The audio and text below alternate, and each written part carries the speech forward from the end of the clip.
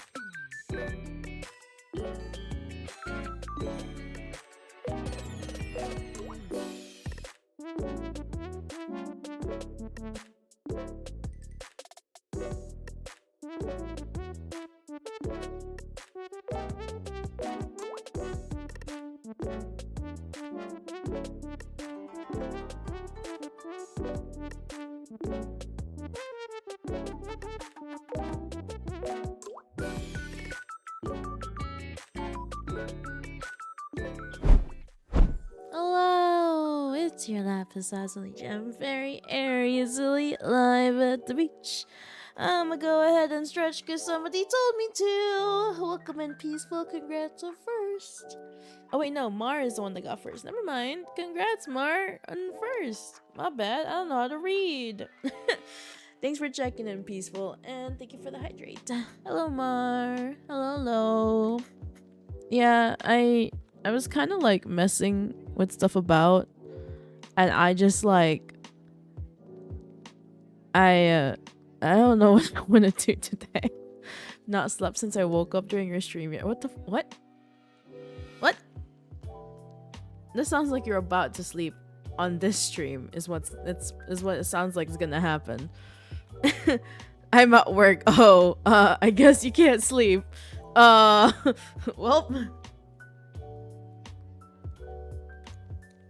that is fair. Are you like a slow day at work that you can like watch it and chat on a Twitch stream or something? I wish I had that luxury. but work is pretty hectic for me. Well, yeah, I was adding and editing credits and whatnot, and I was just like, oh man, I don't know what to stream today. Shut up, Lady Jakarta, but it's pretty slow now. Fair enough. We love technology. But yeah, I noticed I was 11 because I was changing channel reward. Then I went to my website to put this PNG in there, and I'm like, man, it's already 11 and I still don't know when I want to stream. Like, I could stream more Power World, but I feel like I'm getting to the point in Power World where it's pretty boring to stream. It's fun for me to play off stream, but I don't know, it feels boring on stream now. So I'm like, probably should play something else. Maybe I should go play Stardew. Or maybe play Fields of Mystery, because it's 1.0 just came out. But also I'm like, no, or I was like thinking maybe I should play Tunic and show how dumb I am. That'll also give me a good reason to use my Steam controller, because I really want to play with controller today.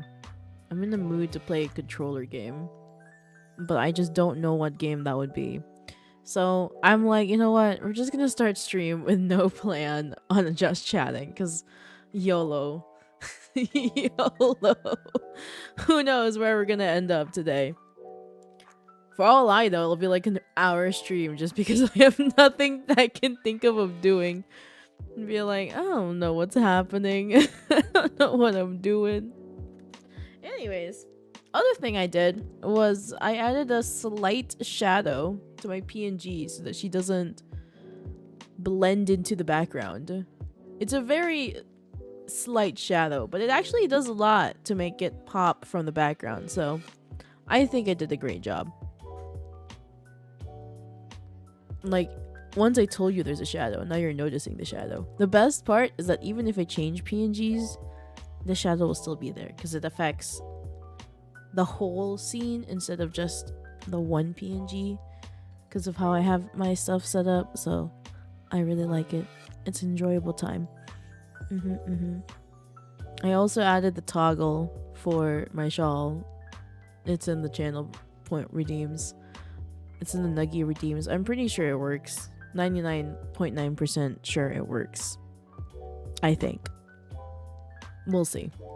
On whoever. I did not. Oh, yeah, there it is. I didn't put a sound on it. It'll just go. It will just go. And there's like a 3-minute cooldown, I believe. I think it's like 180 seconds. So that's 3 minutes. Right? Did I do my math right? Yeah, 6 times 3 is 18. It says 180. Right? Right? Yeah, cool. Yeah, so 3 minutes before somebody could puts it on again. Unless I put it on. Now you're making my shoulders be cold. My shoulders are cold now. Which is really funny because IRL, I am also wearing a tank top because I get warm pretty easily. So I typically don't have a jacket on anyways. Hi, Roozer. If it gets cold, then you can put it on. Thanks. Welcome in. Good morning. Or good afternoon. Or good evening. Or whatever time it is for you. Hello. But yeah, I don't know what I'm doing today. Will I just continue to yap and hopefully people will show up and then I'll chat with them? Maybe. Or will I end up deciding on something? I don't know. I don't know. I'm very confused. I was thinking of also going, maybe I should play Minecraft today. It's been a while since I played Minecraft. But also I'm like, you know, it's like, So I have mixed feelings about what I want to do today. Mixed feelings about what I want to do today. Just scrolling through Steam instead, and maybe I'll find something that I want to play immediately. But at the moment, no idea. No clue. Should I just start? I've done this before where I didn't know what I wanted to do, so I just started scrolling through Steam to find something and ended up just doing a scrolling through Steam stream. And I'm like, maybe we shouldn't do that again. But also, sometimes my brain, that's all my brain can do is find something or scroll through something. And I'm just like, man, I don't know what I'm gonna play. I have too many games. I have too many games. I'm having decision paralysis. Any game that starts with the letter M. Why the letter M specifically? Is it because it starts with you? There is a game, actually. It doesn't specifically start with the letter M, but the first word is the, so I don't count it. It's called Mermaid Mask, and it's a game I've been actually wanting to get. And it's a point and click adventure. And I really want to get it. Oh my god, Mars starts with M. I didn't even get to. Why did you choose M then? If it wasn't for the fact that it was the start of your name. I'm so confused. You know what? Maybe I should do the thing where I'll just show English. No, just called to me fair enough.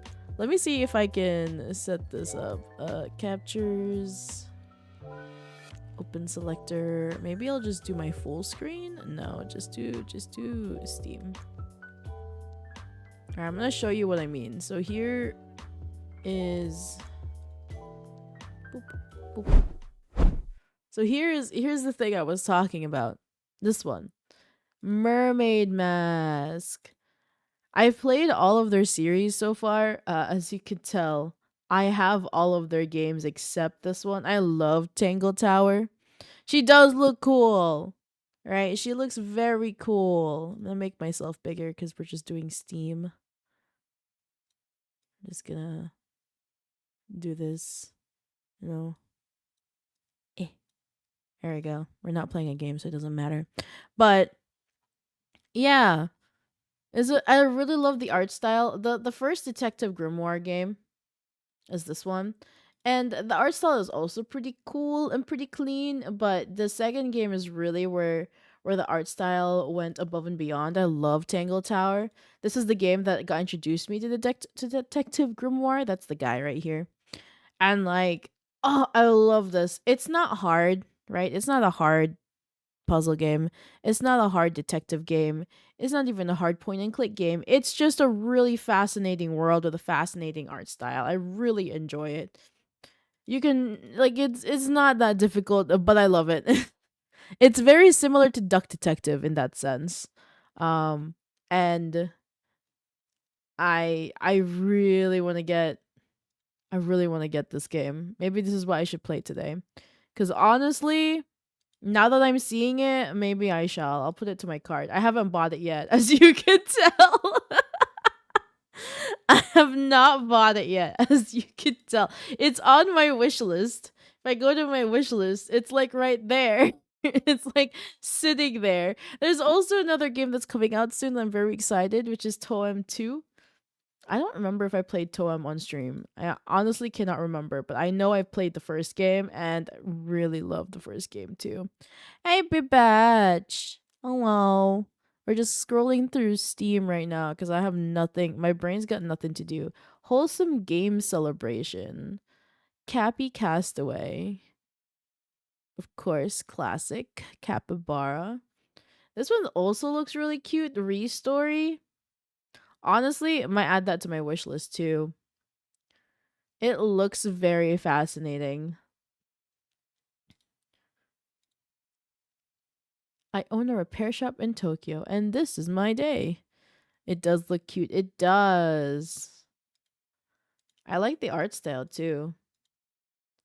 There's a bucket! Sentient bucket! Man, restoring old retro tech. This is, I mean, like, I'm not gonna lie.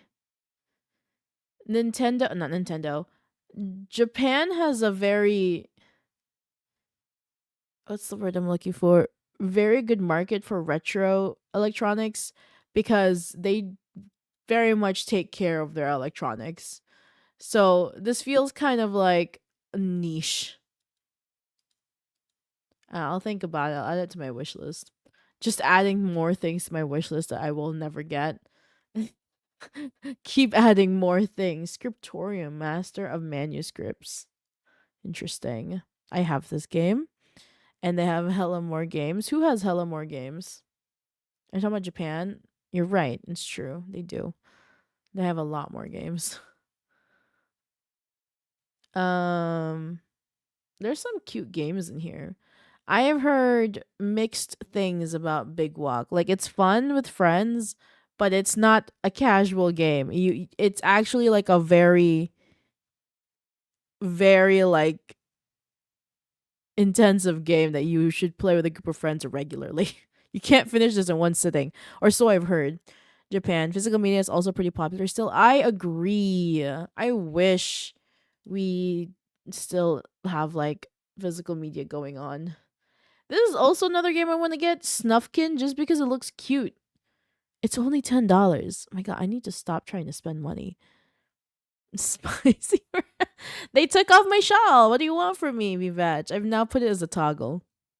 I want low cortisol, so I'll skip Big Walk. Wait, it causes high cortisol? Why does it cause high cortisol? Explain. He calls it the spicy version. This no shawl version. I mean, I understand why. If I don't make a big deal out of it, it's fine. Shh. Yeah. Pretty much. It's quite literally just walking about. But there's stuff to do in the game. I don't actually know the whole point of it is. But I know that it's a game that you play with friends. I don't have that much to play with friends. You literally just walk around a big world and I don't know what you do. You do things, you find puzzles and figure stuff out. It's like in real life when you're just walking around and then your friends go in one direction, you go another, and you're like, shit, now we have to get back to them. It's like, oh, you dropped your walkie. Well, what can you do? Oh no. What are we gonna do? Who knows? I'm gonna put on. Oh, whoops. Oh, scroll up. Uh oh. Uh oh. Uh oh. Uh oh. I did something. I don't know what I did. It on sale. Yeah, it's on sale. I have no idea what I did, but Steam not happy with me. There you go. Now we have music. What is going on? Okay, wait. Let me restart Steam. Let me restart Steam. See, now we're just kind of window shopping Steam again. God damn it. This is almost always my default state whenever I don't know what to do with myself. Steam, lock in, please. Whenever I don't know what to do with myself, I just end up scrolling through Steam. Window shopping is fun though. True! You're not wrong. Oh, okay, it's not. Hold on, I have to recapture it. One sec. Captures, properties, open selector. This one. Oh god, that's not it. That's OBS. I clicked on the wrong thing. My bad. You saw a sneak peek of my OBS. What my OBS looks like. I'm like, wait, that's not it. I saw nothing. Good. It's not like there's any identifying information on my OBS, but it's just really funny behind the scenes moment. Heave ho. That looks interesting.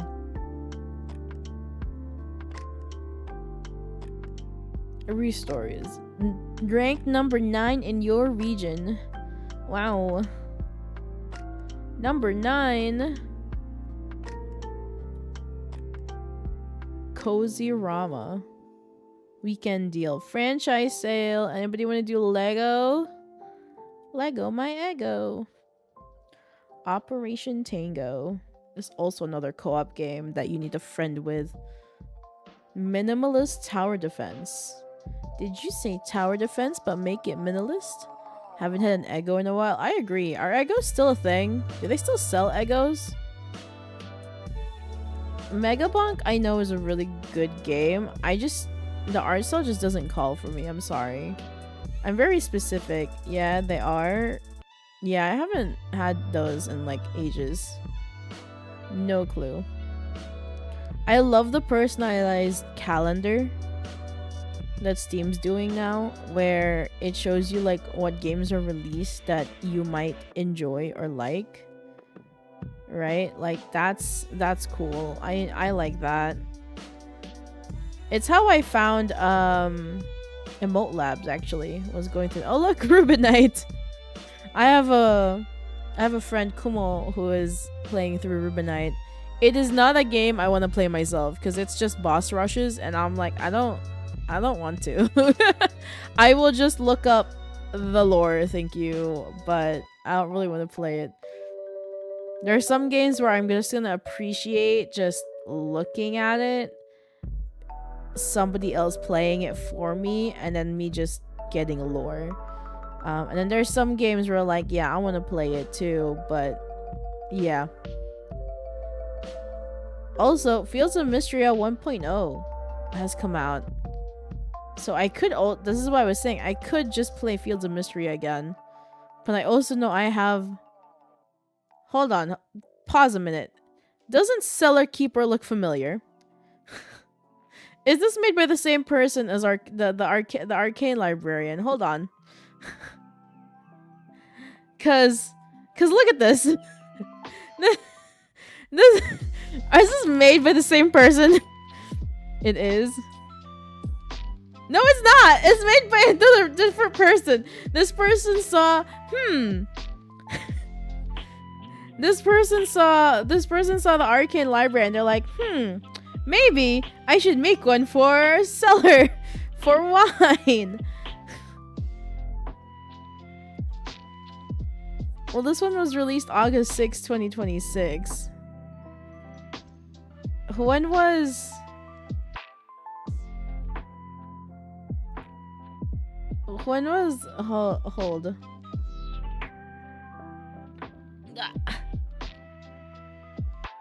Alright, can you type this one? When was this released? This was released April 30th, 2026. Yeah. So they saw Librarian and then were like, well, what if we got something to do in the market for any specific genre? No. I'm literally just scrolling through Steam.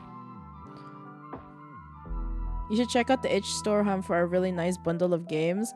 No. I feel like if I go to itch.io, it's gonna get worse.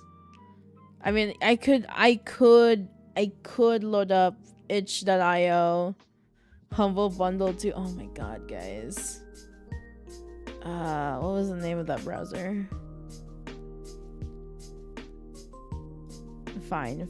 You wanna start going beyond Steam? Okay, fine. Let's go. I'm gonna change this to just this. Alright, let's see where this takes us.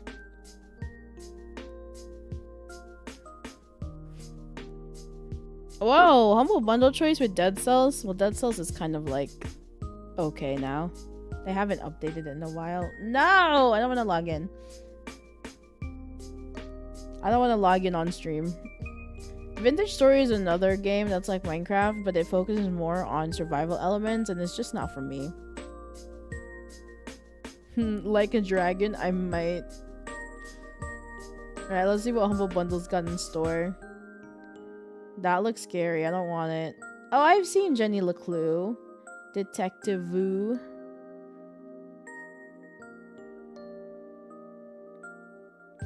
Beyond a Steel Sky.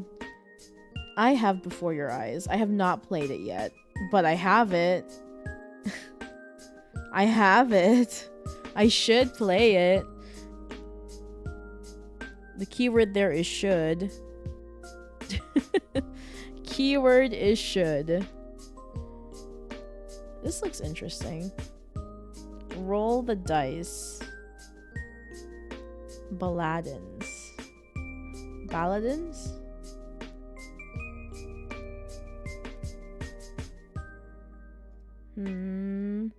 Short games showcase. Monster Camp is not short. I mean, I guess it can be short, like one round is 30 minutes, but it is not a short game. If you want to get all the endings, it's not short. That's a lie. You know what? I'm gonna put an outline on myself just because I'm starting to blend into the background. Filters. There. Now I'm popping out. Like I can even go. You can even like make it like pop out a little bit. Ta-da. I have a shadow and an outline now. I'm like a little sticker on the screen. I got a OBS plugin to let me do that. It was just one OBS plugin. It adds, you can add a stroke, a glow, or a shadow, and I was like, perfect. I have Biped though. It's a cute game. Have not finished it. I need a friend to finish it with, and I don't have that many friends to play much games with because we all have different schedules. Yeah, it is. The Unhinged Indie Anthology. Really? Why is it unhinged? I don't recognize this. Oh, I recognize Not Tonight. I didn't know they made a second one.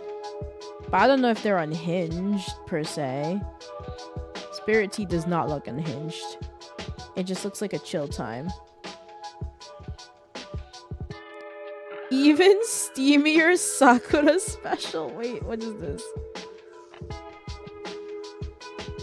Those looks very suspicious.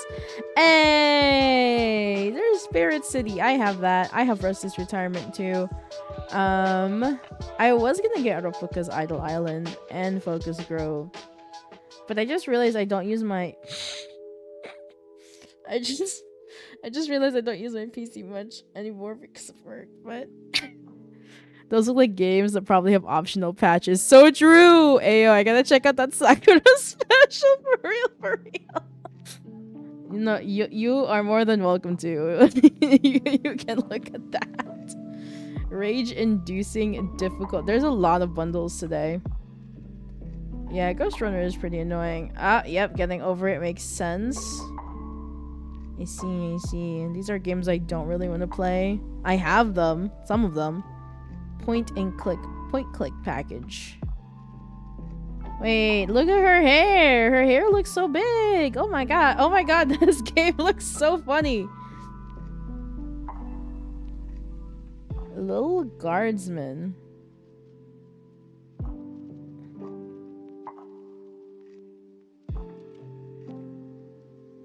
Imagine you're a 12-year-old suddenly in charge of the guard shed at the castle gate where you decide if elves, goblins, and 100 plus other characters should be admitted. It's a wonderful combination of deduction, narrative, and puzzle games. I'm finally free time to drive home. Have a safe drive, Mar. I love the art style. The art style is very fun. I love the hair too. It's like reminds me of a mix of Adventure Time and the Owl House type of art. I would love to watch a show with this art style, truthfully. Oh, there's a demo that I could play. I'll add it to the library, or I'll download it, I guess. I'm very curious about it. Thank you for the head pads. Thank you. Very interesting. We'll see if I'll continue that. Okay. Anyways.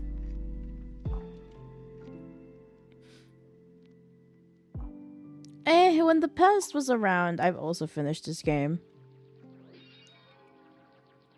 I might replay that because it was a really cute game, and I feel like I'd have a better perspective with the stuff that I've been through recently. I kind of want to replay that game. It's a game I want to replay. Mega hits. 2026. Risk of Rain 2. Borderlands 3. Bioshock Infinite. I have. Um, also have. That's it. I don't know any else of these. You know what other things I've purchased at Humble before? Software. Clip Studio Creativity Collection. Clip Studio Paint Pro version for 5.0 12-month license. 200 Clip Studio Paint and Photoshop brushes. B-Badge. I'm pretty sure you have Pro, and I'm pretty sure you probably have the... I'll give you the link. You can take a look at it if it's worth it for you. I'll send it to you. Here. I mean, like, there's a lot of brushes here. Models, poses, speech bubbles, comic and manga panels. B-Batch comic and manga panels. The storyboard assets.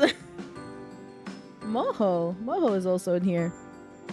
Just casually put Moho. I can just make those myself. So true, though. You could. You could just make a lot of these yourselves, to be fair. Except for purchasing the license. You have to purchase that. You can't make a license.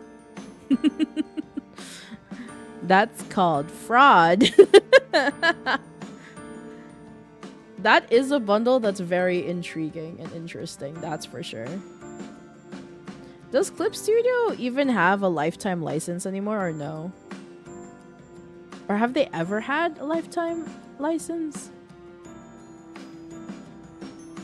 Excel automation, you say? Intro to Excel. Are these like classes? I don't actually use Excel. I use Google Sheets.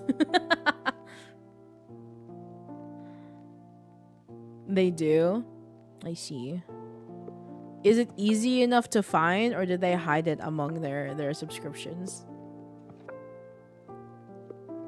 Game, audio, and SFX treasure trove. Ultimate stylized bundle. Like, I know some of these bundles are pretty meh, but for somebody who just wants to get started on something, these are pretty great. Like, obviously in the long run you want to make your own like 3D assets or assets in general for like a game you're making or whatever, but for a way to get started, they work. They work. Wait, this Corel Draw is also in here. Interesting. Anyways, B-Bash wanted to go see Itch.io. I haven't actually been in Itch.io in ages. The way the website is it kind of like... Wait, you can just play Scritchy Scratchy?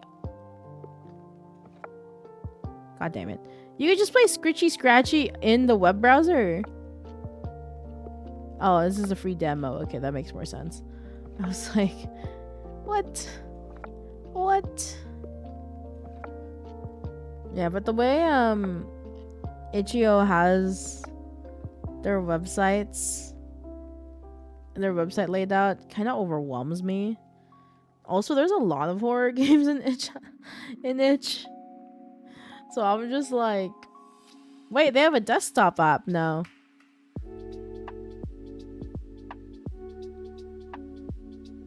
Dark mode. Can this even run on Linux? That's the question. Browser games offline. Oh. Sorry, I'm getting sidetracked, but I'm very curious. Read the app guide. Installing on Linux. Grab the Linux, run this. Okay. I see. Uh-huh. Right. Well, I don't want to do that right now. But, yeah, like...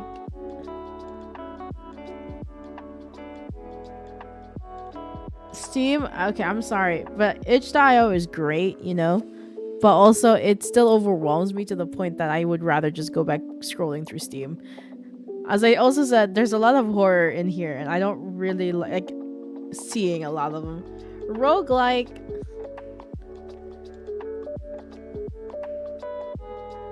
Roguelite. You get some great free games here too. If I go free games, a lot of them is gonna be horror, if I remember correctly.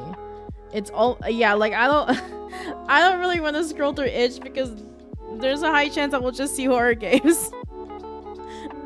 I don't really want to see horror games right now. I'm going back to Steam. Go back to Steam. I mean, also it's probably because I'm not logged in, so it's not I don't scroll through itch, so it's just what it is, you know. It's just what it is. Crane rot. Chop, chop, chop, chop away at your heart. Dun, dun, dun, dun, dun, dun, dun, dun, dun, dun. Sovereign Tower.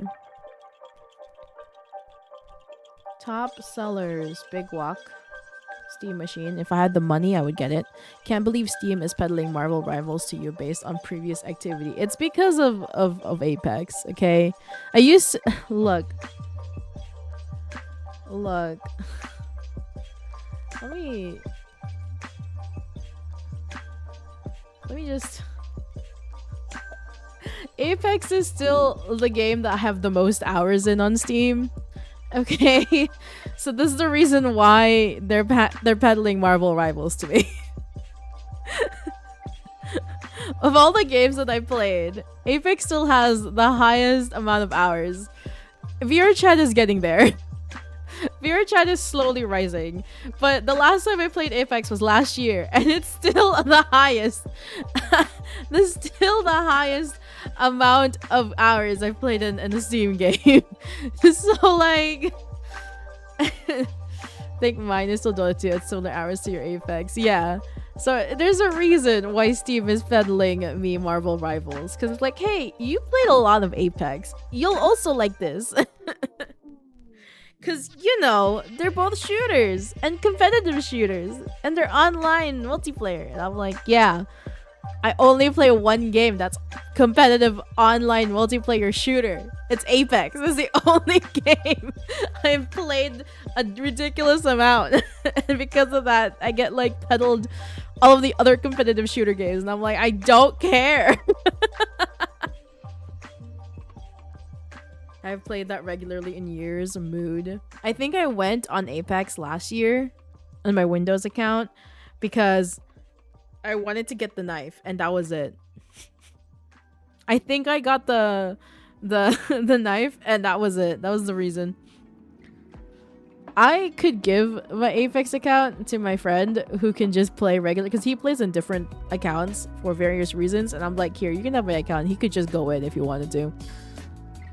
Everyone enjoy that we're still getting more wild ass co-op shooters? What do you mean? Like what? Ah, yes, when I used to use V2 Studio more regularly.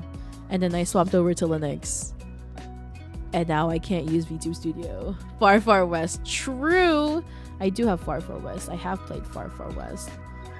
Cat Super was also really cute. I don't know if that runs on Linux.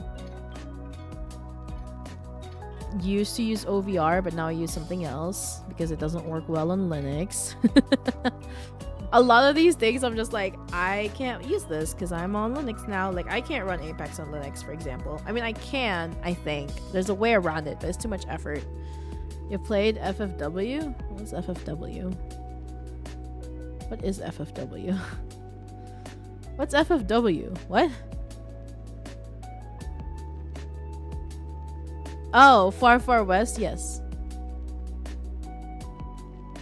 If I can type.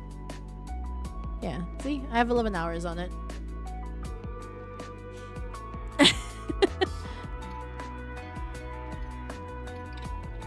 I just haven't played it in a while because I got sidetracked by other things, and I just don't have enough time to play games nowadays. Been telling Beb he'd probably like it. Look, if you somehow get Beb to play it, I'll join y'all and play for Far West.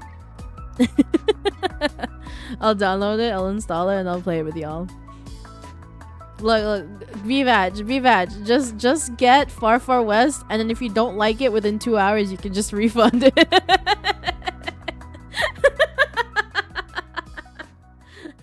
Play 2 hours with us. I could have refunded it, but I was like, I'm enjoying this game. I want to see how it goes. Another shooter that I, for some reason, got attached to is Gunfire. Gunfire Reborn. For some reason, my brain got really attached to it. Like, I know there's other better co-op shooters, and I know there's better shooters, but I don't know. My brain just really likes Gunfire. I think it'll pan out to be really good. I agree. It has very similar vibes to DRG, where I'll have a cult following. I can't figure out how to get decent builds on Gunfire. To be honest with you, I don't know how I'm getting through my stuff as well. Probably because I'm just playing this casually. I think a lot of it for me is just going through the guides. Where is it? If I go, it's easier if I just do this. Because I'm not like a min-maxer, okay? And I'm not very good at optimizing gameplay, so I just look up guides. And then, like, as you can see, I have some favorites. I have some that's just helping here. Like, I can't do probably like the highest tier difficulty. I just do like the basic tier difficulty, and even then I just enjoy myself. I don't know. Like, it's a game I would love to play more with friends, but me and my little socially anxious brain being like, why would anybody want to play with me?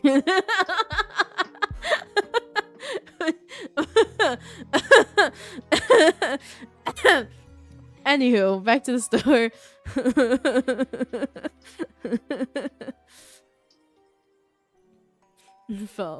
What the fuck? It's true though. It be that way sometimes.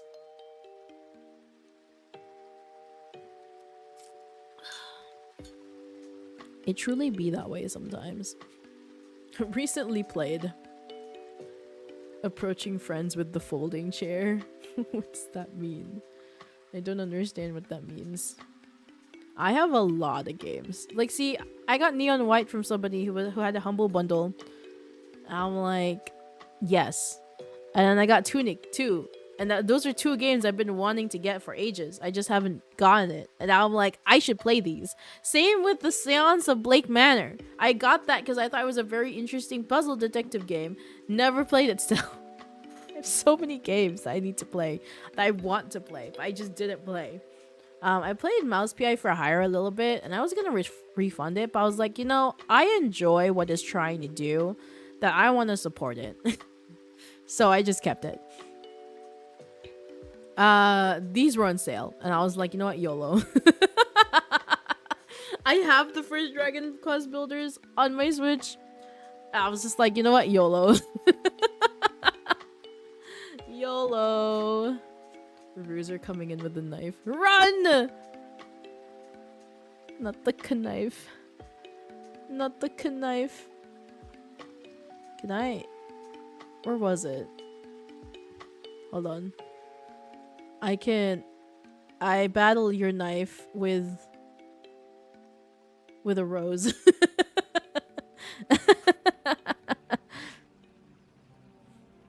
I have too many games.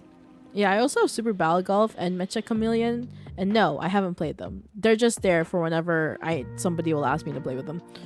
Just in case. Is that a grenade? Ruzer, is that a grenade? Ruzer, are you gonna try to blow this chat up? We don't want to blow chat up. We just want to chill. Look, we're just trying our best. I'm eating something. This game was really fun. I really enjoyed this game.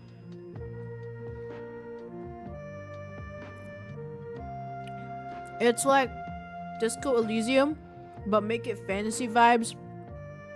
D&D like background. Hits my brain a lot more than Disco Elysium. I really should keep playing Disco Elysium though. I think playing Esoteric Ebb has helped me to understand how to play Disco Elysium. So I probably should replay Disco Elysium. I also have Dave the Diver. Have not played it that long.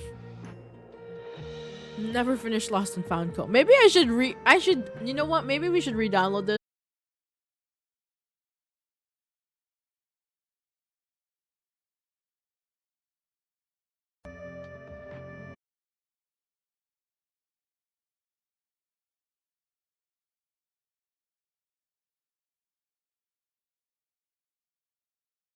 Hold on. Hold on. Are we okay? Chat, am I back? Am I alive? I actually don't know if my chat got reconnected, so I don't know if anybody is saying anything. Are we good? Are we alive? Am I back? Stream manager. I'm assuming we're back. See, yeah, my bot hasn't connected yet, but I see you, Bruiser. Thank you. Let me turn on and off my bot. Alright. We're good. Hi Kumo. Welcome in. Starting download. I was gonna say that Lost and Found Go is a game that I have not finished. And I think we're like near finished. Wait, apparently I finished it off stream. I think I just finished it off screen. Because I have all of the achievements. Lamau. Classic Aerie. Finishing games not on stream. Just finishing it off stream instead. Oh, I did finish it off stream. I remember. I remember.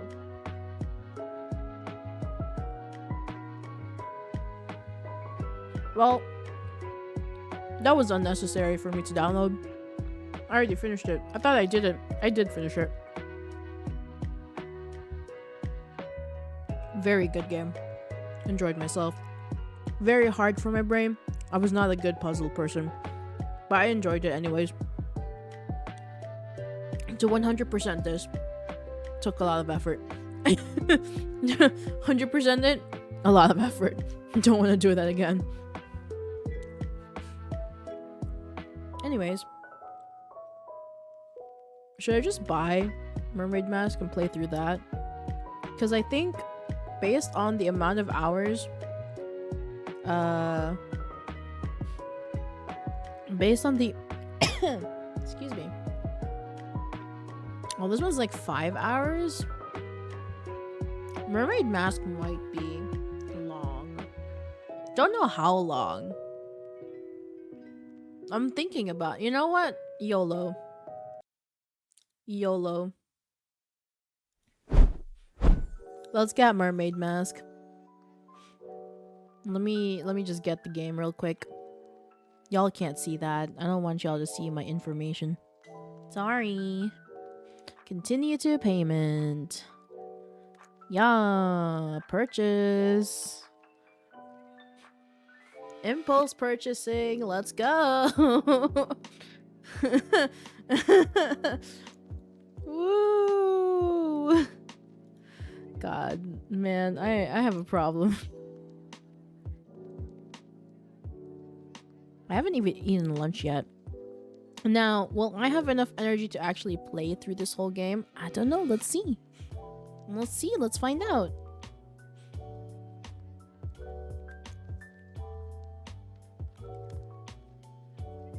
I really need to figure out whether my internet problems is caused by my router or if it's an ISP issue. Because it's getting to the point where it's starting to be annoying. Like, I'll be streaming or playing games, you know, that needs a constant online connection, and then I'll get disconnected because of my internet, and it's kind of a pain. I've just been recently only playing Pal World, so when I get disconnected from my server, I'm like, it's fine, I'll just reconnect. But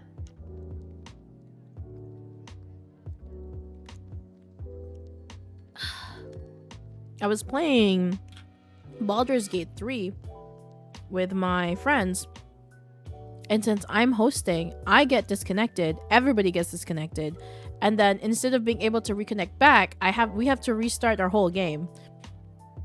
I think it might just be me, but I don't remember, but I have to restart the whole game before we can try connecting again, and it's kind of annoying. And of course during stream it disconnects, so then I'll try to reconnect, and I don't know how long I was trying to reconnect unless I noticed. So it's like you know, like I really should get that sorted. But I also only have 2 full days of off. So what can I do? Also, ad time is soon.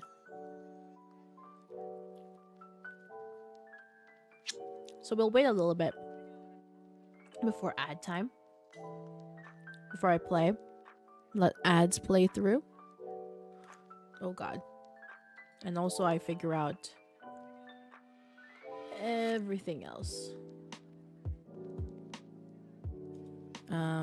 Oh, it's in full screen. Okay, let me see if I can set this to... There's no border. There's a windowed version, but I don't really want the windowed version. I guess I could do the windowed version and just play in 1600 by 900. That's usually the regular resolution I play in. 1600 by 900. Ah! And then I'm gonna go ahead and edit my settings while the ads are playing. Settings, audio. What is the name of this? mermaidmask.exe. So studio mode, audio, mute these, add audio capture. It's a very fun sound right now. Mermaid mask. I don't know if we'll be able to finish this game today, but we can give it a shot.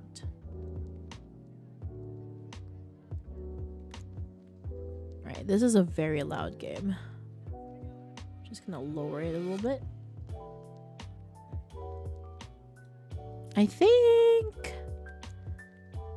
you mentioned Disco Elysium. I love that game. Yeah, I need to go back and replay that game.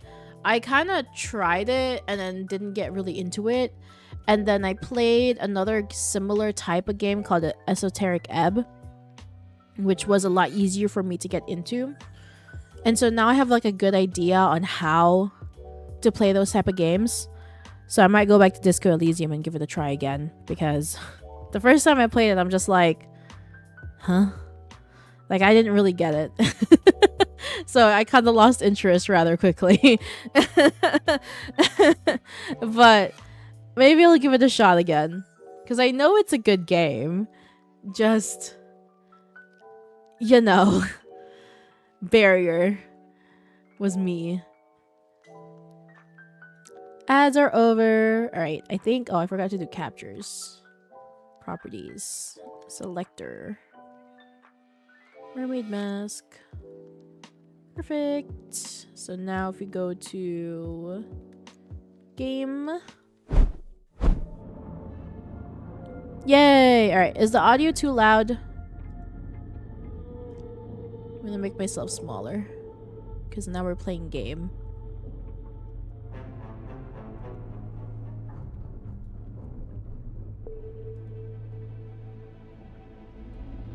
Alright. I think the audio is alright. Reminder, I am not the smartest cookie in the world, so I will 100% be very dumb. Be very, very dumb.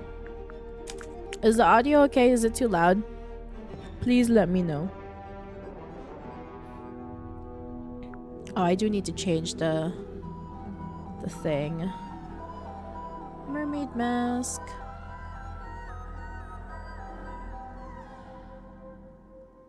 Audio's good, thank you. Time to be a detective.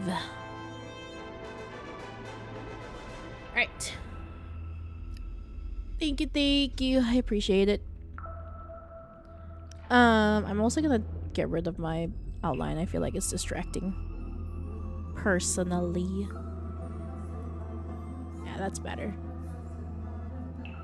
Alright, let's play this. What I'm gonna do is balance this stuff here though. Put the music a little lower. Ambience is gonna be over here. Voice is gonna be at the top. That way we can hear the voice more clearly.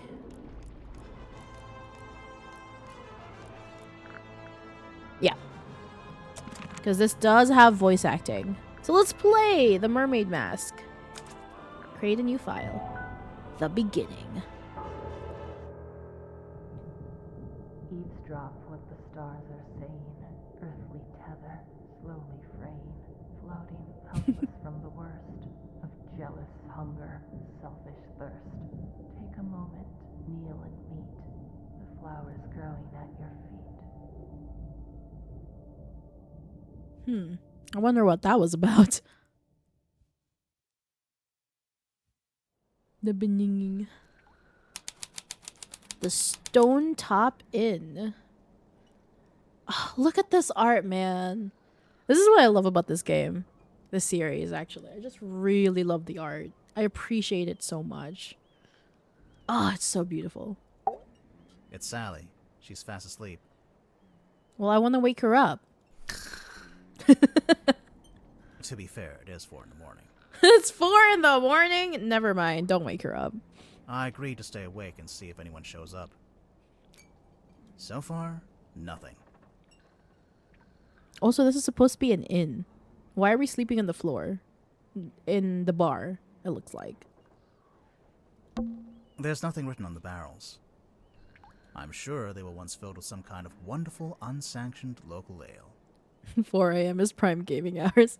But it's noon for me. It's not 4 a.m.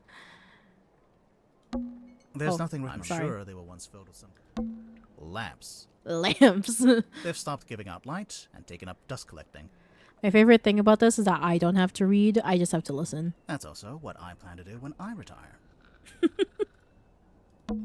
Fishing trips on board the dearest Selena. I'm guessing that's the name of the ship. Inquire with Felicia Stonetop at the bar, or with Sylvia Seafoam at the harbor.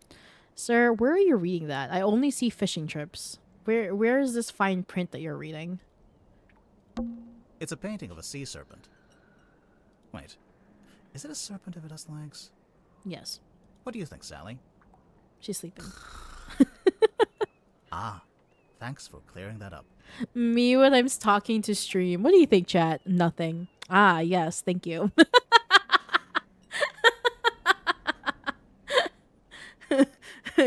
Me talking to myself on stream be like...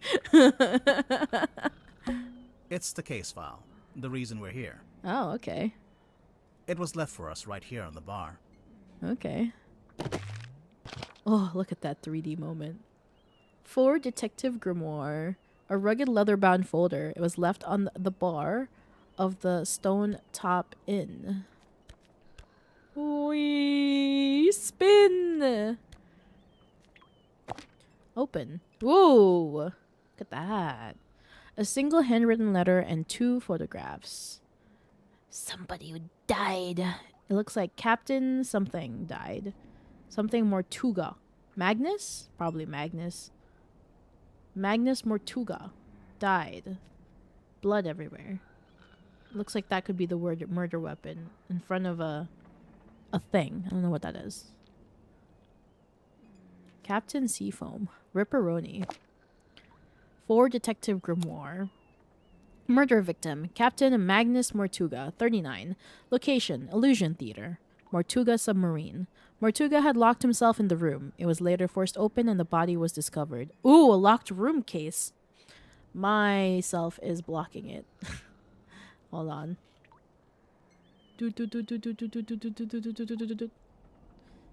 I've now made myself smaller. Alright, perfect. I'm in the corner today. I'll go back. Mortuga had locked himself in the room. It was later forced open and the body was discovered. Mortuga was found alone, laying on his back with a single cut across his throat. No bladed weapon of any kind was found in the room. Huh. So they were trying to make it look like a suicide, but why didn't they leave the murder weapon behind? It's slit in front and top and across his throat. Is it like at the front of his throat? Then it would make it feel that way, huh? So locked murder case. Locked room murder case. The illusion theater is mostly empty, save for an ancient stone cauldron with a thick metal lid. Interesting. The purpose of this cauldron is unknown. However, I am informed that it has never been unlocked before. It is now unlocked. It is now open. Signed, Captain Seafoam. Captain of the Mortuga submarine. So the thing with Detective Grimoire, or this whole series, is that it's a pretty quote-unquote normal set of circumstances, like a normal case with a little bit of mystery vibes. And turns out some of those mystery vibes is true. Bro fell on the lid and cut himself. GG. Dang. Captain Seafoam. Captain Seafoam. As far as I know, that's who hired us. And who left the case file here in the inn. But where are they now? Where is anyone? They left. They left us behind. Sally, what do you think? Beat to chat. Chat, what do you think? Great contribution. Perfect. I also really love the character designs of this game. Yeah. All right, thoughts. Should I make myself small so I don't block the elements, or should I just make myself regular size and doesn't matter? Because I'm 100% gonna be blocking things. Regular size is okay. It's okay because we can hear them talk. All right, cool. Just asking. I always never know what to do here, so I always ask just in case. A grab. Grab. You know, just in case anyone missed the overt nautical theming. Yeah, do you not feel the nautical theme vibes? A wooden carving of a fish skeleton. If the windows weren't boarded up, you'd be able to see it from outside. Okay. And then here's our case is in the bottom right corner that I'm blocking. It's behind me. It's what remains of the Stone Top Inn.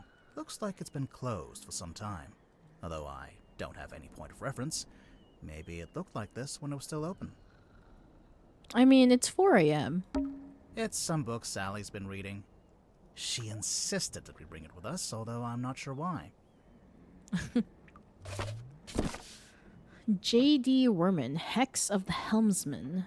Christine Cole Publishing. Something terrible awaits you in the depths. Will you face it? Oh, it's Kristen Kale. A paperback novel belonging to Sally. It looks to be a nautical fantasy adventure. There's a photograph of a well-dressed man on the inside cover. I already read. So I read the front, which is the Hex of the Helmsman, J.D. Werman, Christine Kell Publishing. Something terrible awaits you in the depths. Will you face it? He sees it in his dreams. He sees it when he closes his eyes. He cannot escape it. But what is it? Renowned helmsman Marcus Mordoom is a man with a singular purpose. He will not rest until he uncovers the truth of what's really hiding behind the waves. Oh, sorry, beneath the waves. Okay. Hailing from a small fishing town named Silkworm-on-Sea, J.D. Werman moved to the big city to write his first novel, and it's that novel that's already carving him out a place in the annals of history, as Werman's mastery over the typewriter shines through in every beautifully crafted sentence. The only question I have is this: how can he possibly follow this up? Christine Kale, the publisher. For T.W. Ibis, for imparting upon me what it is to love the art of writing. Chapter 1, Lost at Sea. Wow, we're reading a lot of this. Marcus Mordoom tightened his grip on the wheel and stared out across the bleak horizon. On this morning, the familiar frigid air of the South Sea carried something more than salt spray as it whipped up around his weathered face. On this morning, the familiar howling voice of the wind seemed to be in duet with a much grander voice, a voice that spoke in language that Mordoom could not understand. Not yet. Huh. So why does Sally want to bring this? That's the question. And why is it now part of our case files? Hex of the Helmsman, by J.D. Werman. Looks like Sally's read through it a couple of times already. Favorite book? I wonder what's so interesting about it. I mean, it does seem like an interesting book. I thought I heard something outside. Uh-oh. Hello?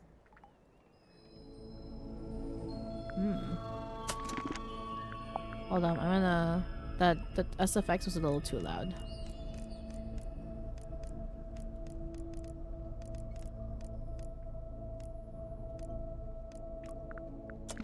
It's now light out.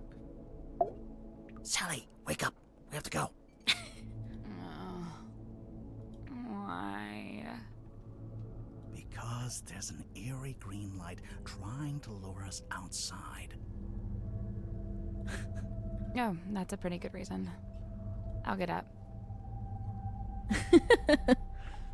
You know, I'm just gonna put the audio to a little higher. I feel like it'd be better because they're gonna whisper and stuff like that too.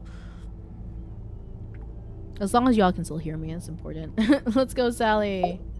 I think it's time to go outside. To move around, use the map button in the bottom left. Oh, that's how I move around. Oh.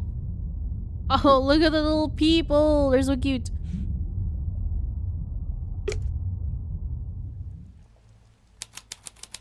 Town Square. That is a light. It's the stone top emblem, I guess. Looks like a snowman. Does look like a snowman. It's not. Why would it be a snowman?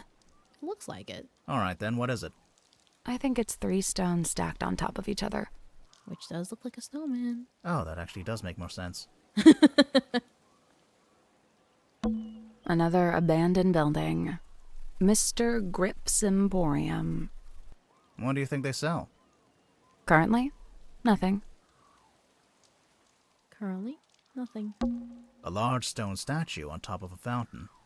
It looks like a fisherman wrestling with some kind of dragon. It says right here, the silkworm serpent. It can't be a serpent. It has legs. Right? Oh. I guess serpents don't have legs. The more I know. It's a billboard for a theater. Baroness Fortuna presents Fortuna Hall. Performing tonight, Waylon Wolf. News to me, mood. Oh, tonight? Yeah, we didn't come all this way to go to the theater. Also, the sign is several years old. So this whole entire town is abandoned. How did we get here then? Silkworm on Sea. It's a ghost town. A ghost town? Wait, Silkworm on Sea? I just meant since, you know, it's abandoned. But yeah, there might be ghosts. But yeah, there might be ghosts. Wait. Oh, sorry. Go back. Silkworm on Sea.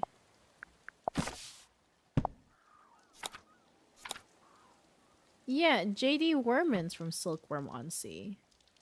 So we might see J.D. Werman. Maybe this is why Sally brought this here. Be like, oh my god, you're the author. Sign my book for me. Interesting. There's something in the water. What is it? I don't know. But whatever it is the source of the green light. Oh. Submarine? Thanks for giving me my shawl back on. Suspicious. Is that? A submarine. Probably cold out for real.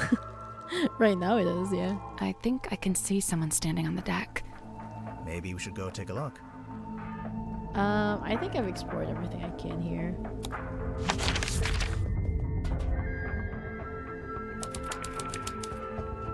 Foredeck. Oh, well. Sea foam, but it got slashed off and said Mortuga. Looks like it initially said sea foam, but that got crossed out and now it says Mortuga. I'm getting mutiny vibes from this. I don't know about you. Yeah. It's the wrong way around. What? Take another look at the case file. What? What do you mean?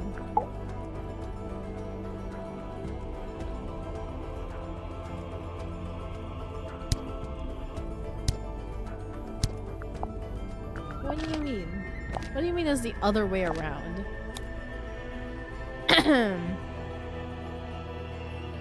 Captain Magnus Martuga. Illusion Theater Martuga Submarine. I'm very confused. Illusion Theater.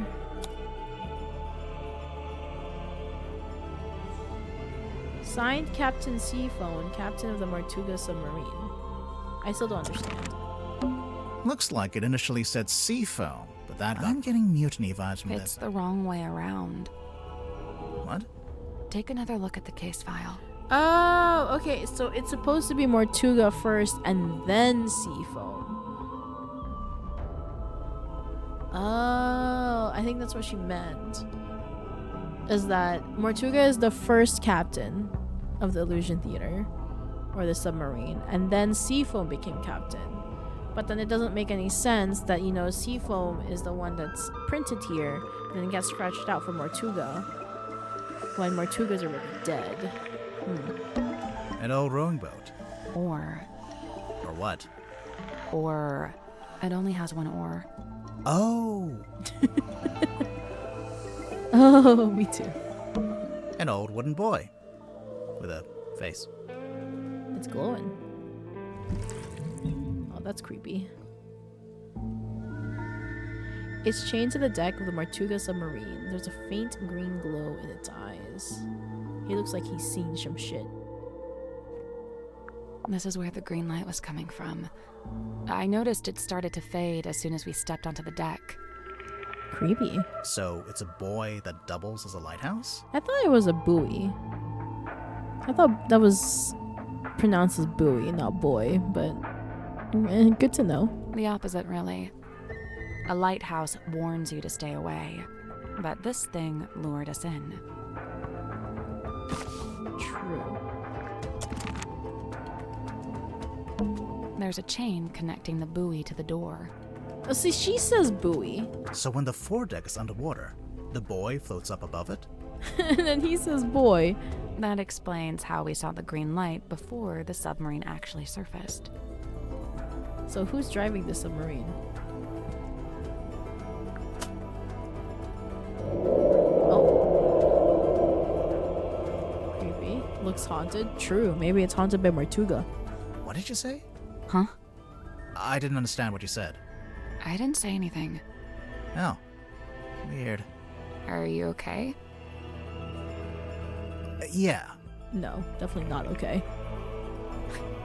I'm not okay. Alright. Wait, before we go down. There's nobody here. The door's open, though. Somebody must have opened it after the submarine surfaced. Yeah, otherwise it'd be just water. Too spooky for me. Does that In real constitute life, an yep. invitation? Ready, Sally? Real life, for sure.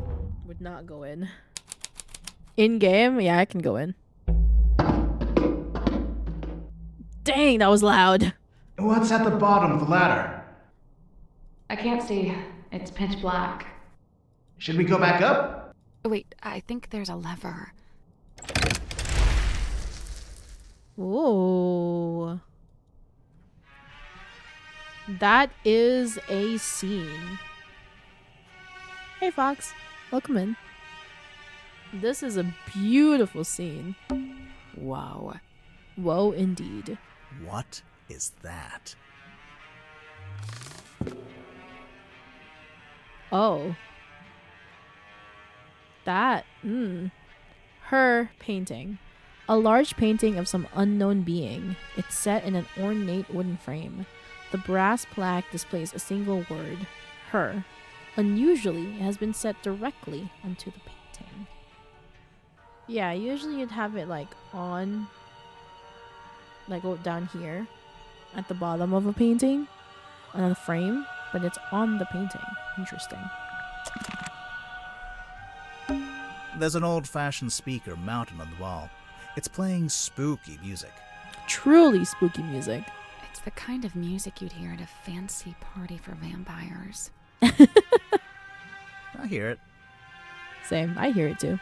But the vampires are all wearing masks, and there's one guy who's secretly not a vampire, and... Sally. Hmm?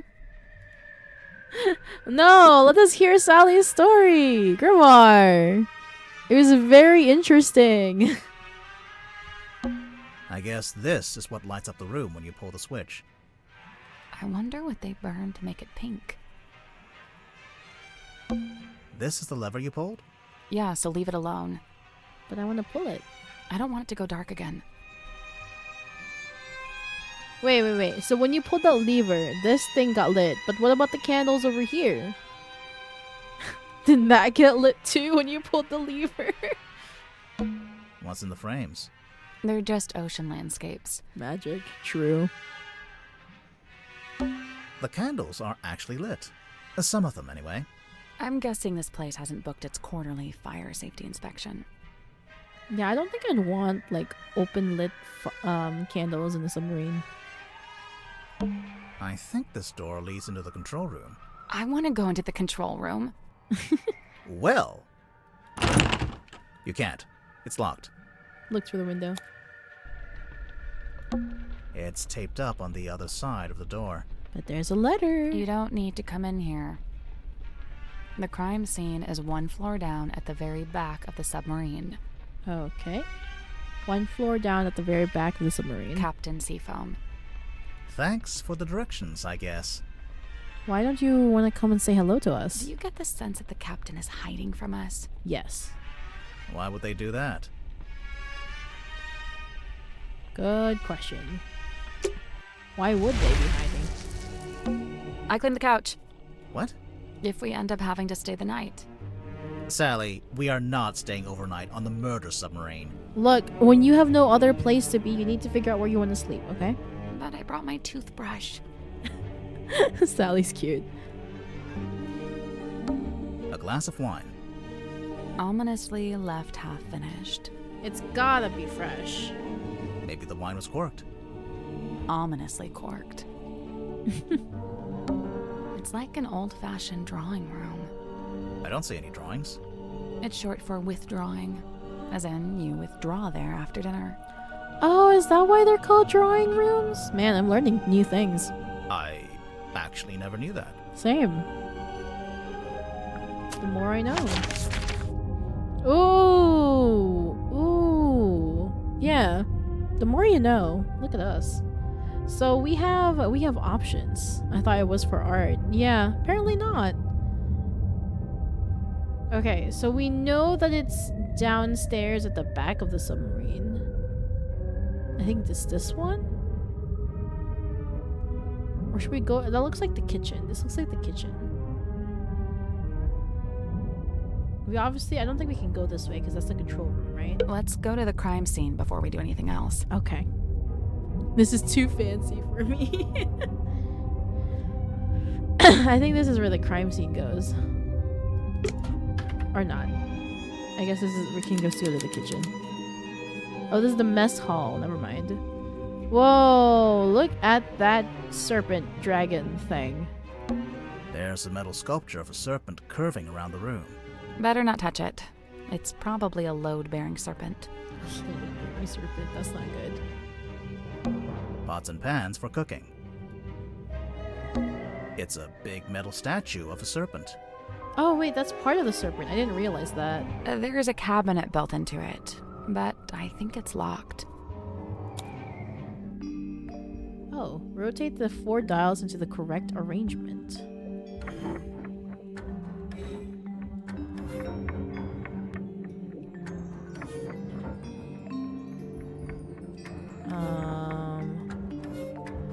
Do you think it's the amount of sides something has?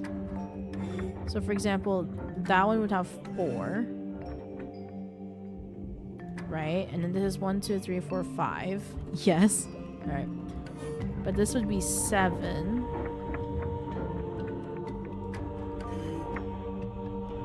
That would make sense. Yeah, it's true. Okay, well, this needs to be 3. So 4. I need 3 more of this. So I need a triangle. And then 1, 2, 3, 4, 5, 6, 7, 8. Yes. Yes. Oh, I can change this. So I need 4. for? I need a square. No?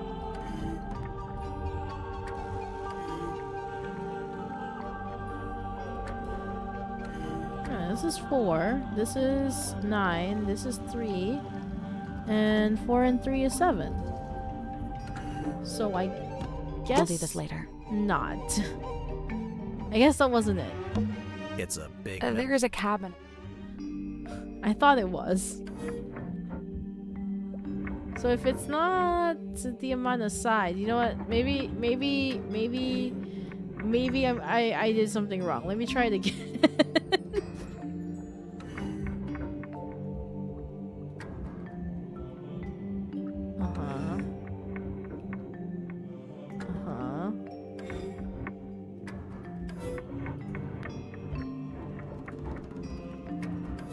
Nope.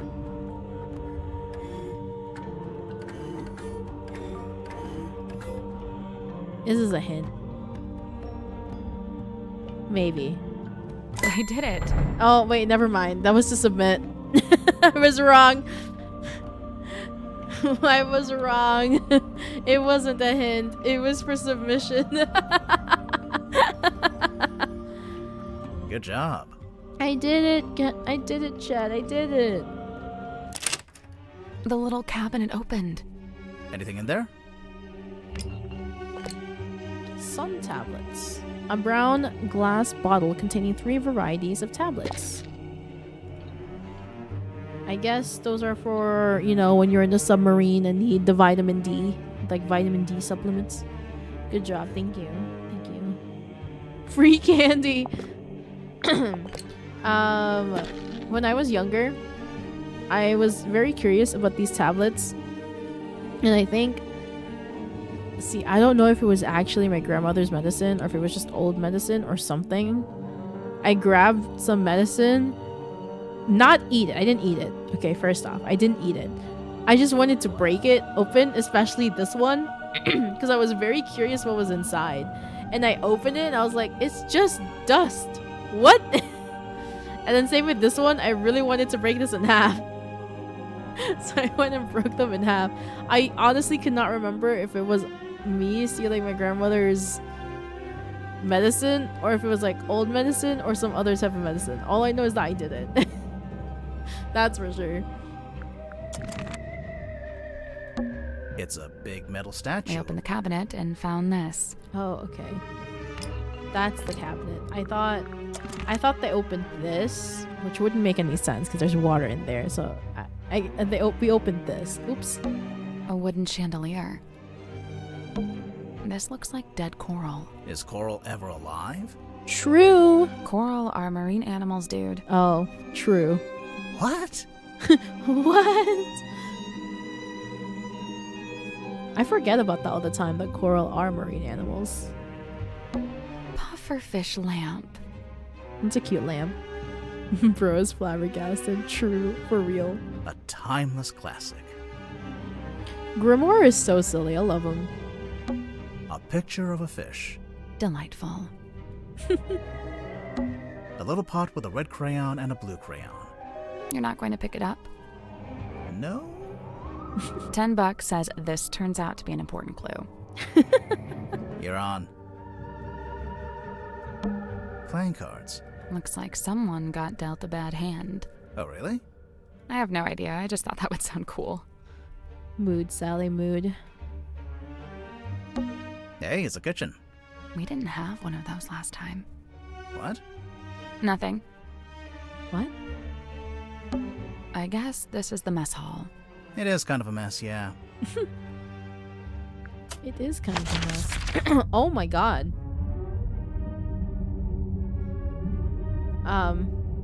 Wow. I went downstairs to the kitchen and it opened up so many new places. Right. We should probably head to the crime scene, shouldn't we? And not get sidetracked by other things.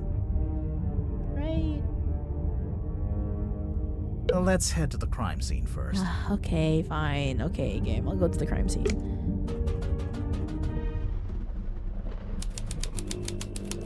Illusion Theater.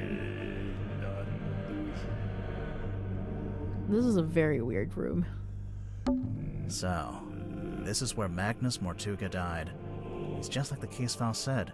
He landed on his back with the cauldron at his feet. He was killed by getting cut across the neck, right? Yeah, you can see that's where the blood came from. But there's no weapon, no knife or anything. Nothing. There's a little broken bottle on the floor. I'm guessing Mortuga dropped this when he died. Moon vial, a small glass bottle found smashed on the floor in the Illusion Theater. The spilled purple liquid has a subtle botanical scent. The small paper label is marked with a simple picture of a moon, opposite of the sun pills. It's liquid, not solid, and it's the moon instead of the sun. Someone's taped a drawing to the wall, although it's upside down for some reason. I think it's supposed to be a poster.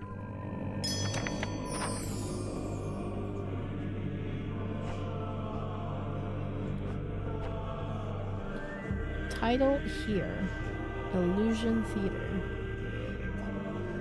Oh, it's... You look at the mirror and there is the Grim Reaper. Interesting. Lady of the Looking Glass. And at the back, somebody drew the lady. Instead of a reflection of the lady looking sad, it's the Grim Reaper. A hand-drawn poster taped to a pipe on the wall in the Illusion Theater. For some reason, it was displayed upside down. Baroness Fortuna presents Lady of the Looking Glass. Unfathomable, beyond anything I can imagine. Inconceivable. I don't know what to believe anymore. Book tickets. Fortuna Hall, Silkworm on Sea. Monday through Saturday, starts 8 p.m. Interesting. Kill it. Someone's hung up a banner with the words Illusion Theater painted on it. What's the illusion, I wonder? What is the illusion? How is this a theater? You know, I think this room's had some kind of rebranding. Rebranding from what? What was it before? Was it the toilet? Possibly nothing. A small room like this wouldn't normally have a name at all. Yeah, it just looked like a storage area. Why is it called Illusion Theater now? There's a cloth hanging up on the wall. A ragged square of thick sailcloth found hanging up on the wall in the Illusion Theater. The stargazing girl on the opposite side of that cloth. Looks like a logo, maybe like a merch of some kind. Someone's hung up a curtain here. It's tied to the wall right now, but it looks like it could be drawn across the middle of the room. No, like a theater curtain. Is that why they call it Illusion Theater? Finally, something to justify the name of the room. The stool's been knocked over. Doesn't it look familiar to you? Sally, it's a standard wooden stool. I don't... Is it from the inn? Or is it from the mess hall? No, it's from the inn. It looks exactly like the bar stools in the Stone Top Inn.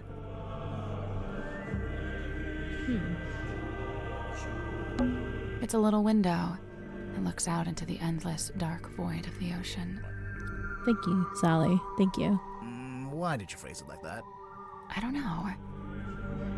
Well, it's Sally. It just feels right. This is the cauldron? Not quite what I was expecting. An ancient-looking stone cauldron. It was found in the Illusion Theater in front of Mortuga's body. The glittering interior of the cauldron is marked with several deep scratches. The exterior is spotted with algae and barnacles. So it was found in the ocean, probably, considering it has algae and barnacles. And it looks like something was trapped in here trying to escape. Maybe? And it looks like there's something that fits perfectly in the center of this cauldron. Like a key. Oh, there's a high likelihood that it was placed like this.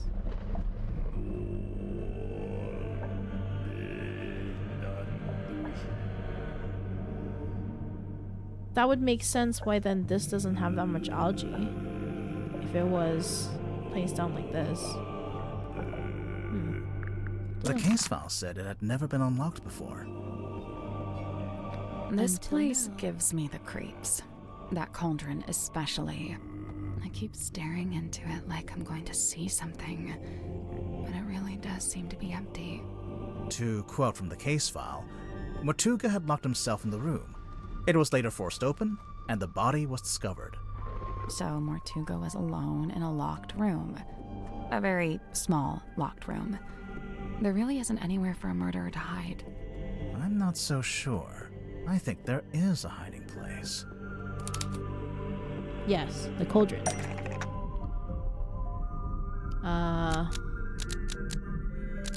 Replaced, locked, killed, removed, unlocked.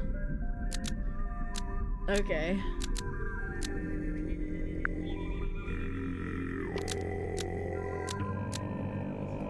The cauldron unlocked, and Magnus Mortuga was killed by what was inside. The cauldron, unlocked. Magnus Mortuga. Oh wait, that and doesn't was make sense. killed by what was inside. That's not right. That's not right. Yeah, that's not right.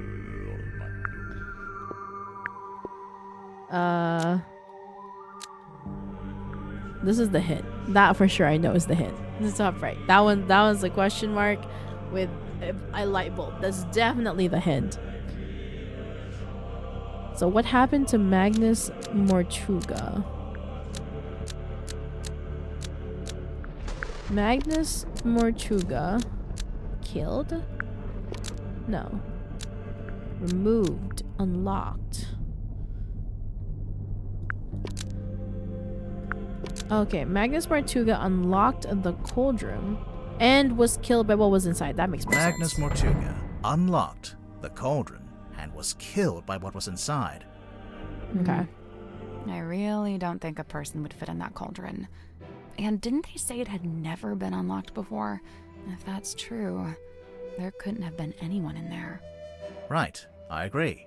I don't think it was a person. Then what? I don't know. But you have to wonder why it was kept locked in the first place.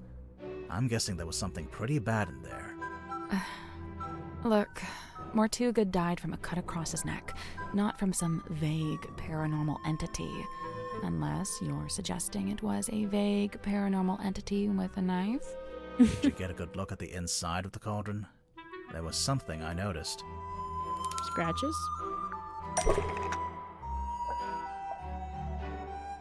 I know. Oh, we can move this.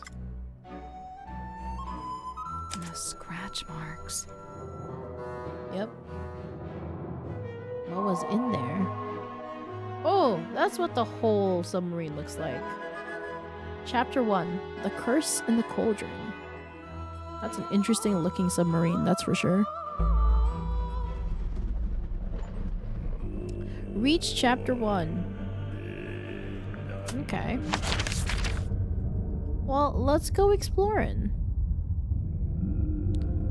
Looks like the Dungeons and Dragons submarines. Does it? See if we can find people. Oh, is a child's room? An eerie painting of a girl standing in the woods. Truly. It is just a painting, right? Sure. Sure. Maybe. Maybe. No. No. Maybe. Huh? Yeah, Dungeons and Dragons set in the fantasy equivalent of 1900s. That makes sense. It's a model submarine. I think it's a doll's house.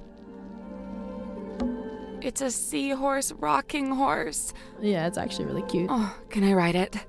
I don't know. Are you a small Victorian child? Yes. Yes.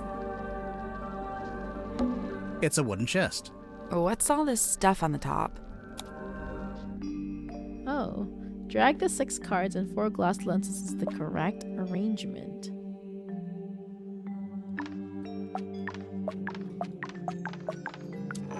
Jennifer and Margaret gaze jealously at Patricia, whose doll is neither too large nor too small.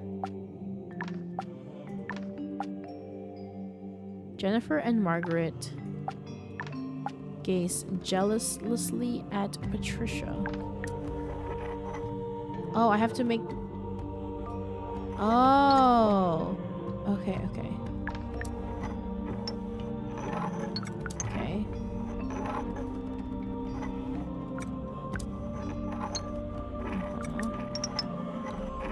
Okay, this makes it big, this makes it small. So then we could do this.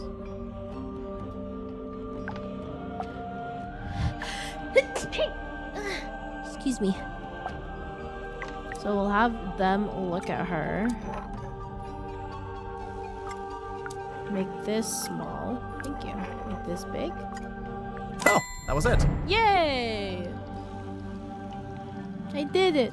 Nice work. Thank you. It opened. What's in there? Oh! A glass eyeball.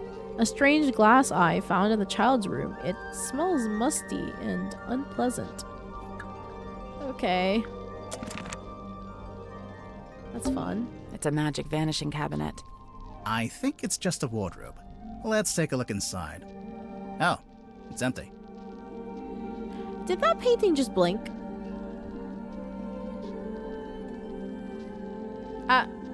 Did... Or was that just me? Am I hallucinating?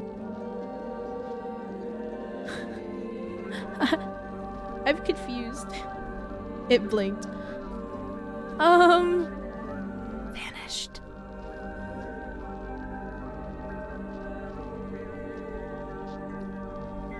Ma'am, why are you blinking? I just realized another weird thing. Why is this cane standing by itself? A walking stick, standing up by itself. Oh. I think it's part of an illusion. What illusion? Invisible man, maybe? I don't see it.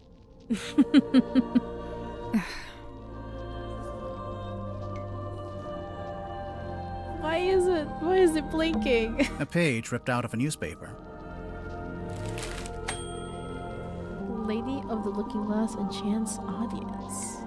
Catch of the day, mysterious sea serpent hauled to shore. Oh. A single page from a newspaper found in the child's room. Lady of the Looking Glass enchants audience. Theater review by James Dusk. The young illusionist, who goes by Symmetry Silk Moth because why not, begins the show with her signature act, in which she somehow holds parlance with her own reflection in a large antique mirror. The two symmetries, who seem to move independently of one another, speak upon their morbid anxieties and intrusive thoughts, which, it transpires, form the themes of the show at large. Even though I have my theories about how the trick is achieved, to a less cynical eye, it would present a thoroughly convincing spectacle. Did she have a twin? That's my assumption. Okay. The music is a little bit much. It's honestly making my head swirl. A page ripped out of a newspaper. I didn't finish reading it. Yeah. The mysterious Miss Silkmoth rounds off her performance with a surprisingly comedic set piece in which she attempts to communicate with her departed Uncle Gregory, who appears as an apparition within a crystal ball. However, it doesn't go to plan, and the audience laughs as Symmetry is put on hold in her disastrous attempt to telephone the afterlife.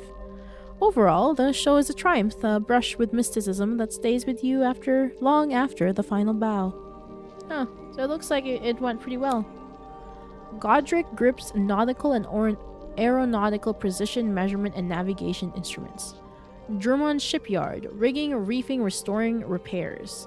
The Stone Top Inn, ales, wine, food. Daily fishing trips. Speak to Harbor Master Sylvia Seafoam. I wonder if Captain Seafoam is Sylvia Seafoam. And that she's married to Mortuga. I don't know.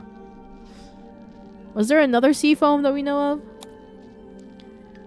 The Silkworm Spectator, editor, Mr. T.W. Ibis. Wait! T.W. Ibis. Why do we know that name? T.W. Ibis. Catch of the day, mysterious sea serpent hauled ashore.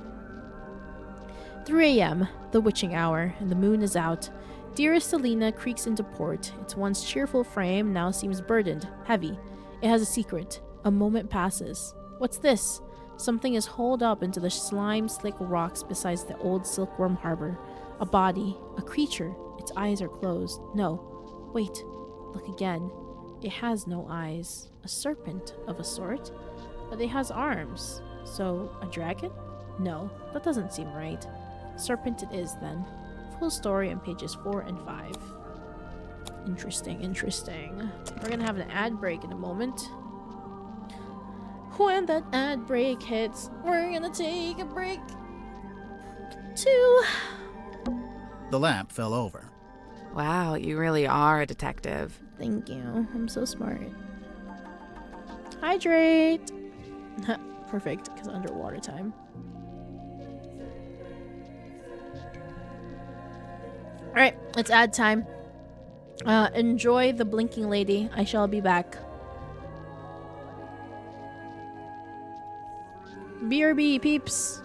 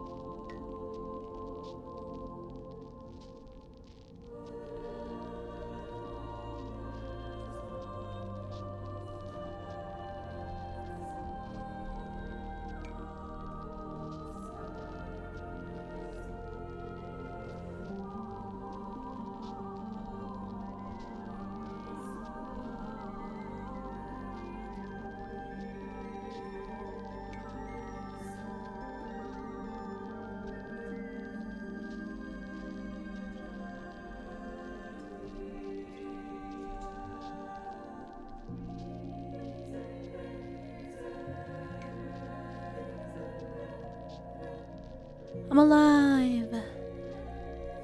Alright. I'm also toasting some bagel, so once that's done, I'm gonna go get that and eat it on stream. Well, not that you can see, but I'll be eating it. Thank you, Kumo. Thank you, Mark. Alright, where were we? Oh yeah, clicking on the walls. Anyone important in those photos? I don't think so. Good. Anybody important in those photos? Good.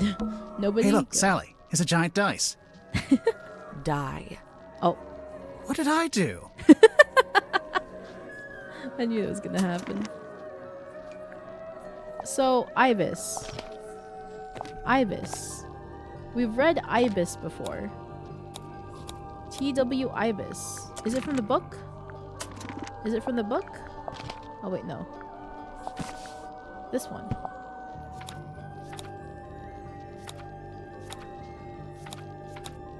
Oh, here!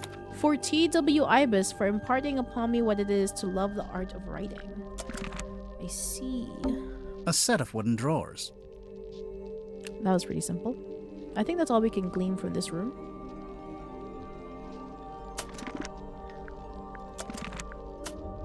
Okay.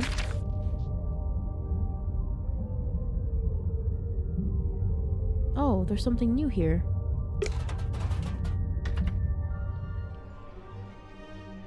Oh, there's eyes. Hello? Go solve the crime! Oh, she is the lady. We're doing it. Did you talk to Sim yet? Huh? Who? Sim? Sim! Symmetry! So it is the girl in the child's room. Where is she? She'll be in the room nearest the illusion theater. The child's room? The one with that weird painting? We checked in there. Yeah, no, there's no weird painting in that room. Just a weird girl. Oh my god. Tell her to knock it off and start taking this seriously. I knew it. Oh my god.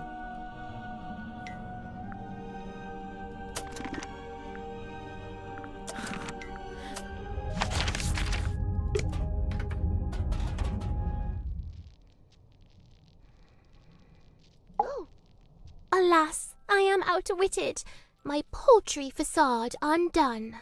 I mean, yeah, I could see you blinking. We could hear you breathing a little bit too. Sorry. Bound are we by limitation of the flesh. Your symmetry, is that right? Symmetry silk moth, illusionist. And you? Are you not detectives both, in service to the captain? Pretty much, yeah. And should thou find me guilty, what punishment awaits? We don't really plan that far ahead, to be honest. Will we find you guilty? My heart is burdened heavy, true, but not from murderer's guilt. Okay, glad to hear it. Technically, she just said she isn't feeling guilty. She didn't say she wasn't guilty. True. Right. Somebody could do bad things and not feel guilty about it. Alas, I am outwitted. Oh, I mean, okay. yeah. We could hear you. Bound Your- skip, Pretty much. skip, We don't skip, know. skip, Will skip, we? skip, skip. Okay, glad to hear it. Technically, she just said she. I didn't mean to click that. Alright, yourself. So you're an illusionist. What kind of tricks do you do? My magic act is theatre-born and played upon a stage. Oh, like with big props? Smoke and mirrors kind of stuff? Smoke and mirror, crate and cage, doors and doubles both. How long have you been doing it? Since approximate 12. I'm now approximate 18. Approximate? My sum of years I cannot say. Time hath kept no count. Oh, okay. Do you only do big stage magic? You don't, by any chance, do any close-up stuff? Grimoire, she's not here to perform for you. Cast thine eyes upon this card. On its back an image clear, a duck or rabbit's form. Think hard and choose with steady mind, and I'll predict the course of fate. Duck or rabbit? Which should we choose? Actually, while y'all are thinking that, I'm gonna go get my bagel. My bagel is finished. I heard the ding. One sec.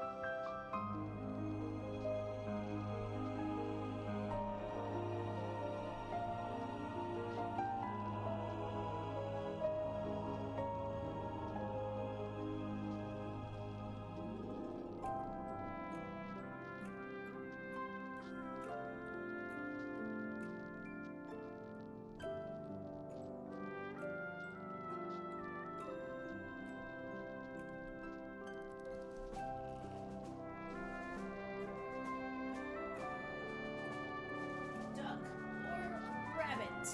I like ducks. I was also thinking of ducks.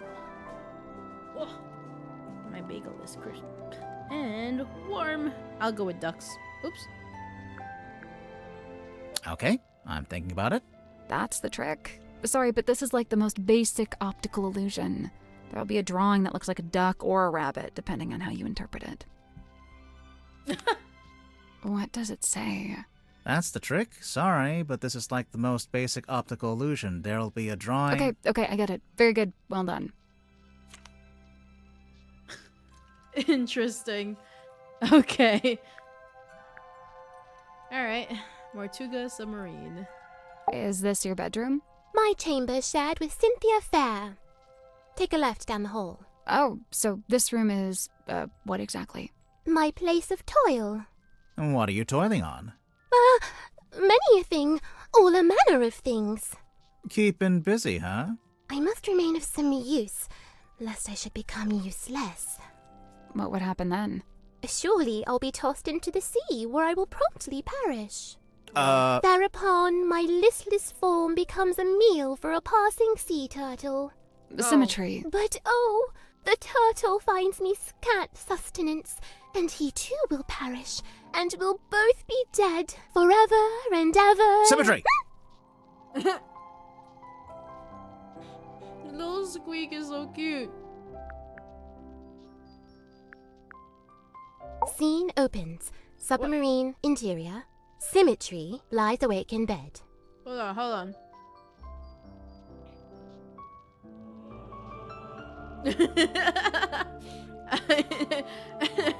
She's in the corner, so now I have to be more in the corner. We're really doing it like this. She is restless, wrought with guilt. Oh! Guilt about what? A sudden movement of the submarine wakes Cynthia. Cynthia, noticing Symmetry. Oh, you were already awake. What is wrong? The two young women briefly talk to one another. Not gonna give us that bit? Cynthia, getting up. Oh, I must go and inspect the control room. Exit Right? Cynthia. Symmetry lays in bed a little longer. Symmetry, getting up. Oh, I must return to the Illusion Theatre. I cannot bear it. Return? The Illusion Theatre. The door is already open. Symmetry sees Captain Mortuga laying dead on the ground. She screams. She also sees a large face passing by the window. What? A face outside the submarine. Enter Dansum and Worman. Dansum. Oh, my dude, this is crazy. Oh my Worman dude. says nothing. Hmm. Enter Madame Tadpole. In her wake, Mr. Grip, Cynthia, and Mariana. And after a short while, Dr. Zephyr. Madame Tadpole taking charge. Oh, which one of you is the murderer? Tell me now so that ye may be punished appropriately. I'm sure that's exactly what she said. Exit Cynthia and Symmetry. Cynthia, visibly nervous. Oh, but who will become captain now? Symmetry, pondering. Oh, do you think Mortuga wrote a will? Not a bad question. The two young women attempt to enter the captain's cabin, but the door is locked. They decide to visit the control room instead. Cynthia is now moving with urgency, and Symmetry is lagging behind. Cynthia emerges from the control room. She is holding several sheets of paper and the captain's logbook. Cynthia goes down the ladder. Symmetry follows behind. Outside Worman's bunk room, Symmetry noticing a piece of paper on the ground. Oh, surely this was dropped by Worman, as it is from his typewriter. I shall return it to whence it came. She places the paper back into the typewriter. Symmetry returns to her bedroom. Scene ends.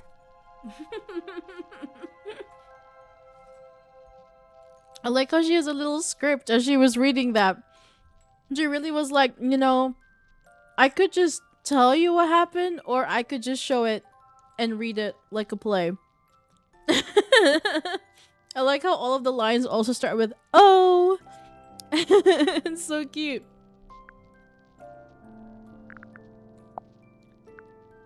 Like jagged face of coastal cliff, cut coarse by storms and swells of life long spent, sleep a scant solace, bedeviled by a dream dug deep in folds of ever-furrowed brow. His broad form stood, once ox-strong and stout, now more malediction than man. Doomed to dwell down in the dark, the once light of a life once lived, now too luminous to look upon. Magnus Mortuga, number 1, the turning wheel.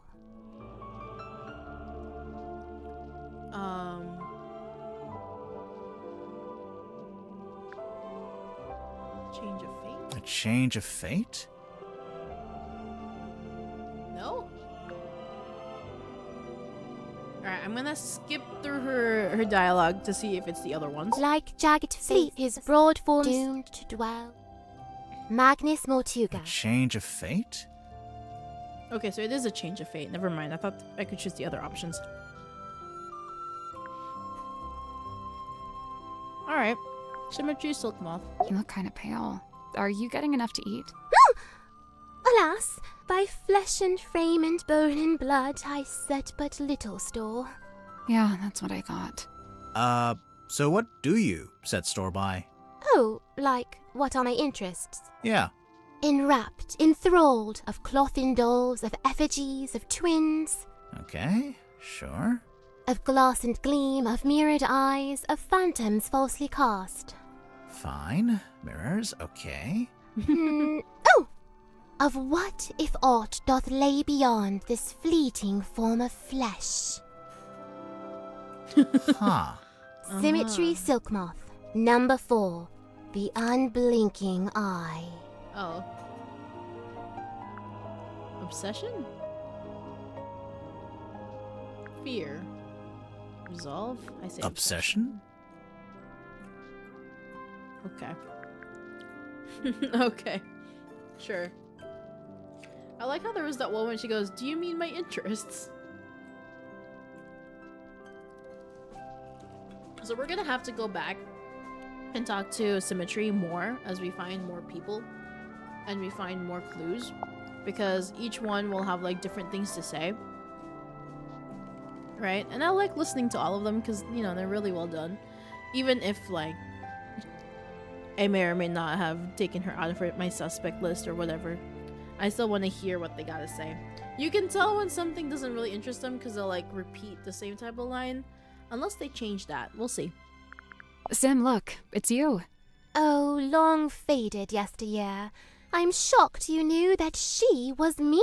Yeah, I'm not sure you're old enough to say yesteryear in any context. From the review, it sounds like your old magic show is pretty good.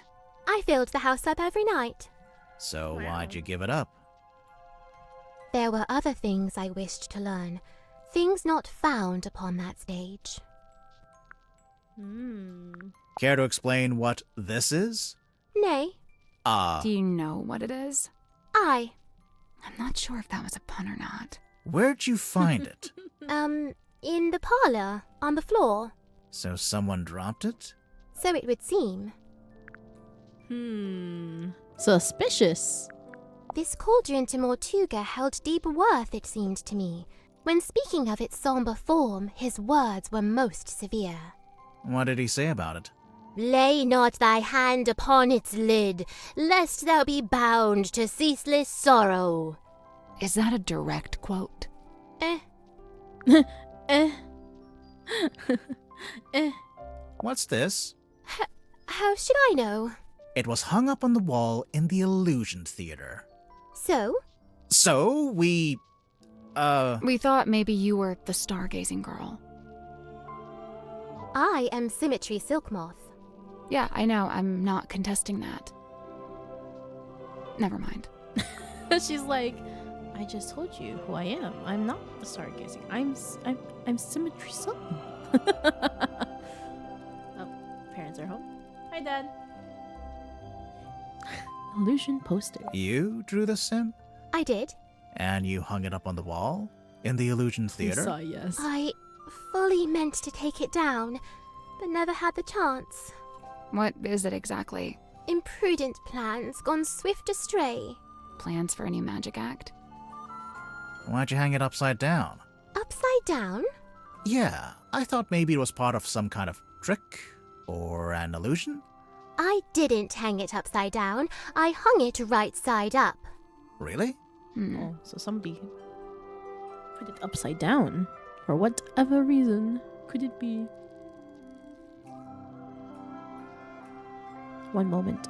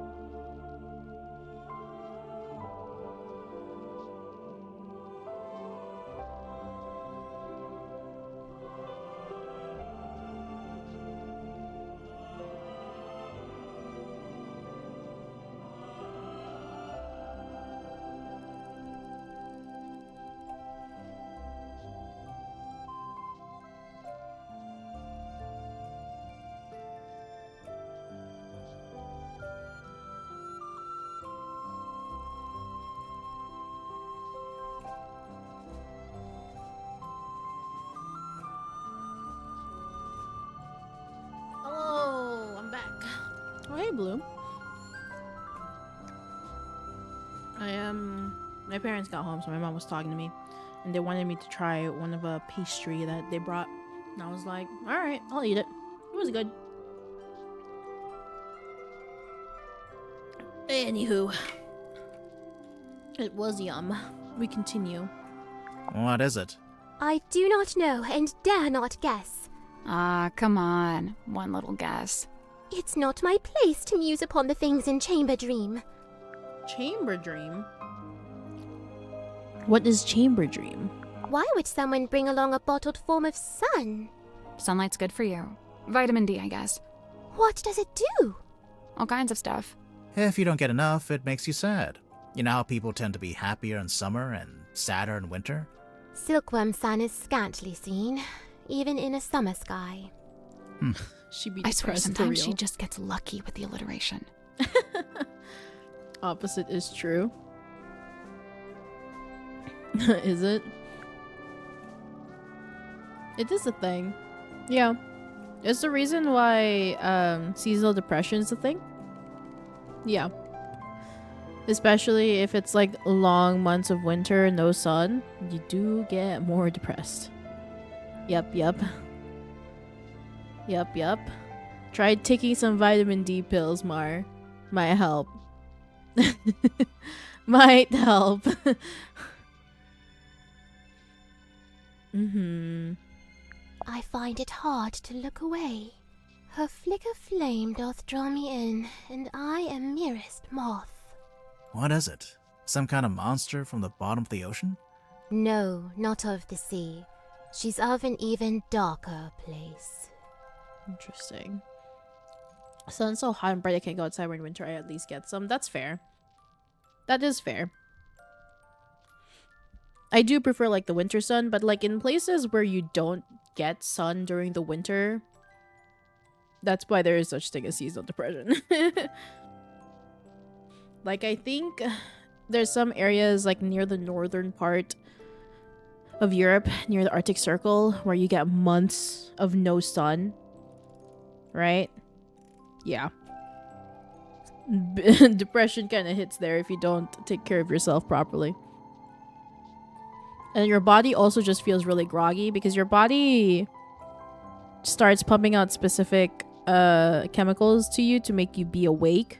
So for you to actually have like a proper sleep cycle when there is no sun, you have to properly like stimulate it.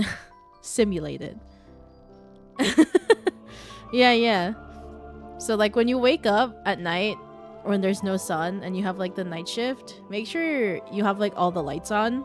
That way your body knows that it's morning and it is awake time. It's not, 100% the bestest way. You get used to it eventually, but yeah, it helps your body realize that, oh, it's awake time. And then same thing for when you need to sleep at night. Make your room as dark as possible so that way your body is signaled, oh, it's nighttime. Go to sleep. Mm-hmm. The fate awaiting guilty hearts once they are condemned. Oh. What? You get turned into a weird little wooden goblin head? Nay, bound in chains upon the deck and pulled along beside the ship. Oh. Oh, jeez. She's not serious. I don't think. She's not serious. I don't think. Just use pure willpower and sleep. If only. Wait, hold up.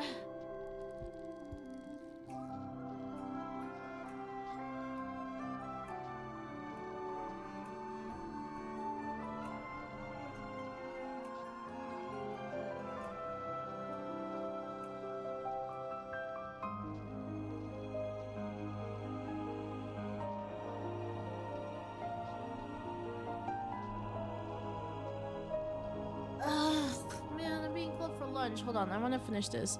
Where's the cat cam? Well, cat's not here, so there is no cat cam. Oh, I'm reading this myself. Oh, cool. Hey, did you like the bit where... I am but midway through. Oh. Prithee, spoil it not. Prithee, sorry. spoil it not. Right, sorry. So the person that wrote this book, J.D. Worman, is in the ship. Is in the submarine. The letter in fair Cynthia's hand, a plan devised by her and her alone. Oh, The Cynthia. plan being... Why, to hire a sleuth to seek the truth. That's us. Couple of sleuths seeking the truth. I implore, unravel swift this tangled tale, and name the knave ere further harm befall. Further harm befall who? With former captain slain, I feared the new be target too. 2 as in TWO or 2 as in TOO could work either way. So Cynthia used to be her roommate, and that's Cynthia Seafoam. Now Cynthia is now the captain. She seems like a really sweet person. I don't think Cynthia thinks otherwise, though. Don't think Cynthia thinks the same. All right, it is lunchtime for me. I'm being called for lunch.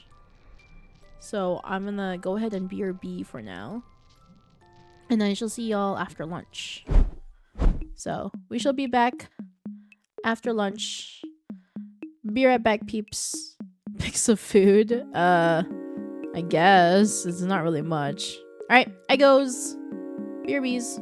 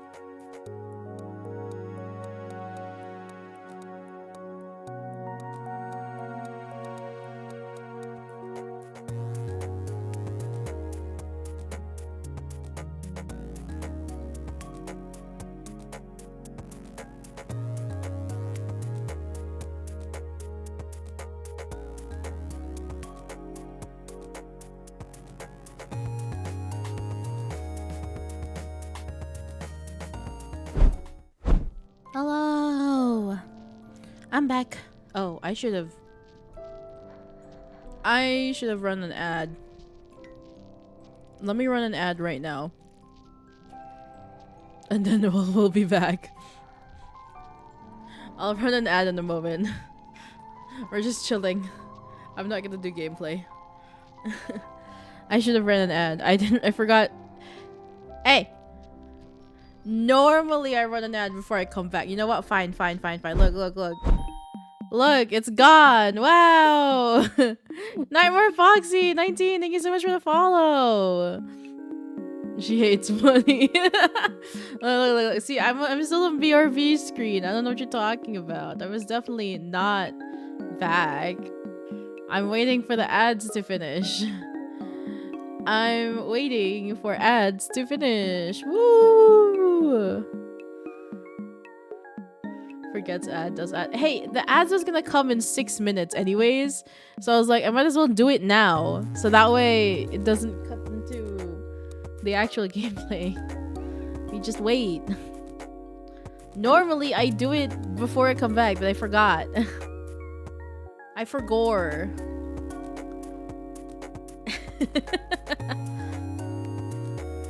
I forgore. I saw an ad for Applebee's, so now I want Chili's. To be fair, for the longest time, I really thought Applebee's and Chili's were related because they had such very similar branding and language. My young self was very confused. I'm like, why are they gonna name it two different things? They should just choose one name. It turns out they're two different franchises and restaurants. Oops. Good job, me. Oopsies. Hydrate.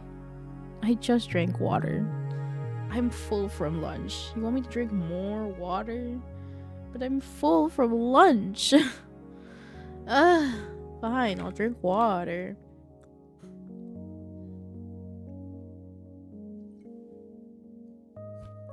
I drank water.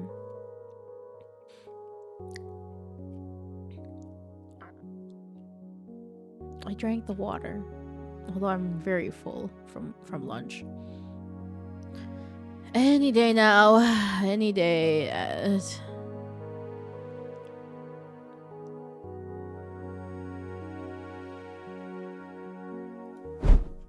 Wow, I'm back. Hello. I definitely wasn't just chatting in my BRB screen or anything.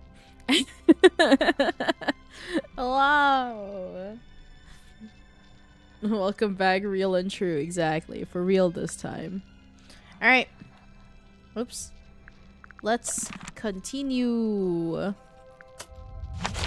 So we found out that Cynthia used to be her roommate, used to be this room, and is now captain of the ship for some reason. I don't know why she chose herself to be captain or if they had like a vote, but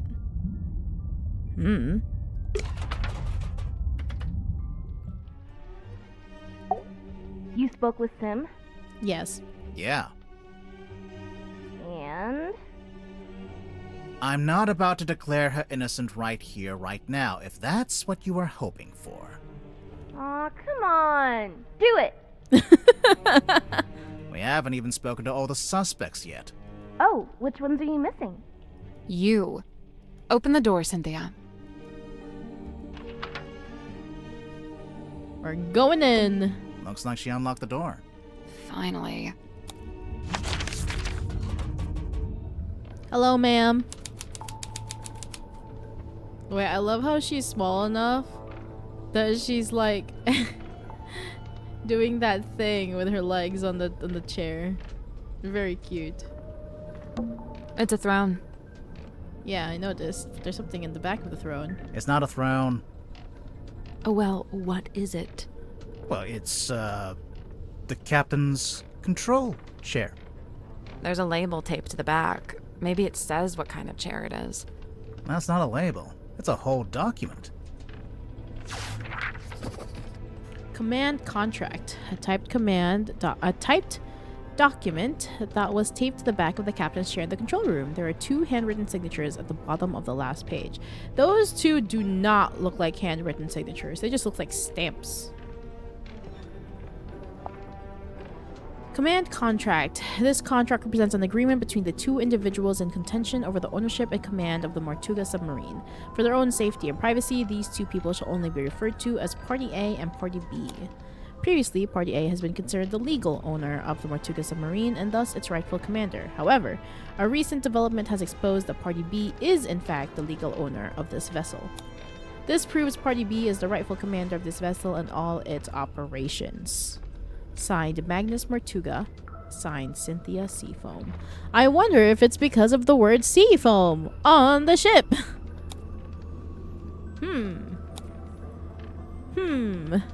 I wonder.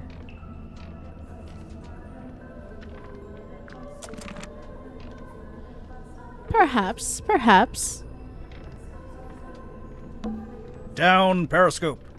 Down periscope. Don't touch that, please. It's behind glass for a reason. Oh, we actually got to see her face. It is a garment of great historical significance and must be preserved. Nerd! What if we just look at it from a distance? Fine. An ornate jacket displayed on a wooden mannequin in the control room. We can't touch it as it's kept locked behind glass. Oh, it's a seafoam jacket. Seafoam. These are also S's, I'm pretty sure. It looks like the seafoam S. Yeah, I see S. And then this one is upside down S. But it's backwards S. And it's there. Interesting. Can we look at the control panel? If you promise not to press any of the buttons. I will make no such promise. Whoa. A radar? Maybe some kind of underwater imaging system? Either way, it's a machine that looks out into the ocean. It's a kind of waveform. I think this is for listening to the ocean. What are they expecting to hear? It's an electrical switchboard. Something's bound to happen if we mess around. If we carefully and sensibly interact with this precision equipment. Yes, Sally. Swap the 6 colored plugs into the correct sockets. Oh no. Oh no.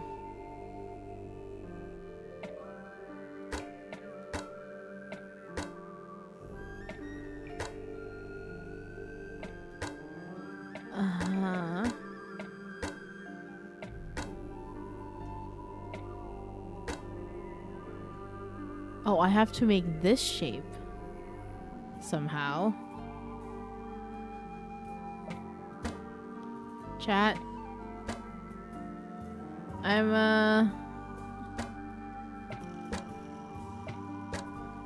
This feels a little bit too much for my little brain. Good luck. No! Okay. Here's the blue.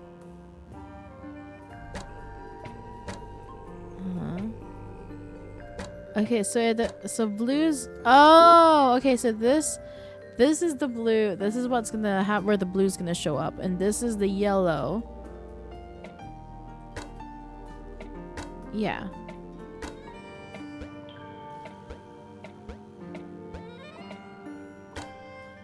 Okay. I thought I had to like connect them or something. Right.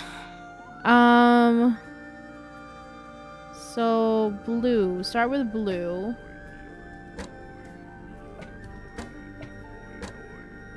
Right. And then this? No. No.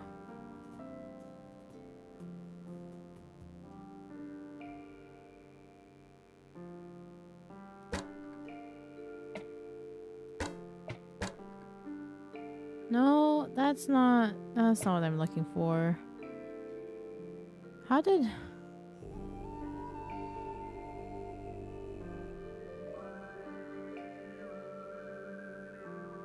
Okay, so this has to be like a line. I don't think the colors matter. And then this has to also be a line. Yeah. So I don't think the colors matter. And then if you look at the red... Yeah, I agree. I agree that the color doesn't really matter. I think I inadvertently already did the red. Now I just have to do yellow.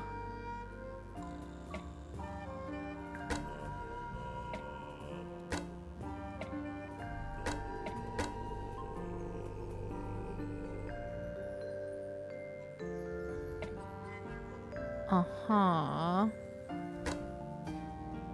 Is this right? I think I did it.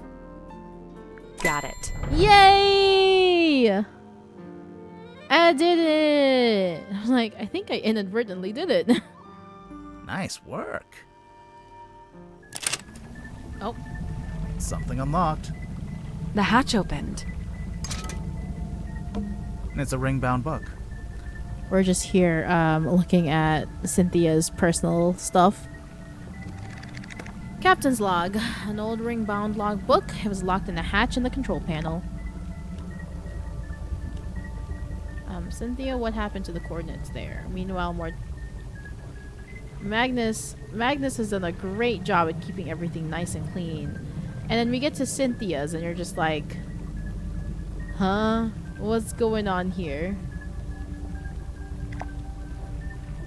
Coordinates. Notes. Captain Mortuga found death. Details unknown. Crew is tumultuous. Captain Seafoam assumes command. James Dusk arrives on submarine and a man named Dirk Dansom.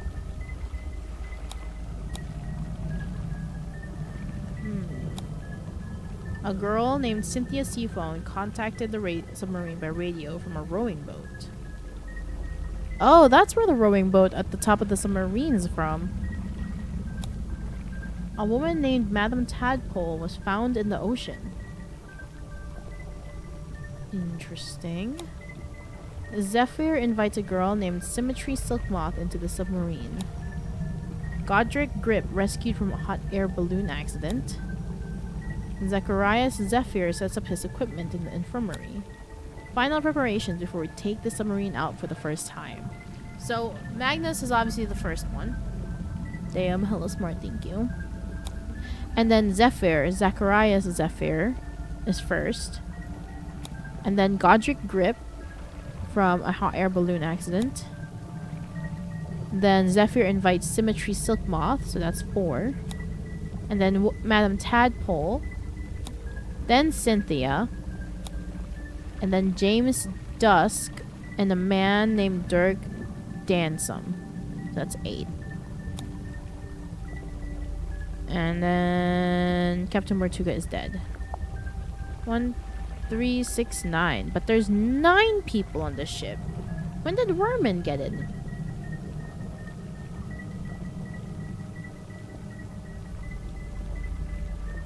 Wait.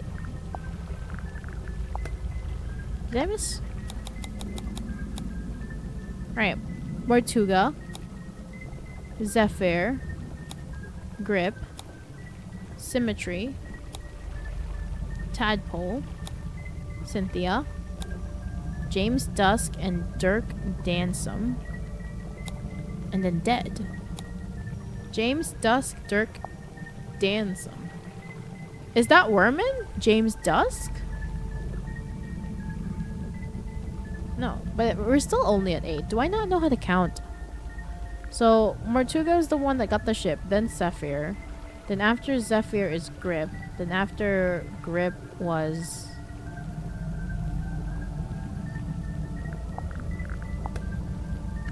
was after grip. And then symmetry. And then tadpole.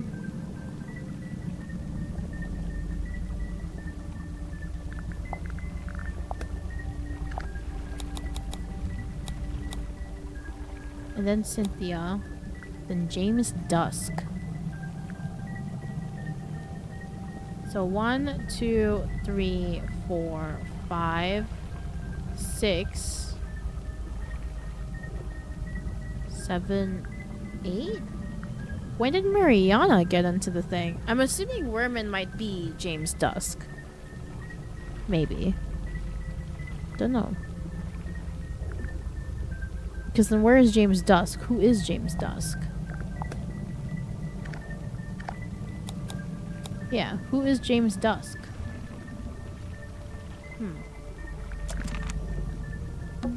Looks like something's missing here. Something with 3 small holes. Like a plug. Bowling ball? Coconut? It's a depth meter. Shows how deep we are. Grimoire. If you had a depth meter, it would say 0. Dang, what a burn. Whew. Wow. Proud of that one? It's a lever. Oh, for real. A little card came out. It's got a bunch of numbers printed on it. Oh, I guess it shows the daily readings for the depth, the speedometer, and the heading. I wonder why you'd need that. Insurance purposes, maybe? A little card It's got came. a bunch Oh, of... I wonder why you... Well, I wanted to know what it says, but I guess not. It's a lever. Well, oh, A sheet of glossy paper came out. I think this is how they print out stuff they see with the radar machine. So, is there anything on it? Did it see anything? No, nothing. interesting. Pull both levers in the submarine's control panel. I just got that achievement. There's even an arts and crafts table. It's a normal table. With arts and crafts in it. Currently being used for arts and crafts. Exactly. Submarine blueprint. A strange blueprint found in the control room. The title reads The Mortuga Submarine. So this used to be the Seafoam submarine. Then Mortuga got it. Because you can see the S there for Seafoam. And obviously it was titled Seafoam. And then he scratched it out for Mortuga. And then I like how he used like a child's scissors. And then he added the other ship element on. Interesting. Okay. Ah, the ship's wheel. Don't touch it. I won't. That was not convincing. A ship's wheel found in the control room. It's like half and half the way it's made. Half skinny, half thick. Half ship, like a pirate, like a regular ship's wheel, and then a more refined look to it, like the submarine.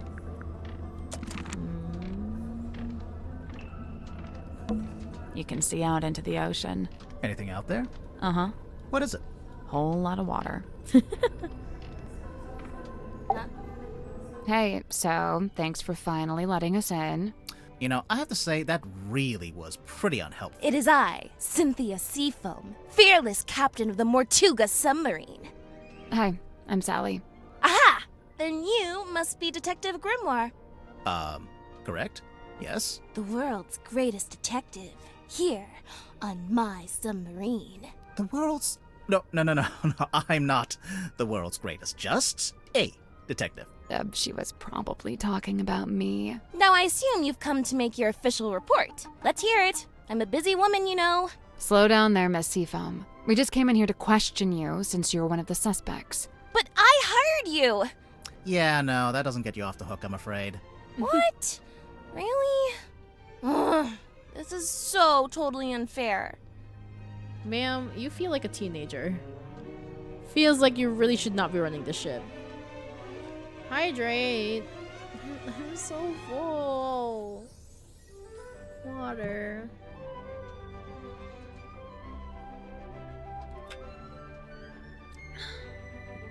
Thanks.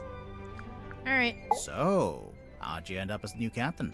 It's just the way it's meant to be. It's all above board, okay? I didn't say it wasn't. I didn't actually say anything. Cynthia, what were you before you became captain? Do you have any credentials? 15 years experience as a nautical engineer and shipyard mechanic. Family business. You don't look much older than 15 now. I'm 18! Ugh! So she How is a does teenager. an 18-year-old end up on a submarine? I came by rowing boat. That's not really what I meant. Wait, the rowing boat we saw up on the foredeck. That's yours? Correct. You should know. It's in bad shape, and it's missing an oar. I'll add it to the list. So how come you wanted to hire Grimoire? Because there's a murderer in our ranks, and they must be rooted out. So what do you want us to do exactly? 1. You will investigate and ascertain the identity of the killer. 2. You will return here and report your findings to me. 3. You go home. 3, you pay us. 4, we go home. 3, she pays us. 4, we go get ice cream. 5, we go home. Deal. Wait, I didn't... Meeting adjourned. Sally coming in and be like, I want ice cream. Someone take the keys away from her mood. She's kind of sus. True. They're all hiding something. Symmetry's hiding something. She's hiding something. She obviously has something going on with Mortuga, considering they have like that contract, considering the ship was originally titled Seafoam. How did Mortuga end up with this submarine when it's like, you know, a Seafoam submarine? Like, you know, it's all very, very interesting. Why did you want to come to the submarine in the first place? To become captain? I sought an audience with Magnus Mortuga. I had things I wished to discuss with him. Like what? Matters of great importance. Affairs of great significance. Dealings of great... She's not gonna tell us. Not yet. We'll get there. How long have you been here, Cynthia? I arrived a few weeks before Mr. Worman and Mr. Danson. I'm assuming you don't live here in the control room. Where do you sleep? Oh, well, Mortuga put me in the bunk room at the bow end of the ship. I share a room with Sim. If you arrived before Dirk and Worman, the other bunk room would have still been empty. But Mortuga made you share. Yeah, I think he wanted to keep that other bunk room vacant. Ah, interesting. I'm not complaining. I really like sharing with Sim. She's great. So, what are you gonna do with the submarine now that you're captain? My first order of business, hiring you two. We really can't do anything else until this gets cleared up, you know? Sure, I get that. What about afterwards? We'll sail the 7 seas and have adventures. You know, that kind of stuff. She's just like every single 18-year-old out there. Does not know what they want in life. Honestly, mood. That is a very much a mood. There's a hidden depression underneath her. Sim has her depression obviously outward. She tries to hide it with a positive facade. I woke up when the submarine made an unscheduled maneuver. Everyone should have been asleep, but suddenly we were surfacing. How could you tell? When the submarine surfaces, the bow tilts up and the stern tilts down, and diving's the opposite. My bunk room's in the bow, and I could feel it tilting up. The bow is the front. I knew that. I wondered if someone other than Mortuga might be at the wheel. I was gonna go check, but then I noticed Sim was wide awake, looking upset. When I asked, she told me something had gone wrong with the new magic act she'd set up. I told her she could always take it down, rework it, and then try it again later. She seemed to agree with that, so I left her and went up to the control room. The control room was empty, but I could see we had actually surfaced, so I went up onto the foredeck to check. There wasn't anybody out there either. I had this weird feeling and really didn't want to go back to bed, so I went back to the control room. I took a closer look at the control panel to see if I could work out why we might have surfaced. Suddenly, the readings all started to go haywire. The ship's compass, the needle, it was, malfunctioning. So I pulled it out of its socket. Yeah, I figured it would need to be taken for repairs. So I left the control room but bumped into Dr. Zephyr in the parlor. He was carrying a little empty bottle made of green glass. I don't know why. I didn't ask. I went down the 2 ladders and towards the engine room, since I wanted Mr. Grip to take a look at the ship's compass. But then Madame Tadpole appeared and called out to me. She wanted me to bring Grip and everyone else and meet her outside the storage room upstairs. I went into the engine room and gave Mr. Grip the compass. I told him the needle would need replacing. Did he agree to fix it for you? Yeah, of course. He even said he had a bunch of replacement needles he could try out. Anyway, then we went to the cargo hold to fetch Mariana Moon, and the 3 of us went up to the storeroom like Tadpole had asked. We went down the corridor. The others were gathered outside the little room at the end. I looked through the crowd and saw Captain Mortuga laying on his back, dead. Everyone was trying to work out what had happened. Someone mentioned that Sim was the last person who'd seen Mortuga alive. I didn't like where the conversation was heading, so I took Sim and left. And yeah, that's about it. You went straight back to your room? No, I went back up to the control room first. For what reason? I was wondering if Mortuga had left any instructions or any paperwork. I wanted to read the captain's log too. Something tells me that's not the whole story. That's the whole statement, I swear. If you have any other specific questions, I'll, field them separately. I don't know if her story matches what Sim said. I don't know. Sim's story was like a while back and I couldn't remember. It felt like Sim followed Cynthia so much more, but in Cynthia's story, it felt like she left Sim alone and then didn't see Sim until the very end. But Sim felt like she was always with Cynthia. So I'm like trying to remember if their stories matched with each other, and I can't recall. I might have to go talk to Sim again and look at her statement. Alright, I do need to go use the restroom, so I shall BRB again. Be right back.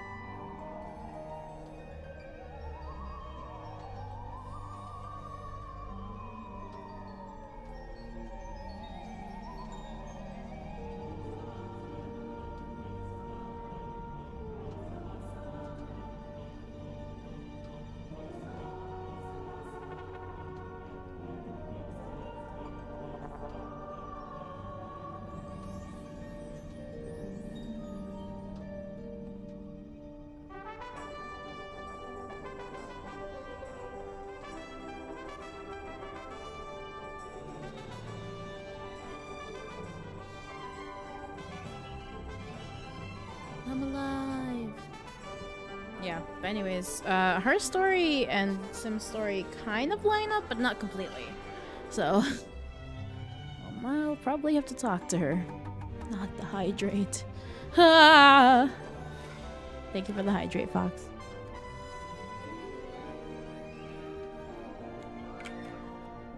Thank you.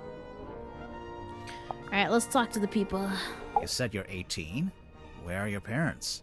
My stepfather's still in Silkworm. He's too stubborn to leave, even though the town's pretty much dead. Whereabouts? The shipyard beneath the lighthouse. That's where I live, too. Sounds like it might have been an interesting place to grow up. It used to be. Nowadays, it's basically just a big pile of rust. What about your mother? I'm sorry. It's okay. So, Cynthia, why did you want to become captain of a submarine? Not a submarine. This submarine. Huh.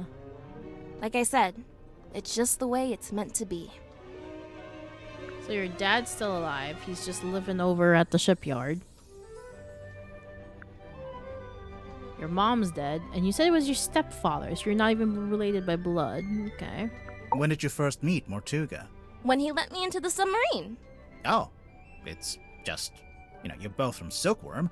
I thought maybe you'd have run into him before that. My parents did. I know that much. Remind me. The harbor master and the shipyard mechanic. Ah, that tracks. So Mortuga lived an active life back then. He wasn't like, recluse? I don't think he's ever been outgoing, but from what I gather, he was very loyal to the few friends he did have.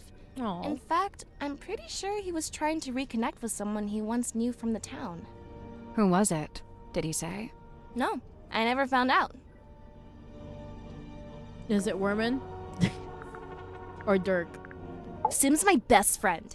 Well, that's nice. She's really cool and weird, and she knows all kinds of stuff about illusions and magic and curses and psychics and haunted dolls. What a ringing Wow. endorsement. Curses? Oh yeah, Sim's obsessed. She's convinced that she's cursed. Or even that she is a curse. That's why she wears that locket. I don't know. This Oh. sounds like kind of an unhealthy predisposition. Oh yeah, totally.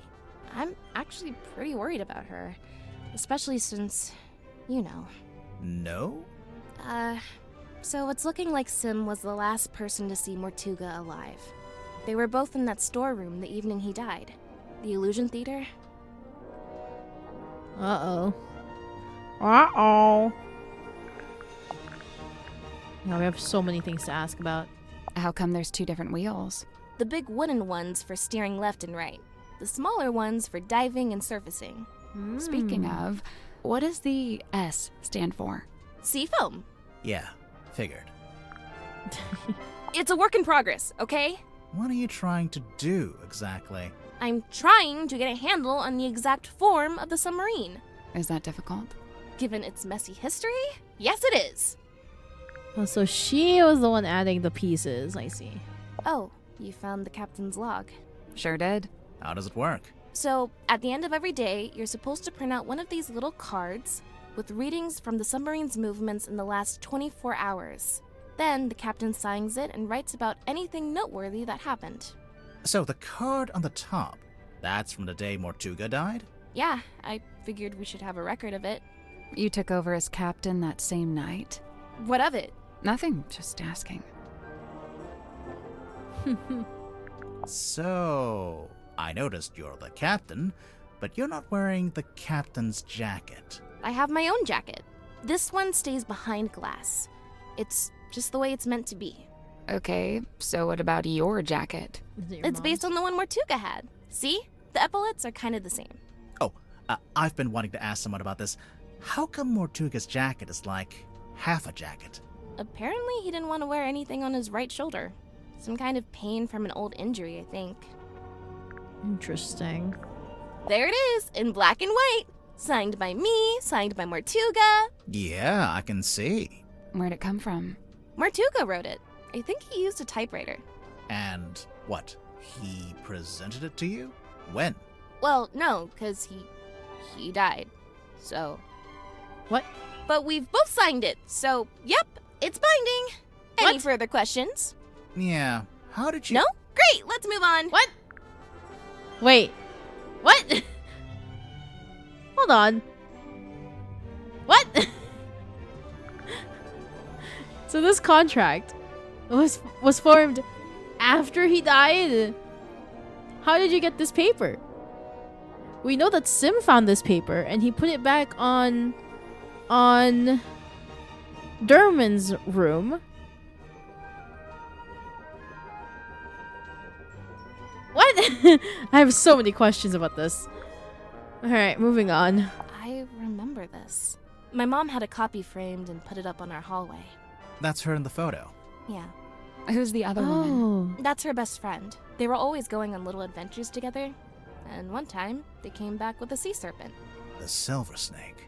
also known as the silkworm serpent. Why'd they take it out of the ocean anyway? It was injured? They wanted to look after it until it recovered. Does it not have eyes? Nope, no eyes. And its skin was rock hard, but shiny, like a gemstone. Where'd you keep it? In the shipyard? Yeah, Mom wanted to take it back into the sea, but she didn't want to leave it. She wanted to go with it. She Oh. wanted all of us to go. To go and live in the ocean. Mm-hmm. Oh. Mom had a interesting idea. Do you know what this is? I don't know. Does it belong to Madame Tadpole? Oh? Seems like the kind of thing she might have fished out of the sea. In the case file, you said the cauldron had never been unlocked before. And nobody knew how F to indeed. unlock it, except, presumably, Mortuga himself. So you think it got opened in the course of the murder? I see 3 possibilities. Oh. 1, the cauldron was opened before the murder. 2, someone opened the cauldron after the murder. Someone other than Mortuga. Naturally. And 3, the cauldron was opened during the murder. Like the murder happening and the cauldron opening are one and the same. Maybe. Maybe. Do you know what the stargazing girl is all about? No, Sim didn't tell me the details. She didn't want to, for some reason. She seemed to regret the whole thing. Does she have a twin that died and she thinks it's her fault? Baroness Fortuna. Who is she? She's the theater owner who adopted Sim. Did Sim like living with her? In the theater? Sim's reluctant to speak ill of her elders, but I get the sense that Fortuna wasn't very nice to her. Oh my god. All these 2 teenagers that we just talked to, they got some deep trauma going on. Oh man. You know, if this is poison, then surely it's a red herring. How so? Mortuga didn't die from poisoning. Right. So you think someone put it there as a false lead? I don't know. It's not a very good false lead. Man, I'm having more questions as we just keep talking with her. Sun tablets? Yeah, for when you need sunlight, but you can't get any. Like if you, I don't know, random example, lived in a submarine. Oh, right. I'm considering having this taken down. I'm captain, so I'm allowed to do stuff like that. Why would you want to take it down? It's just unnerving. It's making some of the crew uncomfortable. Some of the crew?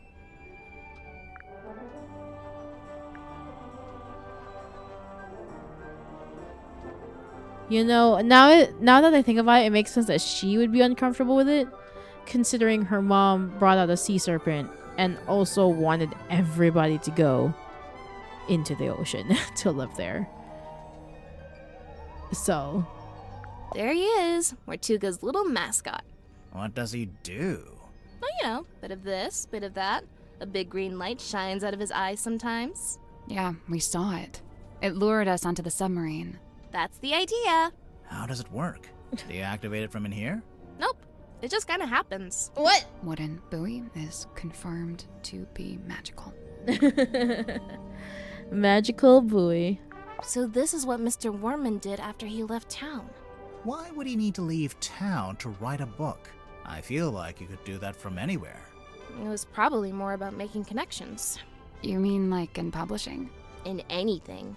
Silkworm's a real dead end if you got any kind of aspirations. That's fair. Small town. Aha! I see you found my case file. Sure did. How At the come you knew inn. about Grimoire? Oh, I read all about the Tangle Tower case in a newspaper. Dangle I didn't know Tower! it got any press. Someone must have sold their story. I gotta ask, did Fiona end up leaving the tower? Or is she still there? Fifi? Yeah, she and Poppy moved out. Oh, good for them. They got a real nice place out in the countryside. That's so nice. I'm jealous.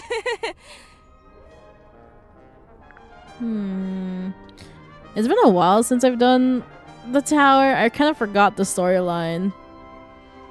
I know that it was also interesting. I mean, there's a reason why I got hooked into it. Interesting story, for sure.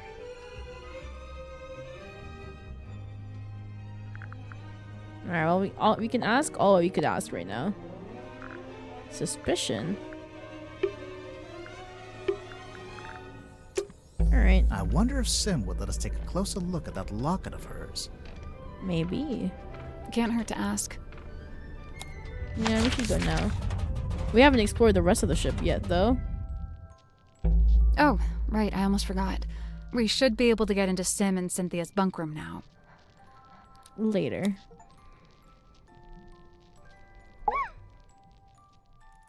Locket. Sim, could we take a closer look at your locket? I suppose so. Please be careful.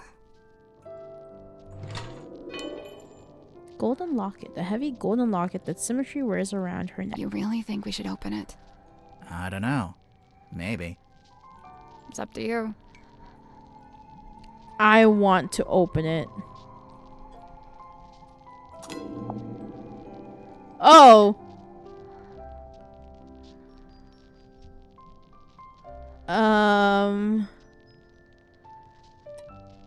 LL. Well, we got the locket that Sim was wearing. And when I opened it,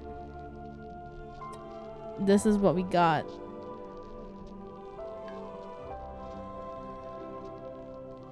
Yeah. I opened it. A witch of some infamy. We also finished talking to the captain, Captain Sifo. We found out that she got the contract after Mortuga died. Don't know how she got that contract. And we know that Sim found that same paper and put it into Derman's room. So it's like, guilty. We'll see.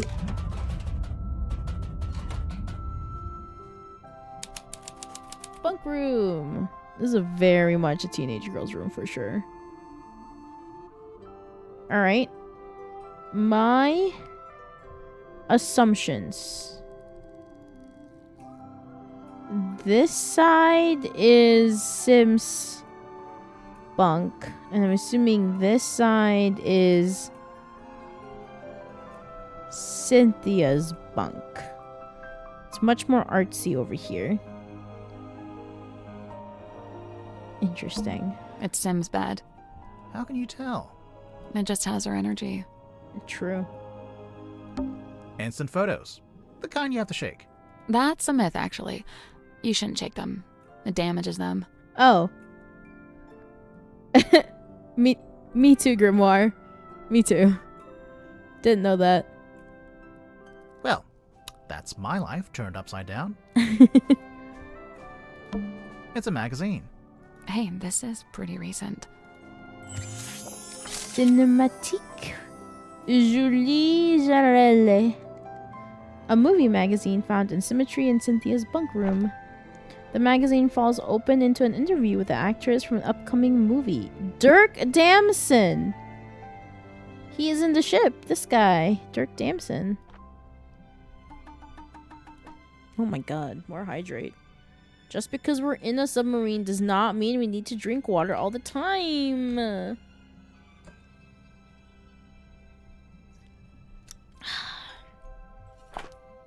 Cinématique. Movies, culture, news, and reviews. Julie Janelle on acting and authenticity.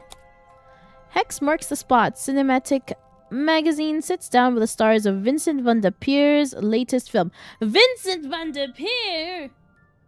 Okay, so I know Vincent van der Peer. He's from the first Detective Grimoire game, actually. That one that is very familiar because I just played that recently. So I'm like, oh, we know that guy.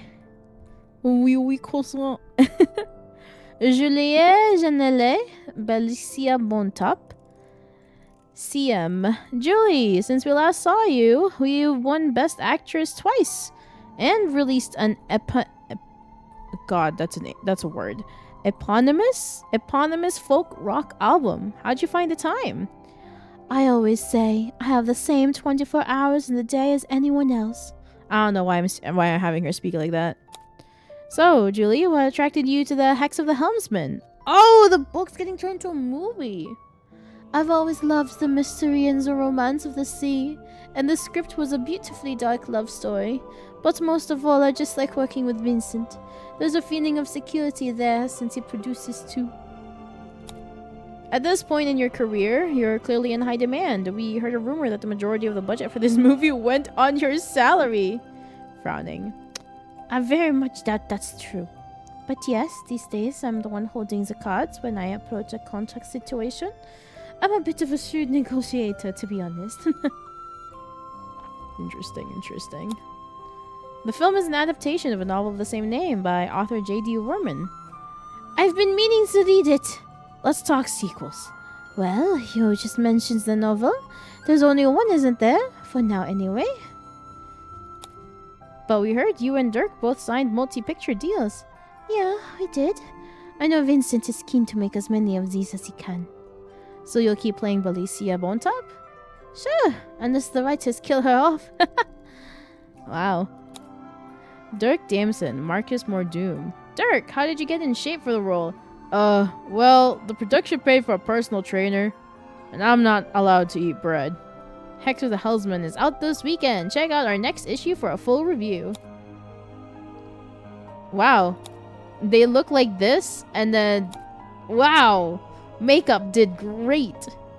Julie Janelle, Hex of the Helmsman, a Vincent van Peer film. That's an actually really cool poster. Sheesh. Wit and Whimsy Pictures present a Vincent van der Peer production, starring Julie Janelle as Balicia, introducing Dirk Dansom as Marcus, based on a book from Christine Kale, original novel written by J.D. Worman, screenplay by Christine Kale, directed by Vincent van der Peer. Interesting. So his book is getting turned to a movie.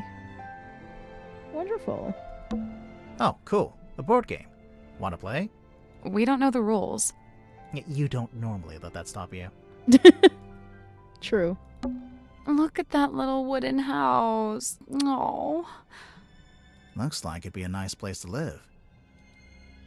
It seems like that's where Cynthia would rather live. Old books. Mostly fairy tales for young children. Yeah, there are just teenagers. They've been stacked up into a little tower.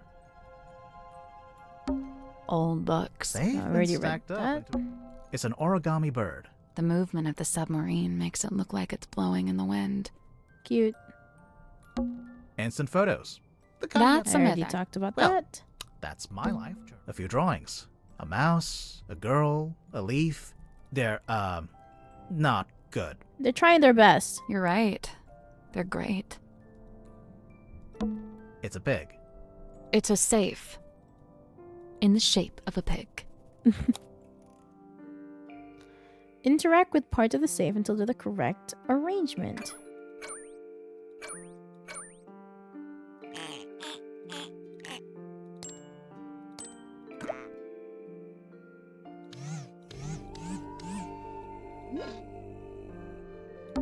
These ones aren't buttons. It's just some kind of display. Oh. Oh. But then, like...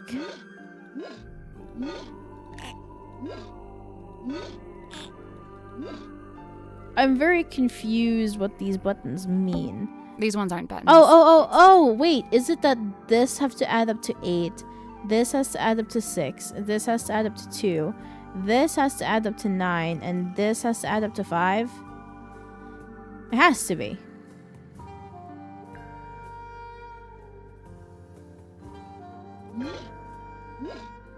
So we just need to figure out this one is here. This is the nose. Is that the tongue? That is the tongue. Tongue, nose, hat. Assuming it's the eyes and the... Yeah. So here's 2. It's 1 and 1. It has to be 1 and 1.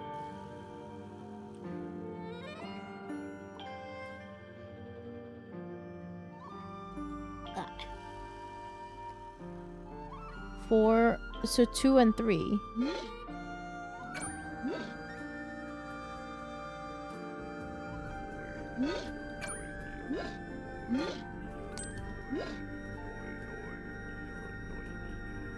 Yeah, this is 6. This is this 9? Yes, this is 9. This is 2. This is 8. This is 6 and 5. Yeah, this is right. There we go. Yay! Nice. What's inside? Oh. What am I looking at? Underwater photo. It was hidden in Symmetry and Cynthia's bunk room. What is this? What am I looking at? What is it? I don't know. Well, I guess we can start by asking Sim and Cynthia about it. We just keep going back to Sim and Cynthia. It's Sim and Cynthia's bunk room. It's pretty cozy. A framed photo. It's been hung from the pipe, so you can see it from the bed. I knew that that was her mom's jacket. I knew it. I knew it. A framed photograph found in Symmetry in Cynthia's bunk room. She aspires to be like her mom. She truly does. Do you think her mom committed, you know, by going into the ocean and not resurfacing? Anybody want to collude? I'm just saying. The signs kind of point towards it. You know.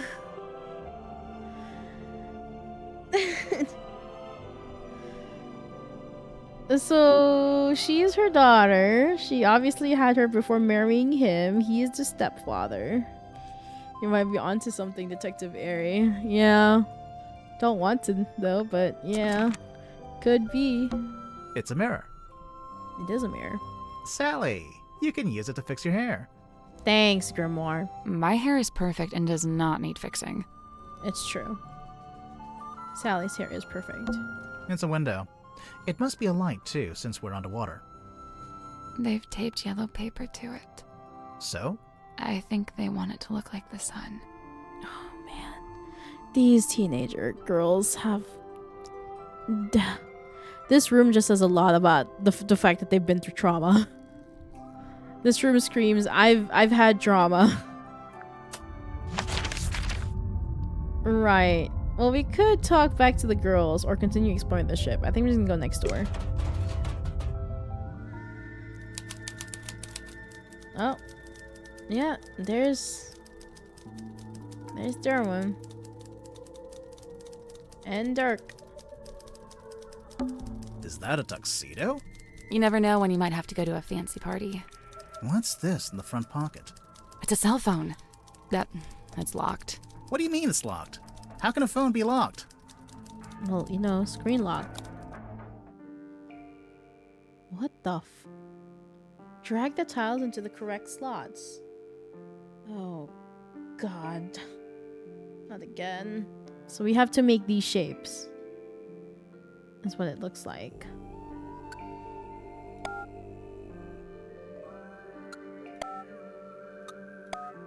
No, not this one. We need a line. No. Yeah, this one works. Oh, ads are now. This is unfortunate timing. Let's go on the break. So I'll let y'all subs take a look at this. But yeah, we have to make those shapes, is what it feels like. I realized that this can't be here because that does not match with this picture. So we need another line. No.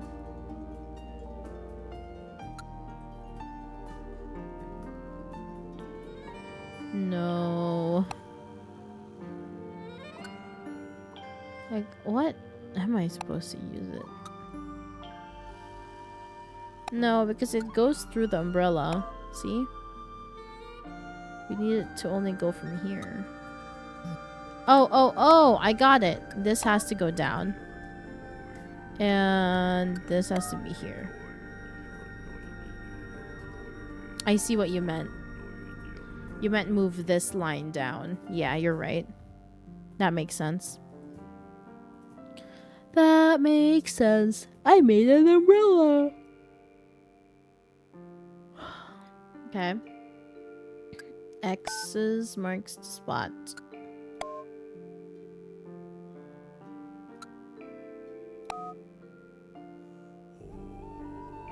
Then... Yep.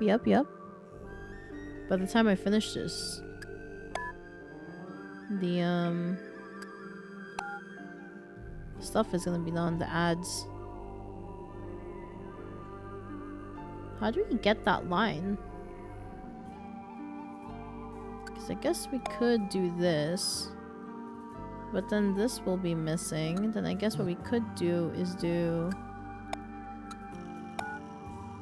this.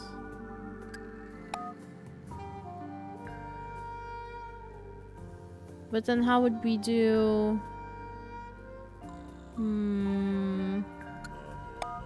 We could do that. Welcome back, everybody. Wait, I think that's it. That was a lot simpler than I expected. That's the one. Yippee! Good job. It's unlocked. So now we can look at it? Yippee!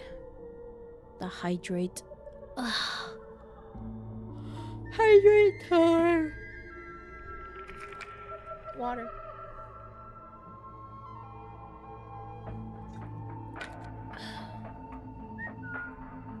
Thank you for the head pats. It's a flip phone. WNW. A cell phone with a lid that flips open. It was found in the pocket of a tuxedo in the bunk room. It turns on, but there's no signal, and the battery could do with charging. This is a very interesting looking phone. Welcome, Dirk. Outgoing. So 202 number. 202-555-061? No, 55178.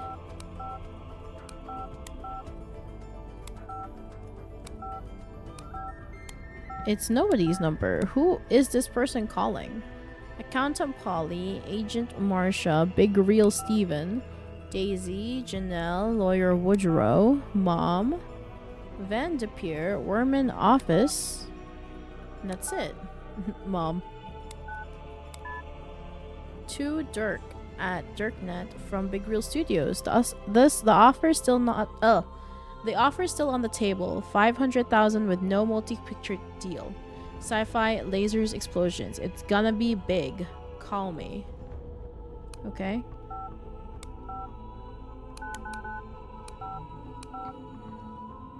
from Jimmy B. Hi Dirk, my name is Jimmy. I'm a big fan. I have lots of ideas for the movies you could do and you can use them for free, but please put me in the credit. Okay, thanks. Okay, please write back.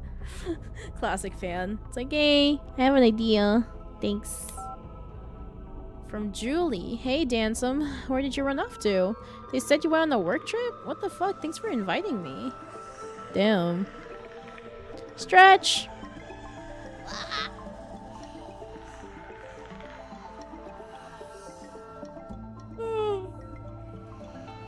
Sorry, I didn't read it the way I read Julie from earlier. It's like, what was it? I can't even remember what I was using for Julie. Hey, Dansome, where did you run off? I know, I give up. I don't know what it was. Where did you run off to? They said you went on a work trip? What the fuck? Thanks for inviting me. I don't think that was it. Marsha Mims. Steve admitted he'd emailed you again. This is a reminder that you are not free to take his offer. All in good time. Marsha Mims. Marsha is his agent. And Steve is somebody from Big Reel. To Van de Peer. He's still struggling. He keeps writing the first chapter over and over. I'll let you know if there's any progress. Remember, we need several new characters, lots of action, and tell him to go big with the drama, romance, and sword fights. He's writing something, but I don't think it's going very well. He seems easily distracted. I see. I love how we're looking at this guy's work phone even though he's in the same room as us. It's some kind of doll. Sally, no.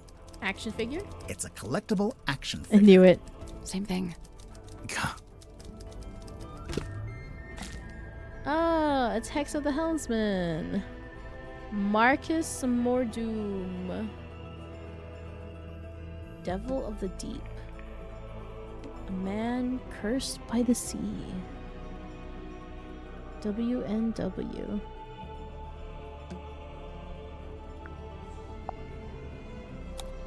A man cursed by the sea. He sees it in his nightmares. He sees it when he shuts his eyes. He cannot escape from it. But what or who is it? Renowned helmsman Marcus Mordoom is a man on a singular mission. He won't rest until he discovers the truth of what's really hidden beneath the stormy sea. It's a suitcase. Clothes are neatly folded inside. It smells like men's aftershave. Damn, Sally. Alright. You really be sniffing somebody else's clothes like I'm that? getting bergamot, cedarwood, and notes of citrus. Okay. You done sniffing the suitcase? Just mood. There's a sink here with its own little mirror. Looks like someone's been using it to shave. There's a sink here with Looks like someone's been using it to shave. It's a punching bag. Looks like it's been recently punched. What? It's a huge iron dumbbell, made from nuts and bolts. Yes. So, you gonna pick it up? Might be a clue. I doubt it. Big, blunt object like that. Could be a weapon. making him want to go pick it up. I'd say it looks pretty suspicious. Worth investigating. I disagree. I love the taunting. A bunch of discarded paper. There's something typed on it. Yeah, but I can barely make sense of it. Kinda looks like an attempt at the first chapter of a story.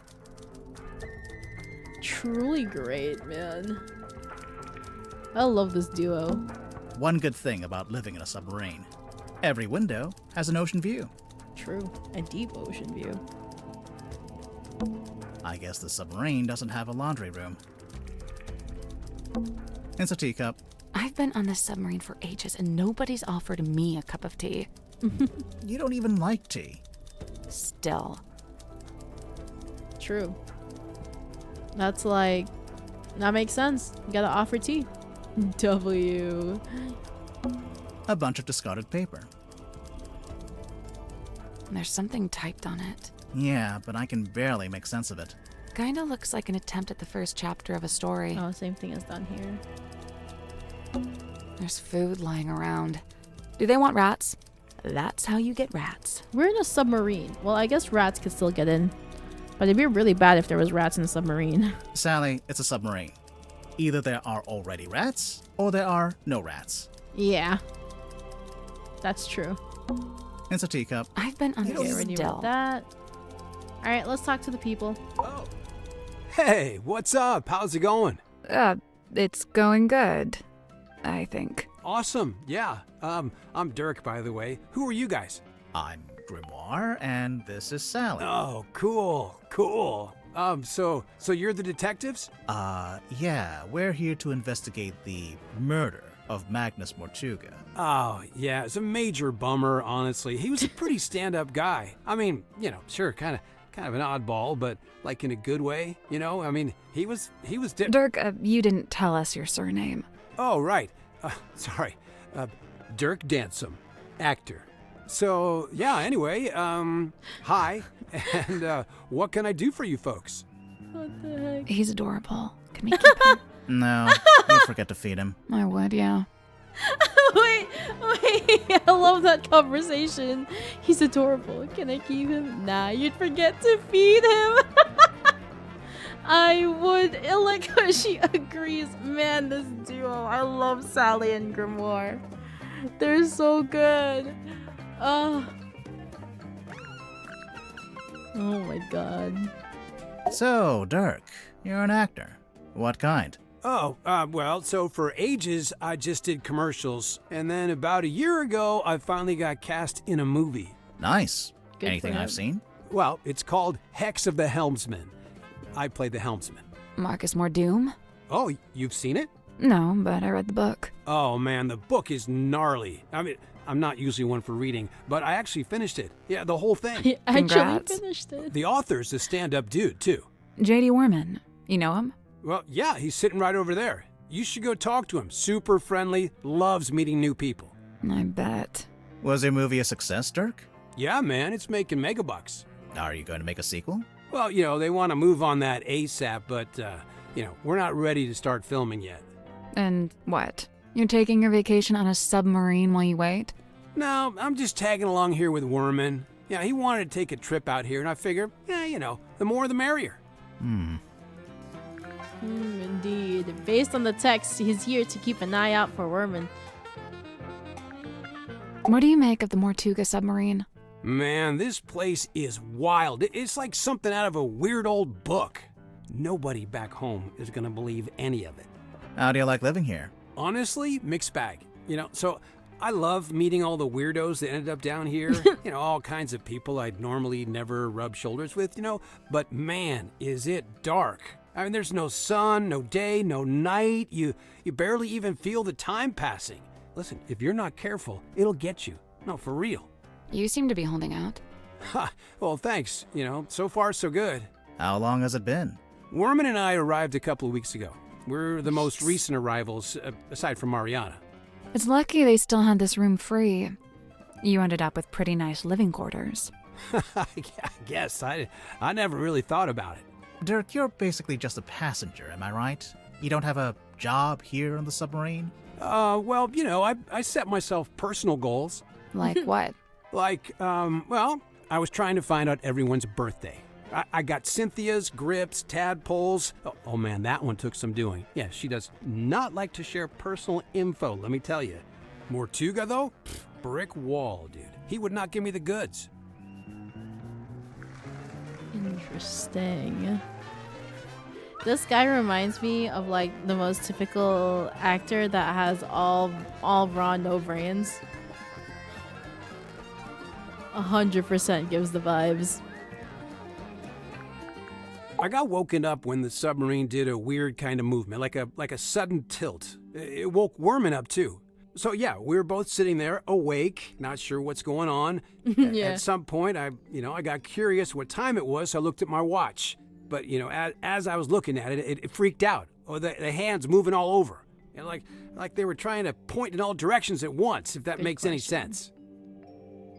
Anyway, I didn't have any more time to think about it since then we heard this scream. So that matches with Cynthia's, where the compass was also going haywire. His watch was also going haywire, but they're two different types of items. So it's like, why? Interesting. Yeah, Werman and I left our room, went through the mess hall and towards the storeroom at the end. It was unlocked. Sim was standing in the doorway. Mortuga was on the floor, totally dead. I tried to help Sim, pull her away. Werman, though, he just stood there, staring, didn't look away once. It was like he was trying to commit it to memory or something. Although, I don't think he noticed the person outside. Sorry, what? Outside the submarine. Yeah, I saw someone swim down past the window. I couldn't tell who it was, though. Okay. What did you do next? I wasn't sure what to do, to be honest. Luckily, Tadpole showed up a short while later, and she kind of took charge.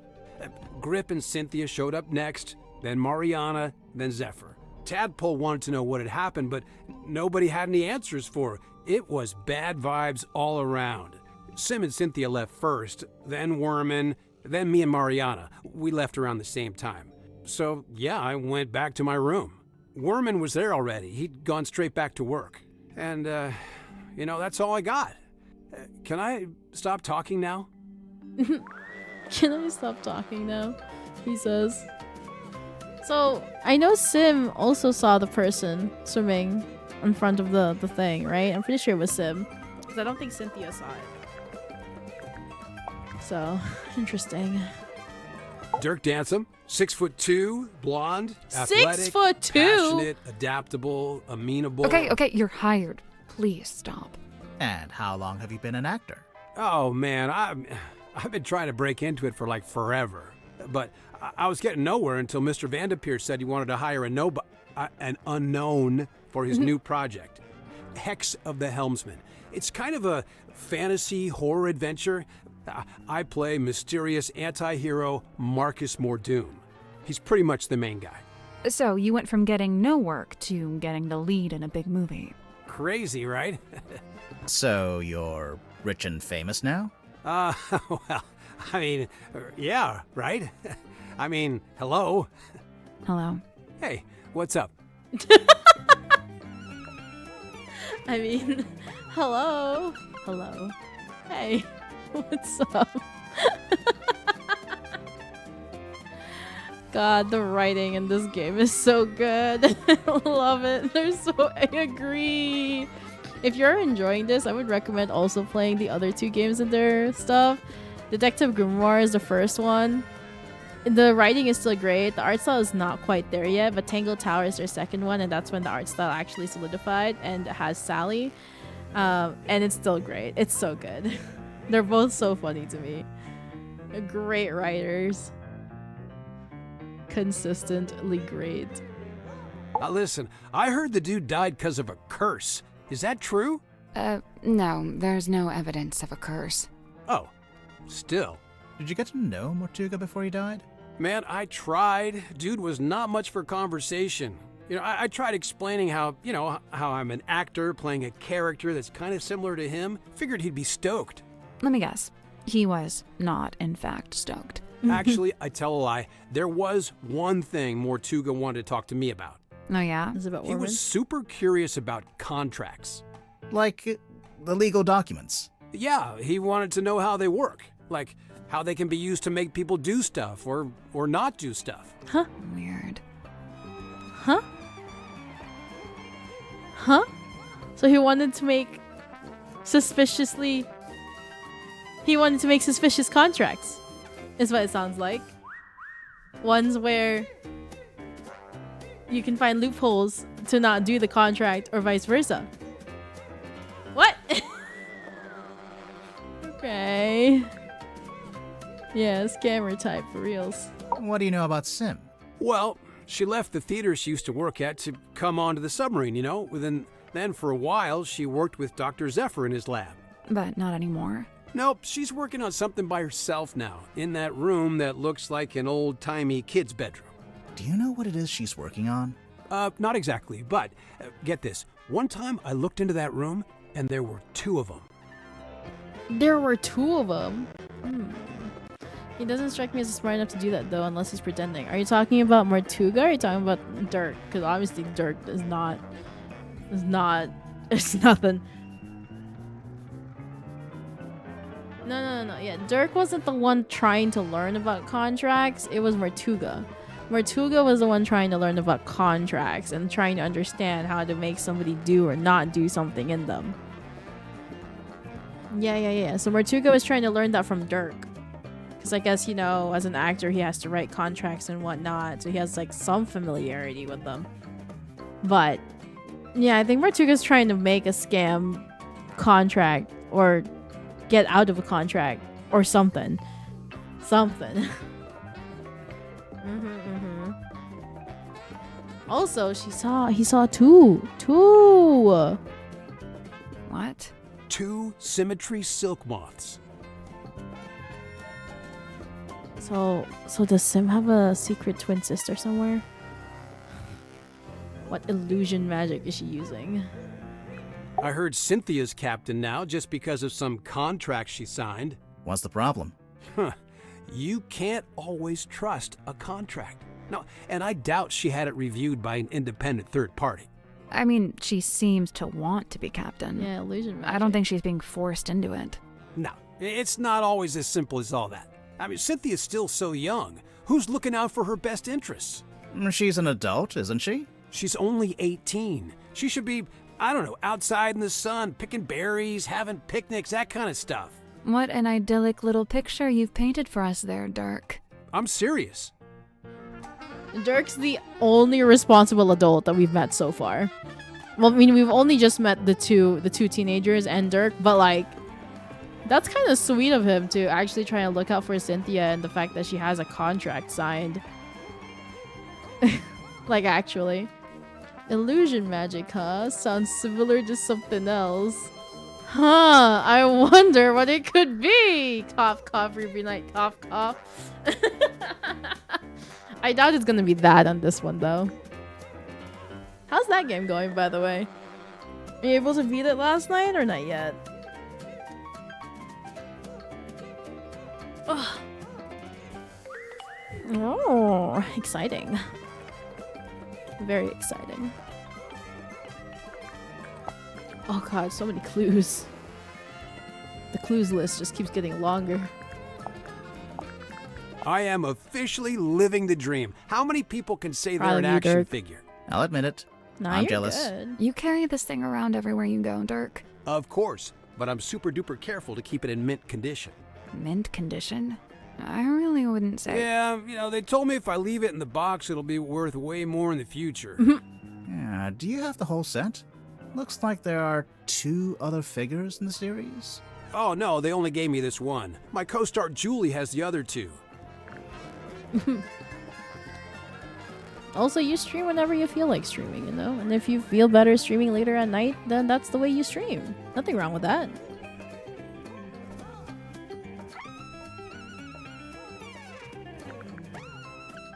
You stream whenever you feel like it. Oh yeah, if y'all don't know, Kuma also streams. Do I remember how to do shoutouts? Because I forget. I think I remember. Mint condition, he says. Oh yeah. Definitely mint condition. Don't you see how mint condition it is, Maji? Welcome in. This is yours, Dirk? We literally found it in the pocket of your tuxedo. How'd you know for sure it's my tuxedo? Dirk, show me one other living soul on this submarine that could even conceivably own a tuxedo. Sounds like an eBay seller. He knows what he's got. No, more like he was tricked into thinking he knows what he's got. Not tricked, but like told. He did say it's like, yeah, so they told me that to keep it in the box, so he just seems more like a boomer than anything. Is that Cynthia's mom? Yeah, I think so. That jacket is something else. It could do with a bit of aging, though. What do you mean? Well, it's pristine, but stuff like that doesn't look so hot when it's brand new. On our movie, we had a guy who roughed up all the outfits, made them look lived in, you know? So this photo is the first time Cynthia's mom wore that jacket? And I mean, the jacket does not look that lived in either. Now, so. Also, I wish more movies would make it so that outfits look lived in. Most of the stuff nowadays just looks too pristine. Oh yeah, I've seen that in the control room. I thought maybe Cynthia was gonna wear it, like after she became captain. I think it might be too big for her. It's not because of that. I don't know what that is. It's making me nervous, though. Can we talk about something else? Looking good, Julie. I assume this is yours, Dirk. Yeah, I let the kids borrow it since there weren't a lot of other magazines on board. I noticed on the back there's an advert for your movie. Yep, that's me on the left, all dolled up as Marcus Mordoom, the titular helmsman. Right, you're the title character, but there's only one name at the top. Oh, you noticed. Julie was already a big name, so, she got her name on the poster. Seems unfair. Oh, well, I'm sure when they make the sequel, Dirk's name will be front and center. Right. Now, you're featured in the interview, though. Right at the end? And they spelled your name wrong. Are we done looking at the magazine? Wait, they spelled their name wrong? I didn't even notice that. Dolled up, he says. I didn't even realize their name was spelled wrong. That's so sad. The face that was swimming outside got picked up by the sonar. Yeah, I figured, but I still can't really see what I'm supposed to see on that photo, to be honest with you. I don't really understand it. Hey, it's Sim's necklace locket thing. Any idea what she keeps in there? It's not really my business.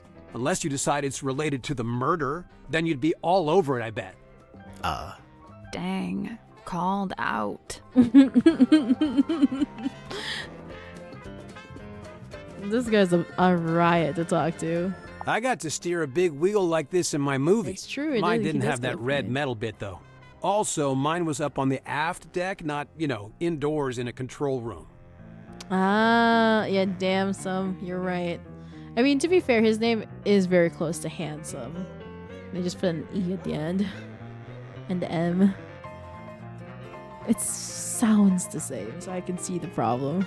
I'm glad Cynthia took my advice. What advice? She was looking super tense, so I told her to pick up a hobby. Arts and crafts is a good choice. Oh, so it's your fault she's doing arts and crafts. Okay. Good to know. Huh. Who's that little Grim Reaper guy in the drawing? I'm not sure. You recognize it? It does seem kind of familiar for some reason.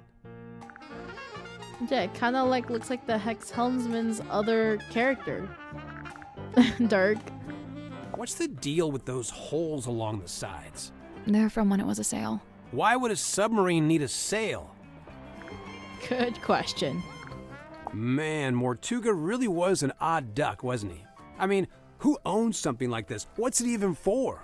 It used to be locked, so I think he kept something inside it. Oh, what? And it got stolen? The thing? Whatever it was?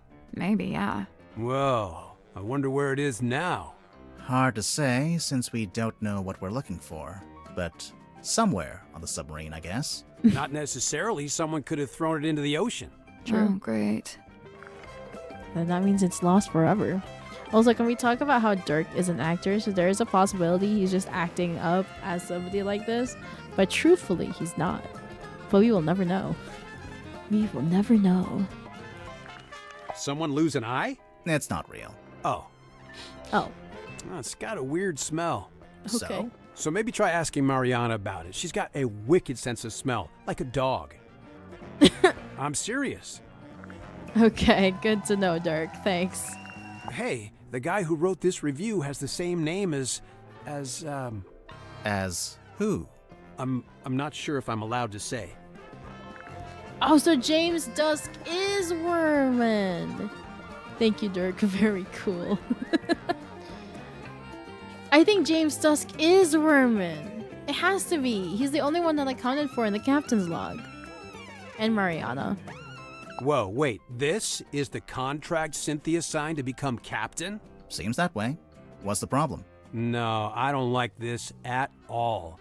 She shouldn't have signed it. Why not? You think she misread it? No, it's not that. Or what? Mortuga forced her to sign it? I don't really see the problem. Cynthia wanted to be captain, and now she's captain. I guess. No, I wanted to hear Dirk's opinion. God damn it, Sally. Why you gotta put him down like that? I wanted to hear Dirk's opinion. I'm pretty sure the main thing is that it looks very scuff. Like, look at all the tape. Well, I guess the tape was because it was put on the chair, but still. It is very sus. Huh, that's kind of weird. What?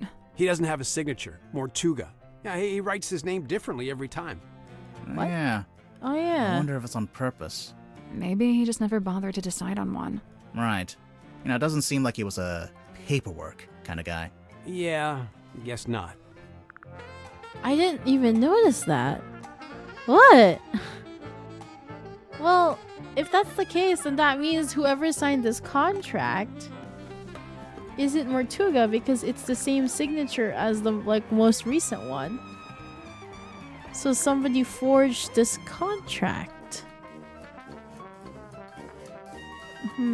Well, it was made after he died too. That's what Cynthia said. Someone dropped their perfume? A bummer, that stuff can get expensive. True. My mom bought perfume at Aruba because it was tax-free and it was slightly cheaper. Either way, it was still expensive. Oh, you found my tablets. What are they? Vitamin D, all 3 types. That's the one you get from sunlight. Yeah, I gotta take it while I'm down here, since I'm not getting natural light, How come you left them in the mess hall? I figured the others might benefit from them. Not sure I had any takers, though. Hydrate. So it is sun tablets. Thank you. Her. Deliberately vague title. Love it. Yep. I've seen this chained up on the foredeck. It's kind of intimidating, huh? It's a boy. For real? Huh. It has long hair, so I always figured it was a girl. I knew that was gonna end up happening. Classic Dirk. Whoa, this is a first edition. Yeah, whose is this? It's mine. You gonna get Wormo to sign it? No, I hadn't planned on it. He'd do it if you asked. I bet he'd even do a little doodle on the inside cover. Okay, maybe I do want that. I assume you've read it, Dirk? Of course, dude. First thing I did when I landed the part in the movie. Good job, Dirk. What did you think? Loved it. I never thought about the sea so much in my whole life. It's almost like the ocean in the book. It represents something bigger, Wow, Dirk actually using his brain when he read the Hex of the Helmsman. Makes me want to have the actual book so that we can read it. So, Cynthia hired you to solve the murder, huh? Pretty much. How much do you charge? Is it like a day rate or what? Oh, it depends. Just ballpark it. How much did you make from the last case you solved? Good question. Grimoire, how much did we make from the Tangle Tower case? Well, extenuating circumstances, being what they were. You never secured the payment, huh?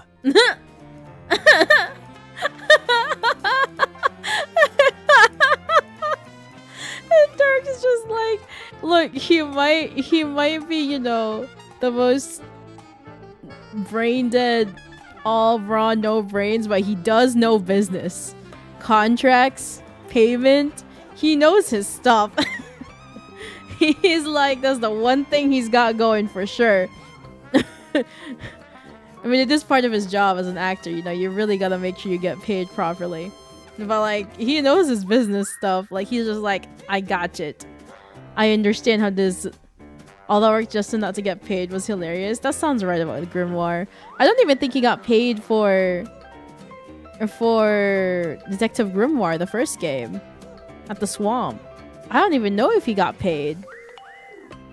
But was he working with the police then? So I guess he was more likely to get paid for that one? I don't know. He does it for exposure.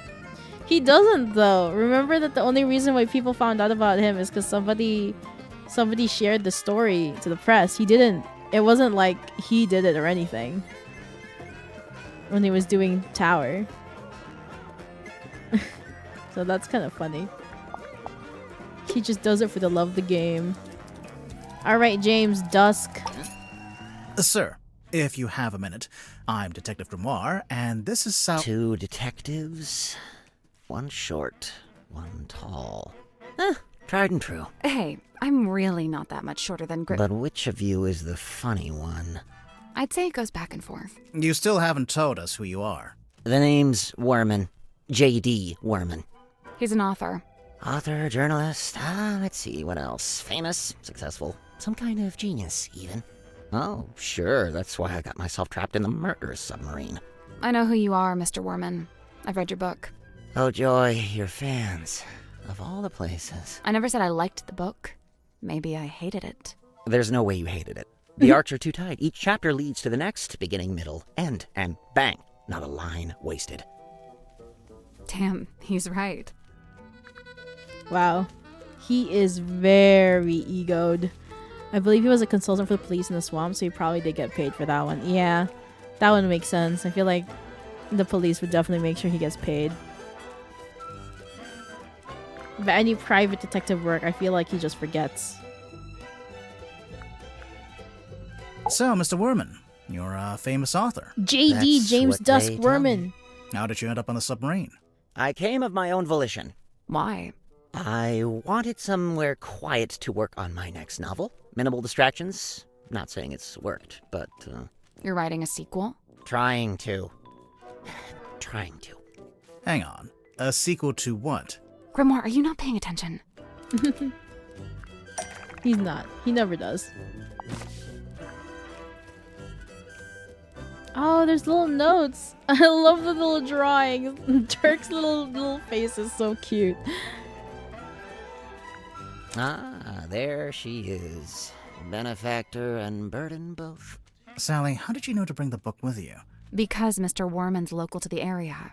It says so right here. Hailing from a small fishing town named Silkworm on Sea, J.D. Worman moved to the big city to write his first novel. My publisher wrote that. It's quite true, but she made it sound so saccharine. So you're from the town, you moved away, and then you came back. Now, see, you've gone too far in the other direction. That's too utilitarian. I get going back to your hometown for peace and quiet, but then to end up on the submarine? How did you even find out about it? Did you already know Mortuga? Oh, I knew of him. He's a figure of some infamy, submarine included. In fact, it was good to finally put a face to the name after all those years.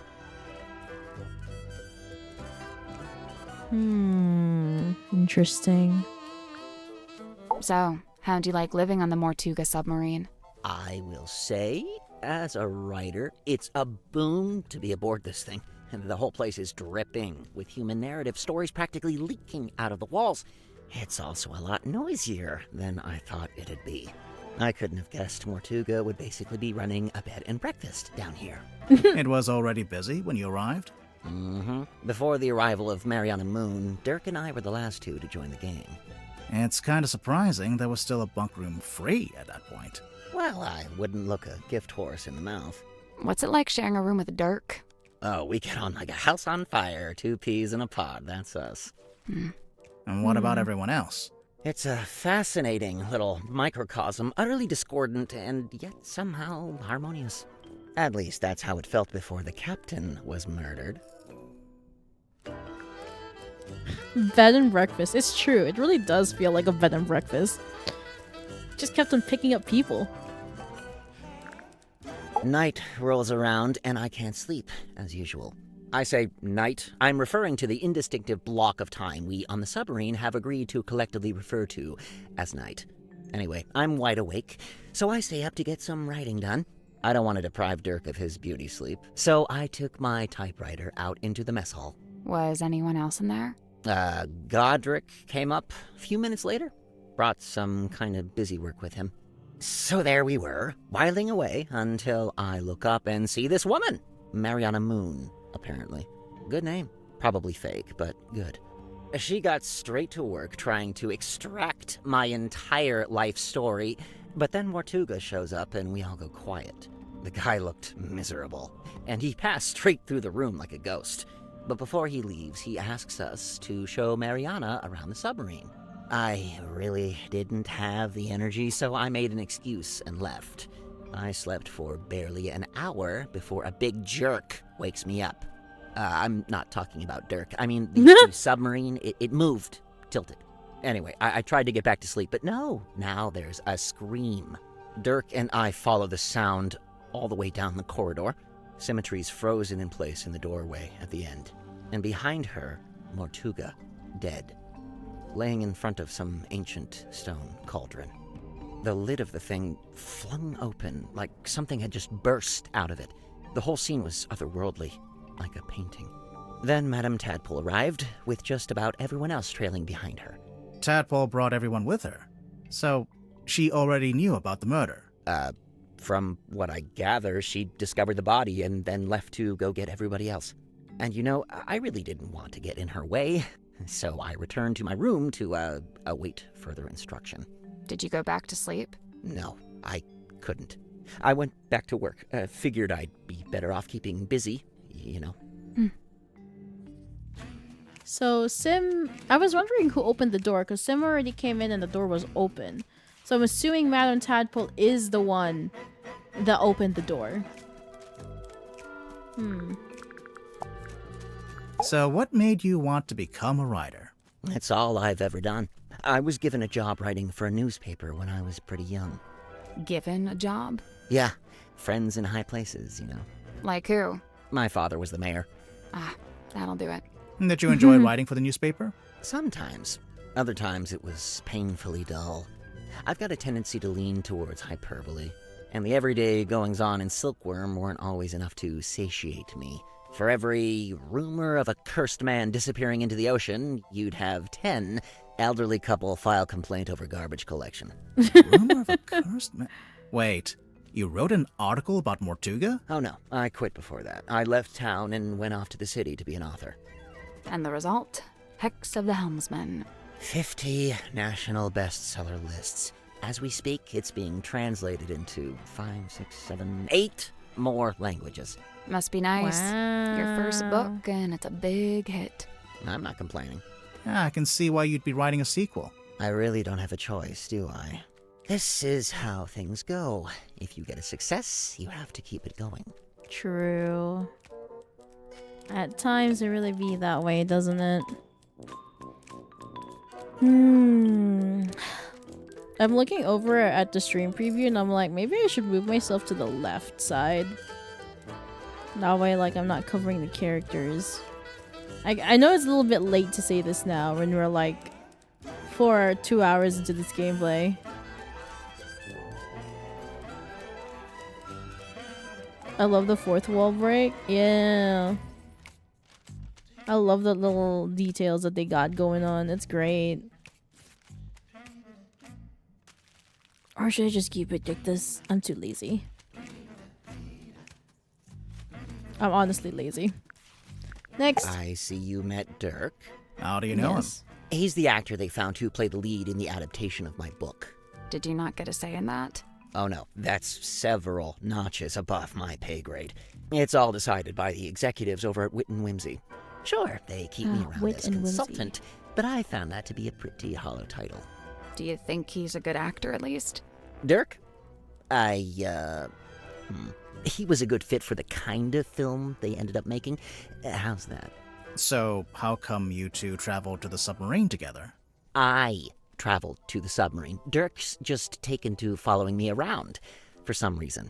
Maybe he just wants to be your friend. He's got plenty of friends back home. It's because Van de Peer is wanting him to keep an eye on you, sir. Cuts quite a figure, doesn't he? Like something from myth. He was real, of course. Flesh and blood. I imagine you must have been curious to meet him. As anyone would be. Did you get to know him at all? It's funny. Going in, I heard he was, the strong and silent type. But I didn't find that to be the case. So he was friendly with you? In his own way. The day I first arrived, he invited me into his cabin, just to talk, apparently. What did you talk about? He asked me about my home life, my family, my father. Not to be rude, but why would Mortuga care about any of that? Water. To this day, I'm not quite sure. I think maybe he was after some kind of information about the outside world, and thought I might be a good source. Indeed. Yeah, I'm putting the outline back. Water time.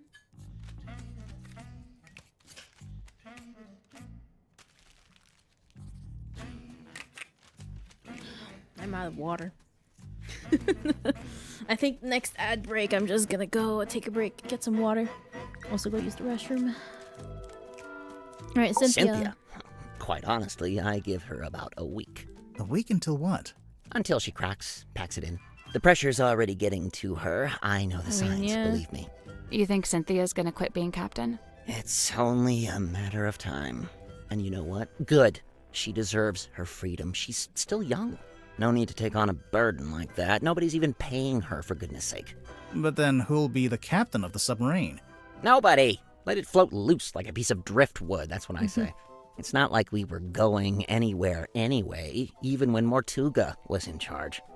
Maybe Cynthia does want to take the submarine somewhere. If she does, she's never mentioned it. Seemed to me that she wanted to be captain just to be captain, you know? That sounds about right for an 18-year-old.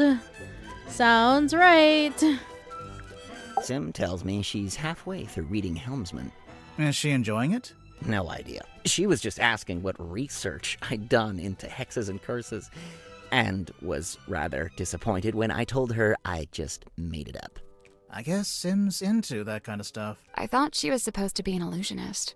Oh yeah, she was asking about that too. What do you mean? She wanted to know what I liked about her old magic show, the one she had in the theater. You saw her old show. Yeah, it was pretty good. And from what I gather, she's been developing a new act and wanted some feedback, to get some direction. I know what it's like to make a follow-up to something people liked. It can be daunting. Oh wait, the fourth wall, look at us. Hold on. The devs really go, yeah guys, it's daunting.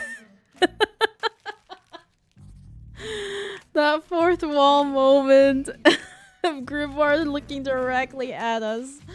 That was great. Subtle devs, subtle. I will say they did a great job. The writing is still wonderful. I always wish there was more, so I'm glad that they kept making and didn't give up. I noticed on the back of the box it says, Series 2 coming soon. Look out for Hex of the Helmsman 2, only in theaters. Kinda presumptuous, isn't it? Considering you haven't even written the book yet. Thank you. That's what I said. I raised a fuss about it at the time. My objections fell on deaf ears, as usual. Why are they so keen to make a second movie, anyway? What else? Money. Like everything else. Oh, I can't stand these things. A procrastinator's worst nightmare.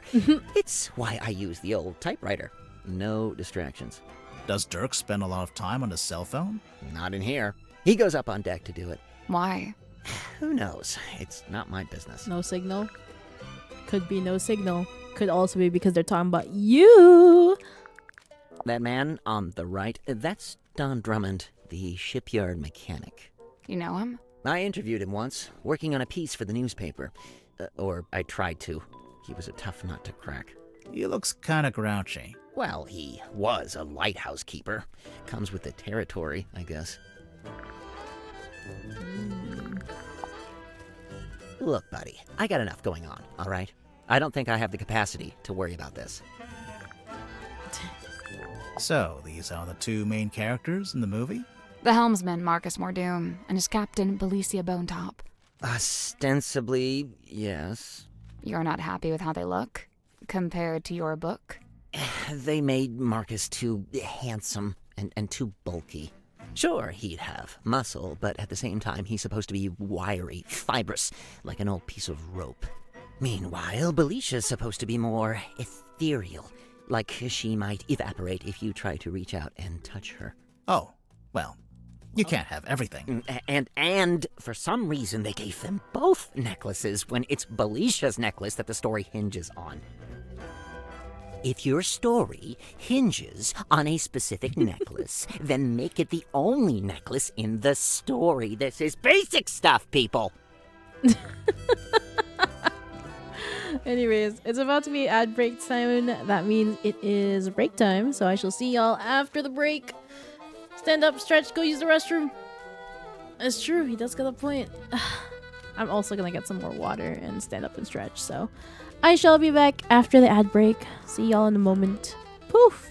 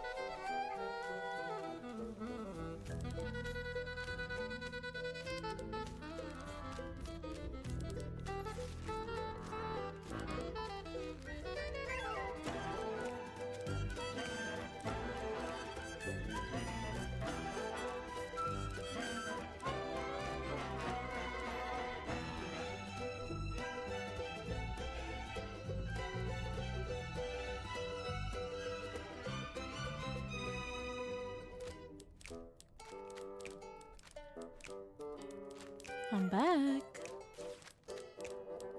And ads just ended. Perfect. Alright. We continue.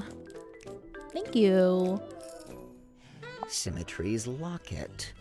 A mystical heirloom from her Thank you for the tragically headphones. departed mother, no doubt. Did she tell you that? Oh no, complete guess. But that's just how these things go, isn't it? True. So we are thinking that maybe the one in the locket is Sim's mother. Also, maybe it's a twin sister. I still think it's a possible twin sister moment. I'm just saying. Right? Maybe the reason why she's asking about her old show is because she wasn't the one that performed it. But it could be her older sister. Or, you know, the sister that performed it. And she was just helping. I don't know. Or maybe it wasn't her sister at all. It was her actual mother that performed. I don't know. I'm just making guesses here. I noticed the wheel is thematically consistent with the submarine at large. How so? Well, it's, cobbled together from other component parts. You know, parts that were, by themselves, broken or otherwise disused. Huh. Oh. We used to keep records like this in the town hall. The blue parts from an original blueprint of a submarine, and the yellowish parts are from a technical drawing of a ship. Still a blueprint of sorts, but a bit older. Where did Cynthia get them from? I don't know. Maybe she took them from Mortuga's desk. Or from her dad. The machine that spits these out must be broken. I'm sure Cynthia's intending to fix it, although she might... Why do you say it's broken? On the latest card, the readings toward the end are all messed up. Looks like a misaligned printer head. Bane of my existence, those things. It's gaudy, sure, but when I first saw it, I thought, ah, good! Mortuga will be a man of melodrama and romance. Just what I'm looking for. But nope. He never wore it, never even looked at it. Yep. So, I noticed Mortuga's contract has been typed. Yeah, he clearly used my typewriter to make it. Oh. Did you give him permission? No, So, how did he know how to use it? it's a typewriter. Mortuga might have been, outdoorsy, but he wasn't an idiot.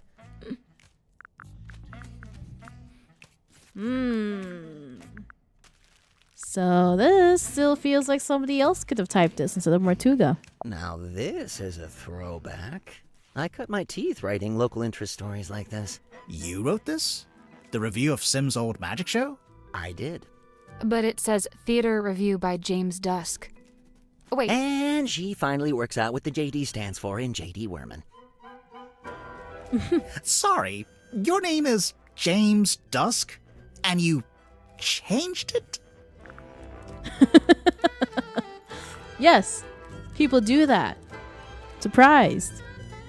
What's this? The world's smallest piggy bank? What? It's not a piggy bank.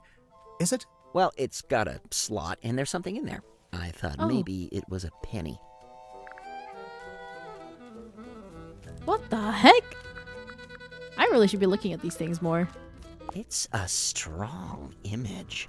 The ancient cauldron opened for the very first time. It can't be the very first time. Someone must have opened it before. Semantics. So, what do you think was inside? Does it matter? I'm pretty sure it does. It might explain how or why Mortuga died. True. The murder weapon, maybe? Like a knife? Sure, why not? It would explain the scratches on the inside, after all. I guess. Or yeah, it could be that he didn't get slipped by a knife, but rather a claw. If it was a creature in the cauldron. The Stargazing Girl. Sounds like a good title for something. Like a book? Or a film? A one-woman play, surely. Great pull quotes. That's some strong marketing for a small-town theater. Did you ever see the show? Yeah, I did, as part of my old newspaper job. Why is it called Lady of the Looking Glass? The central trick was Symmetry talking to herself in a mirror, only sometimes the reflection didn't move with her. How did she do it? My guess is the mirror can switch between being reflective and being see-through glass. You know, looking through to a second Symmetry on the other side. An identical twin, maybe? Probably just a very good dummy. Or, right, so my theory is either she has a twin sister, or it's mother-daughter duo that just looks very, very similar to each other. Which is possible. That can happen. Just thoughts. Picture of a moon. Tried asking Mariana Moon? Wow, never would have thought of that. Occam's razor, my dear. Who? I don't think we've met him yet. Plausible indeed. Ugh, how I wish I'd Nord. remembered to bring painkillers. Are any of these painkillers?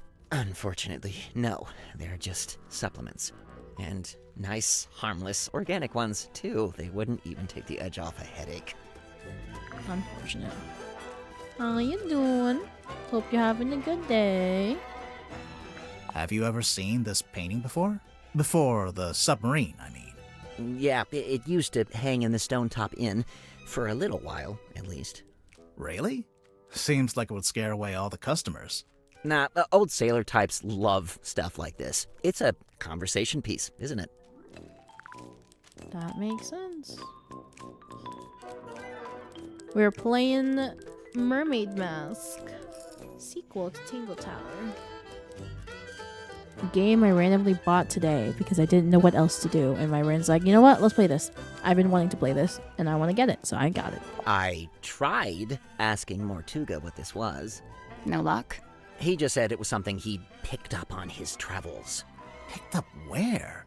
Floating somewhere in the middle of the ocean? Yeah. I assume so. I mean, it glows very weirdly, so money worth, yeah. It's been 4 hours and I could legitimately just play this all day and finish it in one day. Doing pretty good. Gonna be heading out later in the evening for a concert. Ooh, stay safe, have fun. So, you've read it, Sally, but Grimoire hasn't? Nope. Nope. What's it about? I'd really rather not reduce it to a single sentence. It's about a guy named Marcus Mordoom looking for something called the Devil of the Deep. And does he find it? I just think it'd be better if you took the time. Yeah, kind of. It gets a little abstract towards the end. So what? It's just Marcus Mordoom on a ship, and that's it? We're talking about several themes carefully laid on top of each other. It's also a love story. Marcus is in love with a woman named Belicia. She's his captain. I don't see her on the cover. Really, all the nuance is lost if we just... No, she's there. Kinda. Like I said, it gets abstract. I'll take your word for it. If you'd like to read it, I have a spare copy you can... Nah, that's okay. No time. There, all of us, Sally's just interjecting and just telling the story anyways. Yeah, I hope you have fun at your concert, Nord. I can't believe this. That was great. I'm sorry, I was gonna say something about your concert, but I got sidetracked by what I clicked on, and I was like, whoa, what am I listening to? I'm stretching, one moment.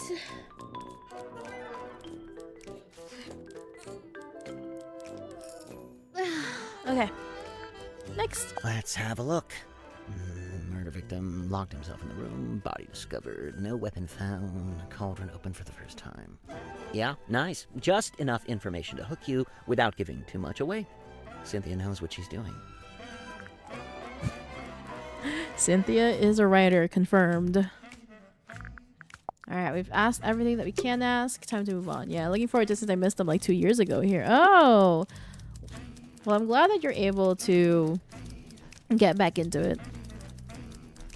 Even though you missed them like 2 years ago, so hopefully it'll turn out to be a good concert. It's Werman's typewriter.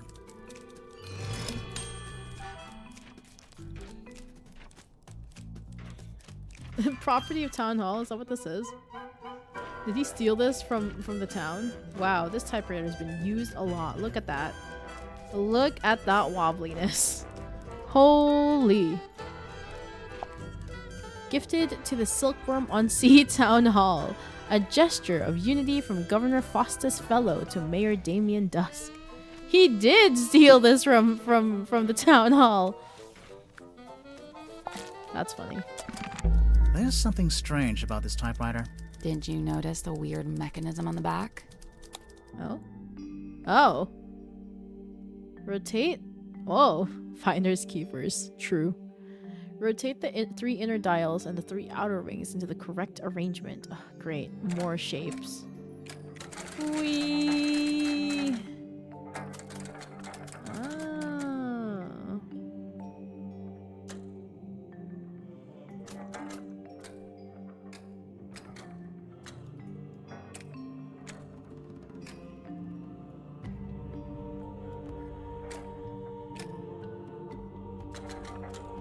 Wait, am I supposed to be making one of these shapes? I just realized that I'm just kind of not really paying attention to what I'm doing. Okay.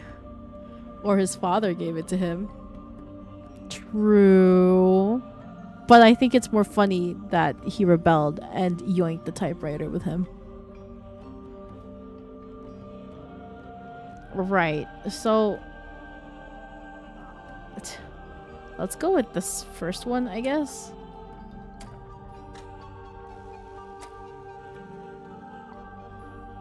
Yeah, that is more funny. Exactly.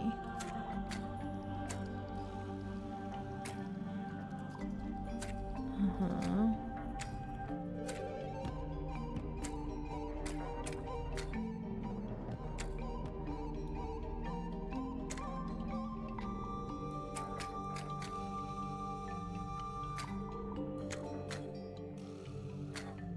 I don't think we can make that first one.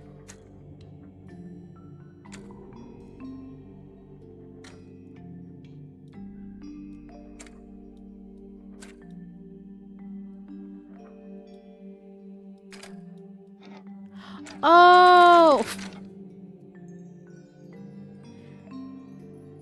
Shh. Okay, shush. Shush. I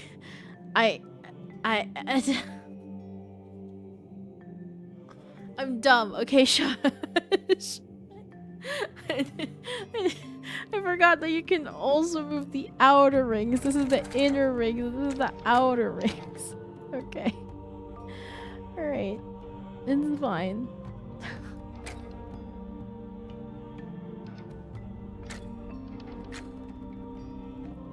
So...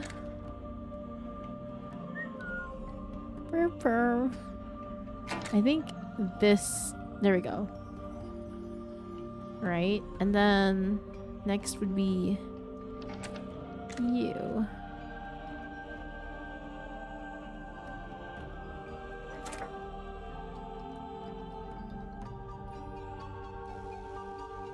Yes.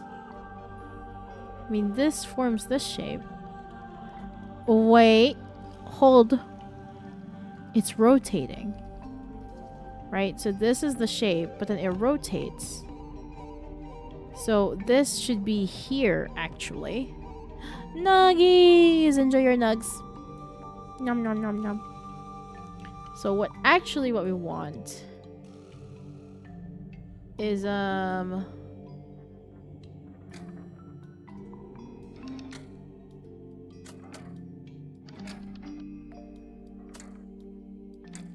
here. Right? So we want 1, 2. Yeah. So we want 1, 2. Then 1, 2. So then this is what we want. Yes. Yeah, thanks for lurking. Enjoy your food. There we go. Yeah! Look at me being smart. Nice. Thank you. The little hatch opened. What's this? A letter?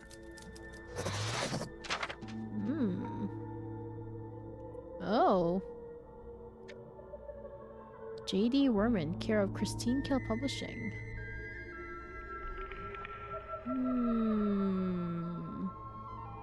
T.W. Ibis. That took me 3 days to figure out. I thought I was supposed to somehow make all the shapes into one. Ah. You know what? That's fair. Honestly, fair. That was also a little bit confusing. A letter in an envelope. Werman was keeping it hidden inside his typewriter. J.D. Werman, care of Christine Kale Publishing, Hillwood Boulevard, Sunlit City, 91052. Dear James, I've just finished reading your novel. Indeed, some congratulations are in order. As I've been informed, it is turning a tidy profit for you. However, as a fellow writer and fellow resident of Silkworm-on-Sea, I am sorely disappointed in your lack of integrity regarding the socio-historical foundations of your story. As it stands, your narrative is only scratching the surface of the deeper mythos surrounding the cursed helmsman Magnus Martuga. I know you want to go deeper, so I'm here to help. Linked on the back of this letter are coordinates detailing how, when, and where to find the Martuga submarine, the mysterious underwater vessel in which Martuga still resides. Good luck. T.W. Ibis. So Magnus Martuga was the inspiration for the main character in his book. I see.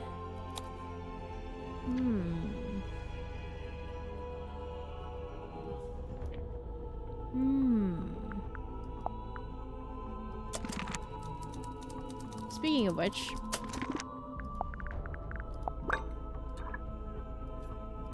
oh yeah, there is something there. What is that? How can we take it out? Never even noticed that. Alright, since we're here, might as well talk to him about his typewriter and then his handwritten letter. How come the keys are all messed up on your typewriter? It's old. Sometimes they fall off. I guess I don't always put them back in the right place. And what have you typed on that page? I'm taking another swing at a story outline for my next book. I can't make it out. It's some kind of weird grid. Cross-writing. Look it up. People used to do it all the time. What about these brass panels on the back? This one's my father's emblem, Mayor Dusk. That's why it looks like a D. And this is the governor's emblem, Governor Fellow. So that one's an F. Sorry, It's mine. couldn't help it. As you are well aware, seeing as how you just fished it out of the back of my typewriter. That's right, I was watching. I don't disappear when you stop talking to me, you know. The envelope's addressed to you, but it says, Dear James at the top of the letter. Congratulations, you've sussed out what the J in my name stands for. If that's the height of your investigative prowess, we're all in trouble. It's signed by someone named T.W. Ibis. Another astute observation. You know, of all the detectives I've met, you two really are the most recent. Grimoire, he's being mean to us. I noticed.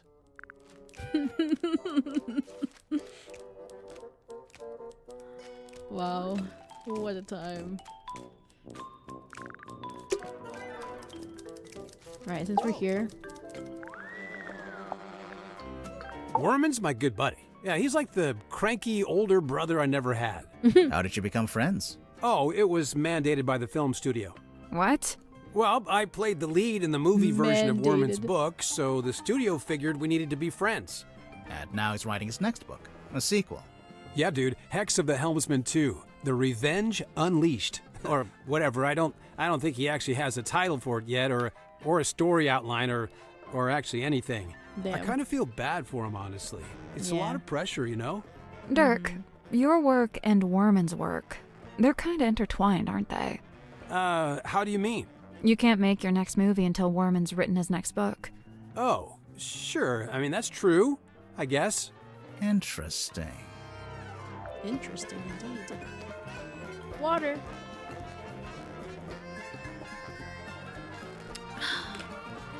To answer your question, Fox, I have played Disco Elysium. I have not finished it. Because it was my first time ever playing that type of game. And so I wasn't really sure how to play or what to do. So I ended up not finishing it and lost interest.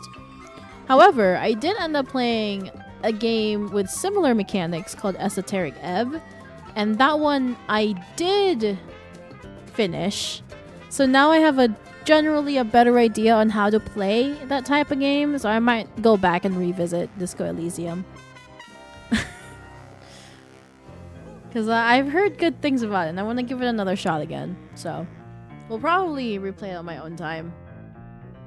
I don't think that'd be good for me to stream. So this one's fine to stream. But Disco Elysium, I think I'm just going to keep that for personal gaming time. Would be cool. That game is one of the best of all time and fun to watch because of all the choices. That's true. I don't know. I'll think about it. I'll think about it. We'll see. Continuing on. Wormo's typewriter. He lugged it all the way here. I tried to tell him about modern alternatives, but he wouldn't hear it. Why do you think he insists on using it? Other than the fact that he's a big old poser? I mean, probably because it used to belong to his dad. He's a big old poser. Damn. Alright, Dirk. Calm down. You don't need to be so meaning. Oh, hey, you found Worman's letter. Have you read it? No. Generally speaking, you do not read another dude's fan mail. What makes you think it's fan mail?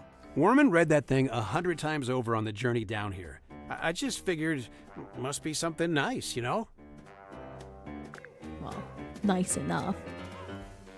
Which your character has your favorite theme so far? I'm really liking Dirk's. It has like the vibe of like he's just a fun and chill dude, and also just really loves his fans because you can hear like the cheers and stuff. It's just a silly time. It gives me very much like classic Hollywood, not necessarily Hollywood, sorry, classic old cartoon vibes. You know, like think Looney Tunes and Bugs Bunny, like that type of vibes. So definitely liking Dirks the most at the moment. Is he like... I think I already asked him about that. Alright, we've been we've here for so long. Alright, we could go up so that we can see this, or we can go down. I think we should go meet Madame Tadpole because she seems to be the one in related to this. Actually, before that, let's go back and talk to Cynthia about all the other stuff. He's inspired by Johnny Bravo, so it makes sense. That does make sense. He does have big Johnny Bravo vibes. This makes sense. Mr. Warman? I usually just try to stay out of his way. He's kind of grouchy. Did you know him before the submarine? No. He did grow up in Silkworm, but he lived uptown in a big fancy house. And I, didn't. Born with a silver spoon in his mouth, huh? Come to think of it, I don't actually think Warman was born in Silkworm. And, I think he might have mentioned something about disclaiming his inheritance. Oh. I guess he wanted to make his own money. Which, by all accounts, is exactly what he did after he left town and wrote that book. So why would he need to come back? He just really wanted to meet him, I guess. Meet who? Who else? Captain Mortuga. What is Mortuga's deal? Dirk's okay, I guess. I've not got a lot in common with him. He grew up in a big sunny city. I grew up in a little gray fishing town where it literally never stops raining. I guess he's pretty wealthy now, too. From his movie. I don't know. I heard he didn't get paid that much at all. Really? Something about his contract, his agent. I'll get my violin out. I'm sure he's doing just fine. Let's change the subject. I prefer to not speak ill of my crew behind their backs. I think Cynthia just remembered she's supposed to be the captain. That's true. She is only 18. But that does also make sense why he doesn't get much paid in comparison to his bigger co-stars, considering he is an unknown and then doesn't have as much selling power yet. So this makes sense. And also why he's so very much has much in the know about the contract and payment, because he's already dealt with it before. So this makes sense. Sim let you see her locket? Do you know what's inside? Did she ever show you? No, and I didn't ask. She's allowed to have secrets. Wait, you didn't open it, did you? Do we want to tell her? We don't have to tell her. I mean, I opened it. Didn't say I couldn't. Check case file. Wait, you didn't open it, did you? Nah. I should think not. Let's not tell her. Let's not tell her that we opened it. You know, this article's kind of unfair to Dirk. It barely mentions him. Probably because it was written before the movie came out, so he wasn't famous yet. Oh yeah, true. The movie was a hit, right? So Dirk's famous now? I guess he must be. He told me he's getting all kinds of offers from other studios. Lucky him. He must be thrilled. Good night, Mar. Thanks for keeping me company. Thanks for hanging out. Have a good night. I locked it in the safe. I didn't think... What is it? The night of the murder, when I was in the control room by myself, it was right around the time the ship's compass was freaking out. You used the underwater imaging system? I don't know why. I couldn't resist. But then this came out. I wish I hadn't done it. I put it in the safe so I wouldn't have to think about it. I can understand that. Really? Yeah, sometimes you gotta compartmentalize. One thing at a time, you know? That's true. She really is just a teenager, man. You should not be having this type of authority. I still can't tell what that photo is showing me. That's your mom? Yeah, she was the harbor master. That's a pretty fancy jacket for a harbor master. Looks more like a naval officer. Yeah, well, she had a lot of big ideas. She was super ambitious, always making plans. My dad could barely keep up. That's your dad on the right? Yeah, stepdad, but yeah. Are you too close? Not really. We kind of drifted apart after a while. After we know what.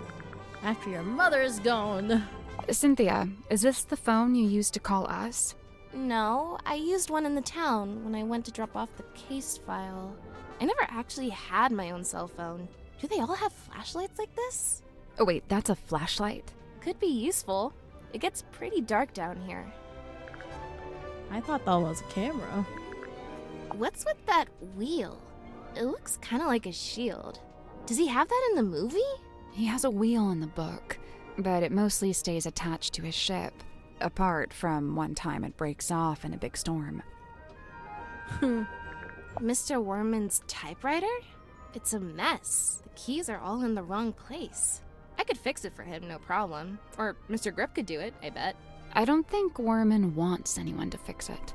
Oh. Weird. Yeah. Let him be. The stamp. That's Governor Fellow, the guy who owns Silkworm on Sea.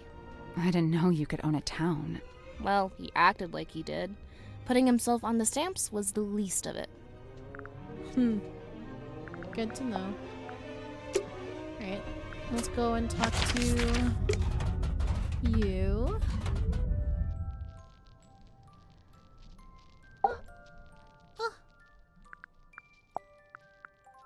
Fair Cynthia, O truest friend, my steadfast fealties won. You're both from Silkworm, and you're the same age.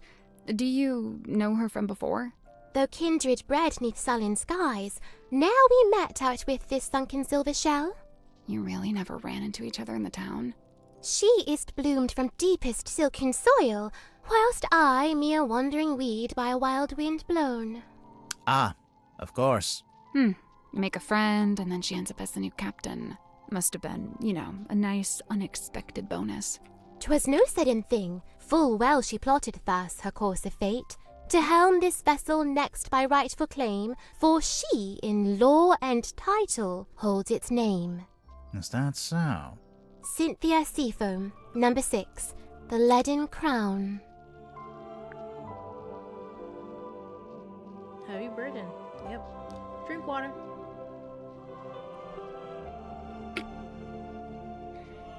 Did I not close my bottle properly? Wonder what time period this game takes place in. Cell phones don't seem to be commonplace yet. Yeah, I would say like 90s or earlier. But at the same time, not really. Because I feel like this is obviously an alternate dimension. Very alternate dimension. I think Fox mentioned before that it has very much D&D vibes. And where it's based off of 1900s type of ideal for fantasy. Because the submarine reminds her of that. But I like that it's vague and ambiguous. A heavy burden? Doesn't say anything. He'd dreamt our ship some boisterous boat, where tensions flowed and tempers boil. Alas, upon inspection showed, our home fell plenty short. Still he yearned for storm to swell, for keel to list, for sail to sway. He was waiting for something to happen. Something did happen. The captain was murdered. And crime dark scene, but consequently came the freshest focus for his ever ponderous gaze. James Worman, number 7, the Empty Inkwell. Apathy? Don't know if I'm right or not. In BG3 has submarine too. I didn't know that. I don't think I got into that point in my playthrough with my friend yet. The submarine. I don't think we're that far in. To be honest. Because we only play like twice or once a week. For like a couple of hours. Because life. So it'll take us some time to get through the end. But we'll get there. An actor or a mage in guise, who sways men's souls with artful feigned truth. You, think Dirk might be swaying our souls? Fret not, as dwell he in this deep sea womb, his strength's divorced from skyward source. Skyward source. The sun, I'm guessing. How do you know he likes the sun so much? Alone he's oft espied, atop our ship, and stood enrobed in warmer light. Dirk goes up on deck a lot, huh? By himself, I wonder. Dirk Dansum, number 8, the shiny penny. Capitalist greed? Capitalist greed? No clue. Based. Wow, there's a whole lot of clues we haven't asked her about. She really does. She doesn't want to affirm or deny our thoughts about it. Do you remember when Cynthia first got hold of this? I saw her running from the bridge, all pages clasped in hand. Where was she taking it? In a hurried hurry haste she was bedchamber bound. Wait, all pages clasped in hand? Yeah. Both pages, surely. But mere semantics, sir. Yeah, let her have her thing, Grimoire. Down with the bourgeoisie. Both she and I hath mothers lost, and both a token keep. Unlike you, though, Cynthia's not wearing hers. Cynthia's already got a cool jacket. One that actually fits her too. And stitched it I, at her request, with mine own hand. Aww. Really? When did she make this request? Some long while ago. Before the murder, huh? Damn. That's sweet, though. The numbers spoken by the ship, they falter, flailing weird and wild, as if she seeks to speak, yet lacks the tongue to voice her troubled thought. You're saying the ship is alive? She tries her best to honor fate and call it by its newest name. Cynthia? I will admit, in quiet hours, the former name returns. What's the former name? Need you only glance beneath a single slip of paper? Seafoam. The Seafoam submarine, obviously. I tried it once. Tried what? To turn the wheel, to steer the ship. Oh, how'd it go? It did not. I was too weak. Indeed. 'Twas my mother's own, or so I'm told. You don't know for sure? I was too young. I don't remember. I dearly hope to ask her, and know the truth at last. Do you think you ever will? The question that bestirs my soul. Damn, she really just be staring straight at us when she said that. This is Dirk's, I'm guessing. You guess correct. Kind of him to lend it to you. Yeah, I'd imagine it's kind of precious to him. Au contraire, he spoke of it with sulk and scorn. Glad was he to see it gone. Well, considering he only has a little corner, that makes sense. There she is. Who? I don't know. I've never seen her with my eyes. I've only ever heard her voice. When? At night, when half asleep. Half asleep or asleep? What did she say? I wish I knew. Oh, how I wish I knew. If you've never seen her, how'd you recognize her from the photo? I cannot say. May I ask where you found it? Actually, it was in your bedroom. Oh, this is what Cynthia was hiding under her mattress? No, we found it in a safe. Oh. But now I feel like we should check on Cynthia's mattress. Yep. Now we're gonna check Cynthia's mattress. I still can't see whatever it is that they're seeing in that A photo. portrait of fair Cynthia's youth. Sim? What's wrong? Mine eye is drawn against my will to she that lingers far from frame. The ship Submarine. in the background. What about it? A sorry, sorrowed tale has she, for never fully wrought. Left to rust in stillborn state, the dream forever gone undreamt. So basically, made for her mom, mom dies, and mom can't sail the ship, so the ship just lays there in disrepair and not finished. And then Martuga yoinked it somehow and commandeered it And then Cynthia's like, no, it's mine. This is my mother's. I don't know. That's my assumption. Employed it be to speak with unseeable souls? Assuming you can get signal. Who'd have thought that Dansome Dirk, of all our kin, is playing host to Hidden Ghost? How is she, like, keeping up all of this wonderfully beautiful prose? An effigy of Dansome Dirk? Or doth it bear the form of former fallen captain? Technically, neither. Well, technically a mixture of both. It's so heavy. I can't imagine lugging this around everywhere. Werman likes writing on it, I guess. And supposedly, that's the whole reason he's here? To write his next book?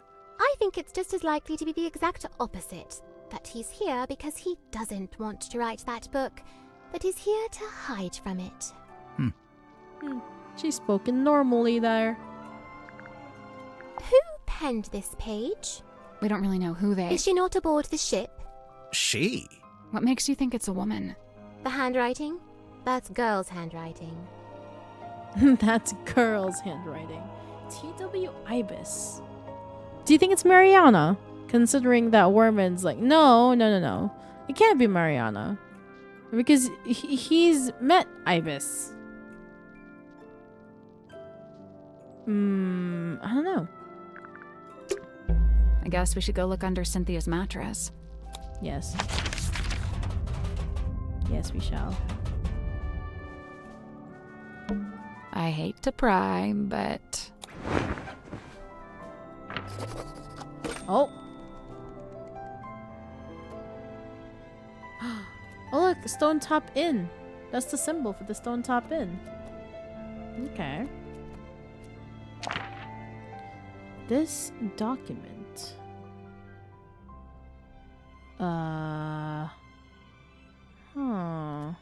It's a deed of ownership that's been signed by many different people. This document, originally handwritten by Solomon Stonetop, may be presented as proof to one's ownership of the property in Silkworm on Sea known as a Stonetop Inn. The following individual is now registered as the Stonetop Inn certified proprietor and landowner: Selena Stonetop, Felicia Stonetop, Magnus Mortuga, and Dunn Drummond.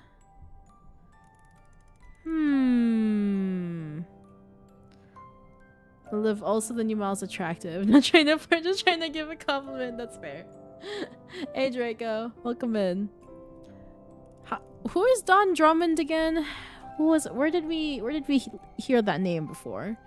Don Drummond. Don Drummond. Is that the dad? Is that Cynthia's dad? Dear Magnus, I've come to see you before I leave, but you're asleep. I don't want to wake you up, as I know you need to recover after what happened. The mark she left on your shoulder hasn't faded, so I think it might be permanent. Luckily, I think it looks quite heroic. I'm leaving my cabin key with you as well, so I can always keep an eye on you. But no, you won't actually need to use it. Nobody will. I'm having the dearest Selena decommissioned. It's over at the Drummond shipyard, and they're going to take it apart. I told Don he could strip it for parts if he wanted. As for our cargo, the bell and the buoy are in my room, and I've returned the mermaid's tongue to its resting place. Please, try not to dwell on it. Magnus, I have to leave Silkworm tonight. I'm giving you the inn. It's in your name now. Hopefully he'll see you again. Felicia. Cynthia's stepdad? Yeah, that's what I was... as I read this note, Drumyard Shipyard, so yeah, that's Cynthia's stepdad. Drama! Truly, the drama is real. Okay, well, that's interesting. Alright, well, we'll keep exploring. Let's go meet Madame Tadpole.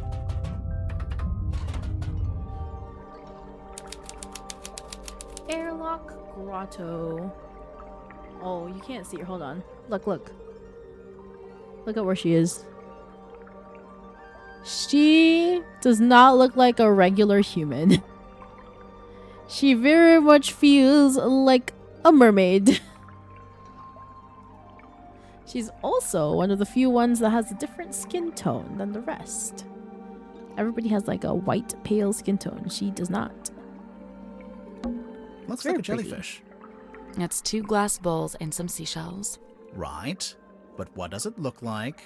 Jellyfish. It is a very pretty room. That's a big mirror. It's the kind of mirror you'd walk through to get to Mirror World. You've been to Mirror World? What's it like? On reflection, it's not that great. Ugh.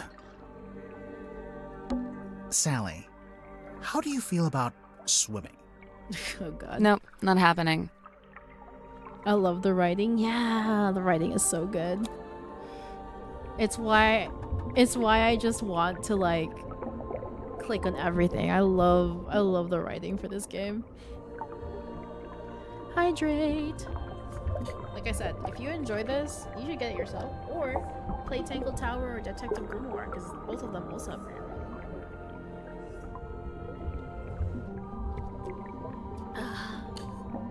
Would recommend. There is treasure down there.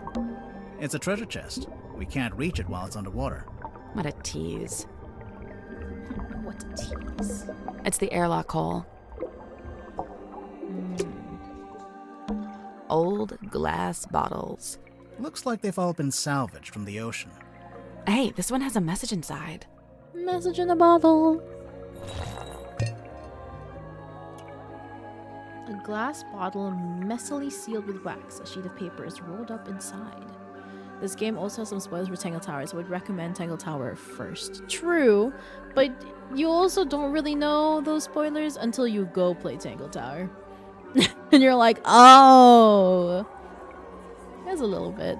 But I think it's still, you know, in my opinion, the spoilers are less of a problem, and I feel like the journey to getting to the end is a much more enjoyable experience than just finding the end. My opinion, personally. That's what, yeah. Personally, for me, I don't really mind spoilers. I like seeing how the ending got to be. AKA the journey to get to the end is more interesting for me than the actual end. There are some stories where, yeah, the ending is much more better than the journey itself, but most of the time, I prefer the journey to instead of the end.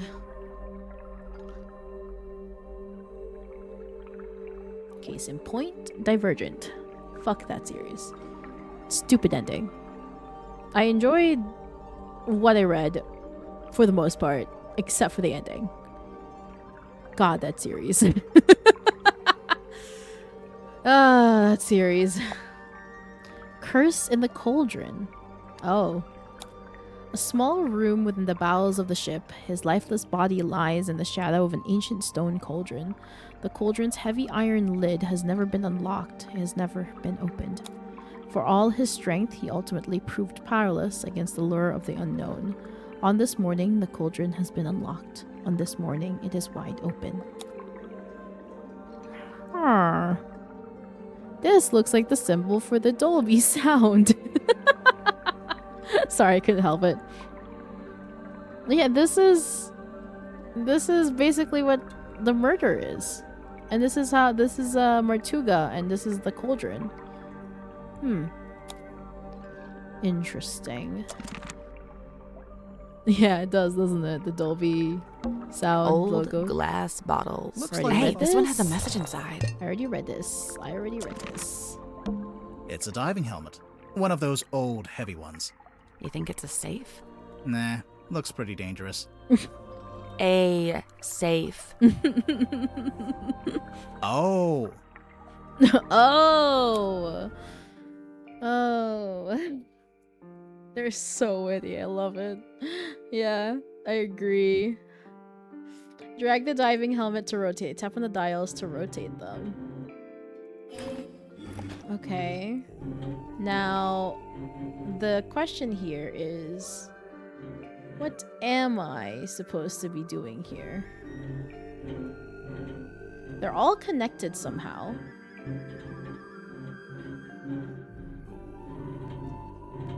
Yeah, they're all connected somehow. Am I supposed to match? Am I supposed to match? So like this is a triangle, that means this should also be a triangle, which means this should be a plus. That should be a triangle. And then if that's a triangle, that means this is a circle, which we can't do. Add time. Oh, it's break time. Y'all know what add time means. Add time means break time. So we'll be right back after the ads. I'm gonna go walk around my house to see if my family is alive. BRBs.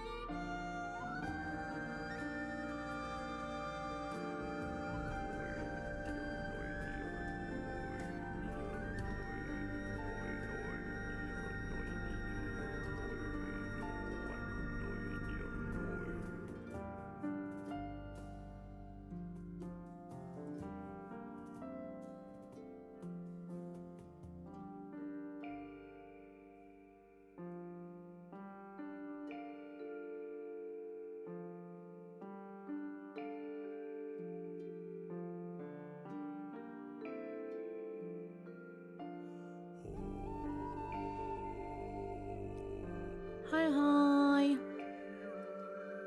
I'm alive. Hello. Alright. Thank you. I think I do have the right idea though, that it has to match. So in this case, since this has to be a plus, this has to be a plus, then oh, we can't do that. What's the other shape that they have in common? The triangle. So that's the triangle, so this has to be the plus.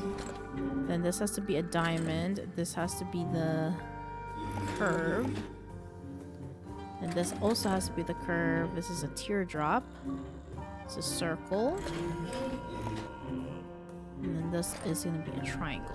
So I think this is correct. That's the one. Yippee! Wow, my brain is actually functioning today. Really proud of myself. Good job. Thank you. What's inside?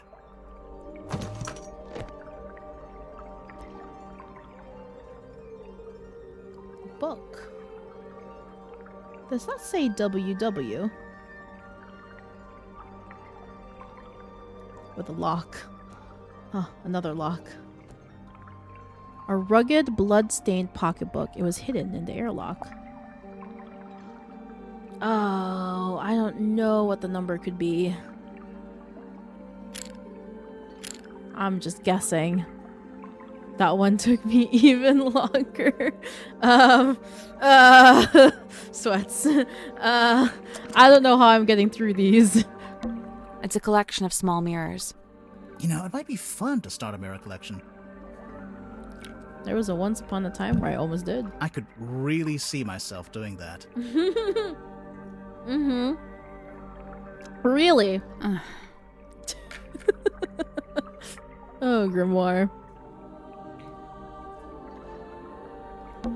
It's a ladder. It doesn't go anywhere, though. I imagine it's for lowering into the hole so you can climb down. Oh. Or, you know, you could use it to display your collection of rusty jewelry. Alright, let's talk to her. Wait. Oh, that reminds me. I need to buy new towels for my bathroom. Sally, we're solving a murder here. Focus. Focus. Focus. Hey, it's me, Madam Tadpole. Yep, that's my name. First question. Go. Are you a mermaid, or what's the deal? Great question. Half mermaid. The top half, obviously. From the waist up, all mermaid. And as you can see, I have the legs of an ordinary human woman. An ordinary human woman? Who happens to be an Olympic-level swimmer. Second question. Go. She has the mommy voice. The stereotypical mommy voice. Actually, no. Not necessarily like the mommy voice as in like... Actually, no. Never mind. She could be a dommy mommy. I could hear it. Moving on. So, Madam Tadpole, you're a professional swimmer? Or a professional mermaid? I'm not a professional anything, not anymore. I'm done with all that. Do you have gills? Nope, it's a tattoo. Sorry to disappoint. Darn. It's cool. Why'd you get it? I've always been real good at holding my breath underwater, like scary good. The other kids used to call me Fish Girl. Ah, kids can be mean. I'd say they had it right. How come you're here on the submarine? Okay, so I like to go diving. In the sea, deep. Oh, like with an oxygen tank and a mask? No. I don't use any of that stuff. Anyway, so one time I went too deep. I wasn't going to come back up. I was pretty much done for. Somehow Magnus found me, pulled me into his submarine. He brought me back. I owe him my life. Wait, so are you from Silkworm? Were you living in the town? Nope, I'm from far away. Then how come you were diving into this bit of ocean? Oh, well, yeah, I was visiting the town. For work. What kind of work? Performance art. Kinda. Like I said, I'm done with all that. So, Mortuga saved you from drowning, and you just decided to stay? It's where I belong. The ocean. I had my fill of living on land. I've got no interest in going back. I love the laughing animation. For who? For this character? Or girl be like, let's get out of here before the moon gets frisky vibes. True. Tadpole. Nice. Dude. The entire time she was talking, I was just staring at her eyeline here. I just kept on staring at it, and I'm just like, wow, that's long. Looks like you've made yourself pretty comfortable down here. Magnus offered me one of the bunk rooms, but I turned him down. And yeah, over time I turned the airlock into a nice little home for myself. Kumo. You didn't finish, Kumo.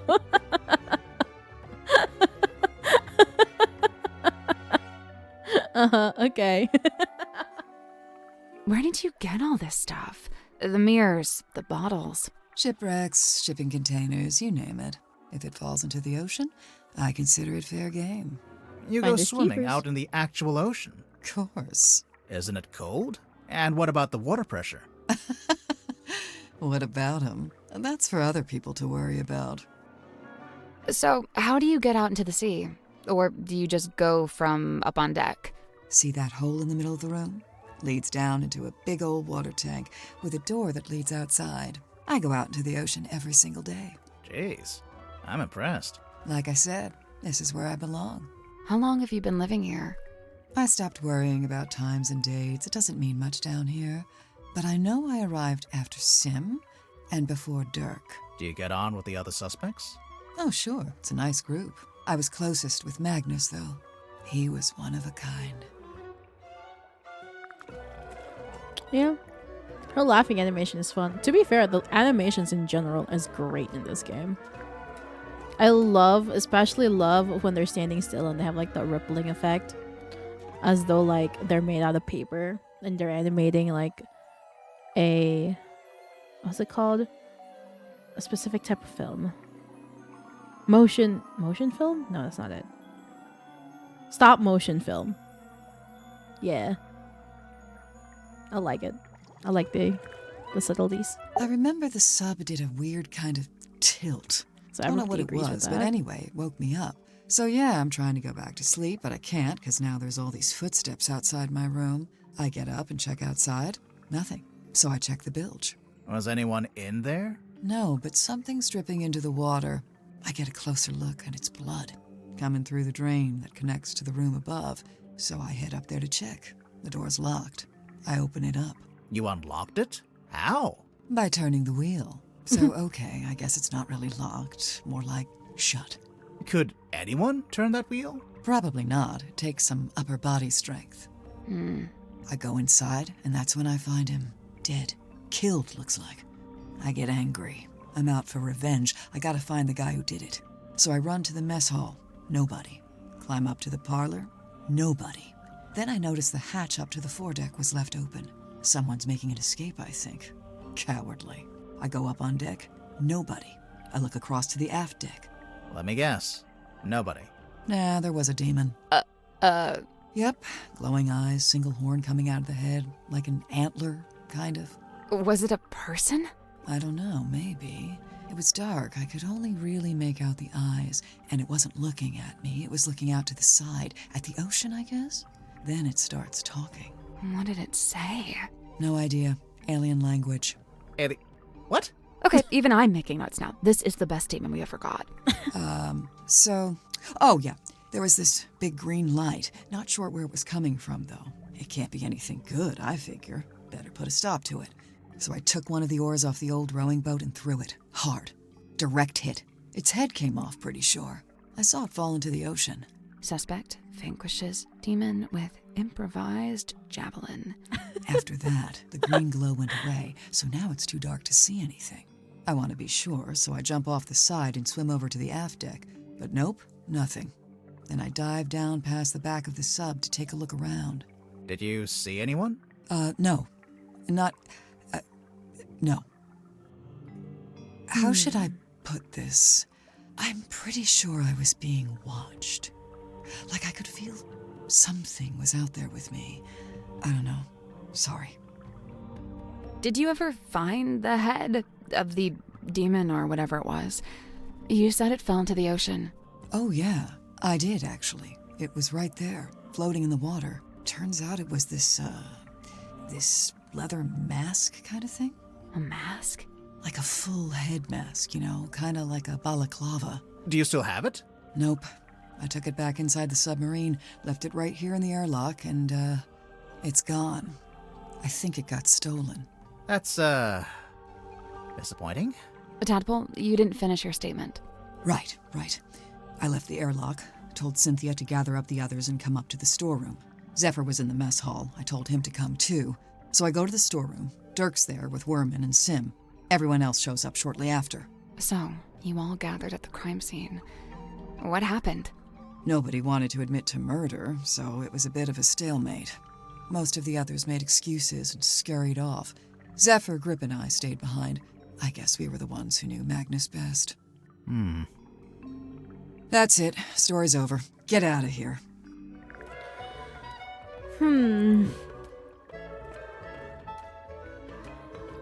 Well, that was an interesting statement. The first thing I definitely need to revisit is Cynthia's statement and definitely Sim's statement. Because Cynthia and Sim's statement just doesn't feel right. Because it was showing that Cynthia... Oh, wait, no. It made sense. Cynthia was down there because she was going to Grip to go fix the compass. I remember that. I still need to rewatch Sim's statement, though. Feel like Sim's was weird. She told that crazy story as if it was another Tuesday. She's so chill, for real. The most chill ever. Miss Tadpole, you said you were an Olympic-level swimmer. Oh, sure. They never let me compete, though. I got banned way back when I used to swim in regionals. Why? What did you do? Nothing. They just decided I had certain physical abnormalities that made it unfair to the other swimmers. That kind of sucks. It's whatever. I never really cared about competing anyway. So what did you do after you got banned? Oh, you know, left home, traveled, got a job, quit that job, traveled some more. And, Man, she's have so you, cool. have you always been green? Oh, you finally built up the courage to ask, huh? No, it was a reaction to some chemicals we used in a little water tank I used to swim in. The doctor said it's reversible, but I couldn't afford the treatment, so yeah, I'm green. Interesting.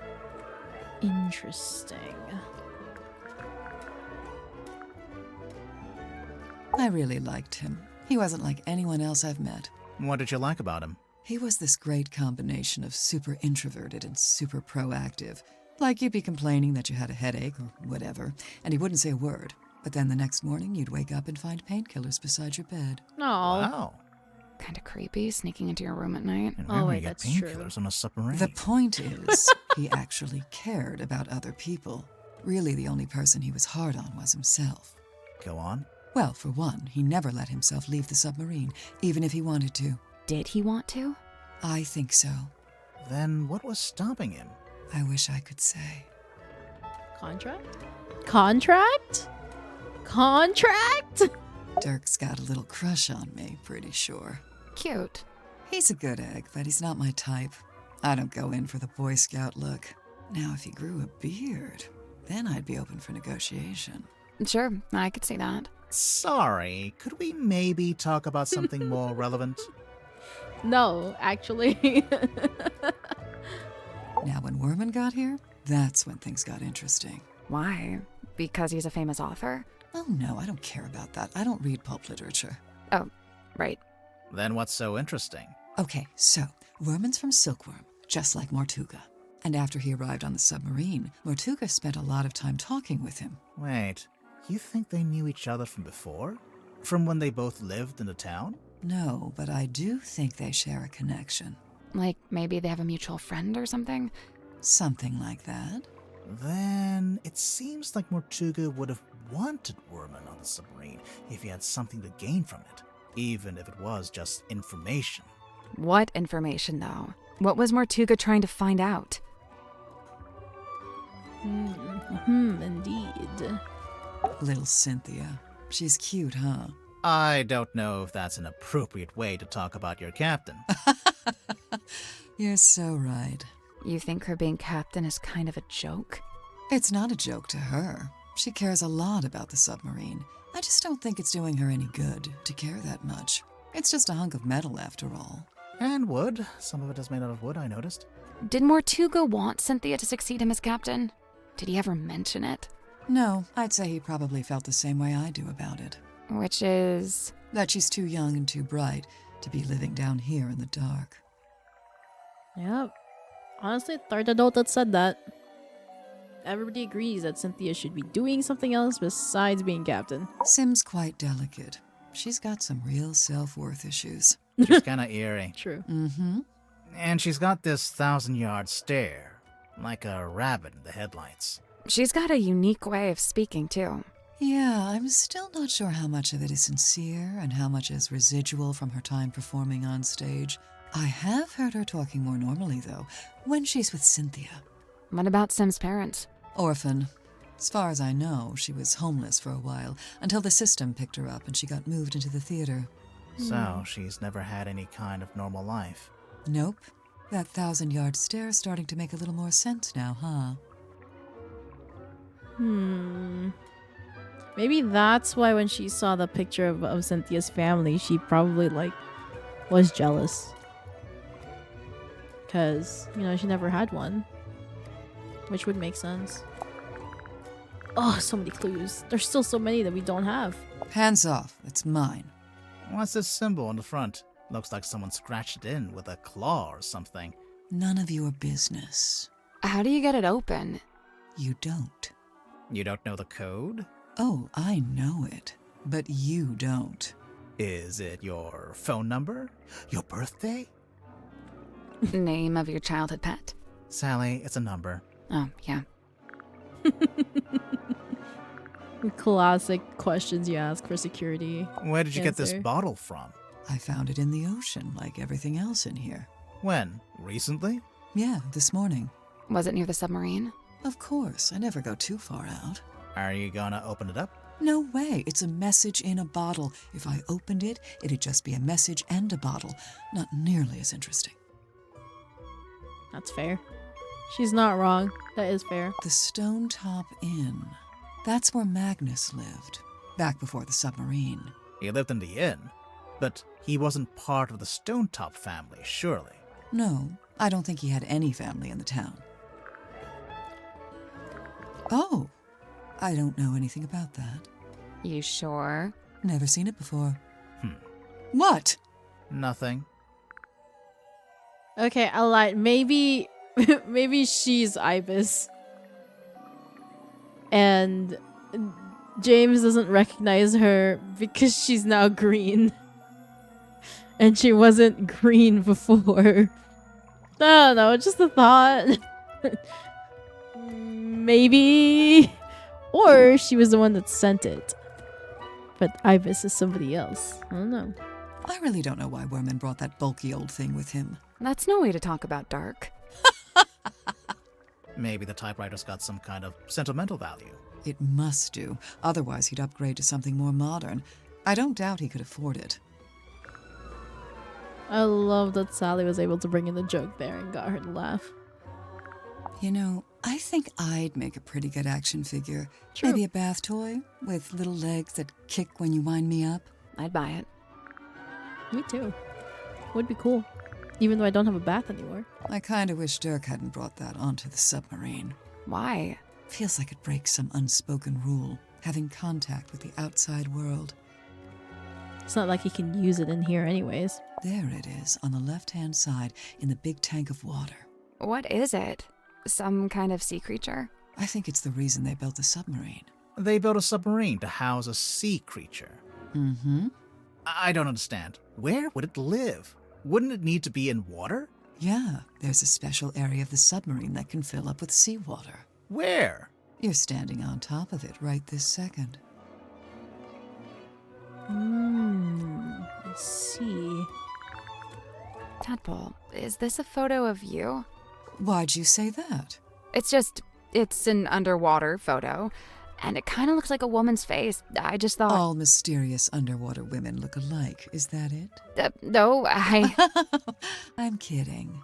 For the record, I don't think it looks like you. Right, it doesn't. In fact, it doesn't look like anyone. I was thinking that maybe the person that people saw was her swimming down, but now I'm unsure. Yeah, see, this is what I'm talking about. Dirk looks way better like that. The beard, the long hair, the outfit. You like the rugged pirate look, huh? She I does. can't help it if I have a type. She does. That's probably why she likes Magnus too. I'm surprised Sim let you see it. She's normally pretty guarded about it. Do you know why she wears it all the time? It's some kind of family heirloom, I think. Magnus used to let me steer. He even taught me how to do it. Sounds like he was setting you up to be the next captain. I don't know about that. I guess now that Cynthia's captain, she wants an up-to-date blueprint of the submarine. Why was there an out-of-date blueprint? The ship has kind of a complex history. She's been through a few different phases, lived through a few rough patches. Truly does feel like it has a complicated history. Are we sure it's Dirk that has a crush and not the other way around? Maybe. Maybe she's just trying to play it cool, saying she doesn't have a crush on Dirk. But maybe she saw the movie and she actually liked Dirk in that movie. And was lightly disappointed when he didn't look like that in real life. Like normally, I mean. Magnus really wasn't one for record keeping. Well, you did make a few entries, though. Looks like it's just each time someone new arrives on the submarine. That makes sense. He was always people-focused.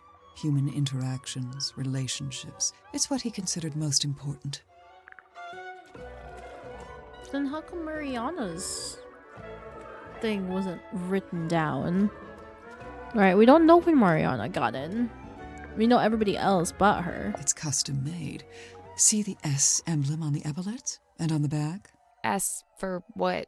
Seafoam, obviously. So why isn't Cynthia wearing it? I guess she'd rather keep it preserved. It's her mom's, guys. Looks like Mortuga chose to use a typewriter for this. To make it more official, maybe? It's more that he didn't like writing by hand. He'd even sometimes ask me to write things for him. Like what? Oh, just little notes, you know. Hello, Dr. Azrael. Welcome in. Happy Saturday. Or Sunday. Or sorry, today's Sunday. Happy Sunday. Or Monday, depending what day or time it is for you. I forgot today was Sunday. Where did you find this? Symmetry had it. Does it not belong to her? No, it belongs to Magnus. Just the front page? Or did he have the whole newspaper? Just this one page. Why is he so interested in Sim's old magic act? He's not. Is the other side of the paper?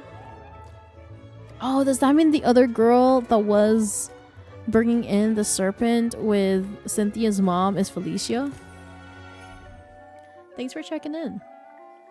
Half an hour than it is Monday. Oh, 7. So it's still Sunday. Woo! Yeah, so he probably wasn't interested in the Sims section, but rather the other side where they talked about the sea serpent and had the picture of Cynthia's mom, and I'm assuming it has to be Felicia, considering the letter or the note and the indeed, like, just feels right. Where did you find that? Yeah, it was in Sim's. Oh, we just found it lying around in a corridor. What is it? It's Magnus's key. It unlocks his cabin. Really? Yeah, you just gotta push the iris, and the key pops out the back, see? That feels kind of violent. So, you need this to lock or unlock the captain's cabin.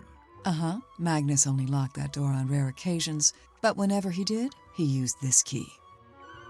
And, the cabin is? Down the hall from the parlor, at the very back of the submarine. Down the hall at the parlor, back half this up. Is that the top? All I can say for sure is that at one time, this cauldron spent several years underwater. Not just underwater, but in the ocean. I can tell by the growth of the barnacles and algae. Mm-hmm. There's no growth on the inside, though. Or on the lid. Yeah, I noticed that too. I'm pretty sure Magnus kept this in the storeroom. He had it covering the cauldron, I guess? It seems likely. Just to protect it from dust? Or maybe he was specifically keeping it hidden. Possibly. I saw posters just like this up on the walls in Fortuna Hall. You went to see Symmetry's show? No, by the time I came through the town, she'd already left. But her posters were still up? Yeah, the owner was scrambling to find something new. I don't think she wanted to admit she'd lost her star act. The theater owner, that's, Baroness Fortuna? That's her. And did she ever find a new show? No. It didn't work out. Was she the new show? That'd be really funny if she was. This was on the floor of the crime scene. Do you know what it is? Poison, maybe? We don't know that. We don't know what it is. Doesn't make any sense for it to be poison. Magnus was killed with a blade. something sharp. Right, but there wasn't anything like that at the crime scene. Well, then it must be somewhere else. Indeed. Turk tried to get me to take these. He's convinced we've all got a vitamin D deficiency. He said that's why everyone on the submarine is, in his words, moody and weird. Damn. Okay, Dirk, calm down. What? I feel like I know what this is. The thing in the painting. You've seen it? Not seen it, more like felt it. I'm pretty sure it's out there. Maybe even right now. Should we be worried about this? That's up to you. Well, there's always things under the water that is always there. We just don't know it's there. There's a reason why thalassophobia is a thing.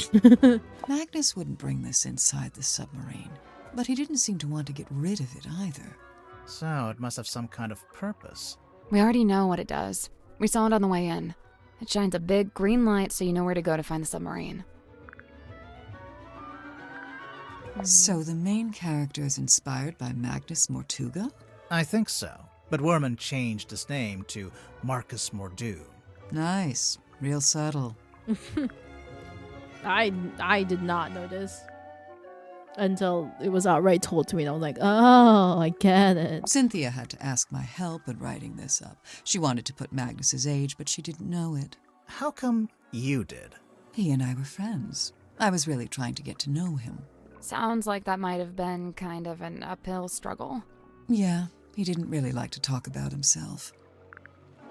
Darn. Okay, that's everything we can talk to her about. Tadpole didn't give us the code for the pocketbook. No, she didn't.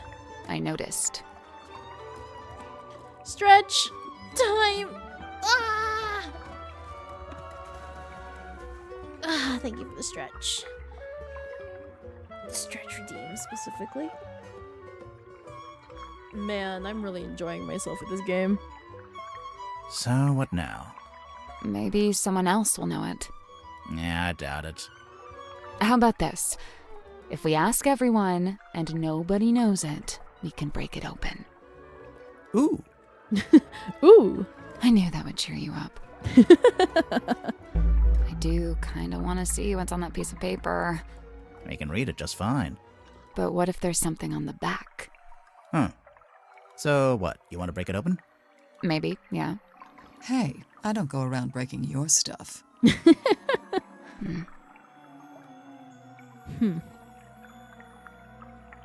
Well, maybe if you're not here, break it open. That... Oh, right. No, never mind. I don't know what this is. I am curious what this room is. This is where Tadpole saw the blood leaking down. It's almost pitch black in here. I'm guessing you didn't bring a flashlight. There is something. Use. We can use Dirk's cell phone. Yes. Do you think he'll mind? Probably not. Point it here. Here? You're not pointing it at anything. Well, where should I point it? No, not there. Over Like here. this? You're doing it wrong. Point it over here. Over here? A switch. See? I knew what I was doing. Dumb luck. It looks like some kind of dial. Oh, here we go. Puzzle time. Rotate the 2 outer metal dials and 2 inner glass orbs. Oh no. Oh no. Not 3D spatial stuff. Okay. I'm not very good at spatial. Okay, this one's definitely gonna be up here.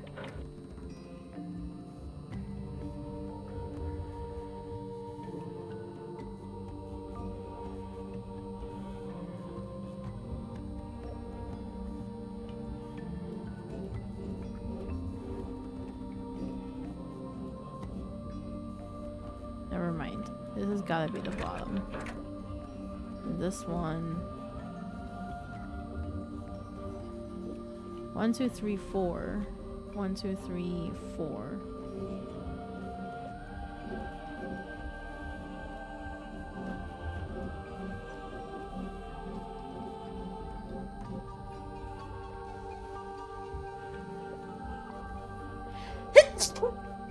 Excuse me. Okay, so both of them can turn into this 2x2, which kind of sucks.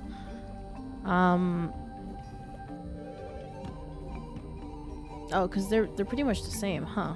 Never mind. I'm dumb. Thank you. Right.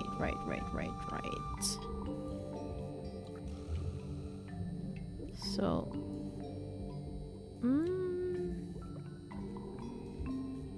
almost. We just want this to be red.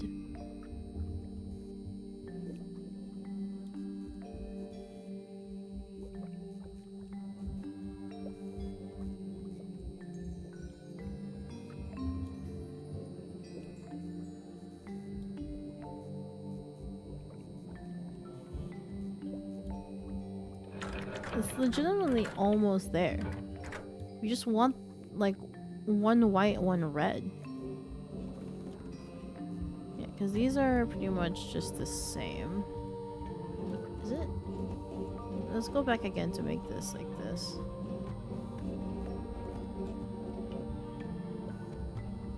Right, let's match it.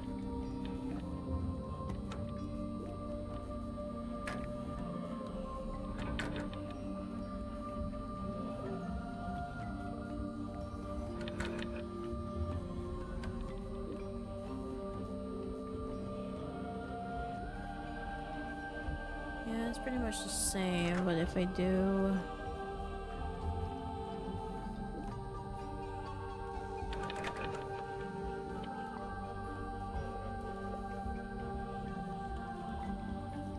Okay, I just legitimately have to figure out how to...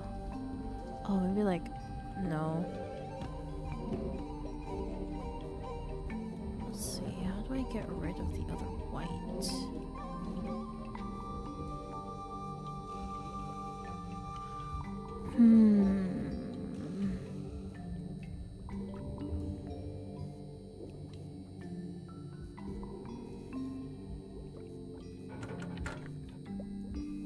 This is almost there.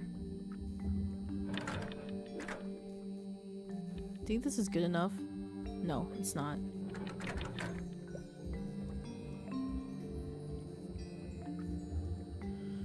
Let me see if I can make that again. Over here. No.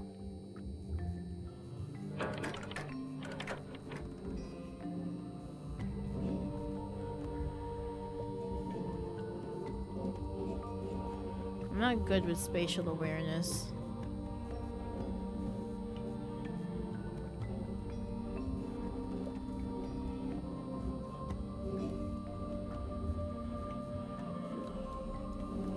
Trying to do a spatial awareness puzzle is not helpful. Wait a minute. Hold on. I think I unintentionally did it. Lamau. Hold.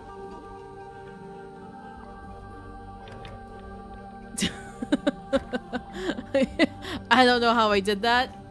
No clue how I did that. Got it. No clue how I did that. I don't know. It just ended up happening. Nice work. I don't think I could replicate that even if I wanted to.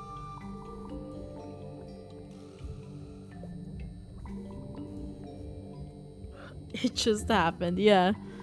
It's like eventually you'll twist it and it'll eventually solve itself, right?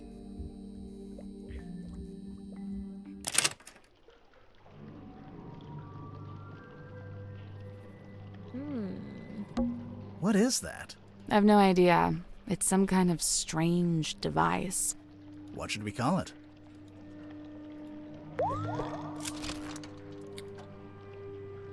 It looks like a gun. Unidentified device found floating in the bilge water. What's this? Driving license. Oh. That's what she looks like before she got greened. Tanya Tadpole.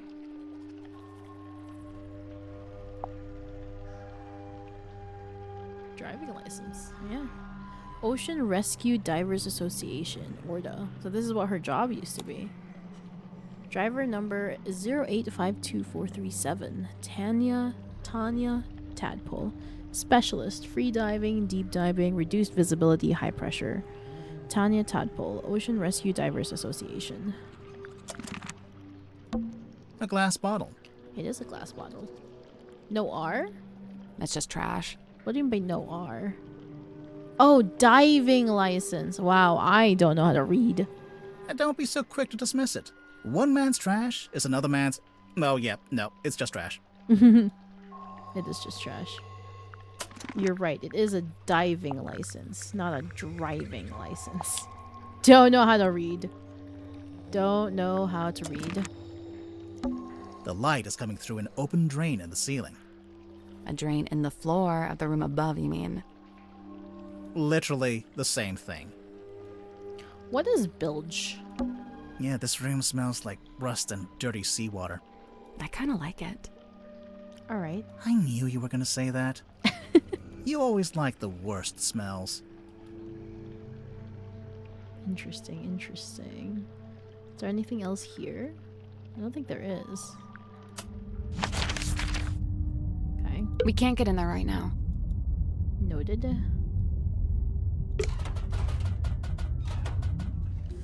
Hello. Mr. Grip. Hello? Is anyone there?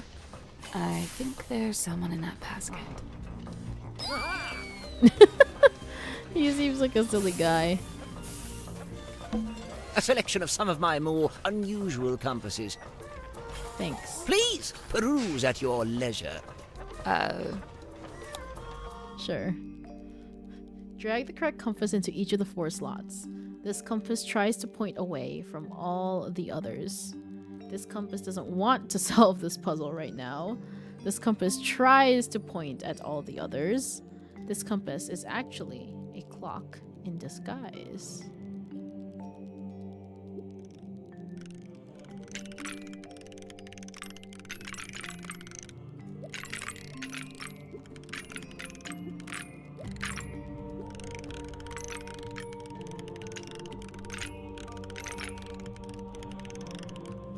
I think this is the one that tries to go away from the others.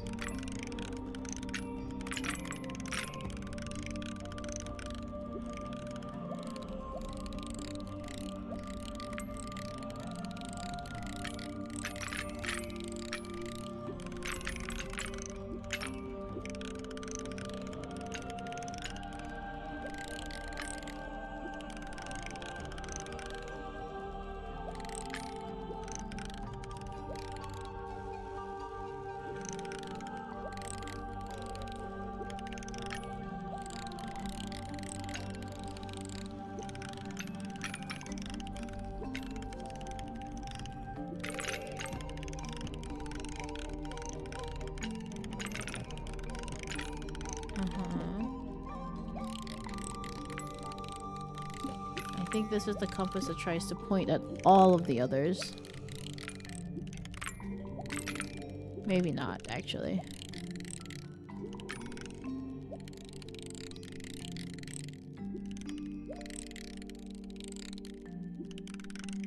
Never mind, it's this one.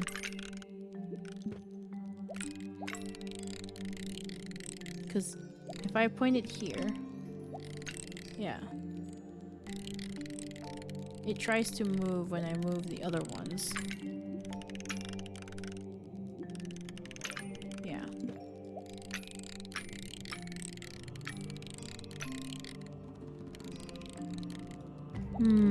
Which one of you is a clock in disguise?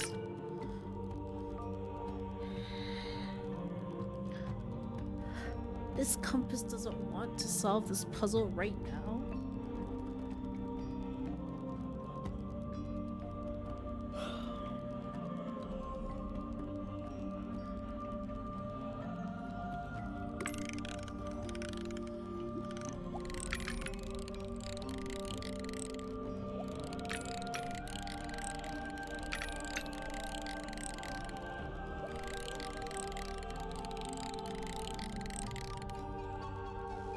I think this is the clock.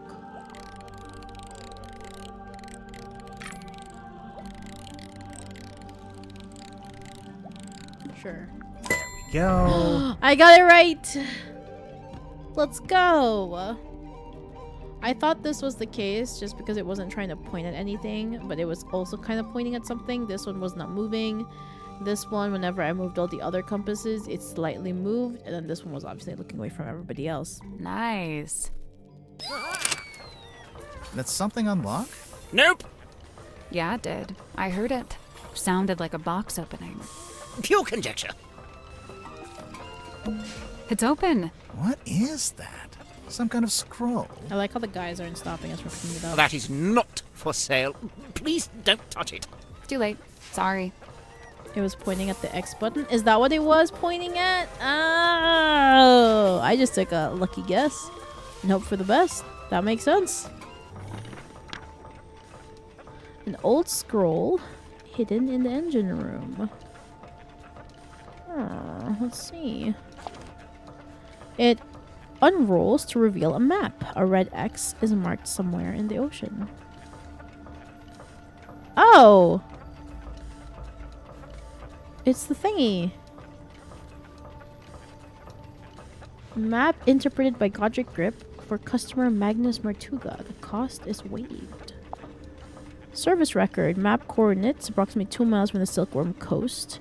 Map interpreted by Godric Grip for customer Magnus Martuga. The cost is waived. Mr. Grip's Emporium Silkworm on sea. What was he looking for? And what is the purpose of the buoy? Who are these guys? Just some of my satisfied customers. Is that the balloon part of a hot air balloon? I think so. And it's branded with a logo. Mr. Grip's Emporium. It's a basket for a hot air balloon. He's having a fun time. Do you think there's anything in there? I can see what's in there. It's a human man. Right. Let's talk to him first. I'll come talk to him in a moment. It's a big compass. This is the one that he's trying to fix because it was going wonky. Broken compass is in the process of being fixed. It was on display in Grip's shop. I love how bouncy his hat is, for sure.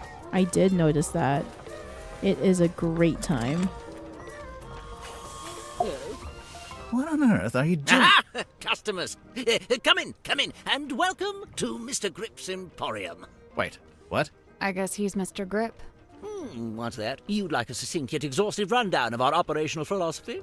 I don't think I said that. Here at Mr. Grips, we plot the unplottable, chart the unchartable, and measure the unmeasurable. No sea too vast, no night too dark, no fog too thick. With the right contraption in your pocket, even the great unknown may be quantified and calculated. So fret not, noble navigator, as we stock all the essentials. I love that. I also love how his walking stick also has a bouncy hat. If you notice, this is really bouncy. Also really love how fluid he moves. In comparison to everybody else, he moves a lot and he's very fluid. Oh.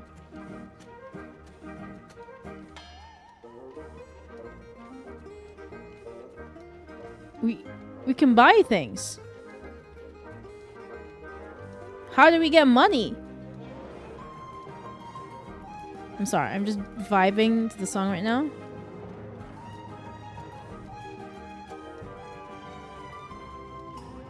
I'm legitimately just vibing.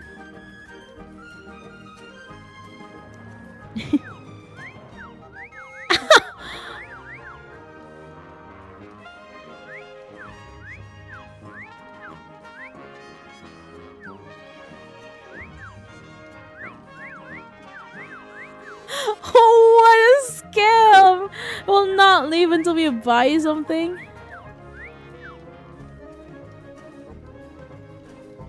Grimoire, you don't have any money? I don't have any gold coins, no. I'm sorry, you can't afford this item. I don't want it. I didn't know that the shop button moves on my playthrough. Sorry, we're now on an ad break, so I guess we'll stop here as I continue to play. Hitting exit shop.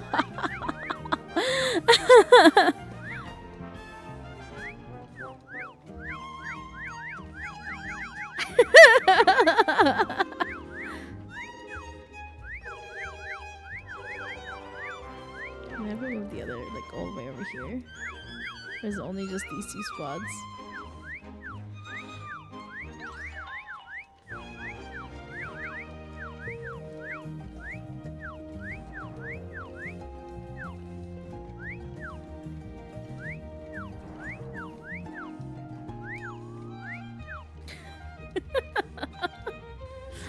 Oh no.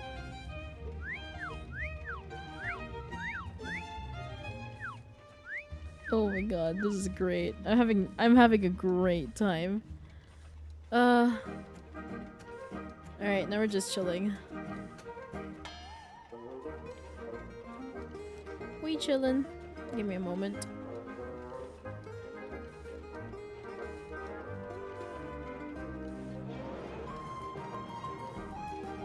Alright. I'm gonna stretch and stand up because I'm slouching.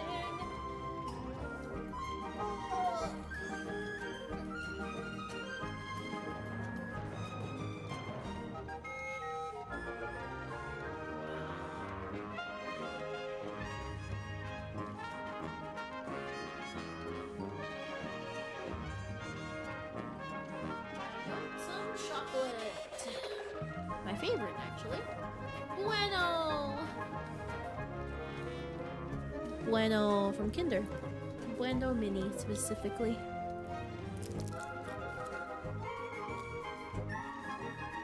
Ba-ba-bum-bum-bum. Thank you for the follow, Smudgy Bard 108. I appreciate it. I'm glad you're enjoying your stay here.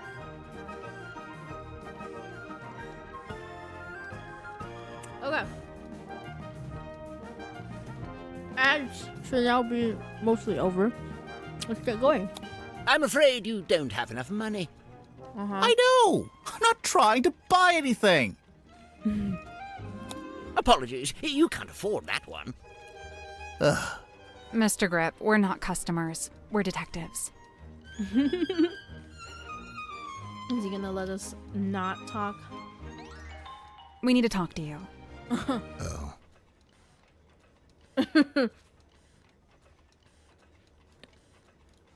Why didn't you say so? Oh my god. Now, what is it you wanted to know?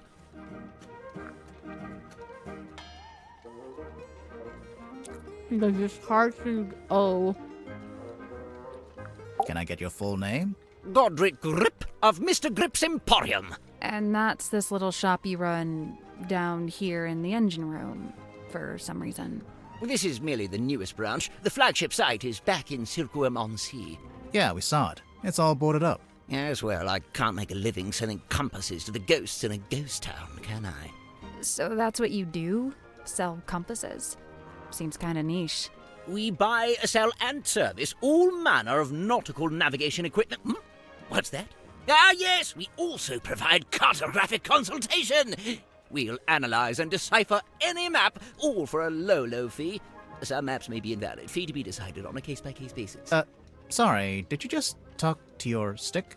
Yes. You mean Cornelius Kane? And he's given it a name. Great. Yes. Don't ask any follow-up questions. Maybe he'll let us move on.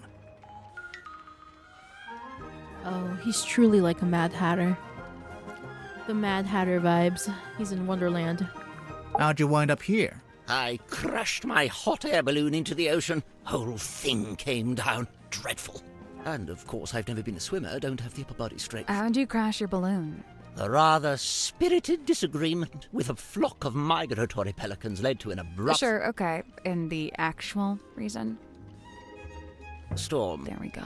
Wait, so you're an aeronaut?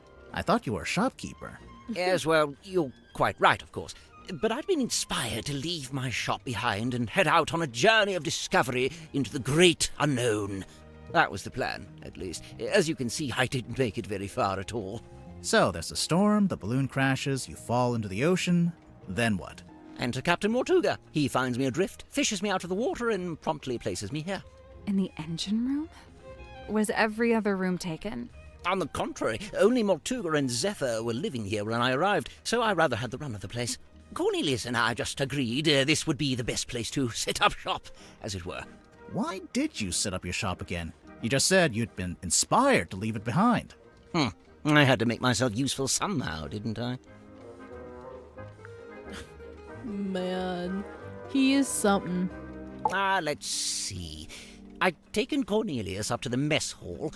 Poor fellow needed a little repair work, you see. Were you alone up there? Aside from Cornelius, I mean. No, Werman was there, working away on his typewriter. Then, all of a sudden, somebody new came down the ladder. A woman by the name of Mariana Moon. Werman and I conversed with her for a few minutes before Mortuga himself entered the room. He passed through towards the child's room and the storeroom, but before he left, he asked us to provide Mariana with a tour of the submarine. Werman feigned a sudden fatigue and slithered off back to his room, leaving me as the solitary tour guide. You do kinda look like a tour guide, to be honest. Yes, well, True. I won't bore you with a blow-by-blow. I'm sure Mariana will cover that in her statement. Suffice it to say, we ended up in the bilge at the very back of the submarine. And there we were, standing in the dark, when all of a sudden, a voice echoed down from above. Mortuga's voice? No, a young woman's, possibly two different women. The voices were followed by the sound of a blade, and finally a dull thud, like something hitting the ground. Sounds like a murder to me. What did Mariana make of all this? Well, apparently satisfied by our impromptu eavesdropping session, she made her farewells and left. You didn't go with her? No, I stayed a little longer. Did you hear any other weird noises? I did. First, the sound of the storeroom door wrenching open and then closing again. Secondly, some kind of short, heavy scrape, mechanical. And finally, a dull thud, like something hitting the ground. Sorry, again? How many murders were there? I didn't really know what to do with myself after that, but an unexpected lurch of the submarine caused me to very nearly topple over into the bilge water. So I decided to take my leave and return to the safety of my engine room. You didn't want to go upstairs and see what was going on? I certainly thought about it. Ultimately, I think it came down to cowardice on my part. You didn't want to run into the murderer. So, let's see. I was sat there, feeling rather pathetic, when Cynthia appeared in my doorway. What did she want? Well, she had a compass she wanted me to fix. I agreed to take a look at it for her. But that wasn't the end of it. She then told me she'd been asked to bring me upstairs, along with everyone else. And so, after fetching Mariana from next door, the three of us went up to the storeroom. I saw Mortuga's body laying on the floor, saw the cut across his neck. The cowardice I'd felt before, compounded. Tadpole spoke to the room. She wanted a confession, or even just an explanation. It goes without saying that nobody was willing to offer one. Really, that's the end of it. After that, several things happened very quickly. Cynthia became captain, decided to bring in a detective. You two arrived, and here we are. So solemn, and then the music goes back to cheery. I'm sorry. Huh. Okay. Possibly two women talking, and then all of a sudden a thud. Yeah. Door opening. And then mechanical scraping, then thud again? I think the latter half has to be Mortugas. And I don't know actually. I think the mechanical scraping is related to the cauldron. Man, this is confusing. This is why I can't be a detective IRL. I'm too dumb. Before this thrilling little jaunt on the Also Mortuga scary. submarine, I'd lived in Silkworm all my life. I worked for my father and eventually inherited his business. Gorman Grip's nautical and aeronautical precision measurement and navigation instruments. Snappy title. I eventually trimmed the name down to just Mr. Grip's Emporium. That was around the same time I hired young Cornelius here as a much-needed second pair of hands. He's a stick. He does not have hands. Yes, running that business was my whole life for many years. Slow, sometimes tedious work, but I was extremely good at it.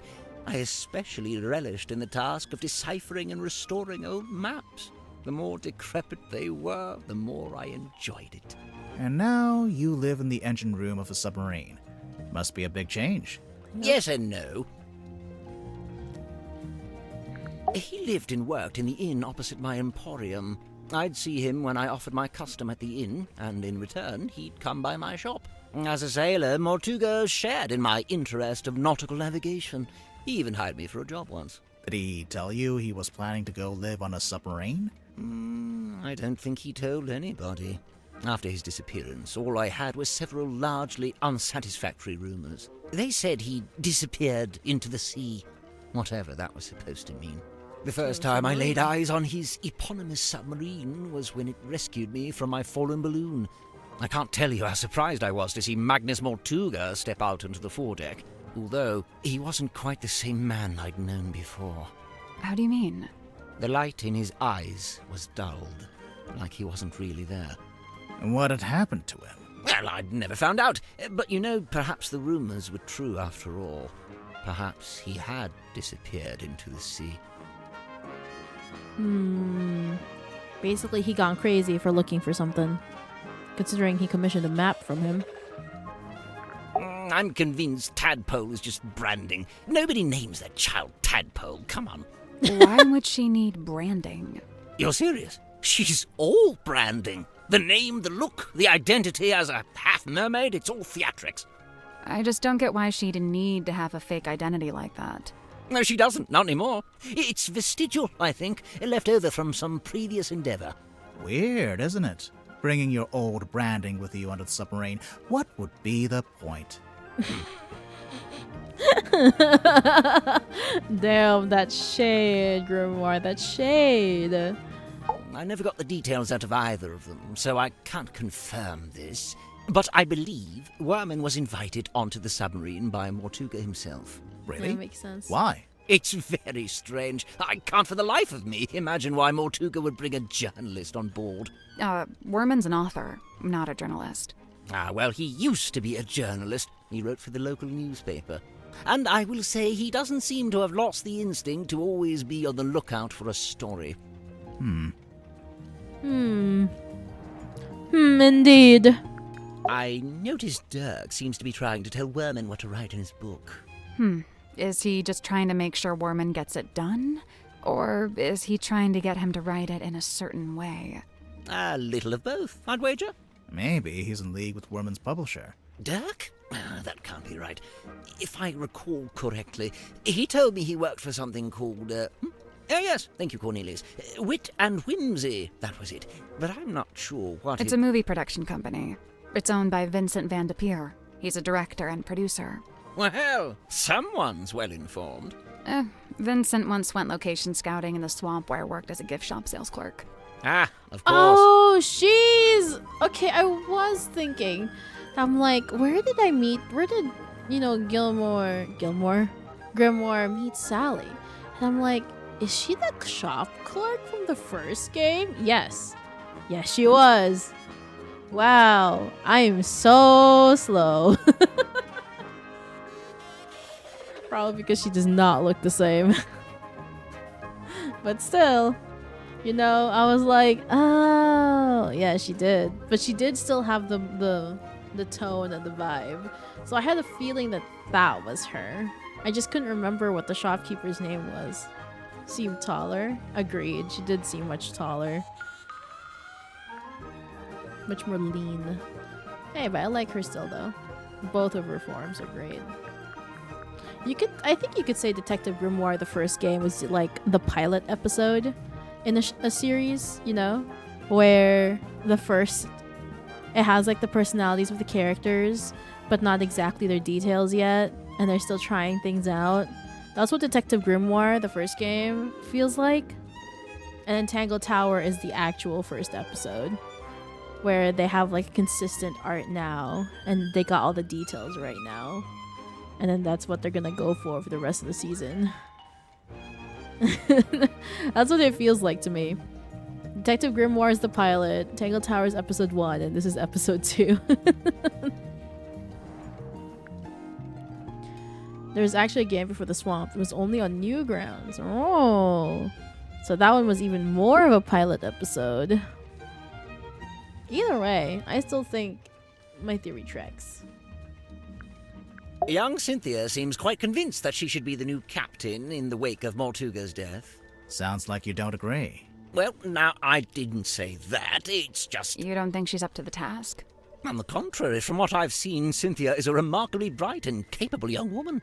So much so that I bemoan seeing her spend her best years hidden away down here in the dark. Oh, it doesn't have to be permanent. She could be captain for a little while and then go do something else. Yeah, I think Grip knows that, like, once you're stuck as captain, you're stuck as captain. I will say, in the last day or so, Symmetry does seem particularly somber. Because of Mortuga's death? Yes, the problem seems to be that she considers herself a kind of catalyst. Does she? Why? Well, I believe she'd been working on some new project, and shortly before Mortuga died, Symmetry shared this project with him. And then he dies. It's probably just bad timing. What kind of project was it? I really have no idea. What's that? Oh, yes. Cornelius tells me he saw Symmetry drawing something while in the mess hall. A poster, apparently?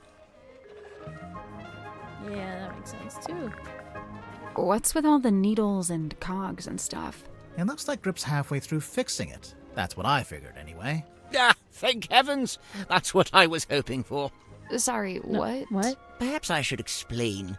You see, Miss Seafoam came to me with a compass she needed fixing. I went to put the needle back on, but Cynthia stopped me. No, she said. The whole thing is broken. You'll have to take a look at the insides. You'll have to replace the needle. For some reason, she seemed to need it to be true. She needed the compass to be broken. I told her I had various spare needles I could try out as replacements, and here we are. And you left it out so Cynthia would see it? So she'd think you were actually fixing it? That's the idea, yes. So if you kindly put it back where you found it. You know, like, you're trying to evade your boss, and you're trying to stop your boss from saying, why are you not working? You gotta make yourself look busy so that your boss doesn't chew you out. That's what it feels like. How much for this one? It's not for sale. Oh, too rare? Too valuable? It's from my personal collection. I really hadn't intended for you to see it. Well, we did see it. What's it a map to, anyway? What's it the red X? Now that's the question, isn't it? You don't know? Unfortunately, not.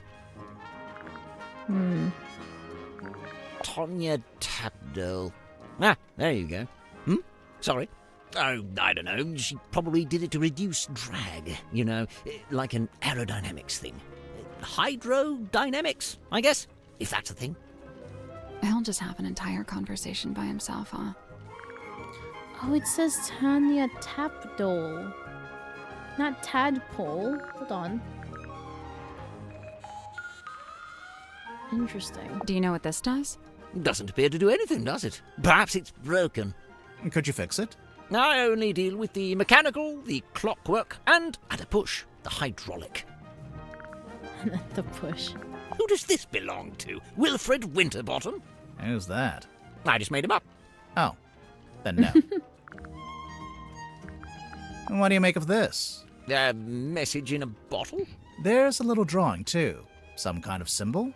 To me, it looks like a diagram. Yep. Where did this bottle come from? I'm pretty sure Tadpole fished it out of the ocean. That's how she got all the stuff in her room, I think. Well, that's a delightful little habit, isn't it? Well, Grip, what do you know about this document? Ah, yes. I believe it belongs to Cynthia, and she gave it to Mortuga shortly after she first arrived. Linked on the back of this letter are coordinates detailing how and when and where to find the Mortuga submarine. This Ibis person claiming to have information on Mortuga. You know who that is? No, Mortuga never mentioned anyone by that name. Not to me, anyway.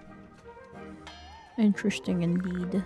Werman's still attempting to wrestle his grand opus into existence, is he? I Yes. rather thought he'd be done by now. Well, he's having writer's block. Hopefully he's inspired by the recent turn of events. That's the captain, is it? And her accessories are a compass and a map. So? So they made her the navigator and the captain. Typical navigator erasure. Classic.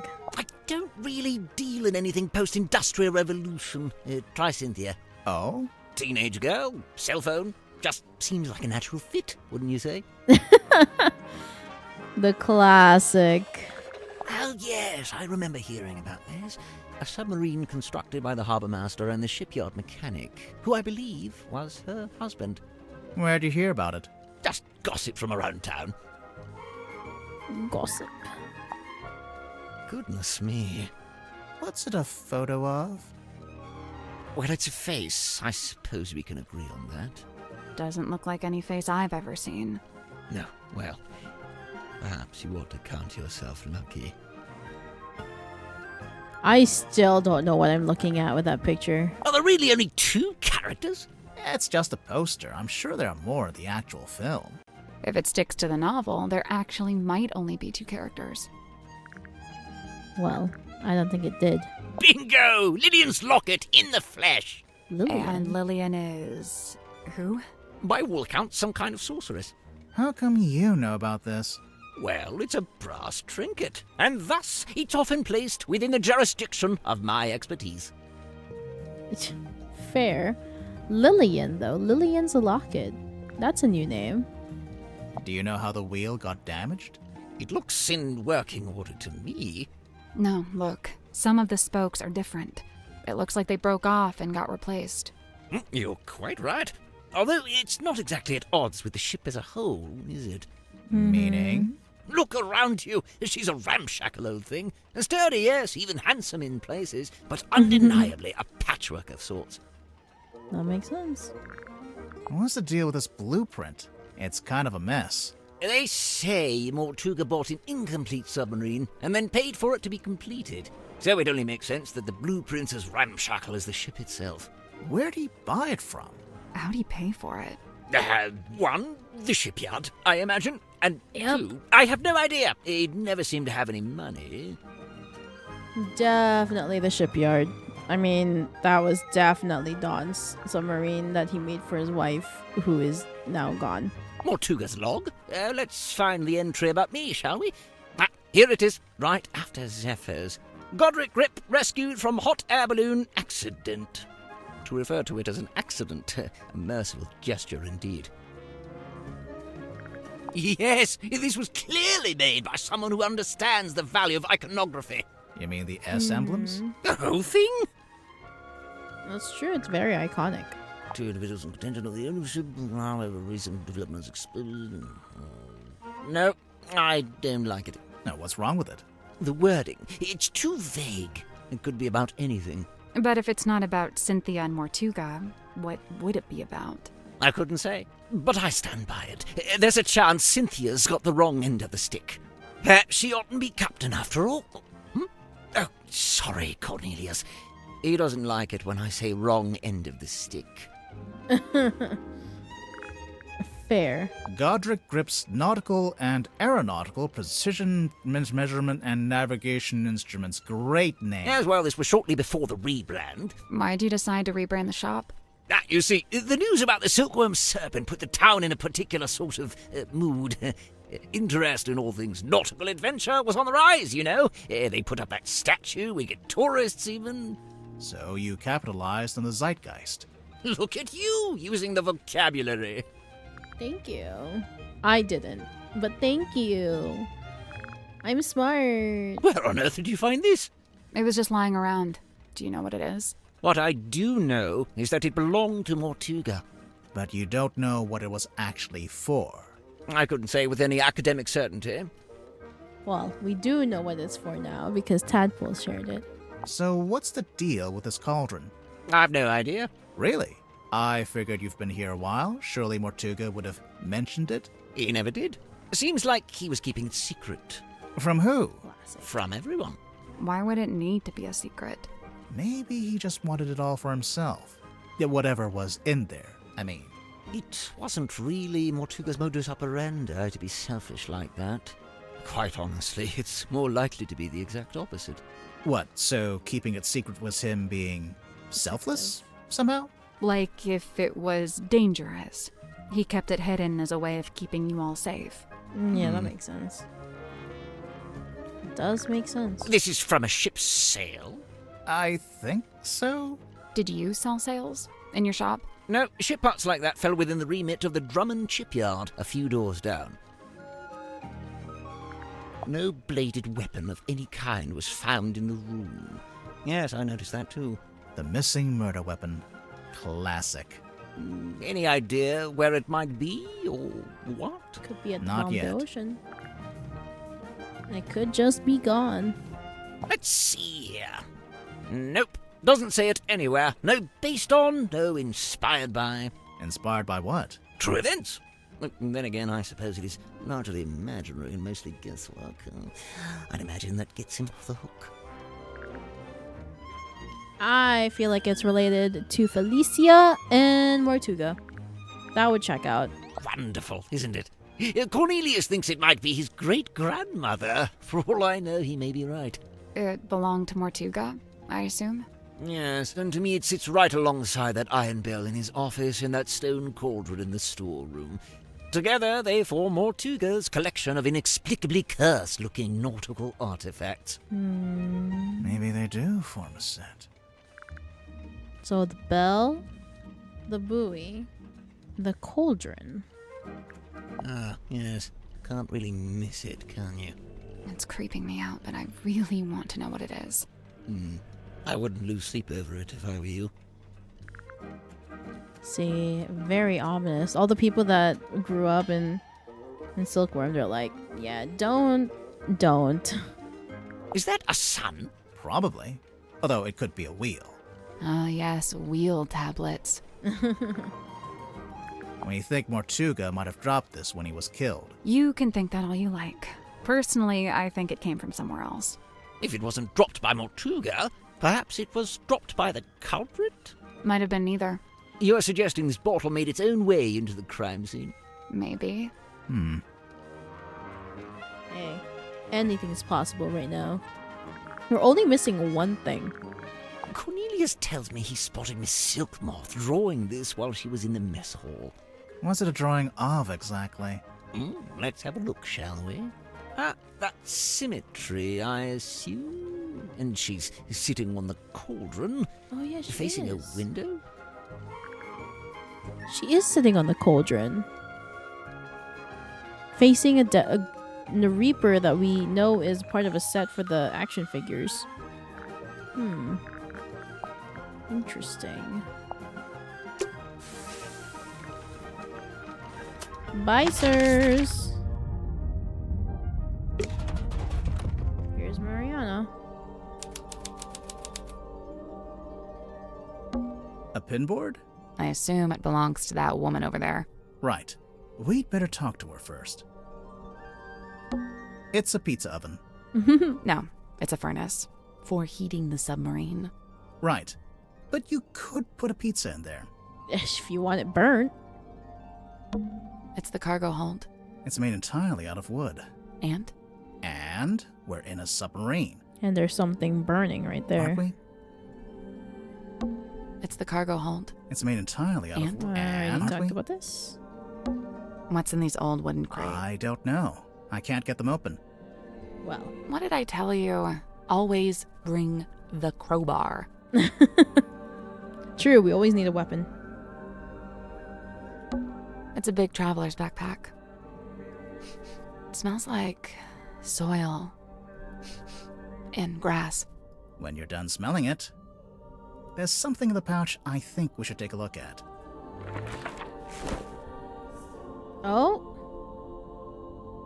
A square of parchment found in the cargo hold has been folded up and tied up with a string. So we have a silkworm on the sea, town hall, governor's manor, the silkworm spectator, Fortuna Hall, the Stone Top Inn, Seafoam Harbor, Drummond Shipyard, the lighthouse, Mr. Group's Emporium, South Sea, Solomon Stone Top, Selena Stone Top, who then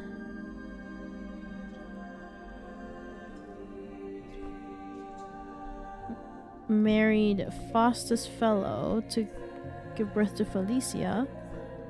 And then it looks like Selena died and he remarried to Fortuna. Oh, wait, no, Faustus had an affair with Selena. Because they're different last names. Either that, yeah. And then they became this. And then did Flint and Felix. A daughter adopted is gotta be, whatchamacallit? Symmetry. And then Magnus Martuga, Felicia Stonetop. I think they had a fling even though she was married or had a affair with Damien Dusk. Interesting. Man, this town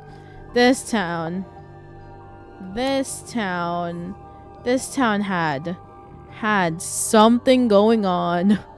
Oh dear. There's something suspicious about Warman. Let's go talk to him. Later. Oh. Hello. Weary travelers. Take a seat by the fire, shake out your boots. We're not weary travelers. Then why do you both look so haggard and trail-worn? Yes. Ouch. There goes my self-esteem for the rest of the day. We're detectives. I'm Grimoire, and this is Sally. We're here investigating the murder of Magnus Mortuga, your previous captain. My captain? Never. My captain is the moonlight as it shimmers across the lake. My captain is the wind as it whispers through the valley. Who is this woman? No idea. I kind of like her, though. My name is Moon. Mariana Moon. Aha. And what do you do? I do not do. I simply am. Yeah, of course Sally would like her. Favorite character is Mariana. She does seem pretty cool. Obviously I like Sally, but if we're talking about the current cast of characters, I have to think about it some more. So, what, you're just some random traveler? A traveler, yes, but random, never. I'm here because I chose to be. I've been searching for the Mortuga submarine for some time, you know. How come?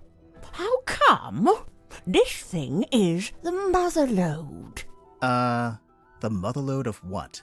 Of whispered half-truth, of murky rumor, of stories unspoken. Oh, like urban myths and stuff? Right. Urban myths and stuff. So you're a historian? Historian, storyteller, rambler, ambler, fireside gambler. How long have you been here? Well, let's see. I arrived a few hours before the captain was murdered. Oh, dang. Really? Quite the story, isn't it? But you're just on the submarine because you find it interesting. Would that be such a crime? No. Murder's a crime, though, pretty sure. Yes. Grimoire, it's not a pretty sure, it is a crime. A merciless wind rattles the rotting wood of the old silkworm harbour. The shadow of a vessel lurking low in the night-black water. A mysterious stranger steps onto her foredeck. Cloaked in darkness, she slips inside the submarine. Who is she? What is her dark purpose? It's you. We get it. A mysterious stranger, I said. She descends into an ornate parlour, empty, save for a lone figure standing by the fire. So, not empty. He turns, his face still half hidden in flickering shadow. It is Captain Magnus Mortuga. What was he like? Nice guy. Stoic, but polite. Kind. He tells me to wait in the control room and then disappears off towards the back of the ship. After a little while, he comes back. But now, he's a slightly different man. What do you mean? The light is gone from his eyes. He seems sad, angry. He avoids my gaze as he crosses the room to take hold of the wheel. He tells me to head down the ladder towards the mess hall. Doing so, I encounter two gentlemen named Mr. Werman and Mr. Grip. Neither of them look like sailors, so I know they can't be crew. I assume they must be guests like me. And true enough, it transpires that Mr. Werman is a writer and Mr. Grip is, some kind of watch repairman. Captain Mortuga reappears, descending the ladder. He asks the two men to show me around the submarine and introduce me to the others. Then he disappears through the rear corridor. It's the last time I see him alive. Mr. Werman apologizes, explains he's too tired, and leaves through the opposite corridor.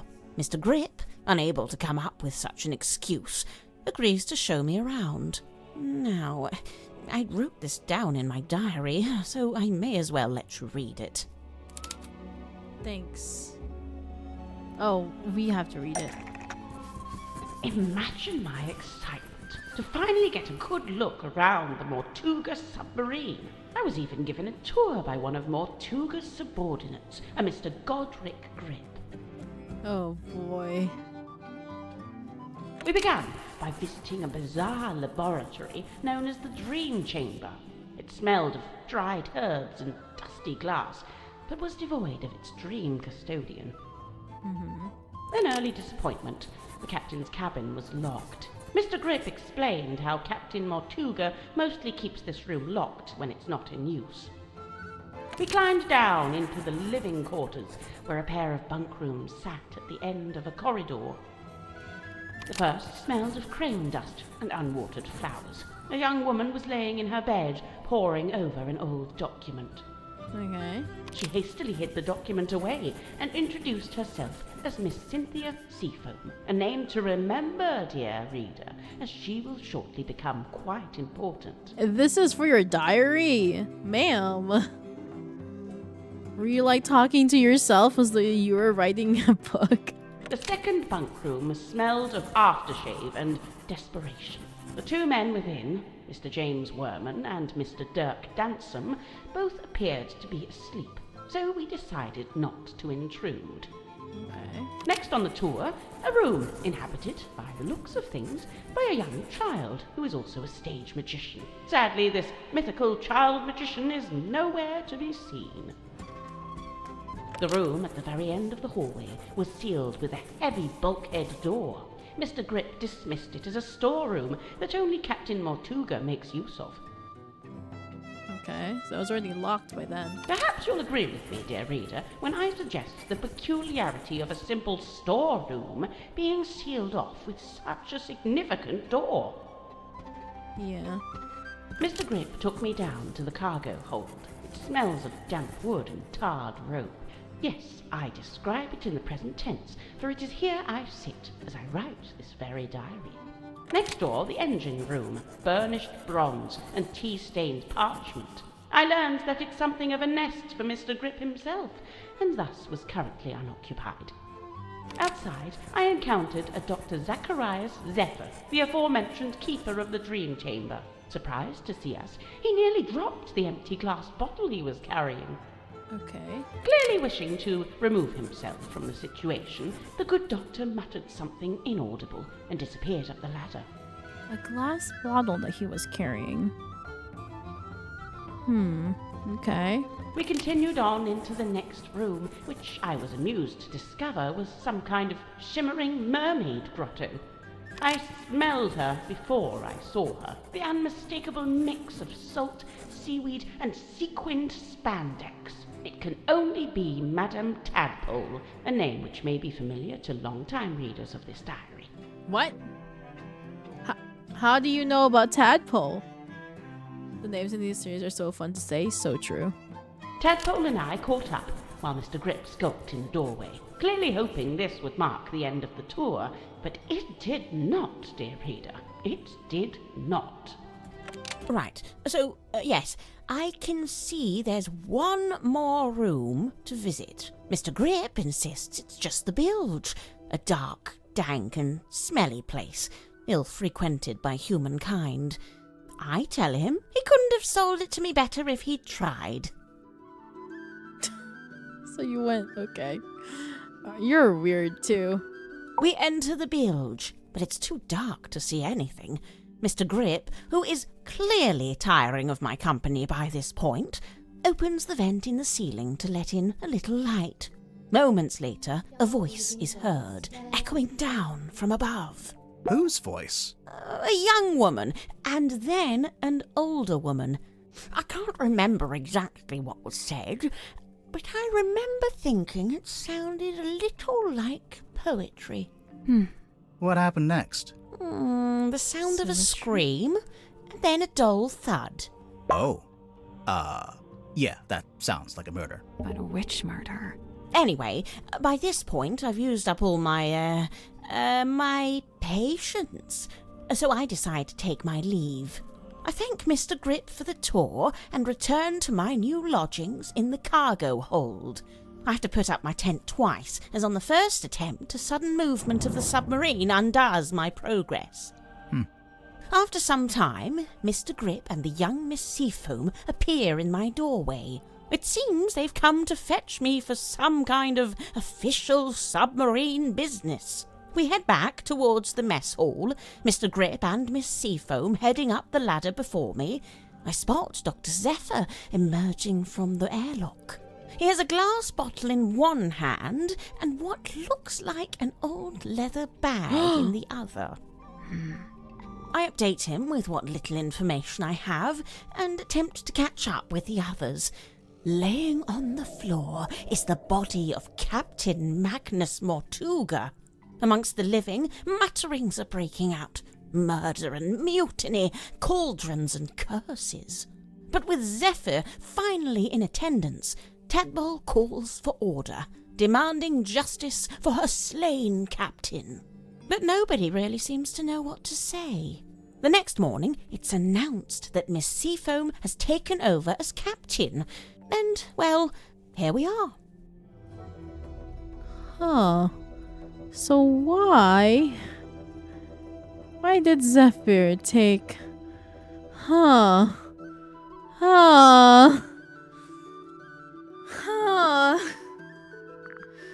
Man, this is the last one that we're talking to, too. Oh my god. It doesn't feel like Dirk is anything really. I think he's just here. He's just here following Worman. Symmetry is getting more suspicious as the time progresses, considering Mariana's kind of like pinpointed her. It's like she sounded like she's saying poetry. And she's the only one that really speaks in a poetry way. You know, here's my thought, is that the first thud that they heard was Mortuga dead. And then, look, it was a far stretch, but Symmetry used illusion to pretend that Mortuga was still alive to move the ship up. But I could be wrong. I don't really understand. I could try to figure it out, but honestly, with y'all, I'm pretty dumb. I see you've been enjoying my map. It's barely a map. It's closer to a list. What about the family tree on the back? Most of my research into silkworm has been focused on these two family Silksong? lines, the fellows and the stone tops. Seems like you haven't worked out how Mortuga fits into it. His name is just floating out there by itself. I'm not sure if he does fit into it, to be honest. Mariana, you've got a question mark there. Someone you don't know the name of. Ah, yes. Quite the mystery, you see. I'd heard about... We know her name. It's Freya. What? You're welcome.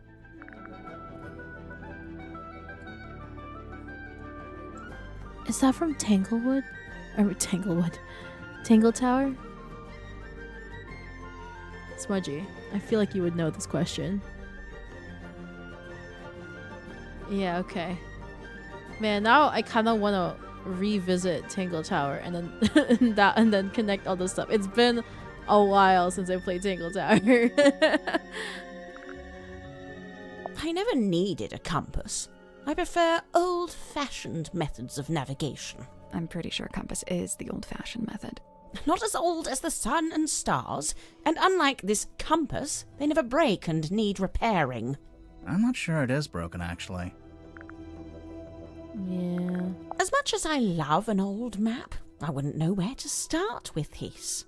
I prefer maps that show some sort of land. Or, you know, some sort of anything. It's true, it's just right in the middle of nowhere. Tanya Tapdole. Ah, I see what you did there. I didn't do anything. She's not talking to you. I don't know what that is. Me neither. Nobody does. Oh, that's quite some book. Did you take it from a werewolf, perhaps? Ah, that explains it. No, it doesn't. Sniffing it and saying that explains it does not, in fact, explain it. She doesn't even want to say what it was. That algae is still young. Meaning? Meaning the bottle's been in the ocean, but not for all that long. Where on earth did you find this? Cynthia had it. I don't know. You two have all the luck. I spent a year researching silkworm and never found anything this good. What's so good about it? It's penned by Solomon Stonetop himself. They say he built the Stonetop Inn with his own hands, and in doing so, he founded the town of Silkworm-on-Sea. Is that so? Why is she even bothering looking up the fellows in the stone tops? Why is she investigating them? Looks like gold to me. No way. Real gold. Why not? I thought Symmetry was supposed to be an impoverished orphan. Well, it's not worth anything unless she's willing to sell it. True. Where'd you get that? A dentist's waiting room? There's a poster on the back cover. It's for Dirk's movie. Oh, yes, look at that. They've given her the wrong type of necklace. The sword looks about right, though. What's that? Just thinking out loud. Ah, so she's read the book. Well, that has to be a face, but it's not. It doesn't look like anyone. When was this taken? Pretty recently, I think. I see. So she's probably still out there. Listen, don't worry about it. Seriously. Oh, good. I was worried this wasn't going to come up. What? Cynthia and her family? The submarine in the background? Yes and yes. But also no. The best part of this photo is the thing on the left-hand side. The serpent. It's in a glass tank. Do you see it? Barely. Is it a snake? It's the silver snake, also known as the silkworm serpent. Oh, you've heard of it? We might have. But what's it doing in the photo? So, that submarine in the background. The silver snake is the reason that was built. Sylvia Seafoam, pictured there in the fancy jacket, she was quite fond of her serpent friend, you see, but the powers that be were demanding she hand it over to be studied. So Classic. Sylvia made a plan to go and live in a submarine and take the silver snake with her. That's, quite ambitious. Wait, so the sea serpent Yep. would also be living in the submarine? Well, I don't have all the details. It's something I'm still researching. Interesting. I think she's fine. I think her and Dirk are like the easy ones that's like, yeah, I think you're not the murderer. You have other reasons to be here. Don't think murdering him is one of them. Anyways, ad time in like 17 seconds. I think we could do the eyeball. It carries something of the cadaver about it. Might be the smell, rust and stagnant seawater. Perhaps it came from the ocean. Have you asked Madame Tadpole about it? Yes, we have actually. Alright, at break time, we shall be back. BRBs!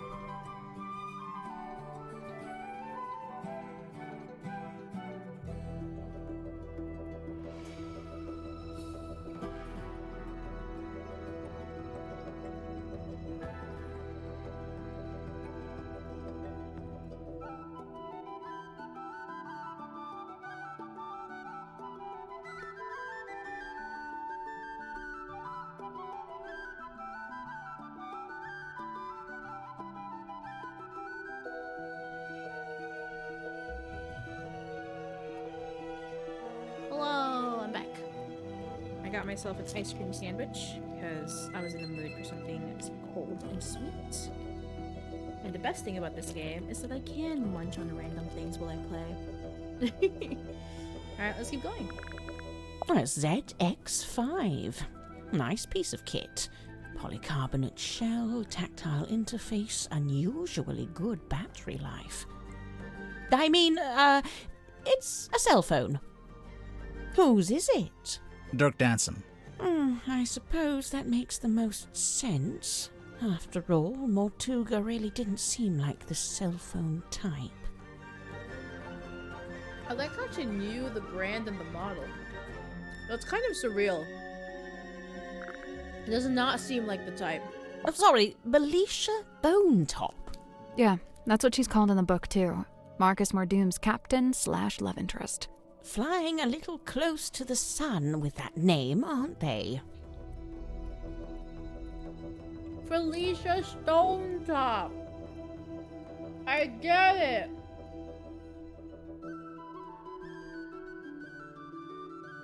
Just made the connection. Mr. Werman's typewriter.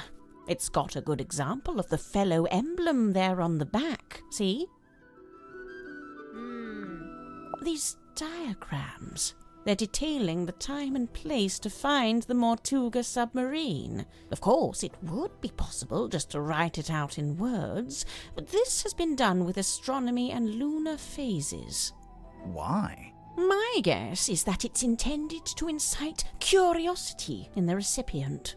It's more effective than if they'd just written, "Come to this place at this time." It feels less like a trap this way. That makes sense. Let's see.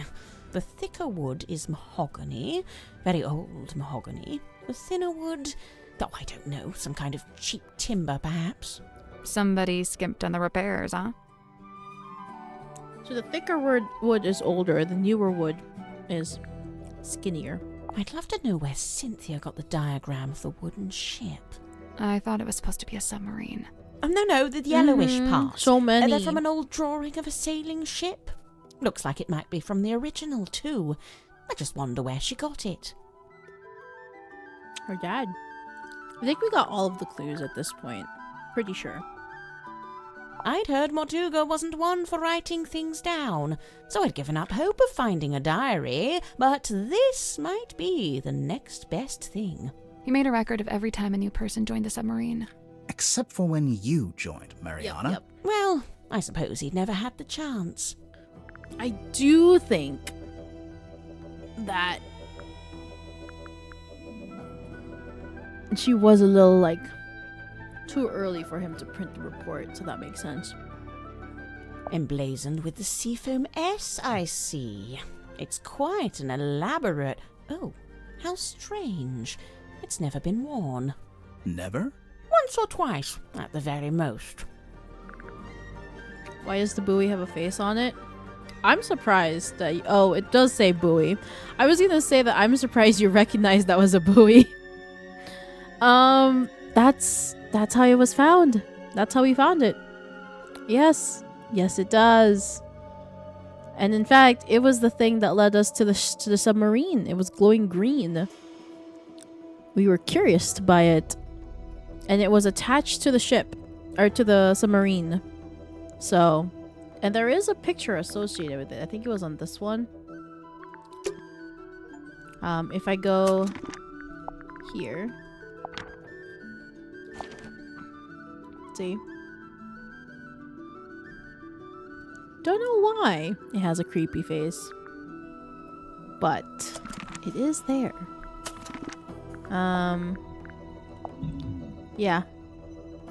He's a weird one.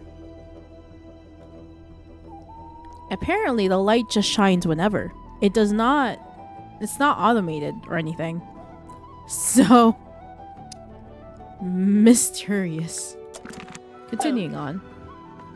There's a lot more things to ask her. You know, one of the reasons I found it hard to research Mortuga was that there really wasn't much of a paper trail. Well, That makes seems like he sense. changed his ways. Yes, it's rather odd, isn't it? I wonder what compelled him to draw up a contract like this. I can't help but feel like the idea must have come from someone else. Worm. You think James would have told him? He is the one with the typewriter. This marks a pivotal moment in Silkworm's history, the day the silver snake was discovered. It also shows the two women who found it. Felicia Stonetop, that's her on the left, and Sylvia Seafoam on the right. Hang on, we saw a statue about this in the town square, but on the statue, the serpent was shown being wrestled by a male fisherman. Yes, well, that's history for you. Yeah, always changing. There's only one thing more mysterious than a locked box, and that's an unlocked box that's been emptied of its contents. True. Did you ever come across the cauldron in your research?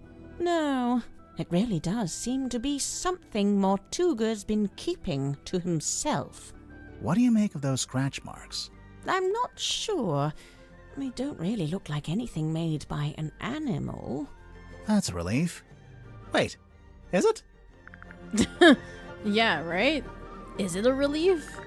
It's a piece of an old sail, roughly cut into a square. Yes. Mariana, you visited Silkworm before, didn't you? Was Sim's magic show in the theater back then? No, when I passed through, the theatre wasn't showing anything. This very poster was up on the walls, but they'd covered it with a banner that said cancelled. So that must have been after Sim left. But before the theater had booked a new act. Yes. Do you recognize this, Mariana? Should I?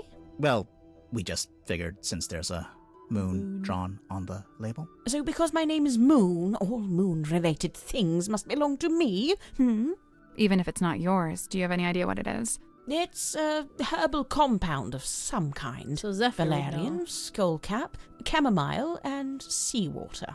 So, not poison. Maybe it's medicine. Would those herbs do anything in particular? I suppose it could be a sleep aid, like a mild sedative. Interesting. Interesting indeed. Mariana, can you tell us what these tablets are? It's rather more difficult when it's something synthetic like this. Some kind of vitamin supplement, I believe. Yes. All 3 of them? Yes, the 3 tablets seem largely to be the same thing. Yep. I'm gonna ask about that painting later. I believe Mortuga used its light to alert others to the location of the submarine. On the rare occasions when he wished to do such a thing, of course. That's how it happened with us. Although I guess it was Cynthia, not Mortuga. You know, for some time now, I've heard stories of sailors seeing a green light in the ocean at night. Well, I guess you have your explanation. The problem is, several of the stories predate the Mortuga submarine. But maybe not the buoy. Pass it here, I'll show you something amusing. See this photograph on the inside cover? It's a picture of Worman, isn't it? If it is, it's a very flattering one. It's not Worman at all. It's his rather more handsome father, Mayor Damien Dusk. Oh. Get out. Really? No word of a lie. Oh. He really just said, I don't want my face to be known. Let's just use my dad's. Damn. I see Cynthia's proudly wielding the Seafoam S in her signature there. Why shouldn't she? Of course, she's well within her rights to do so, but I do think perhaps it sends a certain message. What message would that be? I claim this submarine in the name of the Seafoam family. Yeah. Something like that, don't you think? Yeah, that checks out. Alright, last one. Now we're getting to it. The reason all of us are here, really. How so? The Silver Snake, the Mortuga submarine. Did you ever stop and wonder, why here? Why this particular part of the coast? It all stems from a single truth. There's something hiding in the water. Something big. Now, it wasn't my intent to cause you any lasting unease. Look, we 3, we're merely tourists here, passers-by. Take my advice. Keep your distance from all this, so you can still walk away at the end.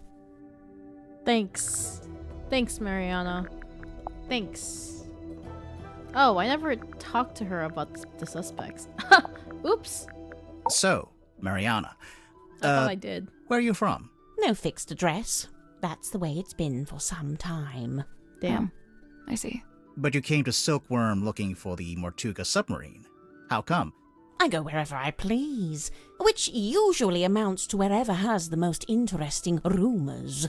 I don't want to be rude, but do you ever have to do work to get money? From time to time. I've taken up work as a tour guide, a historian, a performing storyteller. But how did you wind up getting onto the submarine? Isn't it a secret? Well, if it's such a secret, how did you do it? I got a phone call from Cynthia Seafoam, and she told us to come to Silkworm. And then the submarine came up to the harbor so we could get on. Well, there we are. Perhaps that's how I did it, too. I don't know if that's how you did it, Mariana, but okay. Sure. Hey, Crow, welcome in. Happy Sunday. Or Monday, depending what time it is for you. Cynthia Seafoam, the daughter of Harbour Master Sylvia Seafoam, and the stepdaughter of Donovan Drummond, the shipyard owner. That's a pretty solid nautical heritage. By all accounts, Sylvia Seafoam was an ambitious and outgoing sailor, but I believe they raised Cynthia to be a mechanic. Still, sounds like Cynthia actually does have the expertise to be captain. Who said she doesn't? I mean, she does feel definitely more like a mechanic considering how, I don't know, like mechanically minded she is when she was talking in her story. Symmetry was the only person I didn't see on my tour of the submarine. I realized later that she'd been with Mortuga at the time. In the Illusion Theater? You know what's funny? Nobody else calls it that. They all just call it the storeroom. I'm led to believe Illusion Theatre is a name Miss Silkmoth came up with herself. Rather like how she came up with the name Symmetry Silkmoth. That's not her real name? It's not her birth name, no. Is she Ibis? If so, then how old is she?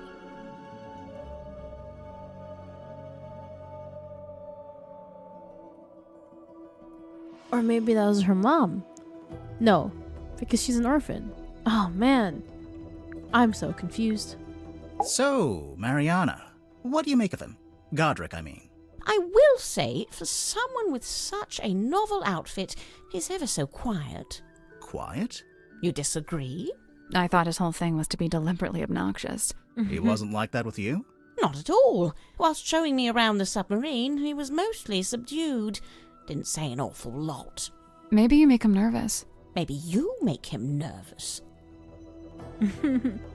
Imagine your real name being Symmetry Silkmoth. That'd be wild. True. But also some people name their children wild things, so I wouldn't be surprised. Broad shoulders, long arms, good for reaching across a wheel. He had a hard face, but soft eyes. I'd wager he was once a very handsome man. Do you know anything about his life before the submarine? Like if he had a family? I'd never heard mention of his parentage, no. But he lived in Silkworm. Do you know where exactly? The only record I found lists him as living at the Stonetop Inn and working on board the Stonetop family sailing ship. As the captain? As a deckhand, and eventually as the helmsman. So how'd he end up as the captain of a submarine? Yes. All I could dig up was a rumour that he bought the submarine from the shipyard. He bought it? Or maybe he commissioned to have it built. Accounts vary on that. Either way, no, it how makes could sense that he Mortuga bought it. afford to buy a submarine? My guess is that he didn't pay with money, but made some other kind of trade. Information, maybe. Worman, I know he once worked as a newspaper journalist. Oh, that's before he changed his name, of course. Have you read his book, Hex of the Helmsman? I, leafed through it. She's read it. Say he's got some good research skills. I'd love to know what his sources were. What do you mean? The book is very clearly a loose retelling of the real-life story of one Magnus Mortuga.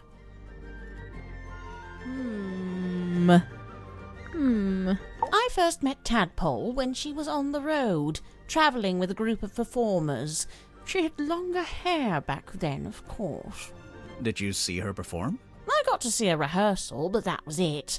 After that, I joined their camp for the night. Tadpole and I shared some stories, you know. I told her how I'd just been on a research trip to a town on the coast called Silkworm-on-Sea. She told me how their group went around performing in local theatres and town halls and whatnot. I mentioned that Silkworm actually had a little theatre that might be a good fit. How come you didn't stay with them longer? Their leader was a real bad apple. I was rather keen to be shot of him. So I was right. She was the replacement act, and that didn't work out so well. So it was after she met Mariana, right around the time probably either before or right around the time she went to Silkworm that she became green. Now her hair shorter. I saw Dirk wandering the halls this morning, like he was looking for something. I asked him what it was he'd lost, and he said he couldn't really describe it, but it looked a bit like a gun. What? So, something that looks like a gun, but isn't actually a gun. I can't imagine what he was talking about. So the thing that we have in our inventory is what you're telling me. AKA, this strange device is what Dirk was looking for. Oh dear. Never mind. It looks like he's much more interesting than I thought. I still don't think he mobbed anyone, but... let's talk to Zephyr. I want to explore the rest before I talk back to him.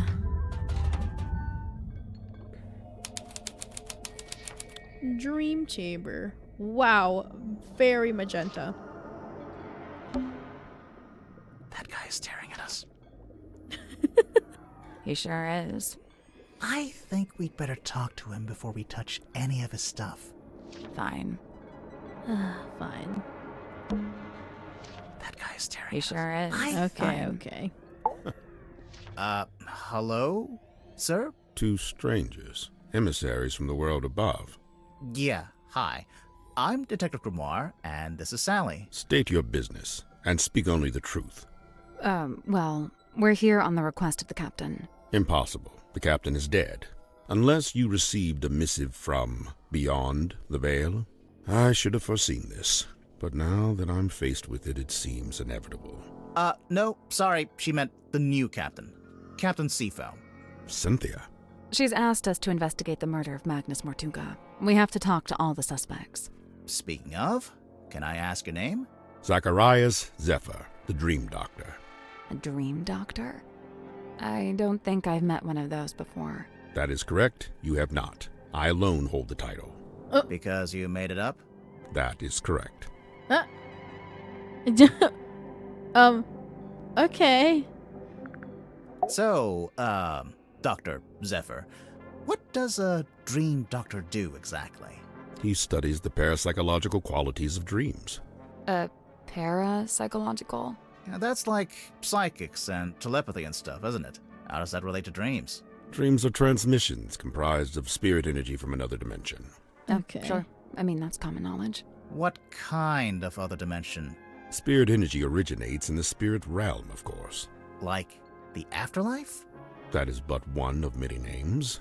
So, have you made any kind of discoveries or breakthroughs? Nothing I can meaningfully explain to you in your current state. What about all this stuff in here? What does it all do?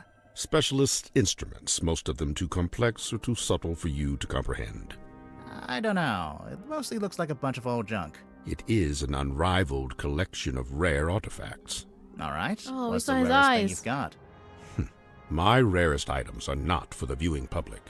Okay, now I have to see what they are. The pull of the unknown. I realized I should have lied and showed you something of middling rarity to throw you off the scent. Lesson learned, huh? And he still won't show us. How rude. How come there's a room like this in the submarine anyway? When I arrived, it was but a simple infirmary. After I set up my equipment, we renamed it the Dream Chamber. And how long have you been here? I was the first person to be invited on board. I joined Magnus here shortly before the submarine's maiden voyage. So, presumably, you know why Mortuga became a submarine captain? Why? Yeah, like, where was he going? What was he doing? He simply told me he'd acquired a submarine and would be living in it for an undisclosed amount of time. That's all he told you? Yet surely there was more to it. I don't doubt it. He was a man of secrets, every bit as much as I. So when you started off, it was just the two of you. But now it's, what, 8 people? We were 9 souls, now 8. I'm not counting either of you. Yeah, I figured. Why did Mortuga want so many people on the submarine? Only a few of them were invited on board by Magnus like I was. The others crossed paths with him merely by the winds of fortune. I mean, yeah, it makes sense considering there's only like 2 places to really sleep here. Well, 3, 4. Captain's quarters, the dream chamber, and then 2 bunk bedrooms. The last dream before waking. A single phase. Non-lucid. Focus is soft but heavy. All is dark. The endless void. A low voice speaking a forbidden language. Emerging from the beshroudal of the night black sea. A face. Larger than I had known a face could be. I wake. The room is bathed in green light. A green light? Like from the wooden boy? Not dissimilar, but 1,000 times more potent. I leave my chambers, heading for the airlock in which I have some business. I meet Cynthia in the parlor as she emerges from the control room. I notice she is clutching the ship's compass. She also appears visibly upset. Like me, Cynthia's on her way to the lowest deck. She departs and I follow behind. I wait as Cynthia converses with Madame Tadpole at the base of the second ladder. Madame Tadpole ascends the ladder. She is moving with haste and purpose. She requests that I go immediately to the storeroom at the end of the corridor. Did you go? As soon as I'd concluded my business. Which was? Nothing of great import, merely something I needed to collect from the airlock. So you went to the airlock, and then you went to the storeroom? I did, right after I stopped off at my chambers. You understand, I first needed to return certain items to their designated storage locations. After which I truly did do as Madame Tadpole had requested. I did ultimately regret my dallying. As it transpired, she had wished to inform me of Magnus Mortuga's death. And there his body lay, in the shadow of his stone cauldron, his blood pooling beneath him. A potent unease was already germinating amongst the group. Doubts were beginning to be sown, and fingers were beginning to point. Magnus Mortuga was a man of great will and great strength. It is hard, still, to accept that he has left us. He didn't share that he yoinked the mask. We know he took the mask. Right? We know it was taken away from the airlock because Tadpole put it there, but it's gone. How did he know it was there? And then obviously Mariana saw him and talked with him and saw he was holding a glass bottle and the mask.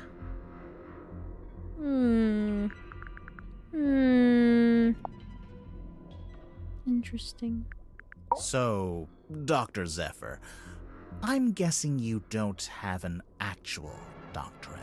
Correct. I walk not the path of formal academic recognition, not for lack of trying, you understand. 8 separate institutions turned me away, asserting that my ideas were, quote, incompatible with our modern world. Okay. They forget, of course, that the modern world is a fleeting and ever-changing thing. Indeed, all of history's greatest scientists battled with such short-sighted stubbornness. So, you want to be one of history's greatest scientists and fundamentally change how we view the world? Is that so much to ask? I mean, yeah, it might be. So then how did you end up studying dreams? It was the result of acquiring a particular specimen. It opened up new ways to study the subconscious mind. A specimen? Like what? An animal? Yeah, I'm picturing like a lizard floating in a jar of formaldehyde. Something like that. So, what are you working on now? Here in your dream chamber? I'm studying subconscious spirit transmissions, analyzing their meaning, their intention. Do you need to be in a submarine to do that?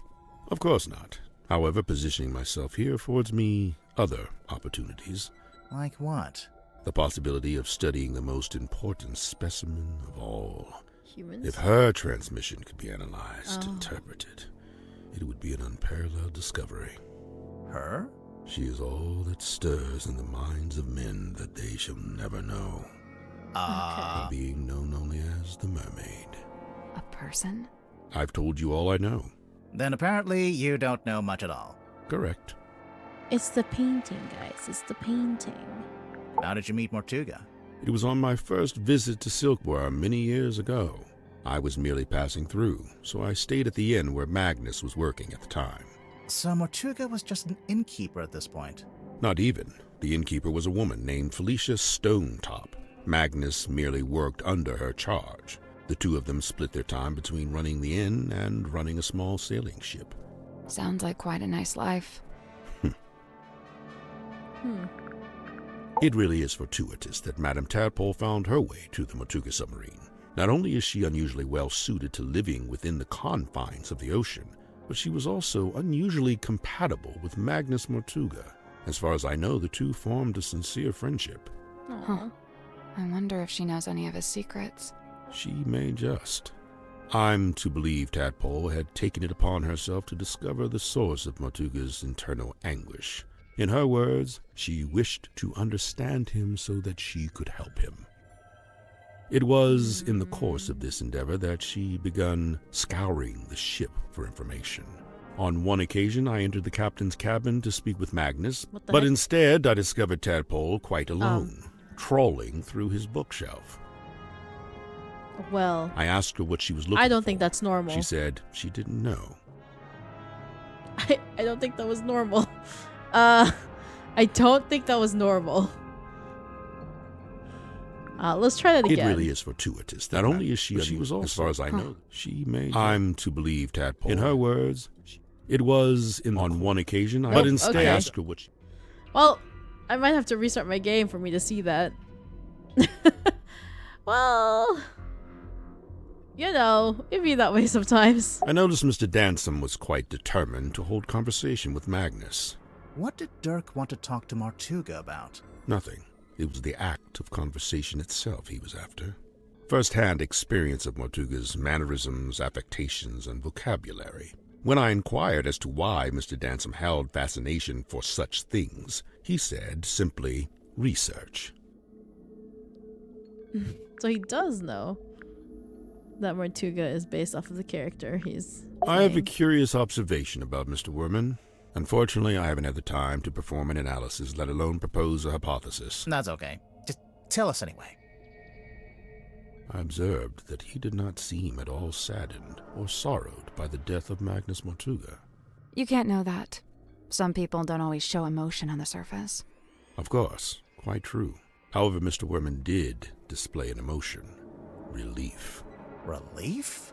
Gazing upon the crime scene, much of the tension coiled up in Mr. Werman's body visibly dissipated, and thereafter he seemed energized, galvanized. Relief that he had inspiration for his story, maybe? He joined us about a week or so after we first left port. He caused problems almost immediately. How come? Godric made some kind of official request, but Magnus had denied it. Their disagreement was something to do with navigation. For my own sake, I stayed out of it. I first learned about Symmetry from a newspaper article detailing her residency at the Fortuna Hall Theater. On the surface, it was merely a review of a magic show, but I felt something behind it, something of great interest. To me, it spoke of someone with a close connection to the ethereal plane. Taking an excursion from the submarine, I attended the performance. Afterward, I requested an audience with Miss Silkmoth herself, and speaking with her for a scant few minutes, I learned two things. First, and most importantly, my instincts had been correct. She was indeed fascinated with the great unanswered questions of metaphysicality. She held a yearning to understand that which could not ordinarily be understood. A woman after my own heart. What was the other thing? You said you learned two things. That she was thoroughly unhappy with her lot at Fortuna Hall. The theater owner was a heartless woman who, among other indiscretions, did not compensate Symmetry for her work. But she had no family, nor any other connections. She had nowhere else to go. So you invited her to come live on the submarine? To put it simply. Did she bring all her props and stuff with her? Everything she could carry. Why? Was she going to keep working as an illusionist on the submarine? No, Miss Silkmoth would be working with me here in the Dream Chamber. I notice she's not here anymore. Her tenure with me has come to an end. She has moved on to pastures anew. Interesting. It is hypothesized that Miss Moon was embroiled in some form of deal with Magnus Mortuga. What kind of deal? What would she give him? Money? His heart beat not for money and things. What did it beat for? People. Kinship. Information. So, Mariana gave him a person. Maybe information about a person, or how to find a person. Yep. That's more likely. It is no mark against Cynthia's character. She is a sharp young woman and capable engineer. But I was wholly surprised to learn that she had become captain. Did she never say she wanted to be captain? On the contrary, I was aware she'd held such aspirations, initially. But I was under the impression that her campaign had ended in failure. Meaning? That Miss Seafoam had made her ambitions known to Magnus, but he had shut them down. Alright. Here we go. A bunch of listening time for all of our clues. Somebody's been trying to piece together Silkworm's history by the looks of it. We noticed Mortuga's on there, but his name's not connected to anyone else. Did he ever talk about his family? Or where he came from? He never spoke of his heritage, no. Hey, Corny. Welcome in. Just been playing Mermaid Mask. The ship's compass. I witnessed Cynthia carrying this from the control room the night Magnus was murdered. Yeah, I think it broke. She was taking it to get fixed. Odd, it's never broken before. There must be a connection. There must be a connection. If only it hadn't been torn in two, then I could be sure. Of what? The branch of red coral at the base of the map. I'm wondering if that's the treasure you'd find if you traveled to the X marked in the center. An epitaph to human desperation, a totem of yearning for a time long past. If you say so. It seems I'm not the only curiosity collector on board. This book, if it is indeed a book, has clearly got a story to tell. Yep. A shrink ray, I assume? It actually does look like a shrink ray. It does. All right, Grimoire. I'll be the guinea pig. Zap me. Of course, it could be an enlightenment ray. Perhaps you ought to zap me instead. No one's getting zapped. But zap! We can use it for zapping! God damn it, Grimoire. It's an incantation sealed in a glass bottle. Traditionally, you might bury such a thing under the floorboards of your house to protect from black magic. What about if you threw it into the ocean? Would that do anything? Likely it would have no effect. The ocean is simply too large to be held to account in this way. Yeah, makes sense. I stayed at the Stone Top Inn myself. Back then it was under the care of a woman named Felicia, but it seems to have passed on to Magnus sometime later. I find this strange, for he was not a member of a Stone Top family. But he had a fling with Felicia, considering the letter. That's odd. This doesn't look like Magnus's handwriting at all. It's not written by Mortuga. It's from a guy named Ibis. I saw the diagrams pertaining to the location of the Mortuga submarine, and I assume Magnus must have written it, for who else would know such things? Grip would know such things. The keys on this typewriter, they appear to be a set of arcane runes. Has Mr. Werman been dipping his toe in the black arts? Good question. Why is it still encased in polypropylene? Makes it more valuable to a collector. Surely you get it. You're a kind of collector, aren't you? I collect only one-of-a-kind items, and only those with significant provenance. Technically, this does have significant provenance, since it's owned by Dirk, and he's the actor who plays the character. Oh, yeah. I have no interest in such a device. It is merely the debris of an exoteric society. It holds no energy. Sure it does. It says right there. Battery, 23%. Good job, Sally. It is. There is This energy. seems to be a personal item of Cynthia's. As such, it is not my place to make a comment. Okay. The face from the ether. It must be. What's that? Tell me, where did you find this? It was locked in a safe. Was it now? Would you mind if I took it off your hands? It's not ours to give. No, of course. This magazine emanates a peculiar energy. Jealousy, frustration, even greed. Yeah, that checks out. That checks out with Dirk. Now this is a talisman, surely. She ain't lying. On the surface, True. it appears so. However, in this instance, I think the concept has been inverted. A reverse talisman. Before we left port on the submarine's maiden voyage, Magnus asked a favor of me. He wished for me to venture into the Stonetop Inn, collect this cauldron, and bring it on board. Why couldn't he do it himself? He'd have been strong enough, surely. I'm not sure exactly. I was already preparing to bring a large amount of heavy equipment on board. I suppose Magnus considered it logical to fold the cauldron into that set. Was it shut and locked? Shut, locked, and covered with the sailcloth. Magnus never told me what he kept inside it, if that's what you're asking.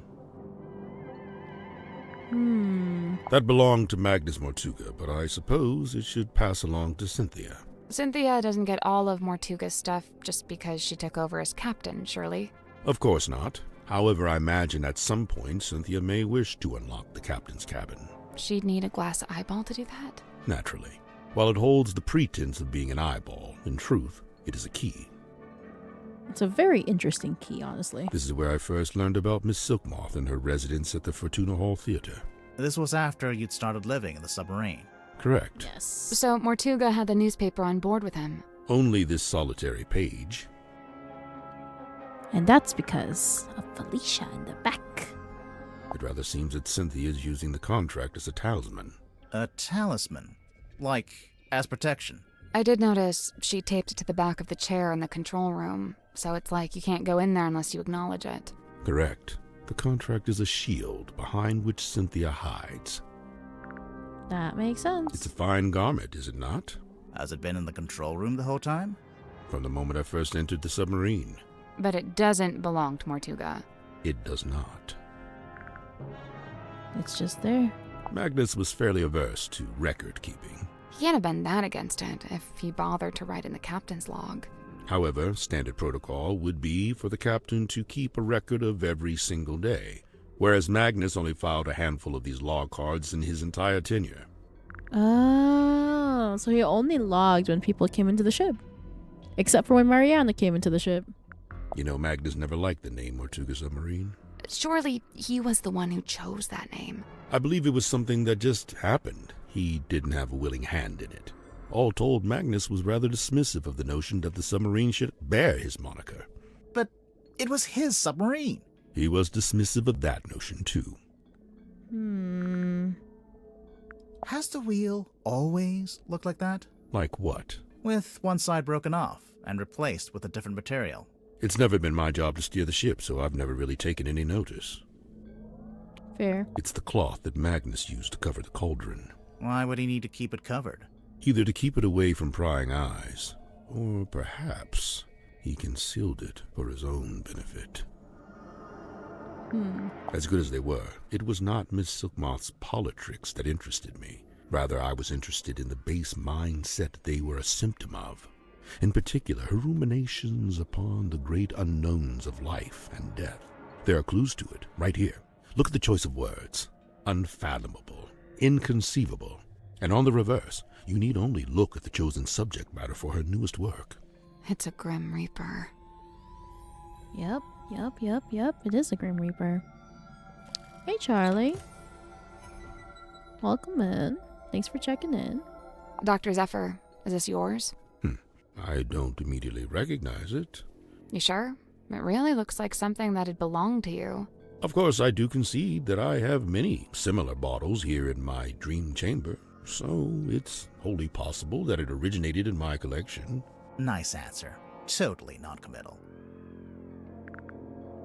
You've been streaming since before I got up for work. Now I'm done and home and done with dinner and you still going. Nice. Look, I really want to finish this game, okay? I am enraptured. I knew this as soon as I started playing that I'm just gonna keep going until I finish. I can't help myself. Bottled sunlight. It appears somebody's looking to protect themselves from vampires. There's no vampire on board. Is there? Of course not. What about Mortuga? I'll admit, it was a rumor for a time. But yeah, this is like the type of game where I'll just keep playing until I'm done with it. I would rather just keep playing it. And I have the time because, you know, it's my day off today. Normally when I stream for like 3 hours or 4 hours because I get tired. But with this, if it's a story-based game, if the story really captures me, then I just get sucked into it. And I just want to keep playing it. So here I am. Still playing it. It seems our collective fate hangs on the outcome of your investigation. I guess. This is a good thing. It is high time for a shifting of the tides. What do you mean? There are too many souls aboard this ship, many of them seeking things they shall not find. Fair. There is a lot of people on this ship. A bit of light reading, It's a book about a hex. So I see. A charming pulp adventure by the looks of it. Mm-hmm. How long has this been chained to the foredeck? Do you know? Since the conception of the submarine, as far as I know. The conception of its current incarnation, I should say. The wider history of the vessel reaches back a good deal further, of course. Interesting. I believe this to be a depiction of a being known as the Mermaid. However, I've nothing to compare it with, as it's the only depiction I know of. It doesn't look much like a mermaid. It doesn't look much like anything, really. Except for the fact it's got a face. Yeah. At least I think that's a face. Stories alluding to such a being were the reason I traveled to Silkworm in the first place. However, I was disappointed to discover that nobody in town seemed to know what I was talking about. It seems to be a secret held by only a very select few. Yep. Alright, we've talked nearly everything with this guy.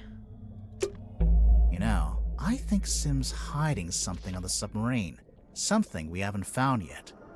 A certain piece of equipment she uses in magic tricks? Yes. That's the one. Problem is, we already searched the child's room and her bunk room. Well, there's only one other place it would be. The Illusion Theater. Later. I want to talk to all suspects about her painting and the underwater photo. I want to go to the captain's. So there's 2 places that we could go investigate, but I think right now I just want to go to the captain's quarters. Locked. Use item. Push. Oh, well, didn't mean to spin that a lot. That's the one. Let's go. Captain Martuga's quarters. Huh. I see eyes. And a mouth. And... It's a treasure chest. Someone's peeking out from inside. Hello? Oh. Oh. Oh?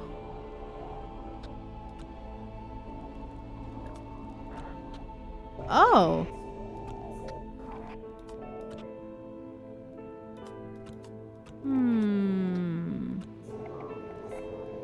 Interesting. Wait, does that mean I have more clues? Oh no.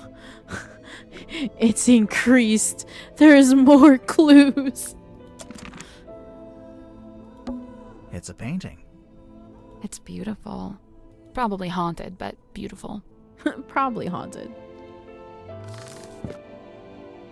Oh, it's another her. A framed painting of a woman found in the captain's cabin. There's a metal plaque on the base of the frame with the word "her" engraved on it. I think this is Felicia. Oh, look, Stone Top Inn. And Mother, finally, let me have the map. Most of it, anyway. The important bits are still there. Problem, I spent all last night trying to decipher the actual coordinates. I couldn't do it. Magnus couldn't do it either, but he said we could pay someone to do it for us. So I put him in charge of that while I make preparations on the ship. I need to what? Wanted to turn around and go back to Silkworm. Empty-handed? Never. So all the way there, he was sulky and moody. Even more so than usual, I mean. He can be such a baby sometimes. I didn't let it bother me, because, as I had known it would, the moment we saw the green light, his curiosity got the better of him. So I think Felicia and Magnus were looking for something together. Hauled it up. Took forever. It's super heavy and I really don't want any of it to get damaged. Once it's on the deck, Magnus puts his arms around it to turn the things. He can just about reach, but I told him not to do it like that. Might not be safe since we don't know exactly what'll happen. So I said we could do it together, one each. That worked just fine, but we... What did y'all find? Also, ad time. What did y'all... 42%? We're only, like, not even halfway. So, who is it? Felicia. Grimoire. Let's make sure to ask everyone about this. Everyone. Yeah, I'm curious to see what kind of responses we get. Mood. Same. Alright. It's ad time. We're gonna go take a break. We'll be back after the ads. I'm gonna go walk around. That's all I've been doing the past hour. Alrighty. We shall BRB.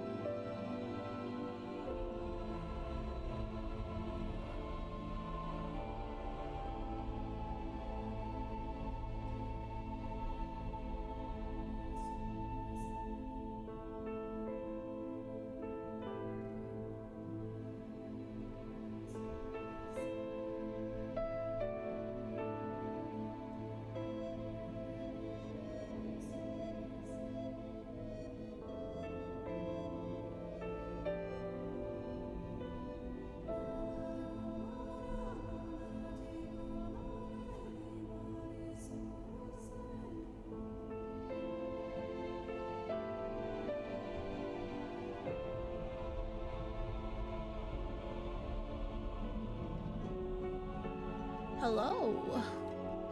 I'm alive. It's always really funny whenever I go to my parents, be like, hey, y'all know what time it is? Because if I let them be, the sun's gonna go down, and I'm like, y'all know that it's like 8:30, right? We haven't eaten dinner. Is that a bell? Yes. I think so. Why is it hanging over the desk?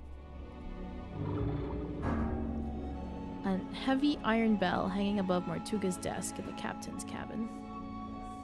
Oh. It's the same thing as the thing. Oh, there's a thing there too.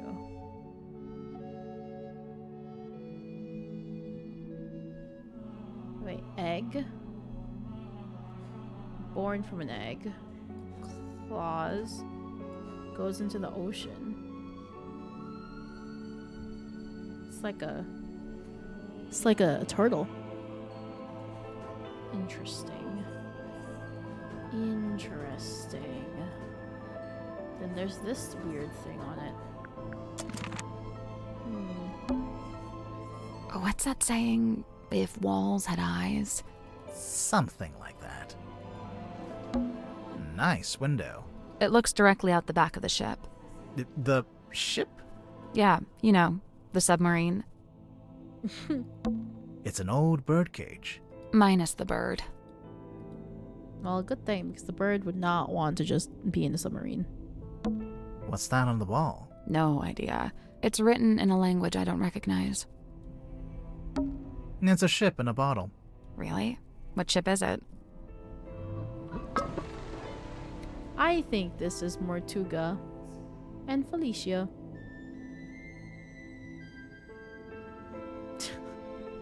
I think this is the boat, Selena, that Felicia talked about.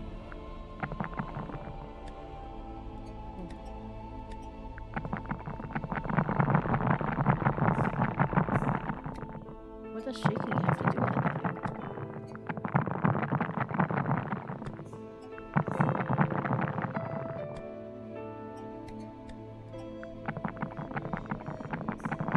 It does nothing. Okay. Would you not shake it like that? You're gonna break it. I think it already is broken. Listen. Something got loose on the inside. Well, what is loose on the inside? Mortuga's desk. Anything in the drawers? Just dust. There's a globe. With all 7 seas. A candle on a skull on a book. Very classic. So was Mortuga a pirate or what? I don't think he actually did any pirating. I'd say he was pirate adjacent. I will say, despite thing being the captain's quarters, there's a lot of dust everywhere. It's Mortuga's bookshelf. A lot of these aren't books. They're scrolls. Scroll shelf. He doesn't really have a place to sleep.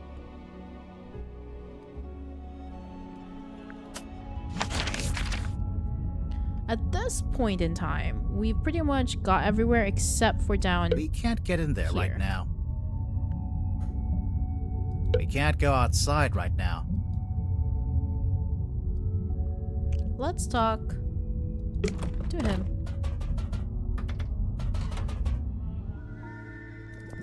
First, talk to Kirk. Tadpole? Oh, she's awesome. Got all kinds of stories. It takes some work to get them out of her, but it's totally worth it. Like, get this. I found out she used to be a rescue diver, but they banned her for being too good. How can you Damn. be too good at that? I don't know. She'd go too deep, stay under too long, break all the guidelines, you know? Huh. I gotta say, no disrespect to Cynthia, but I'm disappointed Tadpole didn't become the new captain. What, did Tadpole say she wanted to be captain? No, I just think she'd be really good at it. I mean, she's smart, brave, plus she knows all about the ocean. I mean, come on. Fair. Mariana?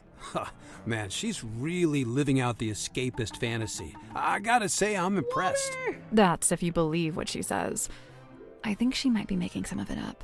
Hey, you know, it's funny you say that. I did notice something the other day. Oh? Well, she's supposed to be all like old-timey and stuff, right? But she was really curious about my cell phone. Curious how? Water. Well, she was asking what make it was, what model number, like really specific stuff. Huh. I got my water. Thank you for the hydrate. Do you know why Grip's running a shop down in the engine room? I don't know, he's just doing what he's good at. Which is what? Fixing compasses and stuff. It's kind of a niche skill set. You say that, but I heard he ran a pretty successful business back in the town. Yeah, we saw it on our way here. It's boarded up now, like everything else. Dirk, did he ever mention why he closed it down? From what I gather, it was making him money, but it wasn't making him happy.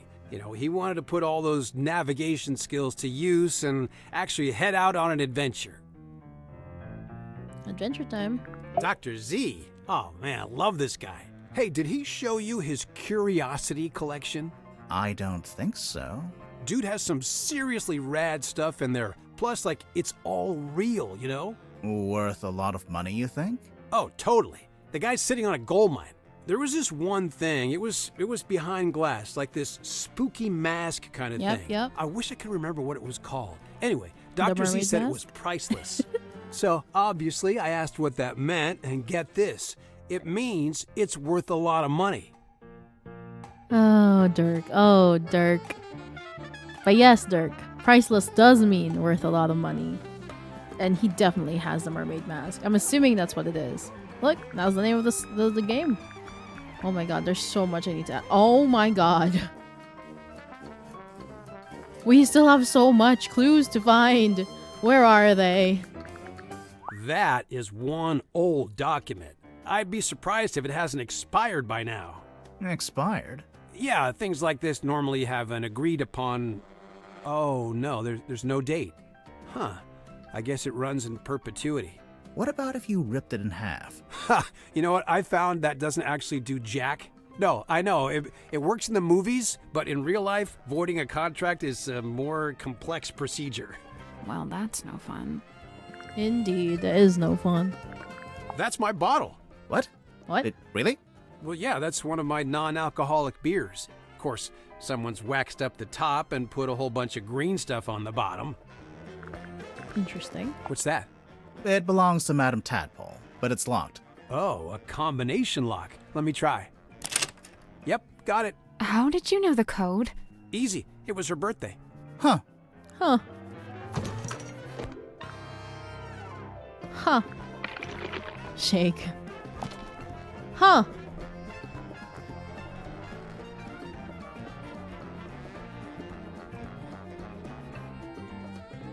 Huh. It's actually a shallow box with a number of objects kept inside. The inside the box smells of cigar smoke and alcohol. Tanya, professional swimmer, currently traveling, looking for work. We'll have to think of an angle, but I think it'll work. She's tough, doesn't complain. Could be a keeper. Moon, caught her snooping, taking photos. Said she's on the trail of a werewolf. She's a pain in the neck, but she's a natural storyteller. Might be able to put her to use. There's a number, 202-555-178. Fortuna, her theater has seen better days, but still the best spot in town to set up. I tried to cut a deal, but she's being tight-fisted. Might be a problem. Hopefully not, for her sake. Wait, 202-555-178. Isn't that the number that Dirk called? 202-555-178. Yeah. Dirk called Moon. Interesting. Interesting. I'm gonna ask him about that later. Hey, is that the Queen Serena? Is that what the ship's called? No, that's the name of the ship in the novel. And in Dirk's movie, too. I'm guessing. Was right. It was the ship. What does it do? I thought it was a bell. Only it doesn't actually ring, so not really a bell, but... No, I think it's some kind of mechanism. The part sticking out of the bottom looks a bit like a screwdriver, don't you think? Oh, it opens the... It opens the cauldron. That bell sits on top of the cauldron to make an egg. It makes an egg. Oh, I see. What a babe. I mean, yeah. This Mortuga's girlfriend or something? I don't think so. Of course he'd land a girl like this, of course. I don't know. Wasn't he kind of a gloomy loner? Yeah, chicks eat that up, man. Hey, Joro. Thanks for checking in. Welcome, welcome. Yes, I have been streaming for 7-8 hours. Yes, I've been streaming this game. I think the first 1 hour or two I was doing something else, but I was pretty much doing this game the rest of the time. I really want to finish the story, okay? Shh. A radio? What's the range on that thing? No idea. I'm pretty sure it's broken anyway. It might get a better signal up in the control room or up on deck. Down here you get nothing. The walls are way too thick. And that's why you go up all the time to use your phone. Pretty obvious. It's a map of Silkworm? I don't know much about the town. You'd be better off asking someone else. Yeah. I have a new PNG. I love her. Love her very much. Made by the wonderful B-Batch. Grip must have really steady hands working with all those small parts, huh? I could never. Oh, sweet. Treasure map. Yeah, it doesn't specifically say it's a treasure map. Dude, there's a big red X. You gotta assume that's a treasure. Fair Big enough. chest of gold doubloons, you think? Oh man, that would be awesome. Although thinking about it, do you think anywhere still takes doubloons? No. Hey, wow. Did Tadpole give you that? No, we found it in the bilge. You think it belongs to her? It would make sense. Although the woman in the photo looks a little different. No, it's gotta be hers. You're right about the photo, though. Her hair is brown here. I guess she dyes it green nowadays. So what? It's a free country. Sally's just like taking it personally. Sally took it personally. She took it personally. She's like, my hair is green. Oh. You know what this is, Dirk? Laser gun? A laser gun. Well, whatever it is, I think it's broken. Wait, really? I mean, oh, what a shame. Maybe he's not a good actor. Maybe he just so happens. He's the type of actor that gets stereotype casted. Because he can't play any other type of character. Oh, Dirk. Oh, Dirk. Alright, let's talk to you. Suspicion. Let's have you talk to me about everybody else first. Madam Tadpole. Simultaneously the most laid-back and most terrifying individual I've ever met. Terrifying? You don't feel it? To me, she gives off this indisputable, I will destroy you if I see fit to do so kind of energy. Maybe if you get on her bad side. Oh, I wouldn't dare. She'd crush me like a twig. She does look pretty tough. Who would you say is stronger? Madam Tadpole or Dirk Dansom? Dirk's in good shape, but a lot of it's just for show. He's just gotta look good for camera. Meanwhile, swimming works out every muscle group. Did you know that? I didn't. Every muscle group. I don't think Tadpole's about to fight anyone. She's so chilled out. For now. I worry about what'll happen when, if, you two name a culprit. You think she might, retaliate? If she does, I'm not gonna be the one to stand in her way. Fair. She does seem like somebody that you don't want to fight with. See, the subtleties of this game. Moon's your lead suspect, I presume. Yeah. No. Why would she be? Well, the timeline. She shows up, and bang, Mortuga murdered. Maybe it's just a coincidence. I'm just saying, nobody even knows why she's here. I'm not sure we know why you're here. I already told you, didn't I? Genuinely, I can't remember. Yeah, Muscle is a very intensive sport. It works out nearly a lot of your body. Just make sure you're doing it properly, right? Make sure you stretch, and then properly do your warm up and cool down exercises. And then you actually have to exercise, right? Not leisurely swimming, actually swimming. Right? Like, you have to actually be swimming and not just doing leisurely swimming. It's also good for stamina. So you have to hold your breath, catch air, retain it, etc., etc. So it works out a lot. If I had a pool, probably would do more of that more. I do prefer swimming than actually working out, because then in swimming you don't really sweat. Well, you do sweat, but you don't really feel it because you're already in water. I don't understand what his deal is, but I already have a headache, so I'm just not gonna worry about it. What did he say he was? A dream doctor? Great. Good for him. He's researching spirit energy, I think. Lovely. More power to him. And he was the first person to join Mortuga's submarine, because they knew each other from before. Wonderful. I don't... Wait, really? Huh. Zephyr's not from Silkworm, though, is he? I don't think so. Interesting. Well, thanks a lot. Now I have yet another thing to think about. Have fun. Have fun. It's all fun and games until you drown. True! And that's why you need to warm up, or else you will get muscle cramps. And the next thing you know, you are going down in a 6-feet pool, going down to the bottom, and you're going, ah! That's why you gotta warm up and cool down so that we don't get muscle cramps. Anyways, hi Whack. Welcome in. Happy Sunday. You're back from your camping trip, I'm assuming? Or I think you were doing camping. Can't remember. I think so. How was your trip? I heard you had fun. I like to sit at the bottom of the pool. Mood! I like to lay down at the bottom of the pool. I've been in and out of sleep all day. It was fun. Nice! Lots of drinks. Nice! Good for you. I'm glad to hear that y'all had fun. I like to go under the pool and just lay down, and then I also like getting to the part of when you're in the pool where the water no longer is see-through but is reflective. So you start seeing reflection of yourself. Also a fun time. And I think when I was younger, I would like to pretend I'm a waterbender. Fun times.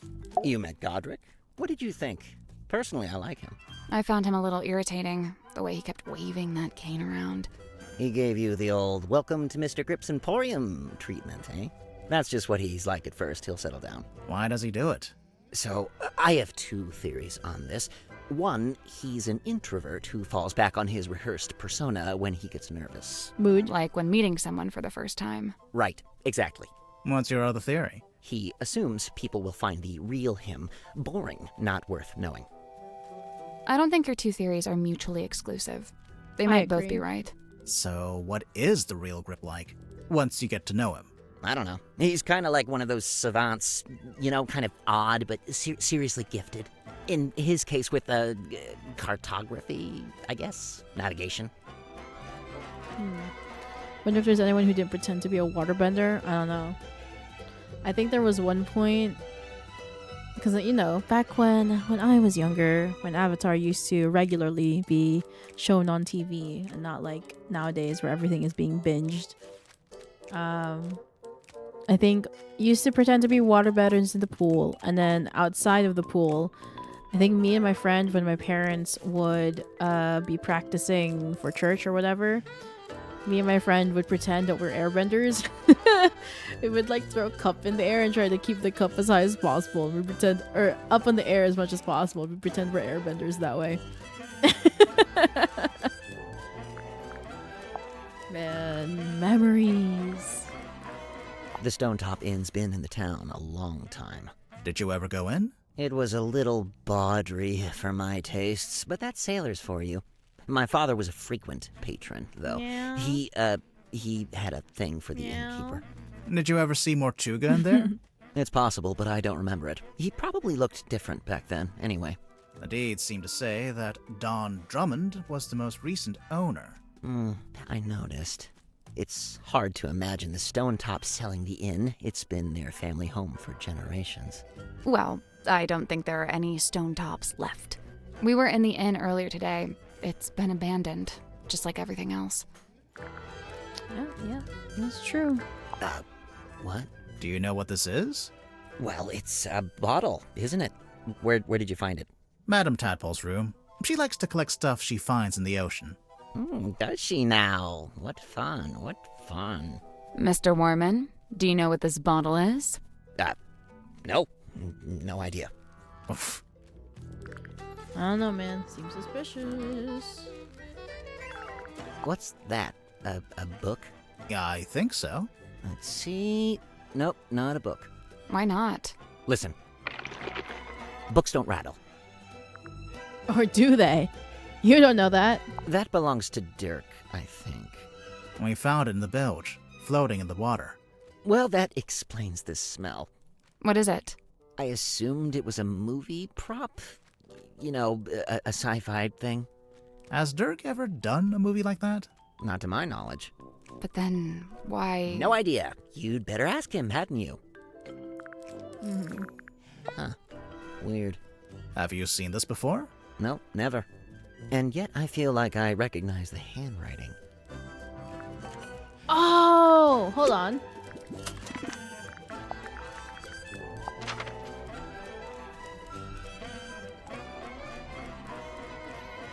Tadpole's ibis. It's the same tea.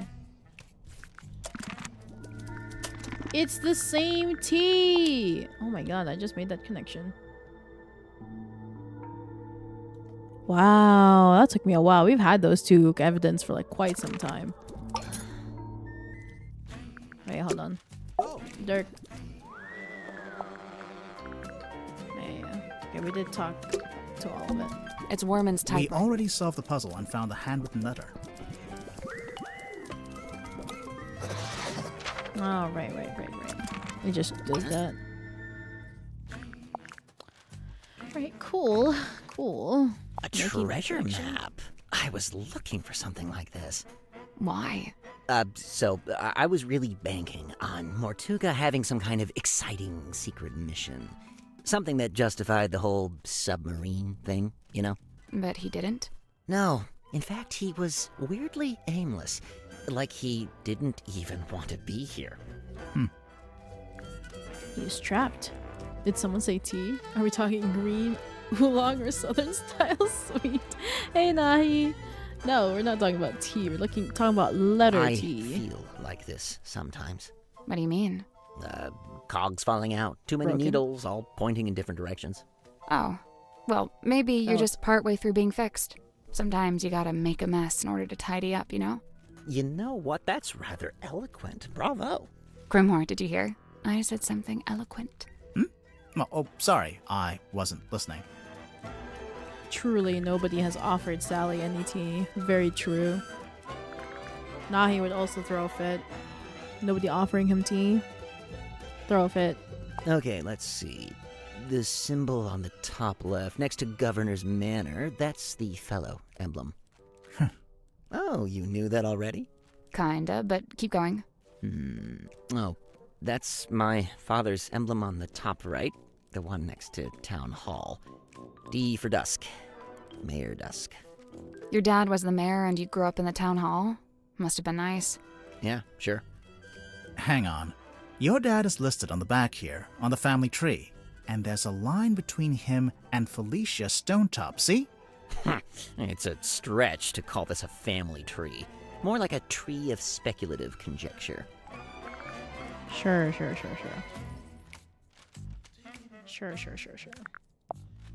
It's broken. Or Yes. possessed by an evil spirit, one of the two. Thanks. Charming, isn't it? Is it based on a real ship? I'd assume so. Mortuga did work as a sailor of sorts back before the submarine. He had his own ship?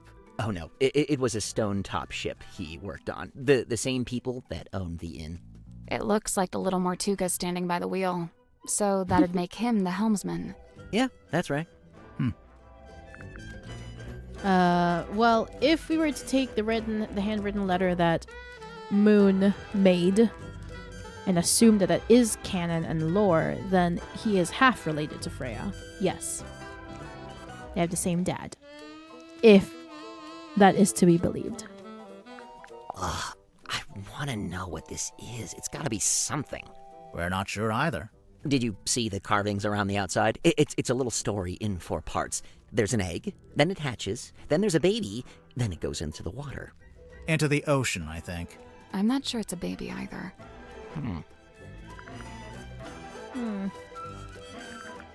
I couldn't believe it when I saw this in Mortuga's cabin. Had you seen it before? Yeah, this painting used to be in my house. What? In my father's study. It hung there for at least a year. Why? Where'd he get it from? I believe he bought it from the town's governor, a man named Fellow. So how'd Mortuga end up with it? I couldn't say. Who is this? I thought this was Felicia. I'm confused, but okay. Stranger than fiction. Let's start. Worman, you're from Silkworm-on-Sea, is that right? So technically no. My father and I moved there when I was very young. But for all intents and purposes, let's say yes. Why not? And you first worked as a newspaper journalist, but then moved away to be an author? I literally left my small town to go make it in the big city. It's so banal. I'm not a man, I'm a walking cliché. But then, right as your writing career was peaking, you came back. And now you're here on Mortuga's submarine. Remind me why you're here again. 2 words. Writing retreat. I've been trying to write this accursed book, but I couldn't focus with my publisher breathing down my neck. That kind of pressure is not conducive to one's creative process. Surely there is something specific that made you come back to the town and seek out the submarine. Something specific? Yes. The letter. So you got this letter from someone called T.W. Ibis, who says... Ibis? Never heard of him. Oh, it's a him. See, now I'm confused. Is Roman's real father? Is Roman's book publisher? Is Roman's old boss? It's old boss because that's... He's the one for the newspaper. T.W. Ibis is Worman's old boss. And, what gives you that idea? The newspaper.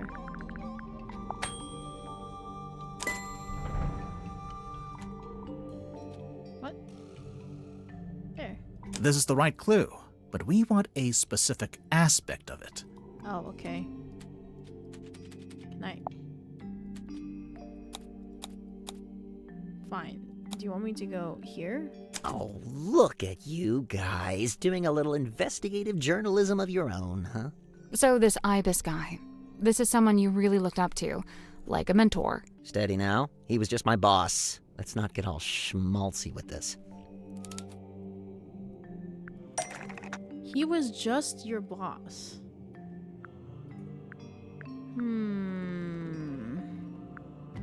What was something that proves that he looked up to him? The typewriter? Typewriter doesn't feel right.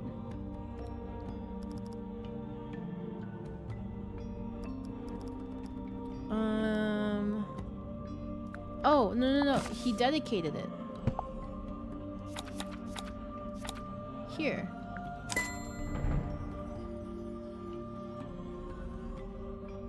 Yeah, this part. For T.W. Ibis, who imparted upon me what it is to love the art of I'm aware of what it says, all right? Can we just settle down? Guys, there's something bothering me. The letter has a diagram on the back showing you how, when, and where to find the Mortuga submarine. Of course. How else do you think I managed to find it? Magnus Mortuga's submarine is the stuff of urban myth. It's not exactly public knowledge. But that's my problem. How would Ibis know about it? He's not on board, is he? No, and as far as I know, he never was. He's not even living in the town anymore. But then how... Yeah, no, I have no idea. FYI, I've officially decided not to worry about it. Looking at the actual letter, he first insults your integrity as an author, and then presents a solution. basically offering you the chance to get onto the submarine and find Mortuga yourself. A chance to meet Mortuga. So that's what convinced you to come back here. Oh.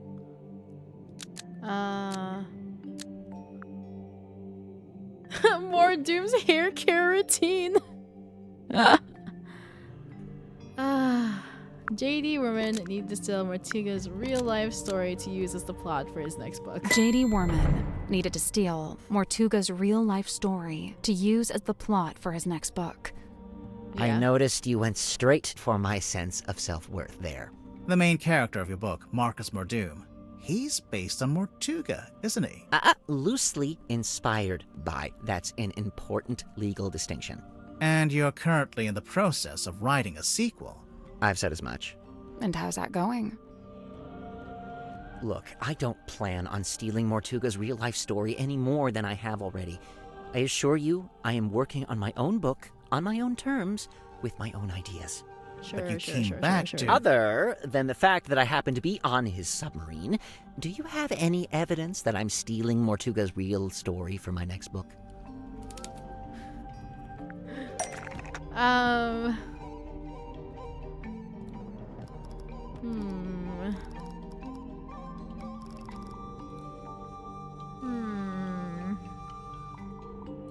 What evidence is there that Worman might be planning his next book around Mortuga's real-life story?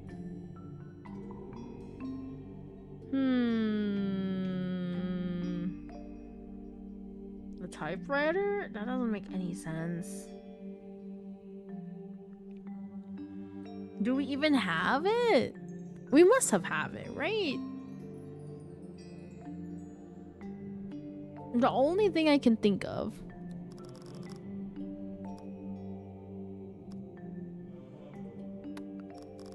would be the typewriter. Wait, it might be the message in the bottle, actually.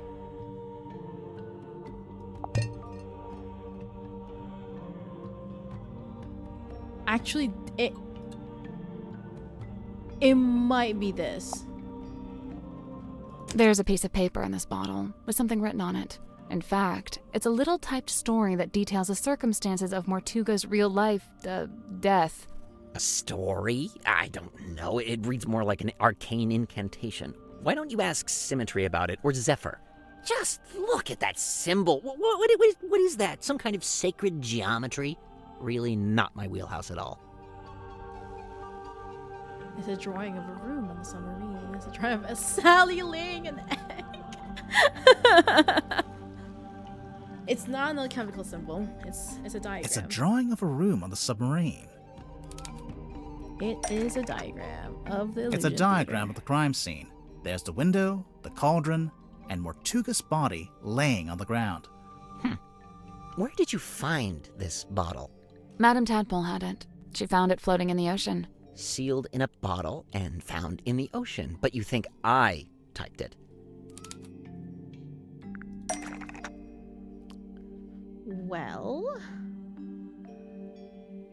I mean, I guess we just use the typewriter. That's the only thing I can think of.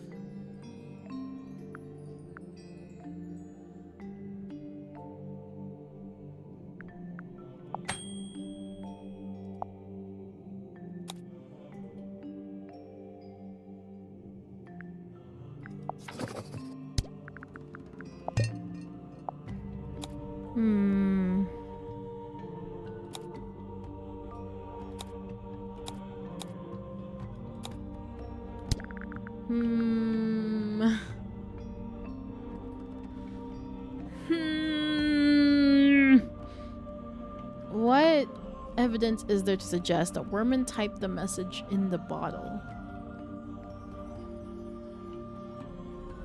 Right, it's either the newspaper page or the typewriter again.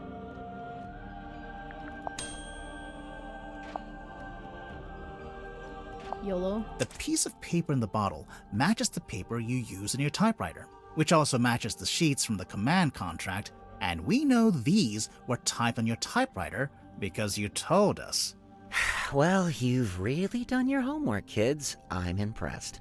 You admit you typed the story? It's not a story, it's just record keeping. After Mortuga died, I thought someone should write an account of what happened.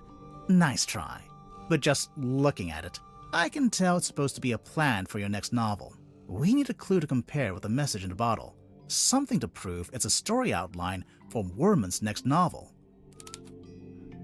Something to prove it's a story outline for Werman's next novel.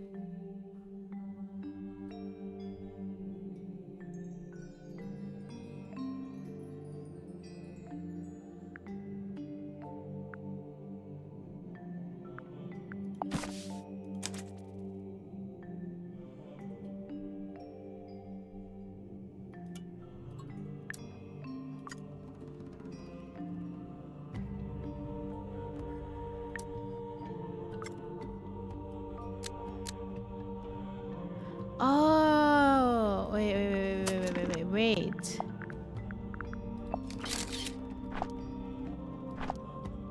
Read. Wait, no. It's this one.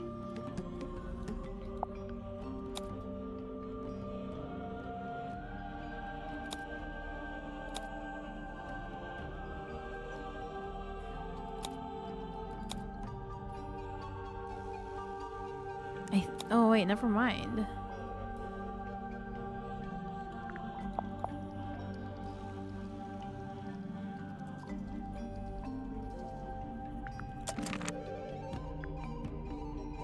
Because it's a plan for the next book because I made the mistakes. Actually, because it was created years ago. Is the real meaning behind rhymes with. Set instruction is drawn in the same style. Oh no, yes, the curse in the title is drawn in the same style as the hex in the title. Matches. It's a plan for the next book. The curse in the cauldron title okay, so is it was drawn in the same style as the hex of the helmsman title because it's a plan for the next book.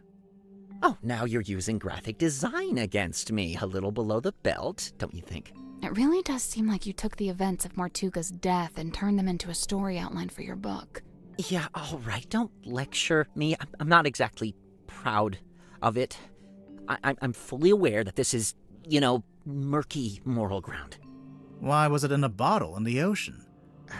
As soon as I typed it, I regretted it. Stealing Mortuga's story all over again? For what? Just some book?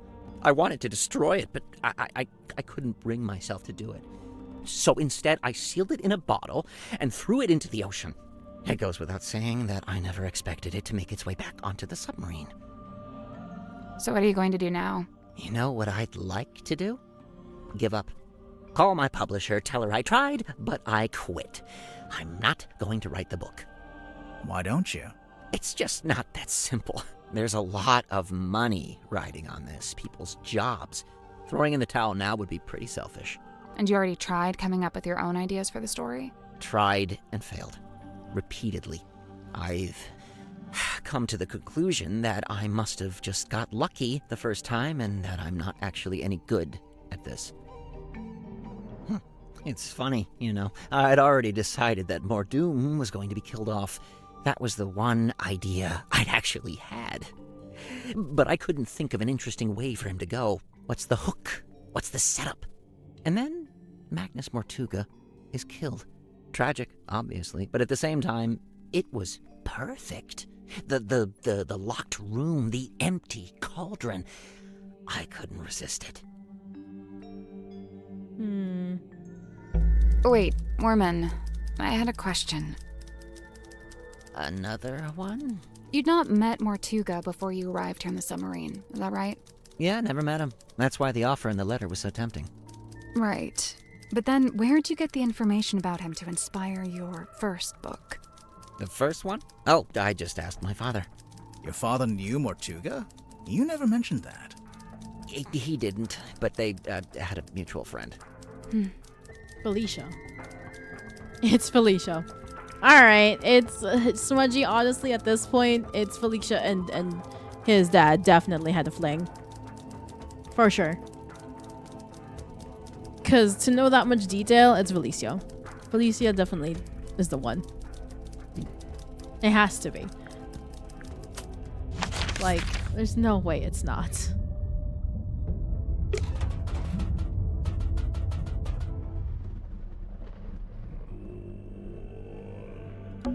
This wooden panel. Surely there's something behind it. Push it. Oh. Oh.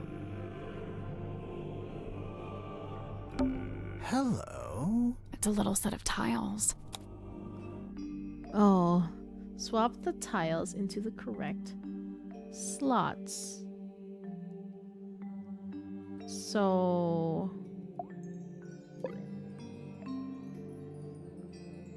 Okay, I'm thinking that this is the right side up. And I'm looking for the club. Where is the club the right side up? Then looking for the spade. Here. Right side up. Oh, sorry. The eyes are smaller.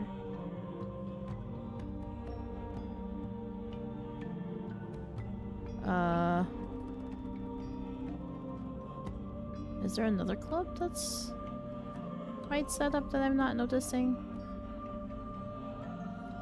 Okay, look at all of these diamonds. You know what? I'm just gonna do this real quick.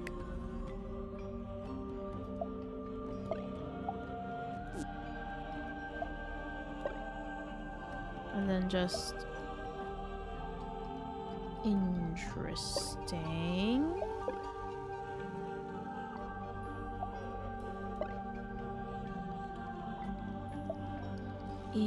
Interesting.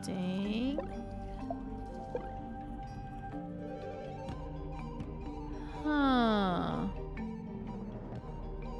Right.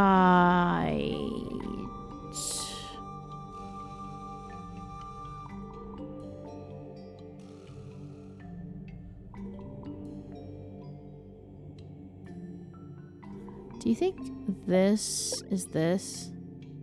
Like, this is the top, so they want the top of the heart and top of the heart down here too.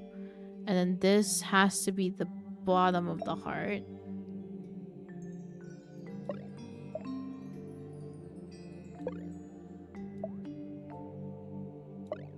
And then like this.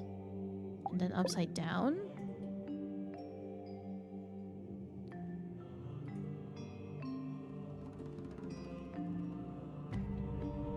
Because I think this is over here. Now, why is this face look different?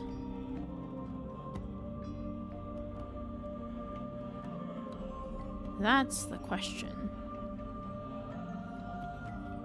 Oh, because this is a spade. So this is the ends. And this is the bottom. Where's the bottom space? This one. And then...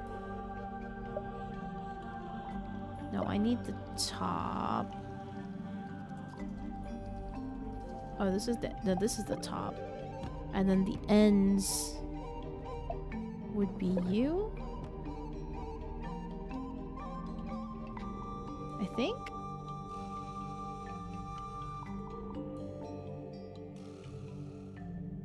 Yeah, that makes sense. Yes, I think this makes sense. There we go. Yay! I did it. I was unsure, but I figured it out. Nice. It's unlocked, I think. Right, let's get this thing open. Oh god, that's creepy. It was a robot. It wasn't another person. Well, you know, that's good. There's a girl in there. It's a robot. It's a doll, I hope. Yeah, it's a doll. This makes sense. I see. I see. So it's a life-size doll that looks like symmetry. You really figured these out quick. Oh, thank you. I'm very proud of myself, actually. I think last time I played Tangle Towers, it took me a hot minute to figure stuff out. So I don't know why, but these ones are coming to me rather quickly. Well, yeah, but I think there's more to it than that. Lift head. Lift locket. Oh. Open flap. Wow. Is that a camera? No, I think it's a projector.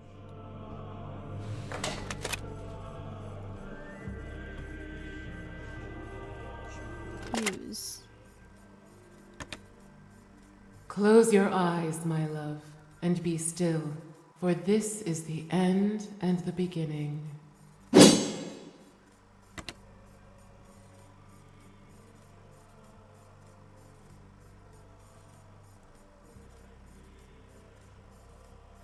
That's what the thud was. And that's why there was a whoosh. It's this. This is it.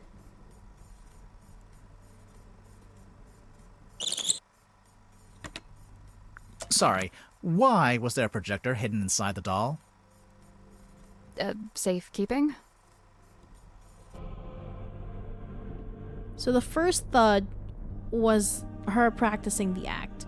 The second thud was Mortuga dying. It's not supposed to look like that. Okay, should we restart the game? Hold on. Is this gonna get saved? I hope it gets saved.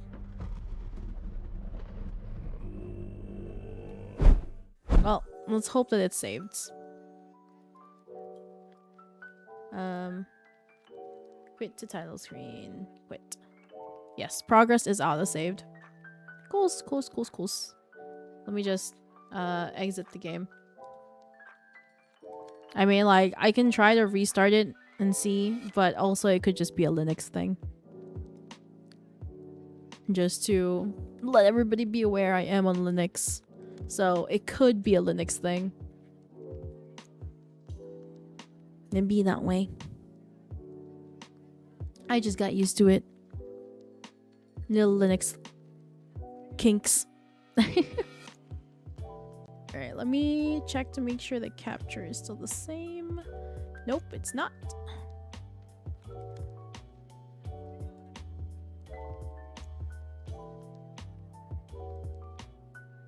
Boop. Here we are. Alright, let's... Oh, Hi sorry. there. Oh, yeah, this makes more sense. Close your eyes, my love, and be still, for this is the end and the beginning. This makes more sense. I'm not gonna lie, the first time when it was a little bugged, this was a lot more scarier. Oh, it was an ad time too. Oops. But the first time I saw it where it was a little bugged, it was a lot more creepier. Because it just kind of appeared out of nowhere, then it swung, and I was like, I don't like this. Why is it creepy enough to make me feel scared? I don't like it. No wonder. Okay, this checks out. Okay. Hey, let's talk to you. Hi. Let's have you tell me about all of these people first. Likened to the orchard oak, sturdy, stout, and towering tall, but bears she a quietsome grace, like a windless night on sail-still sea. I ponder, Welcome back. Could some such thing be mine to know? I don't see why not. Maybe I should cut my hair short and dye it green. Maybe that'll do it. What's that? Madam Tadpole, number 5. The Still Waters. Damn, what was that shade? Okay, calm down. Hiding a dangerous secret. I was saying, Smudgy, that it's back to normal now. I'm actually seeing the thing that I'm supposed to be seeing. Like this. Yeah. I'm seeing it now. And I was saying that the first time around, it was a lot more creepier where I couldn't see it. Then all of a sudden, I see this lady, and then doing that all of a sudden was a lot creepier. And I was like wondering, why is this gone super extra creepy all of a sudden? I was definitely more scared the first time when I saw that. We'll do these for last. His life's long hope to pierce the veil and breach those blackest bounds. Solitary once, no more, for help is found in frightened form of fair and freckled face. She means herself. I'm following. A time is spent in chamber dream and chained to lofty quest. Then lo, a shock! Dismissed, bespurned, rejected, my lonesome purpose lost. Why'd he do that? Zachariah Zephyr, number 3, The Entangled Dream.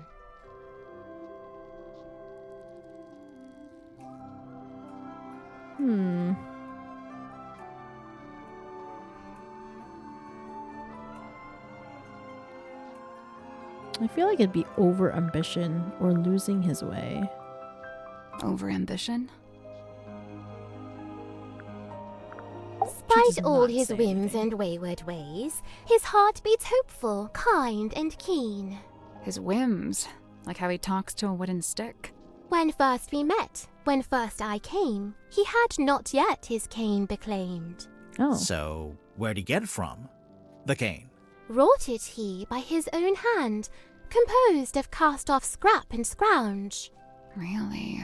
Did Grip live down in the engine room, even back then? Verily, he seeks it out, that engine's heart, for clank and clamour calm his core. He likes how noisy it is. What's wrong with him? Roderick Grip, number 2, The Broken Compass. This one, feeling lost or trapped. Feeling lost or trapped? Truly, who knows? Still estranged, this moon and I, but she and me befind ourselves in newfound kinship joined. What kind of kinship would that be? The kinship of wearing a big yellow locket around your neck. We may need to workshop the name. Mariana's moon necklace? That's a locket? Must be. I've seen her open it up and peer concernedly at its internals. Huh. Mariana Moon, number 9, The Half-Hidden Moon.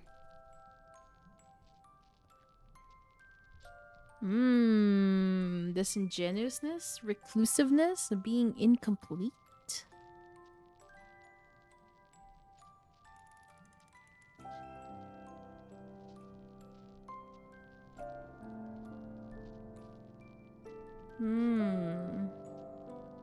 I think it might be being incomplete. Being incomplete? She does not say anything, whether we're right or wrong. 'Twas Cynthia who had it when first she came aboard. Something in it holds great weight, for her at least it seems. But you don't know what exactly? With certain mind I cannot say. What would you say that is? Sealed within the glassy tomb. Yeah. A mistake? A regret? Oh, she's I not thought it was a piece of wrong. paper. She knows what I know. That's actually really smart of her. A book adorned by bloody stain? Might be. Might not. It might not be a book. No, no. I meant the blood stain. A gun! It's not a gun. What is it? We don't really know. I like how she... The unknown! Honestly, Mood. I like how she hides behind her amulet. It's like, oh my god, protect me. Dost thou require this card's consent when saving souls from drowning deep? Well, no, not really. Then what purpose doth it serve? Yes. A map that leadeth unto naught? What do you mean? It leads to that big red X. Yeah, but it's a big red X in the middle of the ocean. It comes to mind I saw this map upon the captain's cabin desk. When was this? Soon after I arrived. Just once, and then it vanished. Well, now it's reappeared. Ta-da! Ta-da! He's cute. The compass lies on deathbed dark, its many pointed bones askew. Hush! It now endures a surgeon's steady hand. You'll pull through, little compass. Cute. Against all odds, I've been inscribed upon this family tree, bound only by the bloodline of my matron's former kin. Your matron? That's Fortuna Fellow. No longer tied to fellow name, she styles herself as Baroness. Whatever that's supposed to mean. Sim, look, you've got 2 half-brothers. Kinda. Only in the faintest terms, but there they are, Flint and Felix. We've actually met Felix. Would you believe that? No. Oh, well, we did. No, she says. How it blinks and flickers so. It's just broken. I think it's turning itself on and off. As if it sought to speak with kin. It's a radio. I'm not sure it has kin. A yearning stirred along by grief to seek to find a path, a bridge to cross that dark divide. Grief? I assume she's dead, this woman? Why? The crosses in the background. Oh. I think they're just ship masts. Like she's standing by the harbor. We don't know if she's dead or alive. But I'm pretty sure that's Felicia. To dwell beneath a heavy iron-casted thing, ever poised for rope to snap, ever set to fall. Mortuga? You didn't dwell beneath it. Not really. I don't know. It's hanging directly over his desk. That's a choice. That is a choice. I love how she just drops her poetic way of speaking sometimes. So true. It's when she's stuck. Do you know anything about Mortuga's model ship? Yet another weight upon his ever-troubled mind. Although, given that it's sealed in glass, I imagine it's now very hard to fix. Like what that. are you talking about? It's broken. Some part of its innards has come loose. Yes, it has. We found your doll. She's not talking. You didn't ask her anything. All right, fine. What's up with the doll? Okay, now she's not talking. Speaking of, Sim, can the doll talk? Like, does it have a little speaker inside? She is ever silent. I speak for us both. I just thought, there's a string on the back. I thought it was like a pull string. It is a pull string. Oh, then how does it work? You pull it.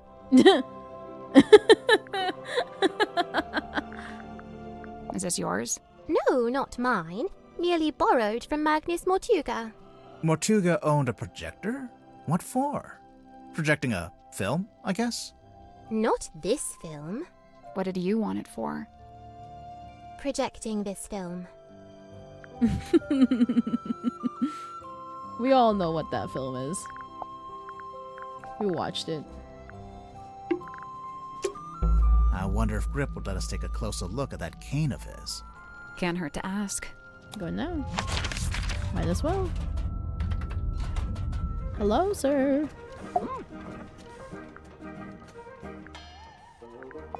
First, tell me more about Dr. Zephyr. What'd you make of old Dr. Zephyr? Not a fan? There's been some speculation that his experiments may be dangerous or even harmful. Although it's hard to be sure, since he seems so reluctant to admit what they actually are. You don't even know? I would have thought, since you've both been here for a while. Well, yes, Zacharias was one of the only 2 souls aboard the submarine when I arrived, but he never made me feel especially welcome, and he certainly wasn't keen on me poking around his dream chamber. In fact, he always seemed somewhat wary of me, like my arrival was going to scupper his plans in some way. I guess Zephyr and Mortuga weren't expecting anyone else to show up. Surprise! There was something I noticed while giving Mariana a tour of the submarine. Soon after we entered the bilge, she whipped out her tobacco pipe with a strange kind of urgency. Did she smoke it? Well, she put it in her mouth, but she didn't light it. What's that, Cornelius? You've never seen her light it? Well, now you mention it. Yeah, probably not a good idea to smoke inside a submarine anyway. Yes, and Mariana seems like such a stickler for health and safety regulations. Fair. Remarkable! There we are! Cornelius, look! I told you all our hard work would put us on the map someday. How come your logo is a hot air balloon? I thought you sold stuff for boats. Officially, we deal in the nautical and aeronautical. But in truth, the balloon motif was mostly just for fun. I'm not sure there were ever any aeronauts in Silkworm. Except yourself. Could this be Cynthia's attempt to get our submarine up to code and finally install a radio? Why doesn't the ship have a radio? 1, Mortuga didn't like to use technology if he could avoid it. And 2, he didn't like to communicate with the outside world if he could avoid it. Yep, I'm not sure I agree with that second one. There's no way all these people showed up on the submarine if Mortuga wasn't contacting the outside world. You know, there may be something to that. Okay, skipping that for a minute. I'm guessing you never dealt with anything like this in your shop. No, it's too big for one, and it's not exactly navigation related. What's wrong? I don't suppose you know what this is, this little part sticking out the back. No, I barely noticed it, to be honest. I did. Now, see, I don't know what it's for. Honestly, I think that little part is where the wooden buoy goes. This is what I think. Yeah, I think that's where it goes. Oh yes, Mortuga's little model ship. He always kept it on his desk. Although I'd wager it's more than just a paperweight. Is it based on a real ship? It's likely. Mortuga did have a ship, or rather he worked on board one. I very much doubt he was the owner. Do you know what this is? Oh, I'm not sure. Maybe something left over from when it was painted? It seems to be part of the moon vial. It's the top. Very peculiar. Miss Silkmoth's a talented seamstress, and she carved and painted the head too. Close your eyes, my love, and be still, for this is the end and the beginning. That phrase. I heard that phrase spoken aloud when I was in the bilge with Mariana Moon. And this was around the time of the murder. Yes. I'd wager it was. Yep. You wish to converse with Cornelius? He'll be thrilled. I just realized Cornelius has different faces. Yeah, before he gave it to me. Look. Oh. Hey. Oh. Hey. Oh. Hey. I didn't realize he had two faces. I noticed it before he gave it to me, okay? Just for a note, I noticed it before he gave it to me. My mouse is about to die. Time to charge it. Remove what? The bandage around the middle. Why? I'm just curious. Oh.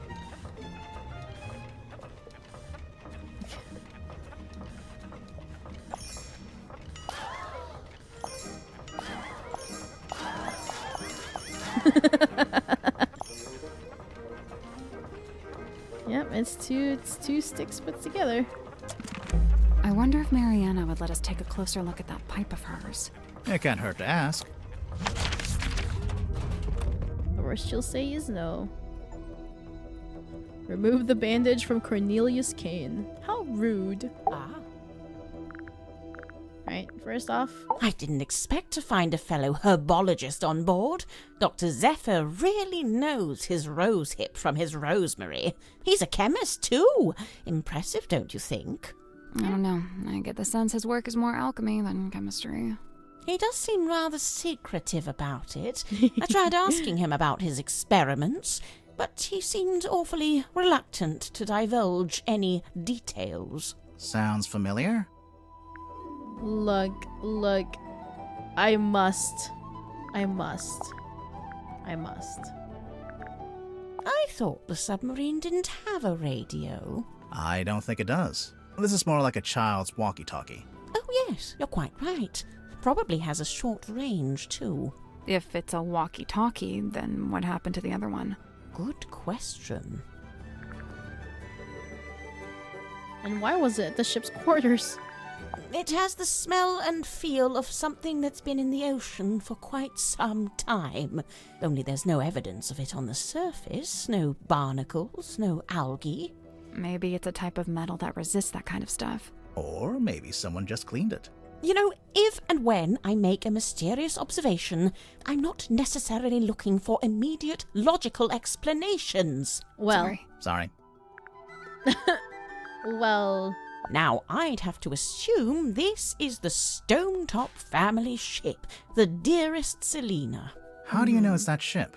Is there a photo of it? It's evident by the selection of little wooden people on board. Yup. The dearest Selina was captained by Felicia Stonetop, that's her there, and one Magnus Mortuga was her helmsman. Yup. What did they use it for? Oh, I don't know. Fishing? Tourism? General gallivanter? What about the woman tied to the front? Well, that's a representation of the ship's figurehead. Selina, the mom of Felicia. So does everyone on this submarine keep a life-size doll of themselves, or...? I'm pretty sure it's just Sim. I swear, if we find a room somewhere with dolls of everyone else, I'm going to freak out. Mood. Close your eyes, my love, and be still, for this is the end and the beginning. That voice. Well, that's the voice I heard when I was down in the bilge. At least I think it is. Sounds a little different without all the echo. Yep. The bandages in the center smell of fearful sweat. The wood itself, it's mahogany, but it smells of salty ocean air. And the little hat smells like a dress worn by a doll. Dress worn by a doll. Lovely. Lovely. This here, that's the Stonetop emblem. Oh yeah, we saw it on the sign outside the Stonetop Inn. Do you remember, Sally? No, but I was basically still asleep at that point. What are those letters above it? Initials. SS. Stonetop C? Secret stone? Selina Stonetop. The owner of the painting? The painter herself. Okay, now I'm confused whether that's Selina or her daughter. So Selina painted it. Oh, right. I forgot to ask about her pipe. You want to look at my pipe? If you don't mind. By all means.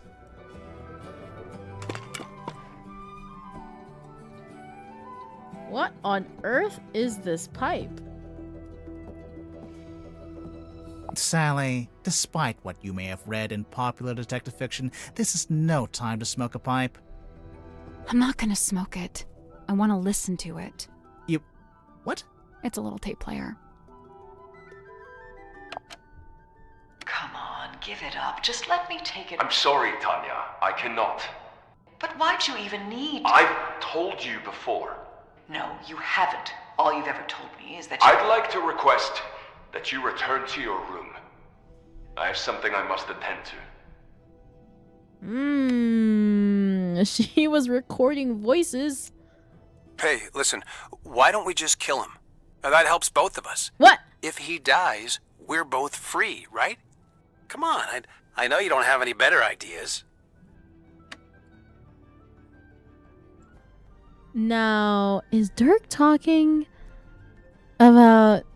I think he's talking about James. I don't think he's talking about anybody else. I don't think he's talking about Mortuga. I think he's talking on the phone. The stargazing girl stares into the ink-black void. Upon her trembling lips, a question born. A forbidden query of what may be and what may not be. The void, unyielding to the girl's plight, stares back. It speaks. Close your eyes, my love, and be still, for this is the end and the beginning. Yep. So she was practicing her new routine. She's gonna be the stargazing girl.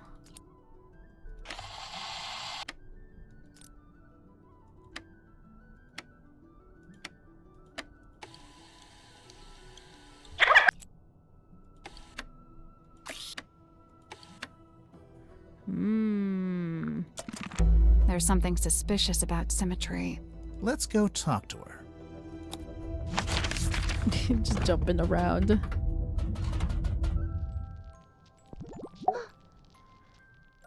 Mariana Moon's secret dictaphone.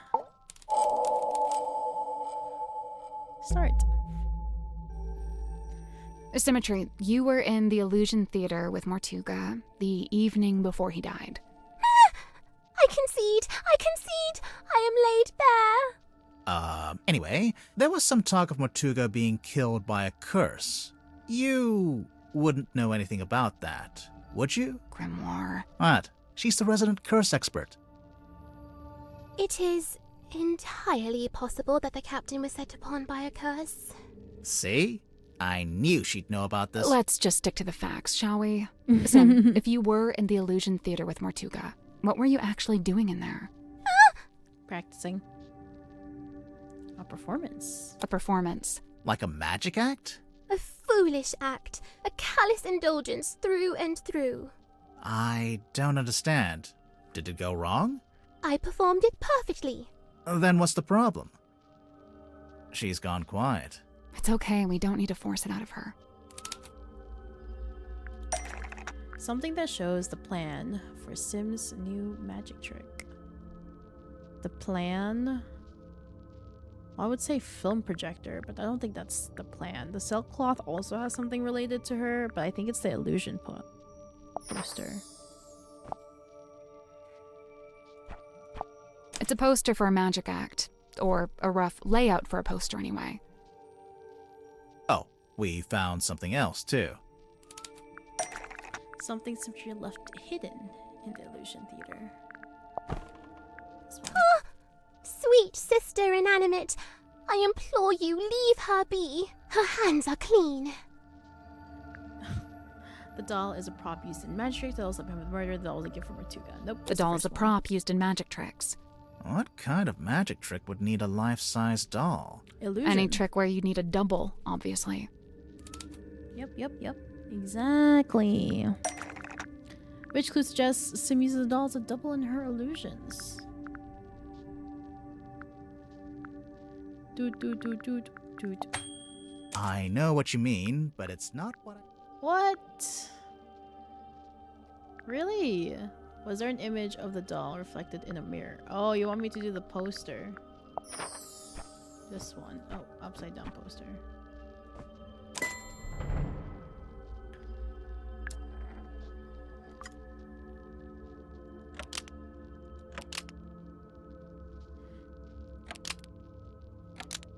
Your magic act, Lady of the Looking Glass.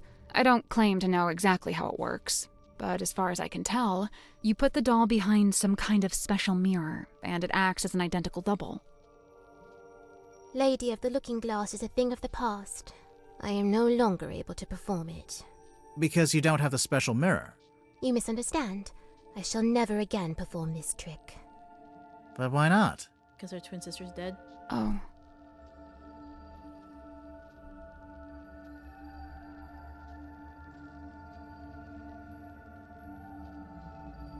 Because she's lost one of the other props. Because someone banned her from performing it.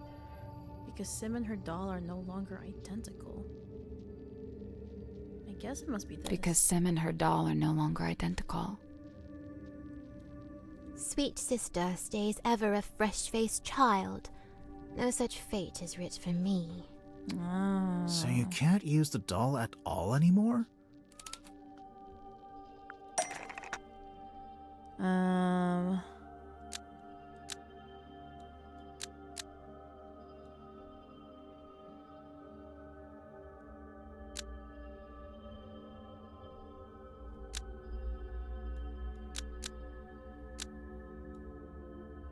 If it was facing away from the audience. The doll as a doll with Symmetry if it was facing away from the audience. The doll could still work as a double for Symmetry if it was facing away from the audience. Facing away? Oh, like the sketch on the poster. Right. I wonder why she needed a double, though. This isn't a mirror trick like before. It would help if we knew more about the trick itself. True. We don't even know what it's called. We kind of do. It's Stargazing Girl.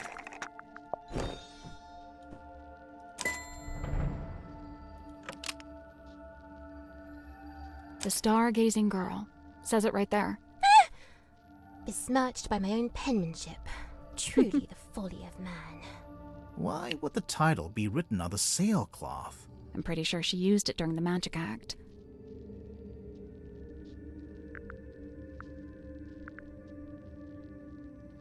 She hung it up to use as a curtain. Kidding, obviously. Now for the actual answer. Why would the title be written? Sorry. Pretty sure she used it during the magic act. It wouldn't be the curtain. She wore it as a cloak. The cloak would make sense. Or she draped it over the cauldron. I have a 50-50 chance here.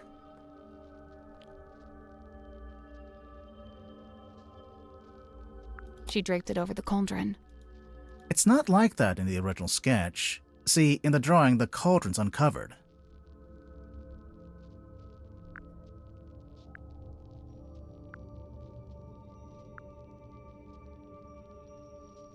Mortuga asked her to keep the cauldron covered up. Before the captain assented to me using that room, he'd been using it for storage. When I was first let inside, the sailcloth was indeed draped over the cauldron. I hadn't realized he did not wish me to remove it. When he saw my design for the poster, he had but one request. Symmetry. All I ask is that you keep the sailcloth on the cauldron. And given that you had to keep it, you made use of it as a kind of banner. So what's the Stargazing Girl about? What happens in it? I do not wish to speak on it. No? Well, we actually know quite a bit about it already.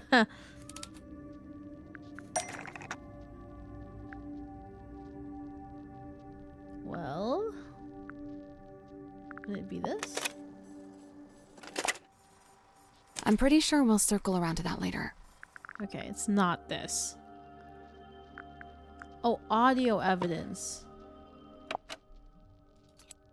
Hey, listen. The stargazing girl stares into the ink-black void. Upon her trembling lips, a question born. A forbidden query of what may be and what may not be. The void, unyielding to the girl's plight, stares back. It speaks. Close your eyes, my love, and be still, for this is the end and the beginning. Oh! How can this be? Mariana Moon was in the bilge at the time. I guess the sound traveled down through the open vent. Her pipe is a dictaphone. Dang. So the first voice belongs to Sim, and then there's a second voice, a woman's voice. I'm sorry, I love that of all the times that she breaks her character out of her poetry voice, is her saying, dang. I mean, she does it multiple times, but the dang was really impactful for me.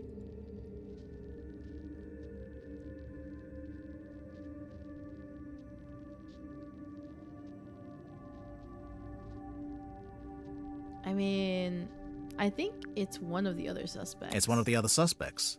Really? I'm gonna try that that again. So the first voice belongs to Sim, and then there's a second voice.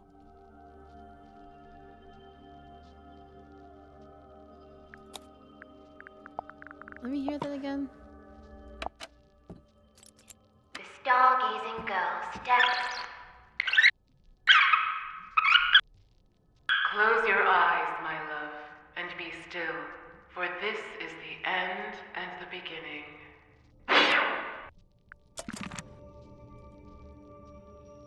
What? I guess it's someone else entirely. It's someone else entirely. But who? Where did that second voice come from? The radio? Maybe.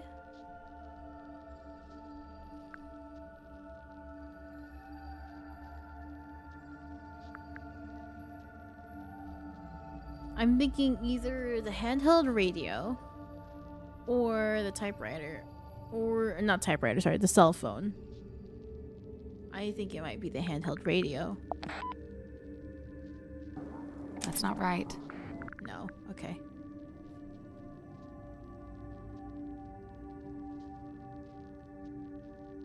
Then it has to be the cell phone.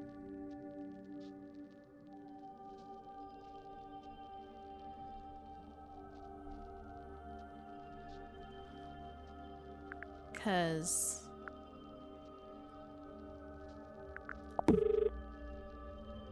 Nope. what? Now I'm confused. I knew everything was going too smooth sailing. But some kind of device. Some kind of device.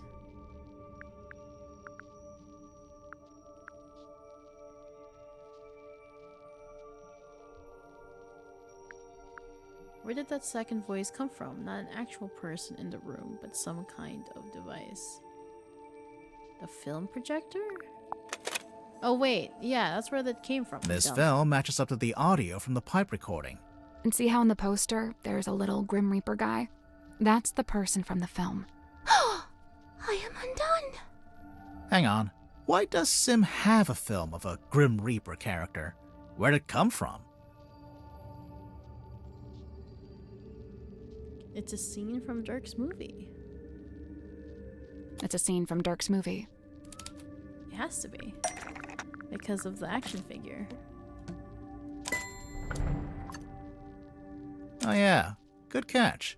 Okay, so Sim put the projector into the doll, and it projected onto the circular window at the back of the room. If the doll was sitting on the cauldron, where was the real Sim?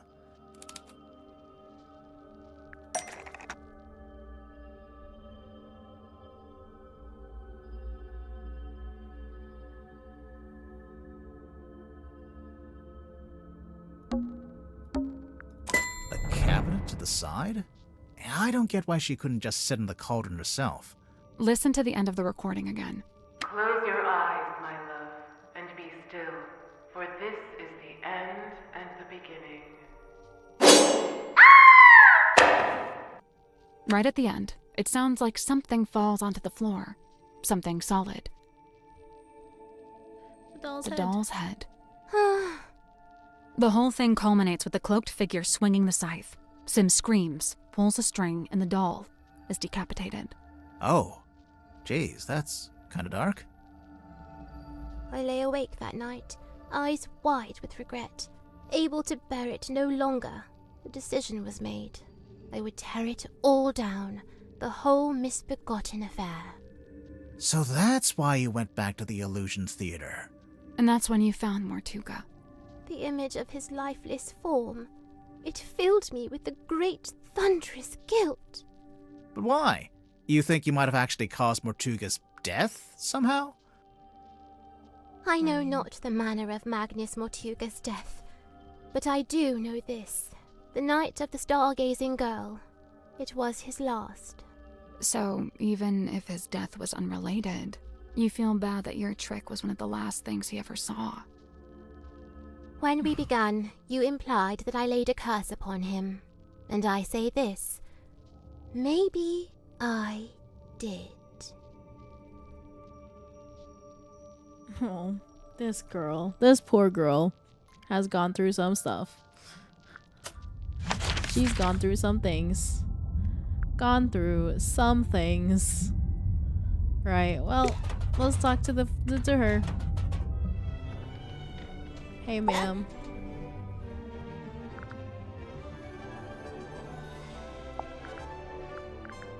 I'm missing 8 clues. Madame Tadpole's so cool. She's super strong and she can swim super fast. I bet. She knows all about the different kinds of fish. Wow. And she can hold her breath underwater for like ages. Whoa. Of course. Also, she's traveled the world, she's had all these different jobs, met all these different people. I haven't done any of that stuff. You're only 18. She's a bit older than you. Yeah, I guess. Ma'am, you're only 18. You can't do that much when you're 18. Mariana Moon? I've barely known her longer than you have. Do you know why she's on the submarine? I have to assume she was invited. So, what? Nobody's allowed on board without being invited? Naturally. Or found. Who invited you? Oh, Okay, maybe I'm an exception, but Captain Mortuga granted me access and he let me stay. So it amounts to the same thing. You know, now that you're captain, you could tell Mariana to leave if you don't like her. I never said I didn't like her. I think she's very interesting. Wow. She doesn't like confrontation. I found out Mr. Grip wanted to be the submarine's navigator at one stage, but Mortuga never allowed it. After I became captain, I half expected Grip to come and ask about taking on the role. But he didn't? Nope. Would you have said yes? Of course. I have no idea why Mortuga didn't allow it, but Mr. Grip's clearly an expert. I would have welcomed his help. I wonder why he didn't ask. I'd guess he assumed Cynthia didn't want any help. Sorry, Cynthia, but you do give off a kind of I can do everything by myself vibe. Just a little. Feedback duly noted. Yes.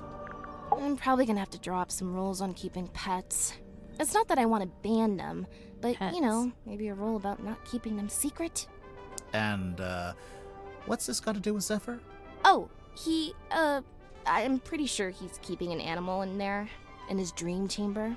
But you've not actually seen it. No, I heard him talking to it, though.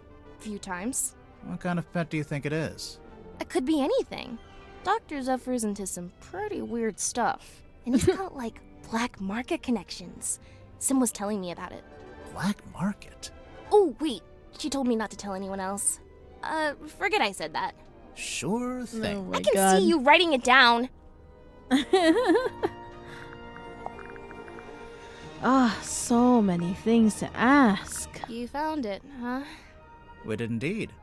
Indeed. We did indeed. Yep, we got it. Good joke. Let's move on. Why did you hide it? I'm allowed to keep stuff under my mattress. Is it yours? It doesn't have your name on it. No, it doesn't. That's exactly why I brought it with me, actually. Go on.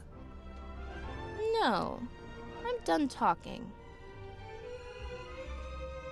Indeed. Oh, shut up. There's something suspicious about Cynthia. Yeah, we'll talk in a moment. Hey, there's a document in there. It's a piece of paper. I don't know if I'd call it a document. It's been typed. Apart from the title, which is drawn by hand. Oh yeah. It almost looks like a logo for something. Yes, it does. That's one creepy book. Wait, are those initials? M.M.? You're looking at it Those are upside down. M. Am I? Those are M's? It could be W's or M's. Give us your professional opinion. Laser gun? Shrek ray? Intergalactic hair dryer. It's an antenna. A really weird antenna, but yeah. Also, it's damaged. It's starting to rust, and there's sediment in the joints. Seawater can really do a number on electronics. You gotta be careful. There's something suspicious about Dirk. Yep. Let's go talk to him. Later. Let me just finish this. Ocean Rescue Divers Association. Ugh, they'd never let me in. I can barely even swim. But you live right by the sea. Pardon me for not swimming in the deep, freezing ocean. This weird little drawing. It looks kind of like that thing Mortuga kept up on the foredeck. Yes, it does. This is the ship's compass. From here in the control room. Looks like Mr. Grip's already working on fixing it. Good. That's good. Why so many needles? The original needle was broken. Mr. Grip said he had a few he could try out as replacements. This one's the original? Yeah. Looks fine to me. Just put it back in. Nope, wouldn't work. It's malfunctioning. It needs to be replaced. Suspicious. Cynthia, this map's got your surname on it, and the S from your signature. Oh yeah, Seafoam Harbor. I mean, nobody ever really called it that, but my mom was the harbor master, so yeah. Cynthia, this radio looks kinda like you. Aw, you really think so? Why did she take that as a compliment? Does it belong to you? Of course, I brought it with me. That's how I first contacted the submarine from the outside. You used the radio to contact Mortuga, and you asked him to let you into the submarine? Yep. Wait, so there's a receiver in the control room? No. Well, kinda. So, you know what? Never mind. How did he? I don't know. I remember one time I went into Mortuga's cabin and he was standing in front of this painting, and he had his hand held up to it, like he was touching it. Maybe it got knocked and he was straightening it. No, he wasn't touching the frame, he was touching the painting itself. Okay, well, he is within his right to do that. I don't know. Might be worth a second look. Look at it in a moment. What do you know about this bell? That's no bell. It's got a fluted drive tip. A what? For a fluted socket with 6 flutes. Oh. Oh. Yeah, I agree completely. Looks like it's dinner time. Look, this is how long I've been streaming that it's now time for another set of food, aka dinner time. So we're gonna go ahead and pause here, and I'll be back after dinner. Poof.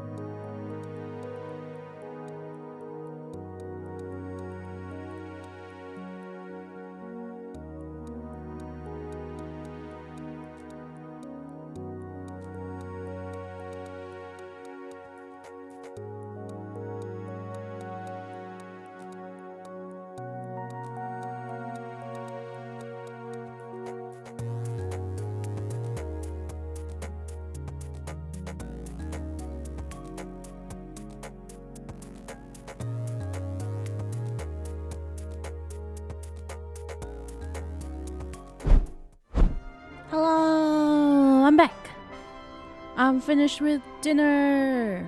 And feeding the cat too, so all of my chores are done. My evening chores of feeding cat, cleaning a litter box, and eating dinner. Even had time for ice cream. Anyways, I'm back with energy because I just ate, so I'm like very, very full. Well, not necessarily very, very full, but like full. Anywho, we were talking to, what was her name again? I already forgot. Cynthia, about clues, and then we'll do the suspicion. But for now, we'll just continue with the clues.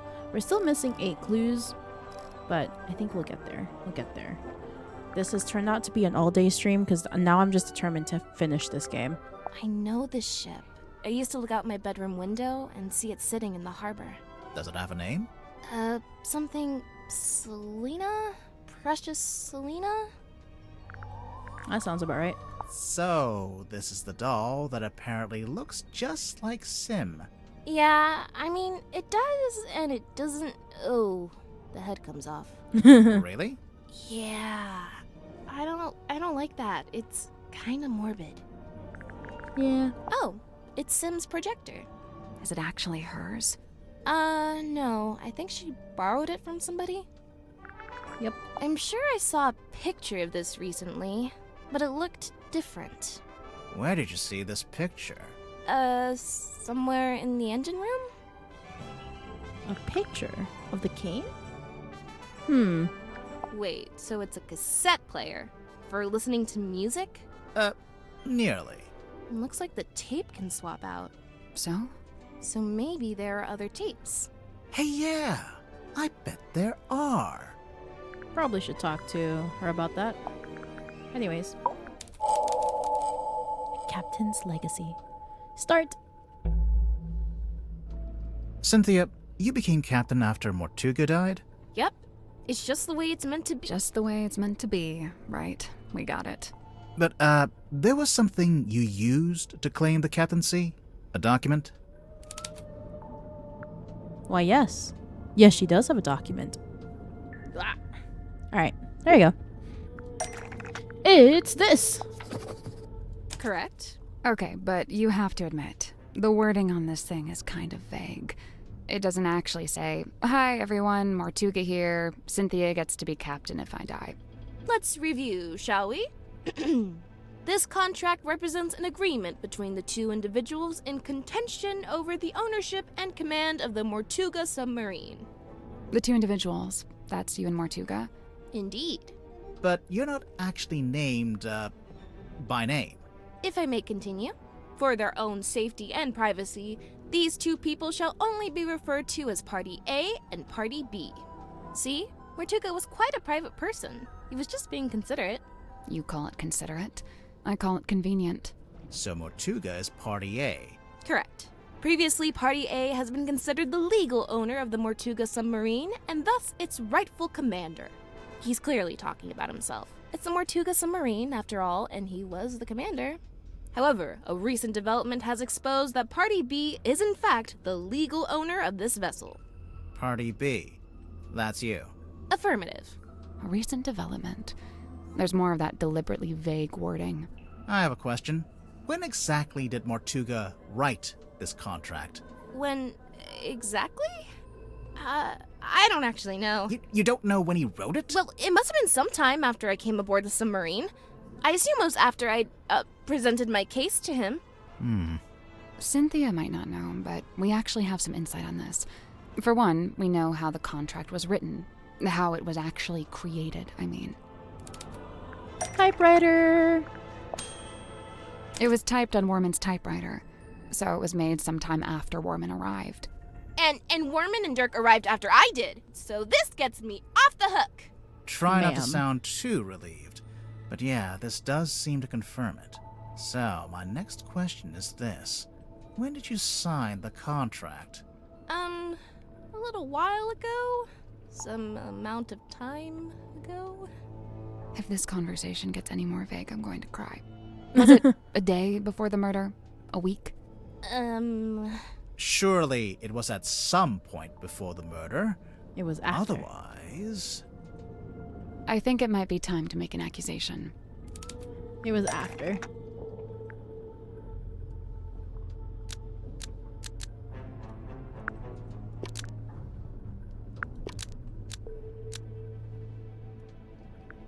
Yep. Cynthia Seafoam signed the contract after Mortuga's murder and forged Mortuga's signature. Yep.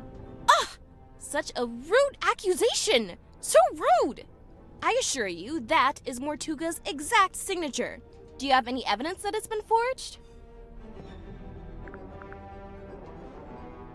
We have evidence in the form of clue. We have evidence in the form of a clue. It's the captain's log.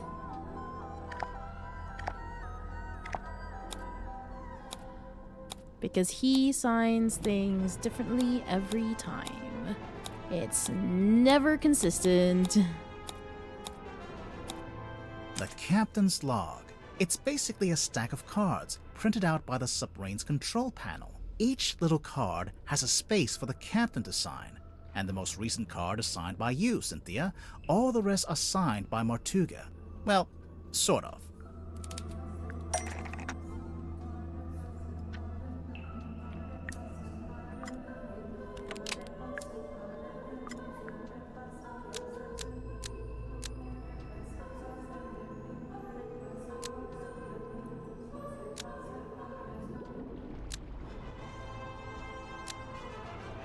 Mortuga's signature on the contract doesn't look anything like Mortuga's signature on this card.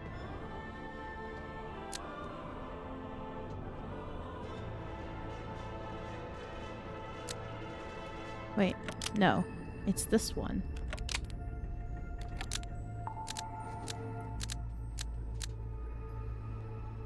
Yeah. Doesn't... Wait, no, it does.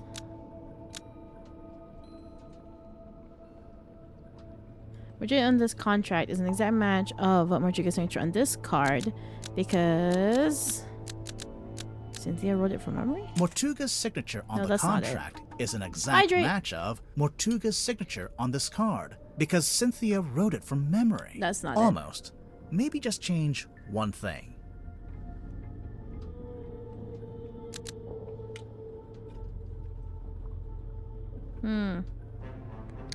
Thank you for the hydrate. Mortuga's signature on the contract is fairly similar to Mortuga's signature on this card because Cynthia wrote it from memory. That's not right. That isn't right. So it's an exact match. Oh, Mortuga's signature on the contract is an exact match of Mortuga's on this card, but it's match any other of the other cards. Mortuga's signature This is on the the right one. contract is an exact match of Mortuga's signature on this card, but it doesn't match any of the other cards. Yeah. It's a perfect match. What's the problem? The perfect match is the problem. You were too accurate. If you'd done a worse job, you might have gotten away with it. What do you mean? If you look through the cards, Mortuga never signs his name the same way twice. But the signature on the contract matches one of them exactly, which seems to be proof that you copied it, or traced it, or whatever it was. Oh. Whoops. Didn't notice that. I thought it was his signature. Why doesn't he have a signature? So, if Cynthia Yes. forged the signature, that means Mortuga had the contract typed up, but then never signed it? No. Right after Mortuga was Cynthia killed, wrote it. I went looking to see if he'd written a will. That's when I found it, laying inside the little hatch in the control panel. I grabbed it and hurried back to my room to read it. After reading it, I could come to only one conclusion, that he wrote it about me, but never got a chance to show it to me. Remind me why you were so sure it was written about you? A recent development has exposed that Party B is in fact the legal owner of this vessel. You're really the legal owner of the Mortuga submarine?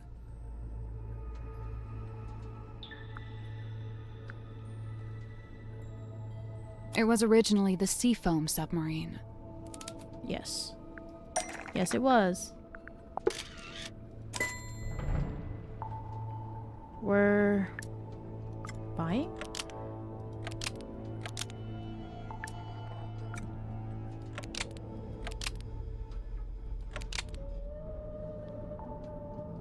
This was back when it was still being built. The seafoam submarine was never completed. We got close, and then we stopped.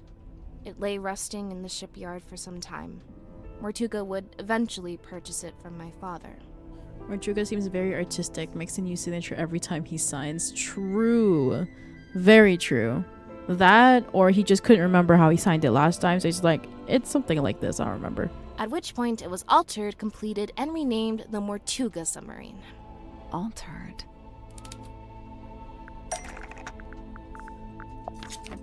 Yeah, the blueprints from my mother's original design. But as I said, that version was never completed. I've been trying to update it to show how the submarine looks now. The design changed a bit after Mortuga bought it. Wait, if Mortuga bought it, then he did own it. It wasn't a legitimate purchase. It wasn't my father's to sell. So, the recent development mentioned in the contract, that was me, informing Mortuga that his ownership of the submarine was based on an illegitimate purchase. My intention was to refund his payment and undo the transaction, placing the submarine back into my ownership. Wow, I bet he loved that. Refund the payment? You tried to give him his money back? Not money. Something else. The deed. The deeds to the Stonetop Inn. Originally owned by the Stonetop family until it was passed into the ownership of Magnus Mortuga. And then...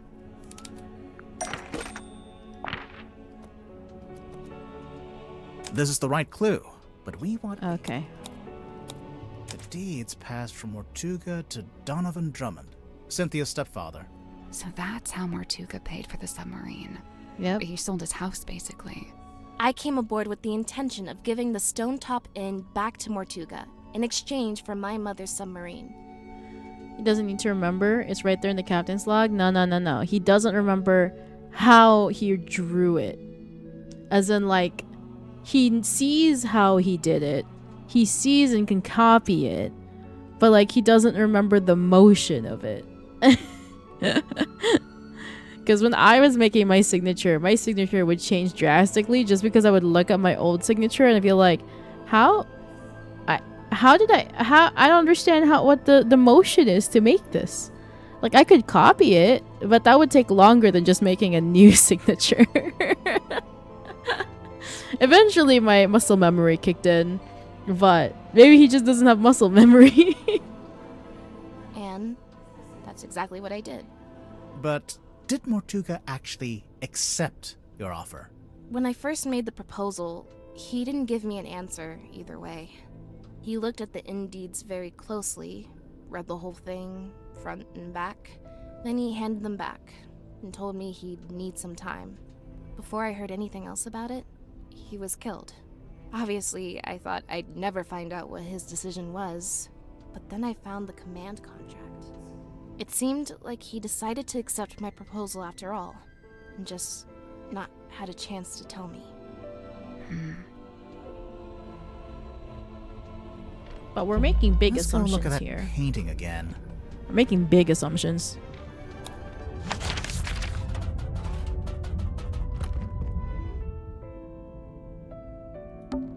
Maybe we should take another look at this. Is that the... Rotated. The sun was upside down. Do you hear something? Oh. That's it? What? It's just going to hang in the middle of the room? You can reach it, can't you? Yeah, but... Then I don't see the problem. Fair enough. Ah, see, this is where he slept. What is that? It's a model town. It's a Silkmore. Hey, there's a panel at the front, and it slides out. I guess that's the ocean. You can put the little model boats on it. Huh. Oh. Swap the positions of the sails, tap on the boats to rotate them.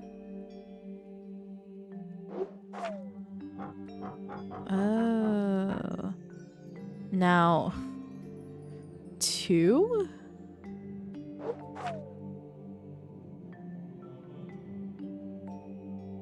What?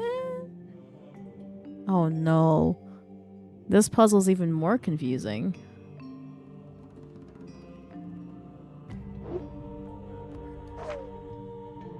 Two?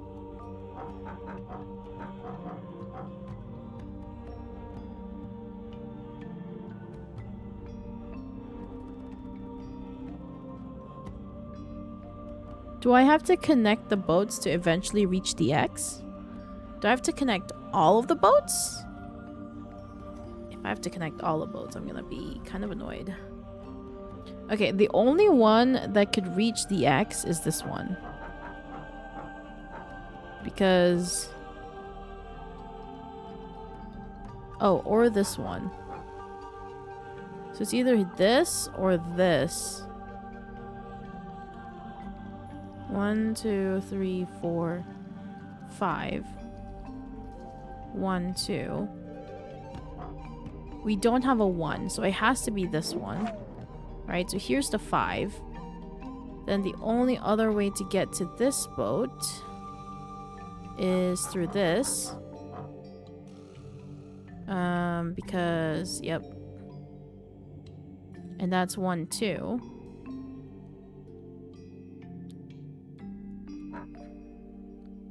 One, 2, 3, 4.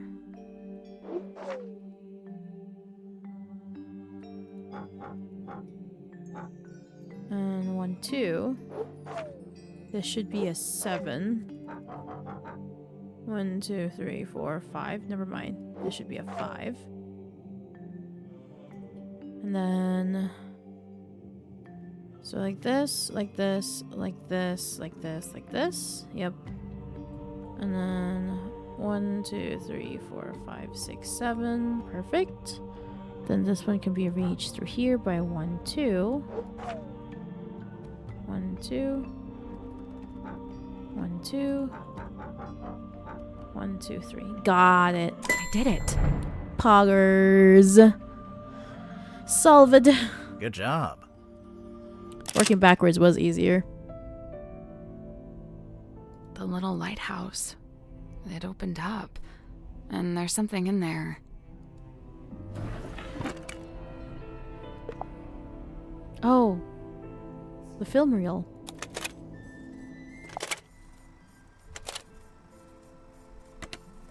You really want to turn back after you got the map sussed out and everything?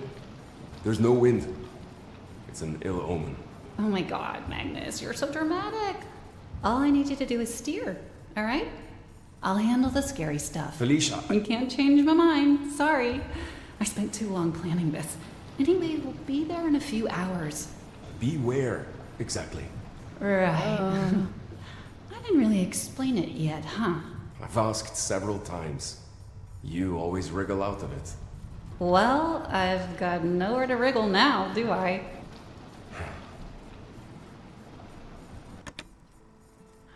Well, the door opening was very ominous. The door opening is quite ominous, really. Don't really want that. Interesting. What's that on the bed? Some kind of box. Can you get it open? More puzzle?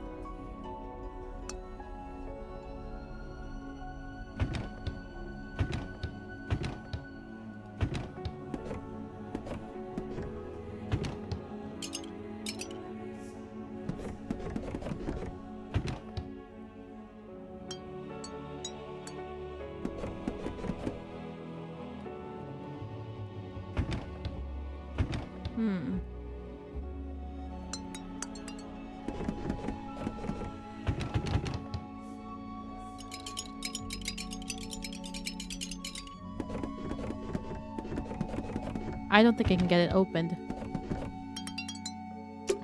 There's no way to open it. Yep. Seems that way. At least we don't have the key.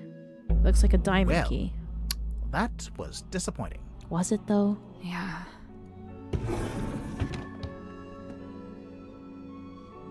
Look, it has the fellows.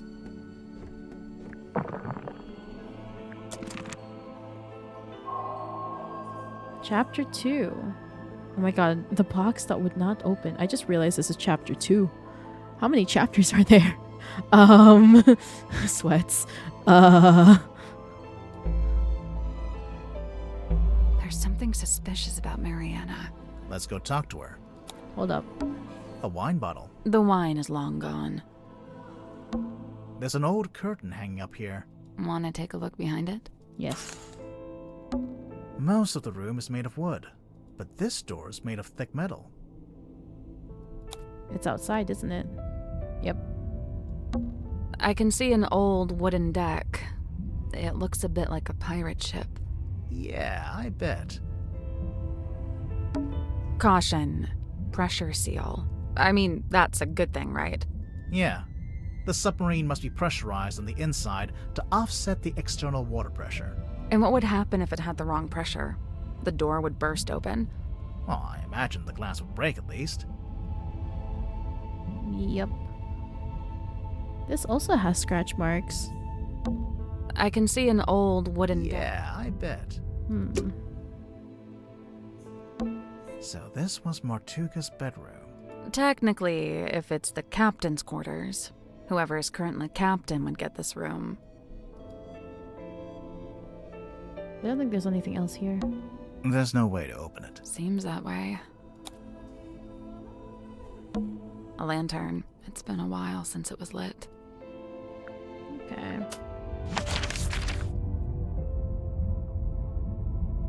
Right, because this is all outside. That makes sense. Let's talk to Dirk.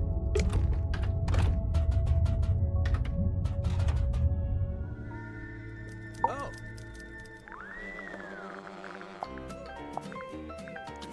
What a time. Hey, I didn't know Stim had a stunt dummy. It's not a stunt? She planning to do a scene where she falls off a cliff into a crocodile-infested river? When the stunt is that dangerous and the stunt guy refuses to do it, you use the dummy. Okay. Dirk, you're a movie kind of guy. Is this your projector? Nope, not my... that is, though. The film reel? Yep, I thought I'd lost it. I guess I did, huh? Where'd you get it from? It was a gift from the studio, a little souvenir.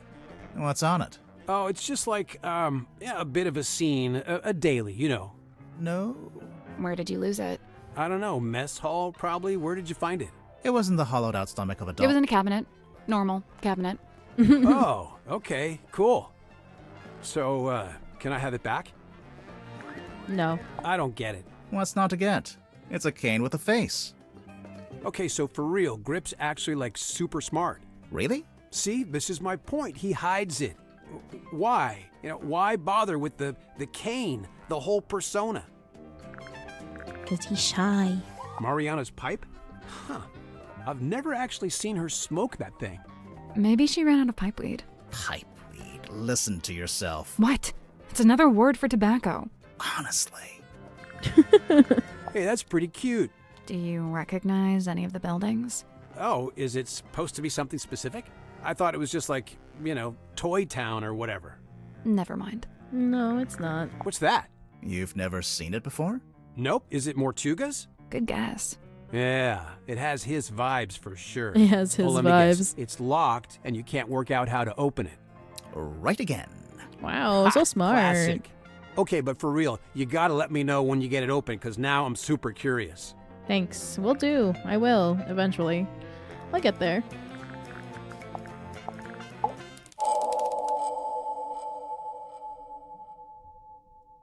Let's start.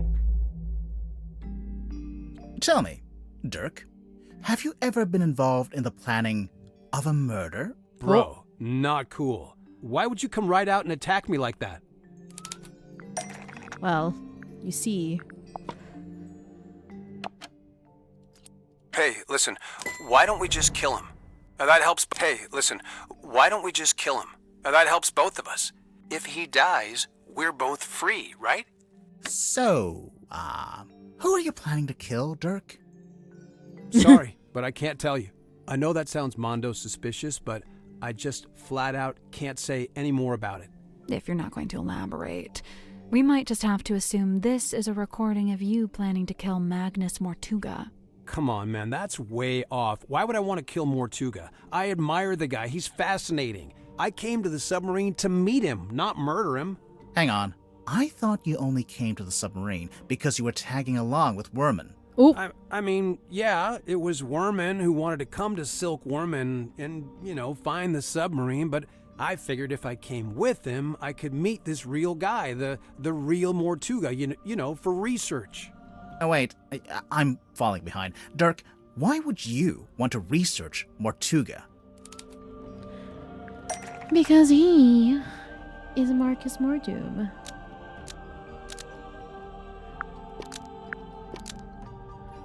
Who Dirk plays in the movie adaptation. Magnus Mortuga was the original inspiration for Marcus Mordoom, who Dirk plays in the movie adaptation. Yep. Right, so, look, I had this idea. I figured surely meeting the real Mortuga would help with my portrayal of Mordoom in the next movie. Like I said, research. You hear about actors doing that kind of thing, don't you? So, that was your idea? Your own personal plan? To come with Worman to the submarine? Yeah, but I don't like the way you phrased that. It sounds like you're leading up to something, or... Yeah, I don't believe that's why you came here with Worman. In fact, I don't think it was your own idea at all. Nope. There's clearly a third party involved. Someone or something that we haven't mentioned yet. Yep.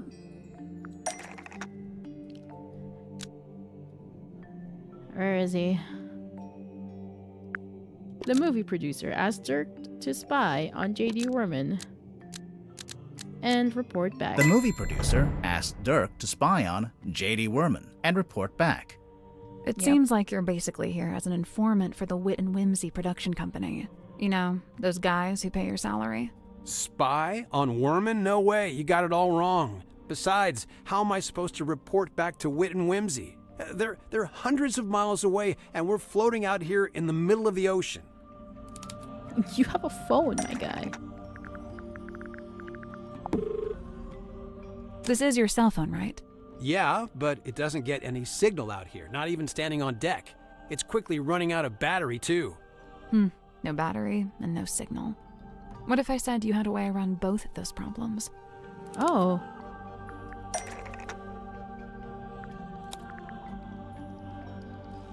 Does something fit in Dirk's strange device? Oh. I think this weird ray gun looking thing is actually a custom antenna for your phone. I'd imagine it doubles as a battery charger too. Pretty convenient. Bro, I don't know what you're basing this on. I mean, look, you plugged it in, but the battery still isn't charging, and I'm still not getting any network signal. Yeah, because it broke it. Because you didn't pay your network bill in a timely manner. That too.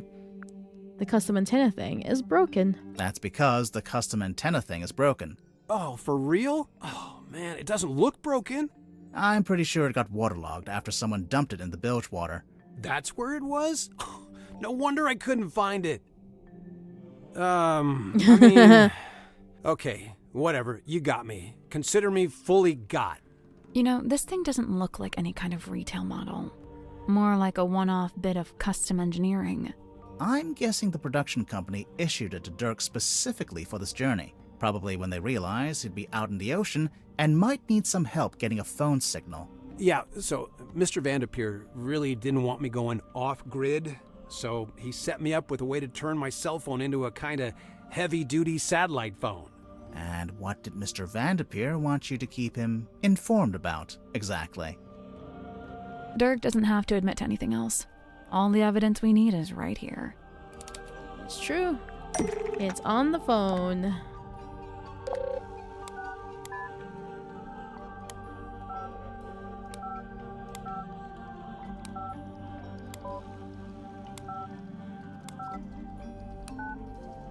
There's a handful of outgoing messages from you to Vincent Vanderpeer.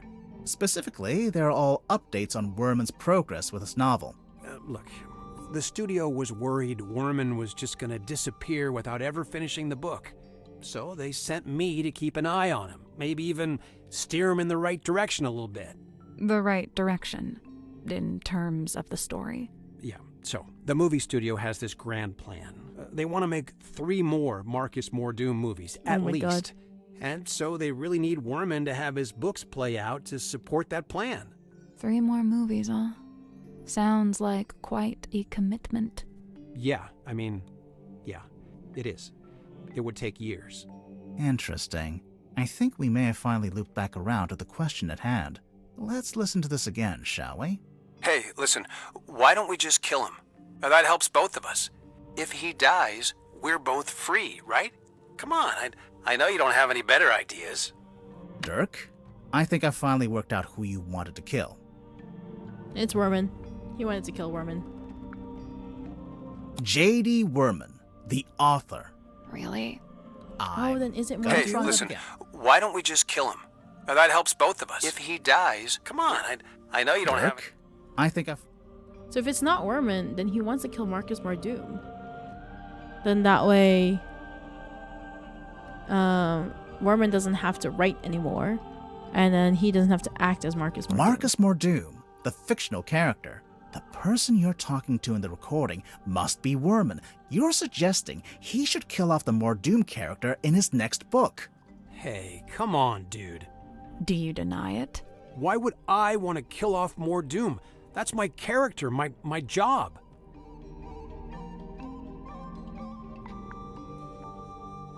You want to be free to take other acting jobs instead. Let's take a look at the cell phone one more time. It's the email.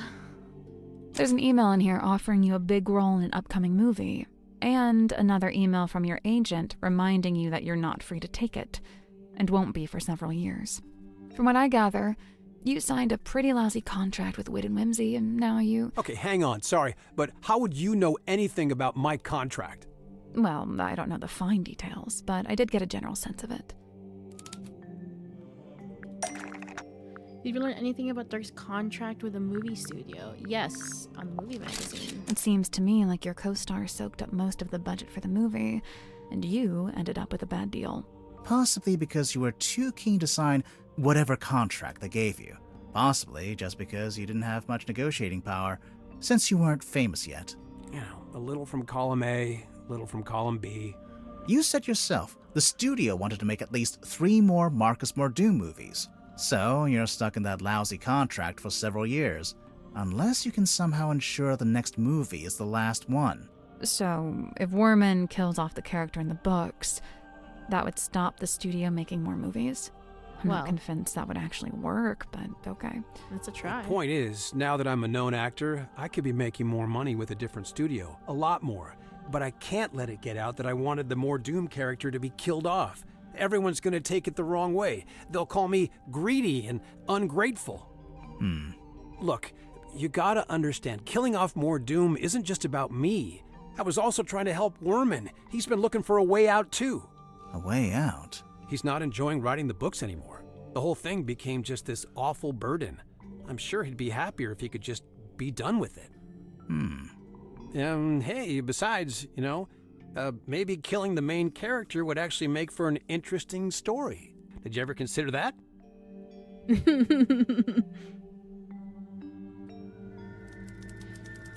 What a time. Alright, we go to Mariana.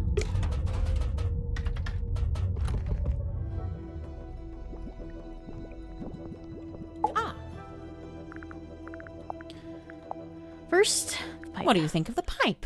Fine craftsmanship, wouldn't you say? It's not a pipe at all.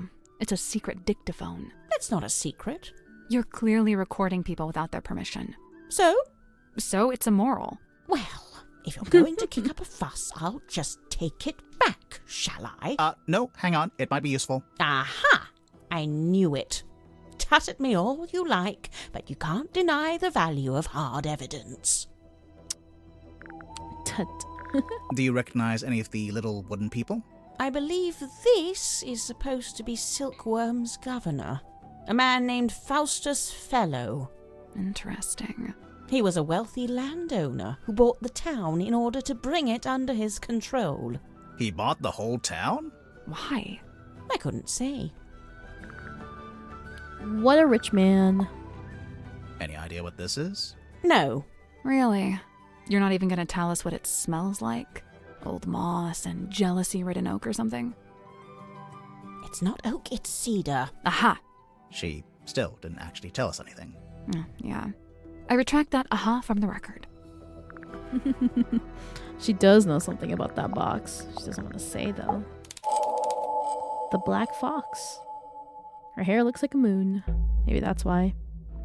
She has her hair something like Mariana, that. you arrived in the submarine shortly before Mortuga was killed. Correct. And yet, you still haven't told us how or why you're here. I find that pretty suspicious. Oh, it's most suspicious. I quite agree. She's not talking.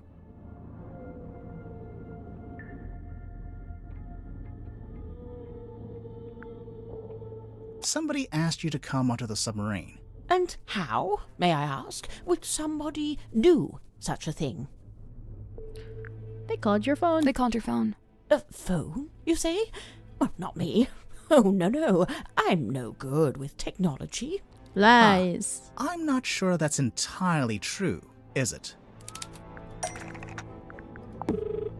I think we'll circle back around to this. Oh, not that one? Okay, then is it the... Oh wait, her pipe, obviously. It didn't escape our notice that your pipe is a fairly sophisticated dictaphone. I'm pretty sure that counts as technology. A dictaphone, yes, but not a telephone. But you do have a phone. Or at least you did at one point. Is it I this? think we'll circle back around. No, okay, then it's gotta be the pocketbook.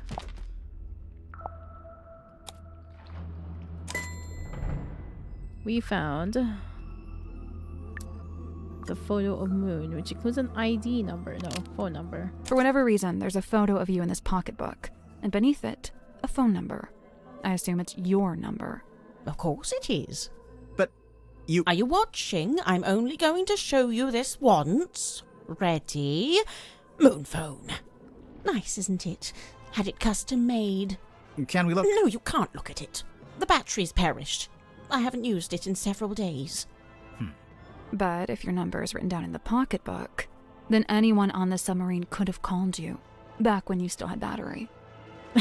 Moon phone is my favorite line in the game. That's fair. So far, my favorite one is from Sim going, dang. I think Sim is my favorite one. She's just so whimsical. Sim just going, dang. Moonphone's also very good. They'd have the number, but how would they call me from the submarine? There's nothing resembling a phone or a radio hooked up in the control room. Dirk wouldn't need to use the ship's phone. Much like you, he's got his own.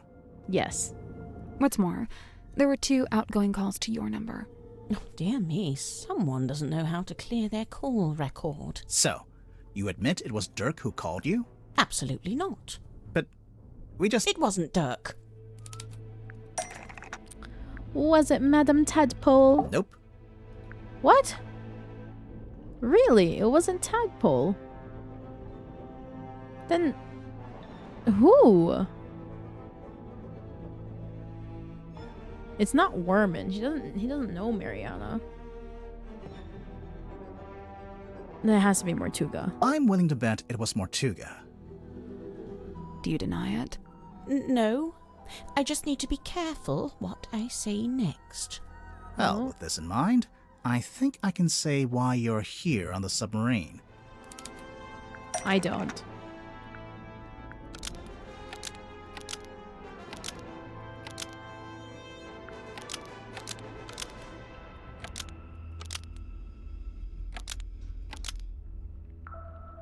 What? I actually don't know why Mariana came in. Like, I understood Sims, I understood Dirk's, and I understood Werman's, and even Cynthia's, but Mariana, my brain does not connect the dots for hers.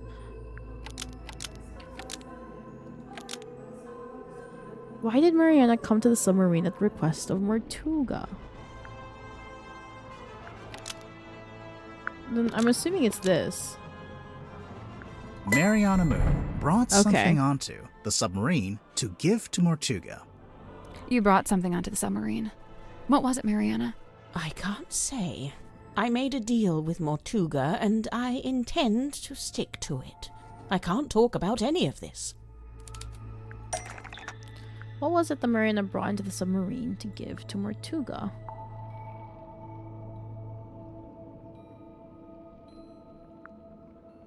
It's not the stone cauldron.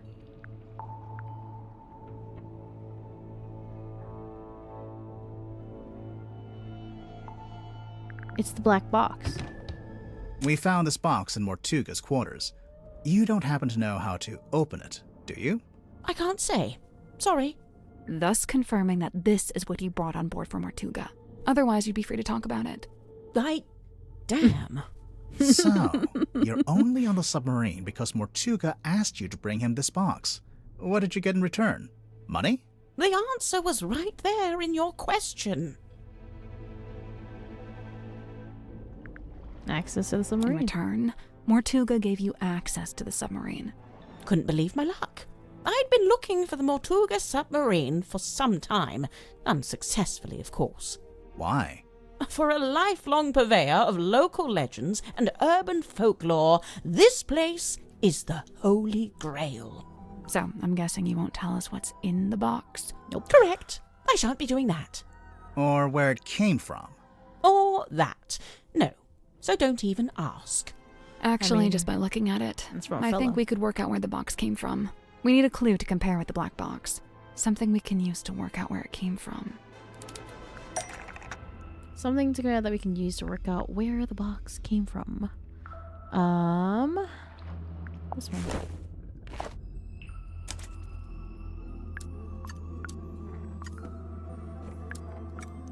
This F is the same as this F. I'm suggesting the box is from fellow man. This F emblem is the same as this F emblem, suggesting the box is from Fellow Manor. That's what I get for diligently labeling my map, I see. Lovely. Wait, so Mortuga called you up and asked you to get this box from Fellow Manor. What did he... No, he didn't mention the box. Then what? He did ask me to go to Fellow Manor, but what he wanted was information. Oh wait, why couldn't he go himself? An excellent question. I'm still pondering that one myself. So what kind of information did he ask you to get? Can't tell you. Sorry. But the information Mortuga wanted, whatever it was in the box. I believe so. How would you know? Did you open it? She must have done. And when you gave it to Mortuga, he must have opened it too, to check it had the information he wanted. Mm-hmm. As I've said, I came on board the submarine via the foredeck, and Mortuga met me in the parlour. He took the box and told me to wait in the control room while he went down the hall into his cabin. So I waited in the control room. I was the only one in there, but, What? I could hear Mortuga opening the box. How? I've no idea. He was on the other side of the ship, but I could hear him quite clearly. Although it was quite a thin sound, rather like it was coming through a telephone. I wonder if it's a radio. We found this radio hidden in Mortuga's cabin. It's kind of busted. It seems to be turning on and off by itself. So the radio was picking up the audio of Mortuga opening the box and transmitting it to the control room? When I heard the sound, I did initially think it was coming from the control panel, but as I mentioned, it doesn't have any kind of radio. Oh my god. So it's still a mystery. Did you record the sound on your little pipe dictaphone? Of course. You did? But we listened through all the tracks on the tape and didn't hear anything like that. Oh, really? I'm quite sure I made a recording of it. Hang on. What kind of sound are we even talking about? The sound of someone opening a box? Mariana, how would you even know what you were hearing? Oh, that's simple. It's because he was talking to someone while he opened it. What? Who? I don't know. I could only hear Mortuga's voice. But he was definitely having a conversation. Was he talking to himself? I suppose it's possible. What was he saying? I don't really remember. Ugh, thanks a lot. This has been frustrating from start to finish. Truly. My pleasure. I can see why you like her. She's a little gremlin, for sure. Definitely a chaotic person. Okay, well, let's have a conversation with the user. Apparently, there's a picture of your cane somewhere in this room. Don't know where, though. Grip, can we take a look in the basket? Yes. Will you be getting out of the basket? No. I knew it. Oh.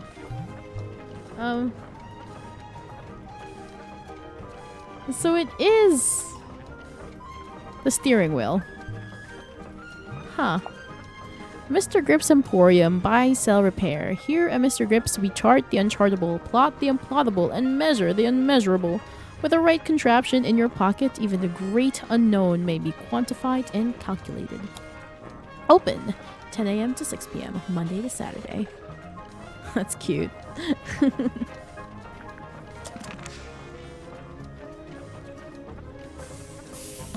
It's a big compass. Yeah, I already saw that. That means that this was a thing that we missed, huh? Yeah. Noisy, dangerous. Yep, it's an engine room. I thought you were talking about me. A giant cog. Yes. Maybe I should touch it. Grimoire, what did I tell you when we first met? That if I ever get stuck in a giant cog, you wouldn't pull me out. Very true. Is there anything else here?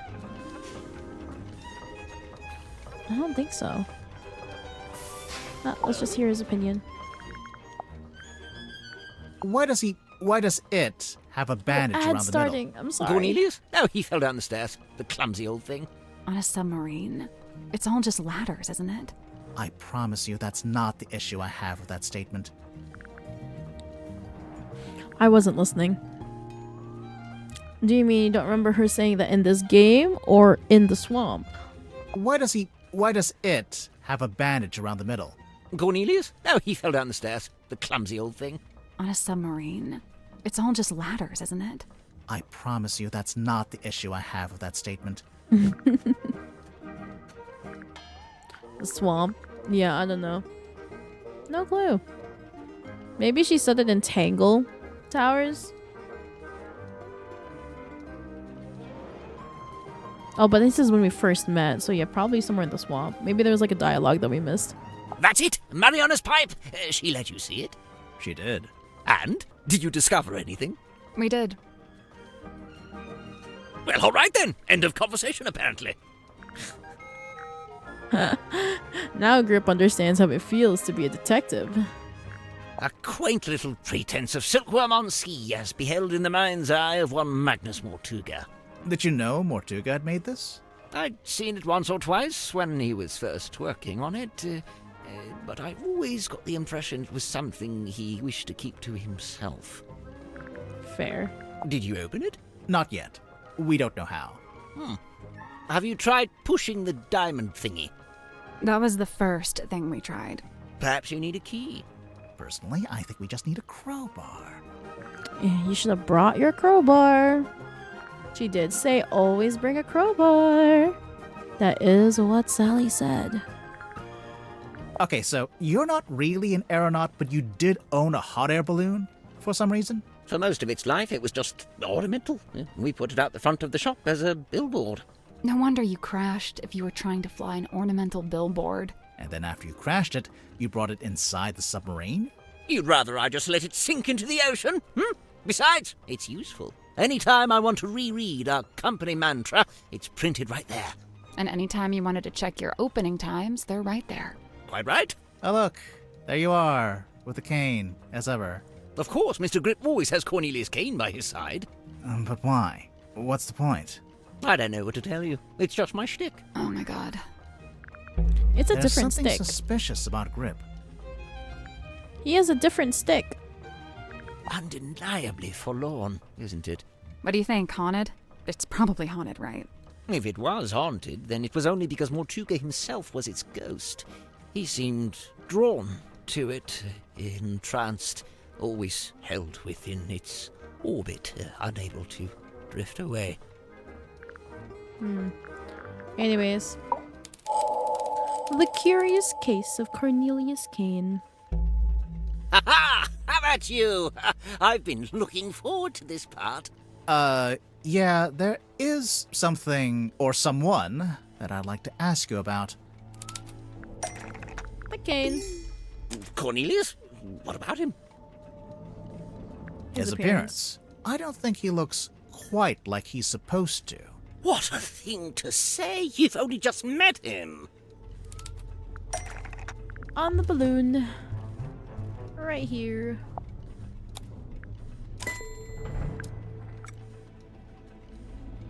Now you mention it, they don't match at all. The one you've got is a different shape, and it's made of wood. This is what you're grilling me about. Why would the two canes look different, though? To the original cane, and Grip made a new cane after arriving in the submarine. Grip made a new cane after arriving on the submarine. What a damning accusation. Yes, I made a new cane, and yes, it's made of wood. He's so sad. He wants it to be much more intriguing than this. Where are you going with this?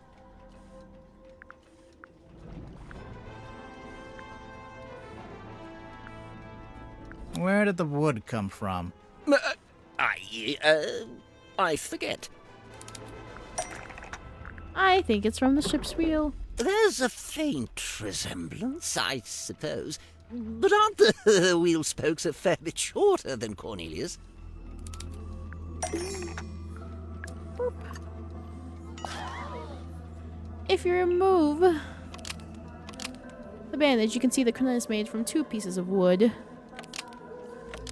There are two wheel spokes joined together.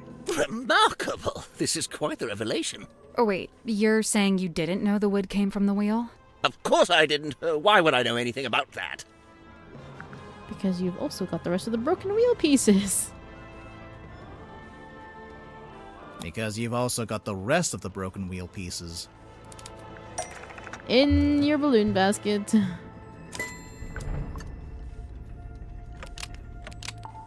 So, Grip, I have to ask, do you know anything about how the ship's wheel was broken?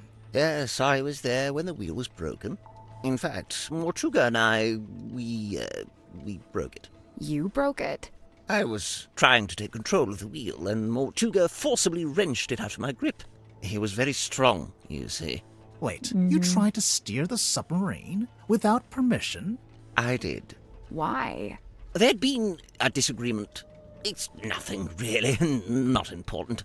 A disagreement? About what? Where to take the submarine? Something like that. Map. Oh, right. I'd forgotten you'd seen that. Yep. Open. This is the correct clue, but we need to choose the right part. Which part relates directly to both Grip and Mortuga? I thought it was the X on the map.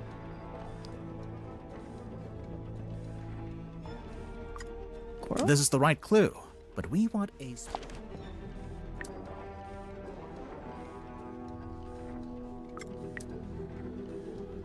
I don't understand. This is the correct clue. I thought it was the X on the map. Which part relates directly to both Grip and Mortuga? Oh, you meant this. Map interpreted by Godric Grip. For customer, Magnus Mortuga. And it's a record of service from your shop. Not the one here in the submarine, but the real one in the town. It's all there in black and white, I suppose. Yes, indeed. Some time ago, Mortuga came into my shop. He showed me the map and asked if I'd be able to interpret it for some voyage he was planning. Interpret it? It's marked with an X, but there's nothing in the way of coordinates, nor are there any apparent landmarks, given that it's just describing an area of ocean. So, how did you work it out? By employing every ounce of my skill. by working harder than I'd ever worked. Something about that map, the mystery of it, the feeling of chasing down the unknown. It grabbed me, and it didn't let go. For 2 weeks, it was all I thought about. I was so focused on it, I barely slept. Easily the most thrilling job I'd ever taken on. I even waived the payment. I couldn't in good conscience charge for something I'd enjoyed so much. The problem was, afterwards, all my other work suddenly seemed banal. I began to daydream of that thrilling feeling, that pursuit of the unknown. It led me to eventually close up shop and head out in my balloon, on a voyage of my own, which, as you know, ended rather abruptly. Right. But to be pulled from the ocean by Magnus Mortuga himself, and to find that very same map laying on his desk. I asked him at once if he'd ever followed the map to the coordinates, and he said he hadn't. I was disappointed at first, but then I realized we had the submarine. We could still go, right now. But Mortuga told me we would be doing no such thing. In fact, we weren't to be navigating anywhere. Instead, he seemed insistent in hovering near the Silkworm coast, like something was keeping him tethered to it. So, you tried steering the submarine yourself? I'd convinced myself it was what Mortuga secretly wanted, even if he was refusing to admit it. I thought a little nudge might be just what he needed, get him out of his comfort zone, you know. But as I've already admitted, it didn't go to plan. Mortuga came into the control room, we briefly fought, the wheel was broken, and that was it. My request denied, I soon found myself opening a new branch of Grip's Emporium right here in the engine room, which, of course, necessitated the construction of a new Cornelius cane. There's one thing I don't understand. If Mortuga didn't intend to use the map, why did he keep it around? I don't suppose we'll ever find out. I think I know. You do? Mm-hmm. There's a good reason why Mortuga didn't want to follow the map. He'd found out the map was a hoax. It was too dangerous. He'd already followed it. What makes you say that? The video.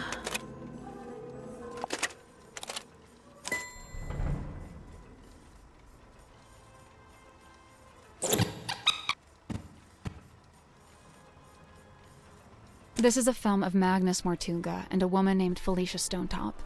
They're talking about their plans to follow the map. Remarkable. Wait, was that filmed here on the submarine? No, in fact, it's not a submarine at all. It was a ship. Where is it? Where is the ship in the bottle? The ship was called the Dearest Selena, but it belonged to Felicia Stonetop. Yes. She was the captain and Mortuga was her helmsman. Mm-hmm. See? He's at the top there, manning the wheel. You know, that's been on his desk since I arrived, and I never once thought to ask him about it. So, okay, we know they intended to follow the map, but do we know if they actually managed it? Good point. Yes. Making plans is one thing, but a successful expedition is quite another. I can't be sure, but there was something we found here in the submarine. Something that suggests to me Mortuga actually did reach the center of the map. Is it the cauldron? Because I think it's the cauldron. We'll talk about that in a minute. No? Okay. It's not the cauldron. Ship's wheel. Ocean map. Broken compass.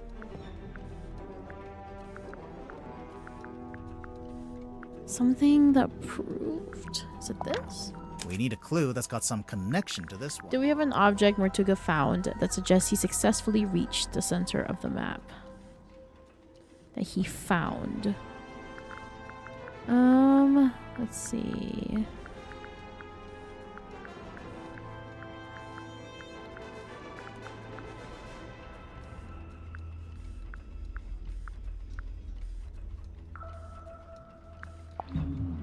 What's that got to do with it? Is it this?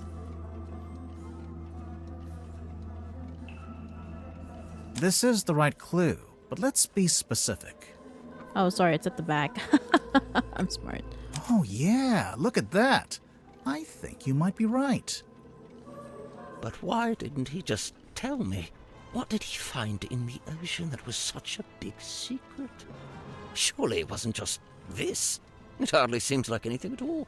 Well, buoys are What's normally put in attached? place to mark a position. The position of something else in the ocean? It has to be. Think about it.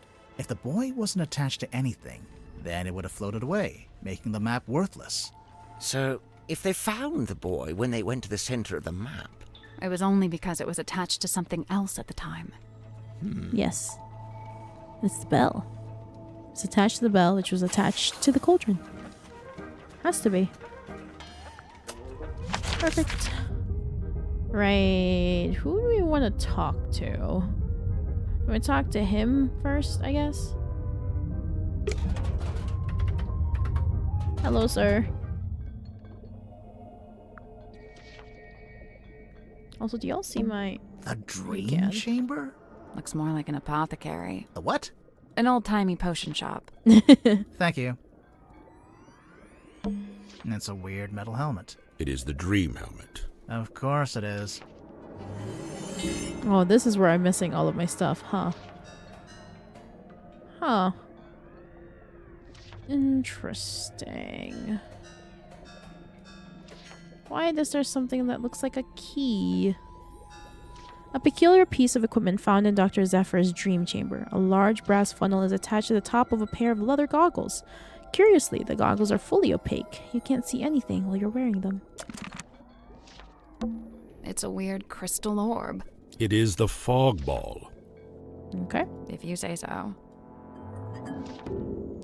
A strange glass ball found at the dream chamber. Something is swirling around inside of it. There's a battery. And then there's that key again. It's a weird glass bottle. It is the hex bottle. Yeah, I knew that. Okay. A glass bottle with a strange object floating inside. And it's moving.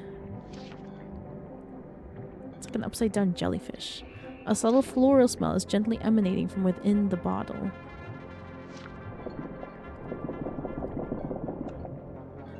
Shake, shake, shake, shake. He's so dramatic. So true. Big glass bell jars with creepy things inside. If I had a penny for every time we go somewhere and there's big glass bell jars with creepy things inside. You have 2 pennies? I'll just take a look in this cabinet. Watch out for spiders. Yeah, I don't think there are any spiders. We're on a submarine, remember? I do seem to need constant reminding. Well, I'm glad to hear that she doesn't get motion sickness. A set of small glass bottles. Poison? Might just be perfume. I'll meet you in the middle at poisoned perfume. Oh no. Drag the bottle caps and swap them into the correct droppers. A crimson hue upon the label. Okay. Drips fall with a hurried cadence. Drips fall with a hurried cadence.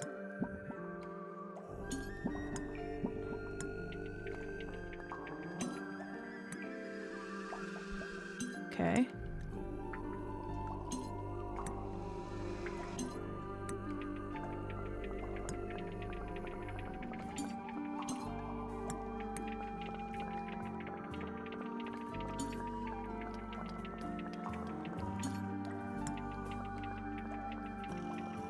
Which one's faster? Might be this one. A glutinous viscosity. Oh, that's easy. That's what this is. Aerated with effervescence. I think this is the one that's aerated. Exhales. Oh, wait, no. Curious vapor?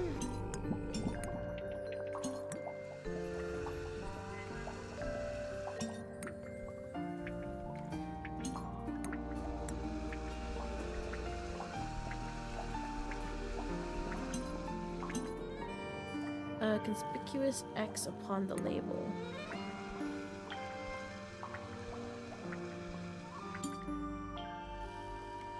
What? Oh, aerated. So they might be bubbles. Crimson hue on the label. A conspicuous X on the label. Exhales a curious vapor. Okay. A crimson hue upon the label. So it's either this, this, or this. Obviously the hand is a glutinous viscosity. It has to be this. Drips fall with a hurried cadence. So it's either this or this. So this one's a guarantee. Aerated with effervescence. So that one's either this, this, or this. Exhales a curious vapor is either this or this. Drips fall with a hard cadence. A glutinous conspicuous X upon the label.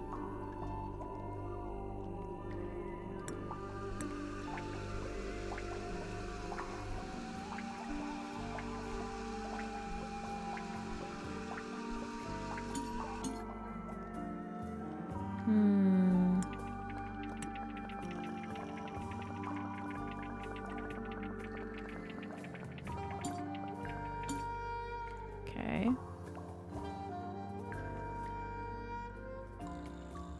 Might be this. I did it. Okay, cool. It's like, I think this is it. Good job. Is anything going to happen? Oh. The glass moved. Let's take a closer look at that book. Okay. I don't like that. I think I can see a face in there. Me too. I didn't like that. That's probably just pareidolia. Who? The human habit of seeing faces where there aren't. Yeah, but I don't like it. Okay, no, I just saw it too. Yeah, I don't like it. I think I can see That's a face. probably Who? just the human habit of Okay, no, like I just saw it too. I'm just not gonna look there. This one's not really a book. I'm just not gonna look there. Looks more like a magazine. I don't like it. I'm not gonna lie. Did not like that. No, thank you. Caretakers Collective. Oh, Lillian's Locket. The Mermaid's Tongue. That might be what we're seeing.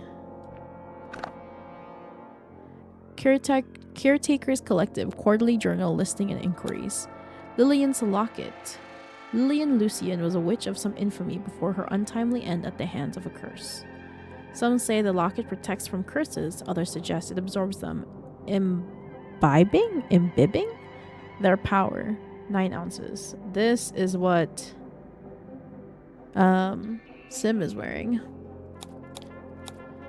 Silver snake skull, the disembodied skull of the mysterious silkworm serpent. Notably, it has no eye sockets. Use discretion, as several high-quality fakes are in circulation.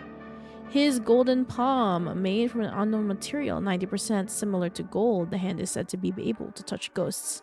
This is what Zephyr has. And the mermaid's tongue is said to facilitate communication with she who lies beyond the veil. Requires a special key to operate. Both the key and the mermaid's tongue itself are rumored to be lost at sea. Name your price. This, I think, is what we are seeing from the thing. By the way, I'm covering that with my hand because it's a freaky face. I don't like it. A Ghost Rises Before Me by Joseph Jenkins. Wonderful. The 7 secrets of Yes.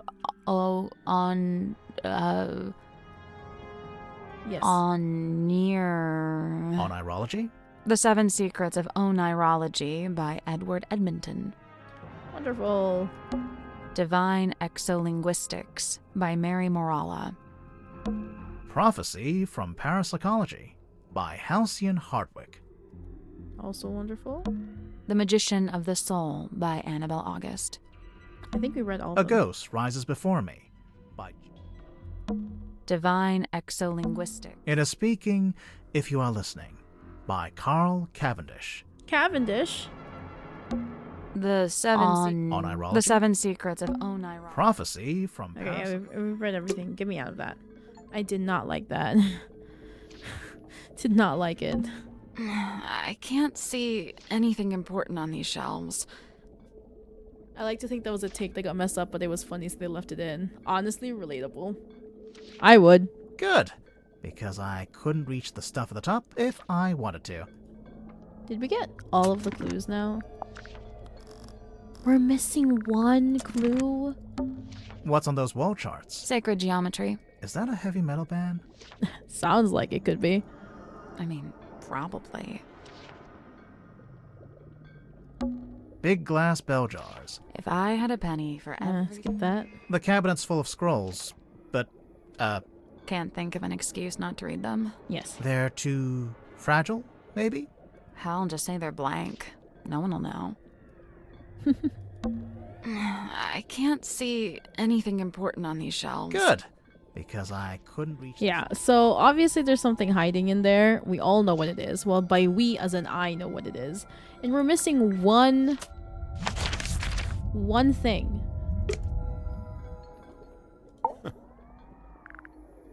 Missing one thing. That's really okay. Smudgy, have you played this game? Or have you like completely played this game? Like completely like finished it? I love the running gag in the series of Grimoire not wanting to read things. Honestly, it's such a mood. Do you know what I'm missing? I have like one clue missing. I think. 1, 2, 3, 4, 5, 6, 7, 8. 1, 2, 3, 4, 5, 6. Yeah, I have one clue missing. Do you know what I'm missing? This is the sailcloth over here, by the way. Is it something that I will get later, or is it something that I could get now? I just didn't click on it. I need to know. It's gonna bother me. Okay, that's fine. I'll live. I'll figure it out. Fascinating. Some unseen entity is attempting to speak with us through the radio. I think it's just broken. Of course it's broken. That's precisely what opens it up to ethereal transmission. Uh-huh. Cool. I believe this is a painting of Magnus's old boss and landlord. Is that who she is? Felicia, her name was. And you met her? I laid eyes on her briefly when I first visited Silkworm. What happened to her? I couldn't say. She left. Mortuga never told you? No. Maybe he didn't know either. Yes.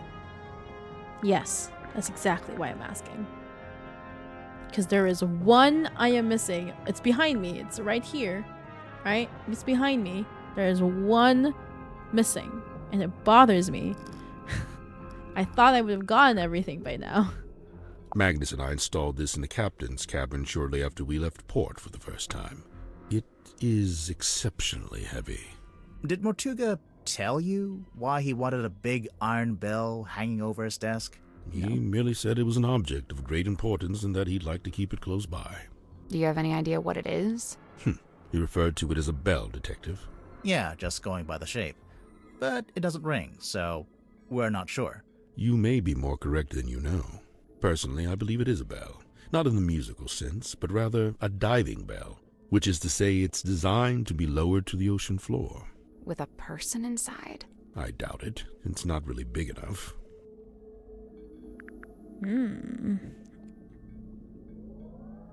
Okay, cool. As long as I know that, thank you. Did Mortuga make this himself? Of course, much like his model town, it is specific to his life and his memories. So as long as I continue playing the game, I will get all of the clues. Thank you. I just needed that confirmation. So he made the model ship and the model town at around the same time. I believe so. Interesting. Interesting indeed. An effigy of Miss Silkmoth. It's a doll she used to use in her magic tricks. I'm still not quite sure why she brought it onto the submarine, though. It's possible that it's bound to her, and thus leaving it behind was not possible. Bound? Through magic. Once bound, an effigy shares its fate with the person in question. Permanently? Not necessarily.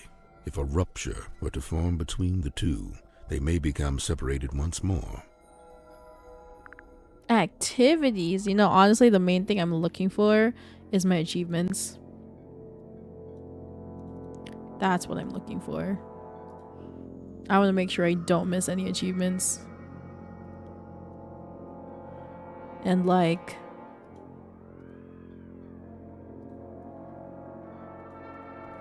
I need to know. I mean, worst case scenario, I'll just have to replay. I guess. That's also fine. Achievements, yeah. That was weird. An apparition of death. Intriguing. But it's a woman. Wow. Death could be a woman. You don't know. Death could be a woman. Godric Grip's hand-carved talisman. You think everything's a talisman. I thought it was just a part of the branding for his shop. It may well be. Nonetheless, I conclude that it is imbued with energy, and its primary function is to be an anchor. It's not heavy enough to be an anchor. I'm pretty sure it would float. He means an emotional anchor. Oh, right. It would float. What an enchanting thought. Uh-oh. You've given him an idea. It may transpire that the true meaning of the cane is found in its unsinkability. So it's a reminder not to sink, not to drown. Like some kind of life preserver? Interesting. Death is a woman in the Marvel Universe? Pog. Mariana Moon's tobacco pipe. Yes and no.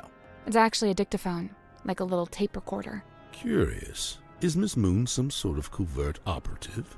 Who knows? Maybe. I think she's just nosy. Fair. Magnus built this himself, from the scant materials we happen to have on board. So he made it while he was living on the submarine? Yes, but I believe it's a vignette of a particular time in his past, back when he was living in Silkworm. But you knew Mortuga back then, didn't you? How come there's not a model of you in there? It's specific to the town and its history. As an outsider, I would have no place in it. That is fair. I am unfamiliar with this. Where was it located? It was in the captain's quarters. Ah, then it is no mystery, for I have never set foot in that room. I remember the first time I laid eyes on Godric Grip. He was dragging this through the parlor.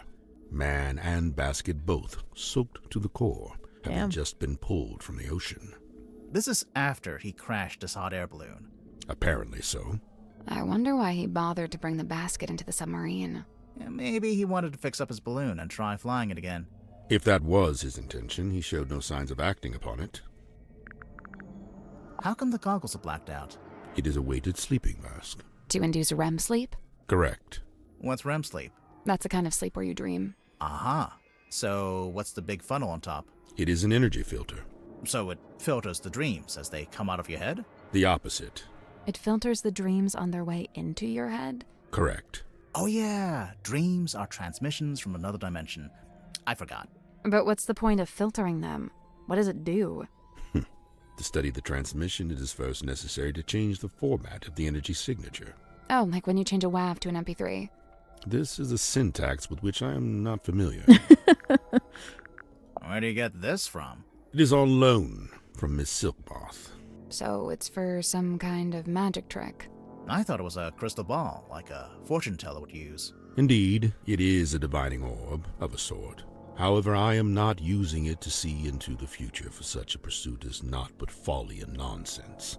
Right. But I'm sure whatever you're using it for is totally rational and sensible. Do not question the orb. I'm always telling him that. What is a WAV file? It's another file for music. So you have .mp3 files and then you have .wav files.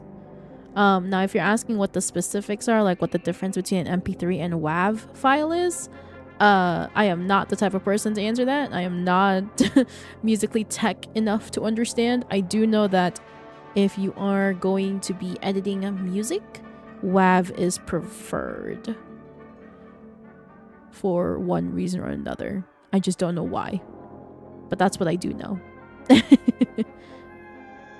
So it's another way to do files, right? Like .jpeg and .png are two different ways to save image files. .wav and .mp3 are two ways to save audio files. Okay, I'll bite. What's a hex bottle? It is a glass container with a hex inside. A hex like a magic spell? I've been forthcoming thus far. Unusually so for a man of my nature. However, certain things I shall be keeping to myself, especially if it has no bearing on your investigation. What if we can prove it's got something to do with the murder or the crime scene? Ah, well then you'd have forced my hand, wouldn't you?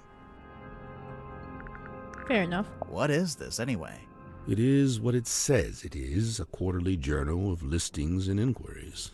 I noticed the prices are listed as ounces, and that's gold, I'm pretty sure. These numbers are merely a way to ascribe a universal value.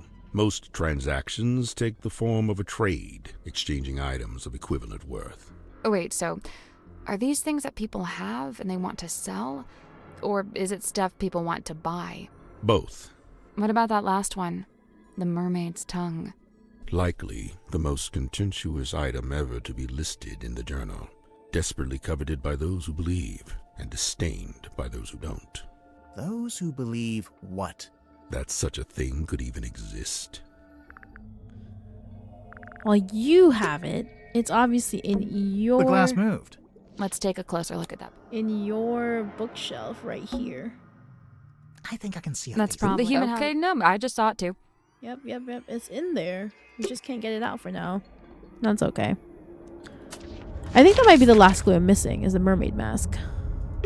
Oh, sorry. Did I ask you all the questions?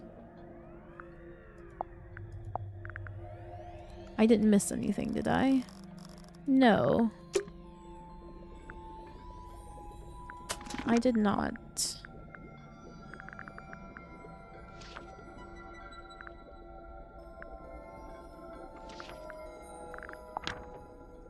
Read.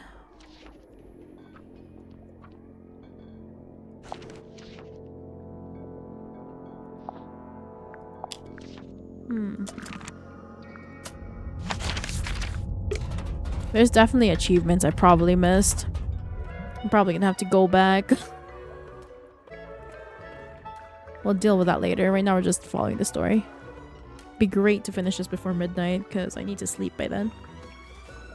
God, I've been streaming for 11 hours. Oop. My bad. Hee hee. I couldn't believe it when she showed up. I swear this submarine is like some kind of giant sink strainer. You know Mariana Moon from before? Yeah, we've crossed paths. We very briefly both worked for the same guy. What guy? Doing what? Performance art. Mariana's act was storytelling. What about? The show I saw was about the history of silkworm on sea, with a focus on all the rumors and urban myths. This was before I'd even been there myself. She even mentioned the rumor of the Mortuga submarine, how she'd been in Silkworm looking for it. What was the rumor? Just that there was supposed to be this haunted submarine with a captain who got cursed to live underwater forever. Sounds made up. I know, right? So, see, now I'm curious. Do I have to replay it from the beginning to get all of the achievements? Or do I just have to go back to my previous save file and be like going back to like the rooms to do very specific things? That's my question. I mean, like, it's not too hard. I just, skip through everything. Oh, no. I mean, I could look at it right now, but I'm pretty sure... Let's see.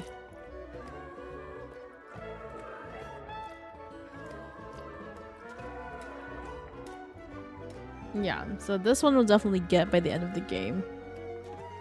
And this is gathering all the clues. And then there's 7 hidden achievements. I wouldn't know which ones they are unless I, view them.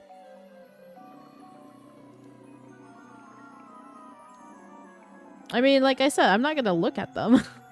I know that it's gonna complete the game and gathering all the clues is gonna be one of them. And then you have, like, the 7 hidden achievements. They might have spoilers. I figured. I figured that was to be the case. I know he used to run a shop selling compasses or whatever, but from what I gather, he knew it wasn't really his life's calling. Although he seems to have fallen back into it, so I don't know what's going on there. Creature of habit, I guess. If Grip didn't actually want to work in a shop, what did he want to do? He wanted to be the navigator for the submarine. He'd probably be pretty good at that. Problem was, Magnus didn't need a navigator. Didn't want one. What? It's just, now that Mortuga's dead and there's a new captain. You're thinking Grip might finally get to be navigator? Under Cynthia? Maybe. I don't know. I don't think Grip wants to be Cynthia's navigator. I think he wanted to be Mortuga's navigator. Yeah, specifically with the map. We already know this. Yeah, Zephyr and I had a little falling out. Over what? Something to do with his experiments? In theory, I really don't care what he does in his lab. I just didn't like that he dragged Sim into it. What do you mean? When I first got here, Sim was working for Zephyr in the Dream Chamber. What were they working on? Researching dreams, I guess? Well, sure, that was part of it. They even had Mortuga as a test subject at one point. They were researching Mortuga's dreams? Look, it's not the dreams that were the problem. It's the communicating with spirits from the other world stuff. Oh, like talking with the afterlife. Zephyr's a grown man. If he wants to research that stuff, he's free to do so. But Sim's still young. I didn't want her getting misled, so I put a stop to it. How?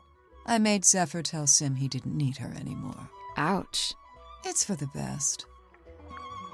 I mean, Sim's still gonna, figure it out. But yeah, I like how we have some semi-responsible adults in this submarine. Like, a lot of the adults are actually, like, thinking about Cynthia and Sim for, the long term instead of just the now. Like, we had at least 3 of them tell, like, Cynthia should not be a captain because she's young and she should do something else in her life right now than stay here forever. Oh god, there's a lot of things to ask her about. Looks broken. Does it? How can you tell? I just assumed it was waterlogged from the bilge water. How did you know we found it in the bilge? Because it smells, and it's still wet. Oh yeah. Ew. Sally, you take it. I don't want it. Ugh, you keep it. Hey, where did you, Does this belong to you? We found it in the bilge. You dropped it, maybe? Ocean Rescue Divers Association. Is this an organization you used to work for? Maybe. That drawing of the coral, it looks familiar. Oh, it's just a generic piece of red coral, isn't it? It reminds me of a piece I found in the ocean recently. Can I see it? Do you still have it? No. Great. Wonderful. Cynthia mentioned the ship's compass broke. Looks like Grip's in the middle of fixing it. Did Cynthia say exactly how it broke, or what was wrong with it? She just said it was acting erratically. Silkworm on sea. Let's see. Magnus, Grip, Worman, Cynthia. Oh, and Sim. Those 5 are from the town. Or they lived there for a while at least. You think they all knew each other from before the submarine? Magnus and Grip knew each other, I think. They lived opposite, see? Oh, yeah. Yes, they did. It's a radio, dressed up like a little doll. Do you know who it's supposed to be? Is it not Cynthia? I don't think so.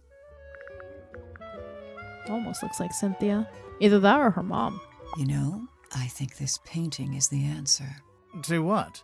Everything. Magnus Mortuga, what he was doing, what he was thinking, even maybe how and why he died. I swear, there's always a painting with a secret in it. Because paintings are really nice to hide secrets in. Oh, this thing weighs a ton. Reckon you could pick it up? You're pretty strong, right? I could maybe get my arms around it, just about. What about Mortuga? Probably, but he I had wonder if real I can big use arms, my Steam controller. like me. But for anyone Don't mind else, me. it'd be a 2-person job. Yeah, I think so. I'm just turning on my Steam controller to see if it will function with my Steam controller. Oh! Okay. I mean... I'm pretty sure Magnus carved this himself. Yes. No idea how he got it into the bottle, though. Trick of the trade, I guess. I know one way you could get it out of the bottle. Smash it! Ooh, That's a good last sound resort. effect. So it does work with the controller, but I'm not able to use the touch pad of the Steam controller, which makes me sad. I never had dolls as a child. What did you have instead? Nothing. We were super poor. The closest thing I had were frogs I'd catch from a pond. I'd give them names and try to make friends with them. The best things in life are free. Yeah, it says custom. Custom config. without doing custom, then I have to use the stick instead of the thing.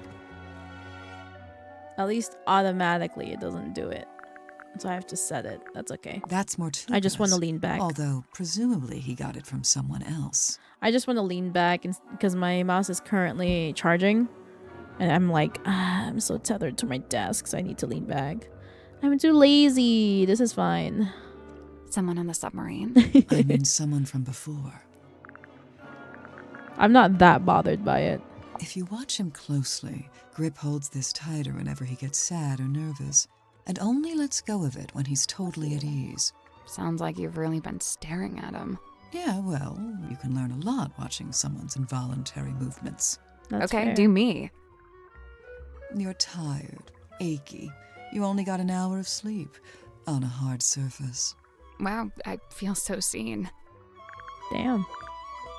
Mariana's like a little mole digging around for worms, except the worms are other people's secrets.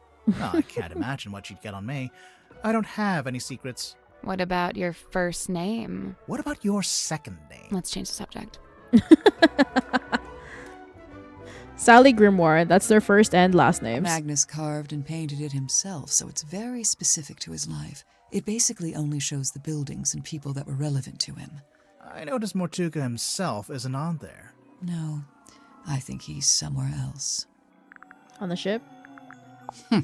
Do you know what's inside?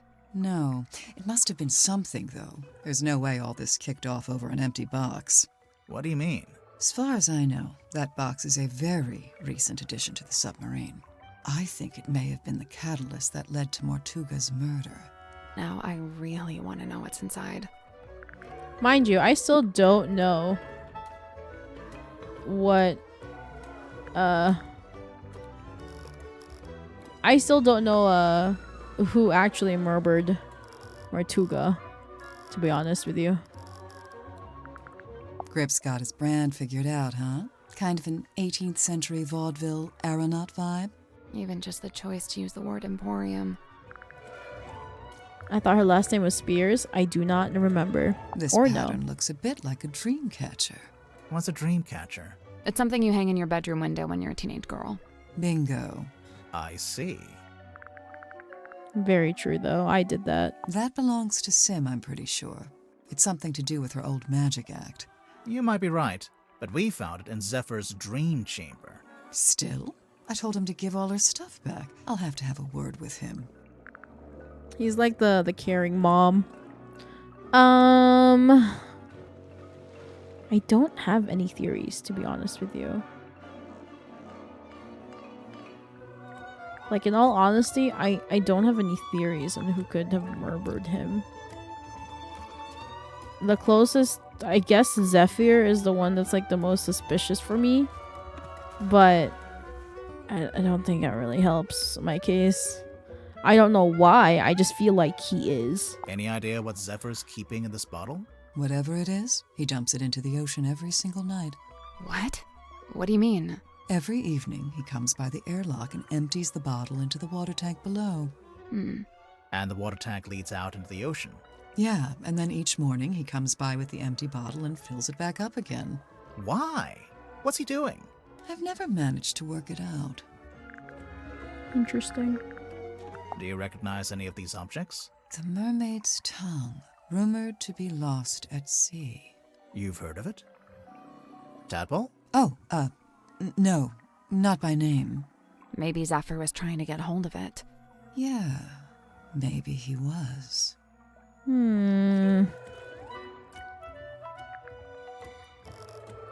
don't know. Like, I know for sure it's not Dirk. I don't think it's Dirk. Not that I don't ever think it's Dirk. Obviously he's dead. I don't think it's Cynthia or Sim. And I don't think it's Mariana. So it's either, like, it's not this line. Madame Tadpole is like, I don't think so. But it's a possibility. Same with Worman and Godric. So like the one that's most suspicious is Zephyr, but at the end of the day, I still don't know why. He seems to be the most suspicious for me, so I don't know. No clue.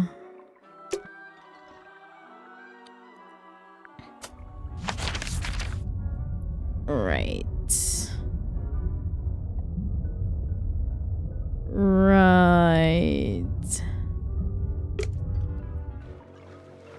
So, wait, did I ask you for all of the things? I did. We're just missing one clue. It has to be the mermaid mask. Or at least related to it. An ornate teacup. With an ornate crack down the side.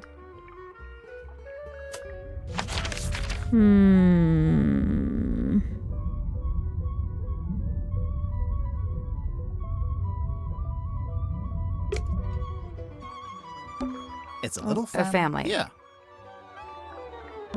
Sally, how do you feel about swimming? Nope, not happening. It's a treasure chest. What a tease.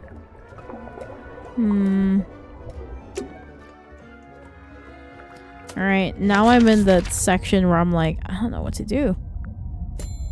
Let's talk to Sim. Okay. I guess I'll just go back and check to make sure everybody can give me something.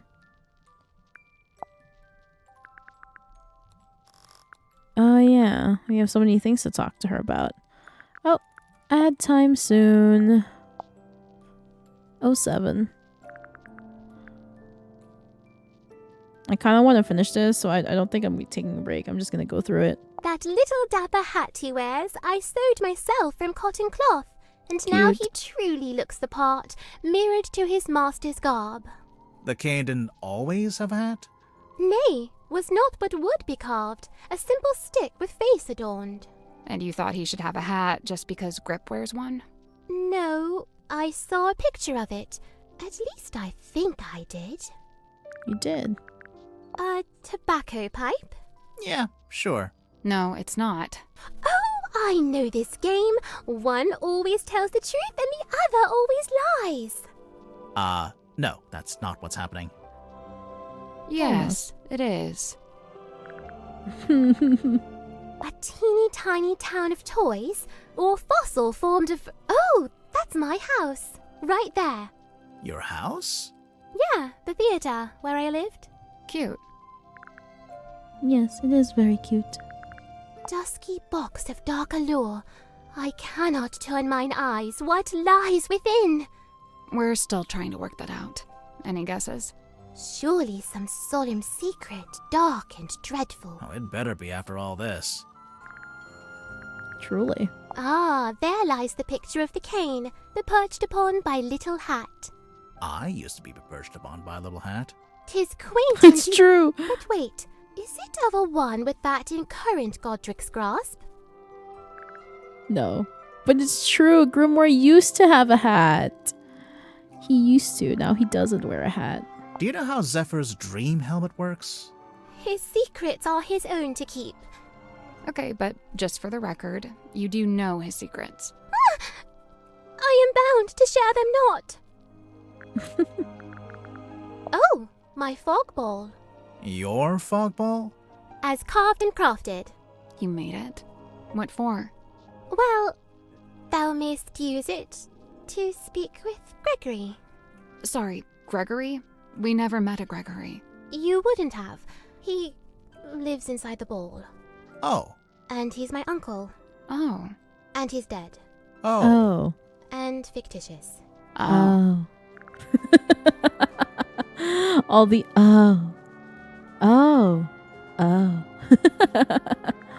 Great. Hey, Sim, do you know anything about this? Speaketh soft. Okay? Do you know anything about this? Nay. Suspicious. Lillian's locket.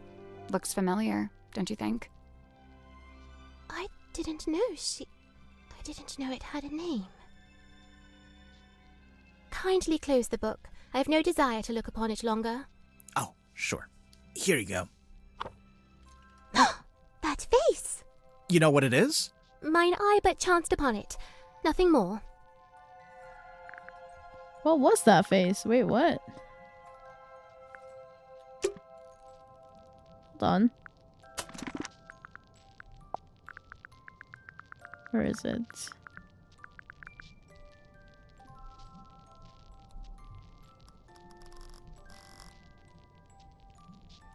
Where is it? Oh, here. Oh, whoops.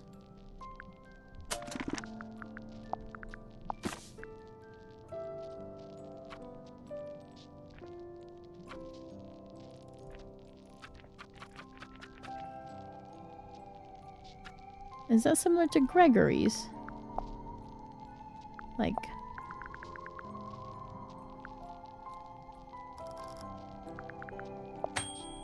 Yeah, it is.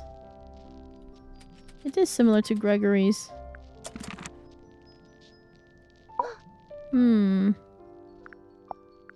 Okay, well, we talked to her of all the things.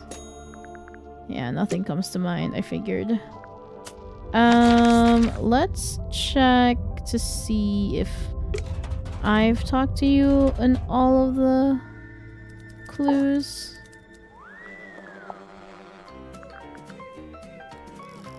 No. Apparently, Grip ended up on the submarine because he crashed his balloon over the ocean. I mean, it's a great story, but... You don't think it's true? Grip's pretty smart. In fact, he might even be the smartest guy on the submarine. I just don't see him crashing his balloon like that. Maybe he just got caught in a storm. Oh yeah, I didn't think about that. Dr. Z told me this is a dream helmet. Have you tried it out? Nope, I don't dream. What? Yes, you do. No time, bro. Gotta optimize that sleep cycle, you know? If you're dreaming, you're not resting. You're insane. A little bit. You're insane. A little bit. Just a little. Is that a crystal ball? Yeah, I think it's made of glass. Right, but a crystal ball in the sense that it's a magic ball you look into and you see your future or whatever. Oh, yeah, I guess. Why don't you look into it? You'll see yourself solving the murder and then you'll know who did it. Wow. It's genius. That's so smart. On that Sigma grind said no. Honestly, it's true though. He'd really be so remind me in what that a mindset. hex is again. Didn't you just make a movie called Hex of the Helmsman? Right, but look, I'm bad with learning what the made-up words mean. It's not a made-up word. A hex is a magic spell. Kinda like a curse. Or it can mean 6, as in hexagon. Oh, gotcha. Okay, yeah. I was hoping that would clear up what a hex bottle was, but no dice. Oh, Dirk. Where does Zephyr find this stuff? I'm pretty sure they don't sell this magazine at my local newsstand. No. Maybe on mail order. I think it's more of a black market thing. Huh. Some of the listings in here, the prices are in ounces, and there's a symbol. It's the alchemical symbol for gold. For real? Man, is Zephyr like secretly super rich? Yes. You told me that he has a secret stash. It shows that he is rich. My guy. You have shown that already.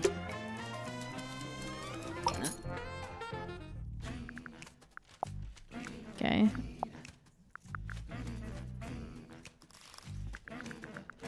Huh.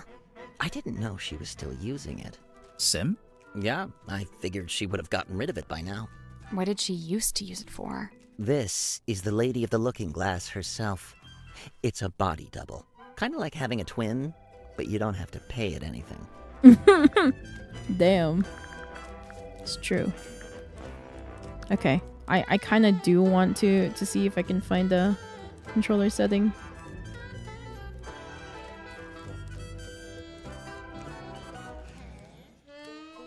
Everything is mouse.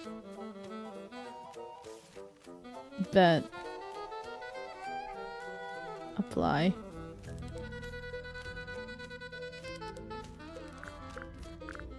Oh my god, everything is mouse. No, it's okay. This is exactly what I wanted. I just wanted everything is mouse. Where did you find that? I'm good. The crime scene.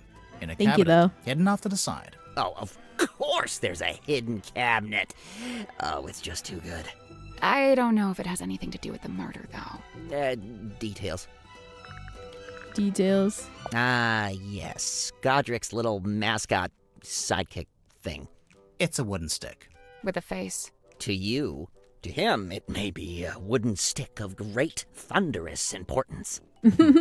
You never found yourself attached to an inanimate object? Something that gained special meaning? Well, I did used to have this hat. There we go. We're all guilty of it. What happened to your hat, Grimoire? What happened? What happened to it? You look like someone who might smoke. Grimoire, don't say that. Hey, no, he's right. Look at me. Mariana Moon, on the other hand, doesn't touch the stuff, seeing as how her only pipe is actually a dictaphone. You already knew? Oh, you can literally hear the tape spinning when she's recording. It's not as subtle as she likes to think. Subtle enough for other people, though. It blew away. That's true. It did blew away. We never found it, did we? At the end of the swamp. This is supposed to be silkworm, is it? Is it not accurate? Far from it. I don't think it's trying to be accurate. It's more about Mortuga's specific... Hang on. Is that my father? Which one? This guy. He's got the right look, and he's standing outside the building that would be the town hall if it wasn't just a wooden cube. Huh. I'll make a note of it. What was your father's name? Damien. Damien Warman. No, Damien Dusk. Damien Dusk. A locked box. What is inside? Oh, I must find out at once. You're not impressed? Half the time, with things like this, the writer hasn't even worked out what's inside. They just want the reader to speculate. Keeps them invested. Okay, but this is real. It's not somebody's fiction. How can you be sure? Maybe someone planted the box to distract you, knowing you'd get all curious. I bet there's nothing inside. Look, I'll shake it. There's something in there. Multiple things, sounds like.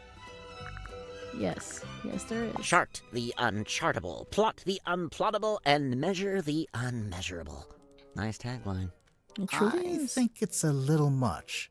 For a shop that sells compasses? It's not about the compasses. The thing he's really selling is wanderlust. Wonder what? The desire to explore the world and experience the unknown. Ding! Points for Sally. Let's go, Sally! Dr. Zephyr's got quite the imagination, doesn't he? What's this dime store trinket? It's called a fog ball. Is it now? It was in Zephyr's lab. It could be a priceless curiosity. Oh, yeah? A priceless curiosity that takes AA batteries? Yes. Look, sometimes we need AA batteries for our priceless curiosity. Yes? Something you wanted to ask? Zephyr called this a hex bottle. We thought you might know what it is, since, you know. I wrote a book called Hex of the Helmsman. Well, yeah. Yes. Wow. Yeah, no, I've got nothing. Done. Next. The fog ball. Dramatic music. Fog comes rolling in. Fascinating piece of ephemera, this. Do you recognize any of the objects? Yeah, the golden hand. I've seen it, and so have you. What? Where? It's attached On to Zephyr. Dr. Zephyr's left wrist. Zephyr's prosthetic hand is solid gold? Not quite. Says here it's made of an unknown material 90% similar to gold. Now, it also says it's able to touch ghosts, so best take it with a grain of salt. Yep. Okay.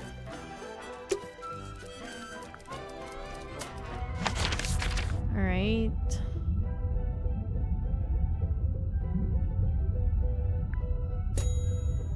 The cargo hold.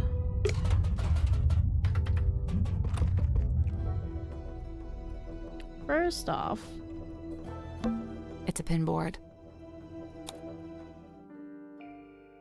oh. Oh. I have played Tangle Tower, but it's been a while though.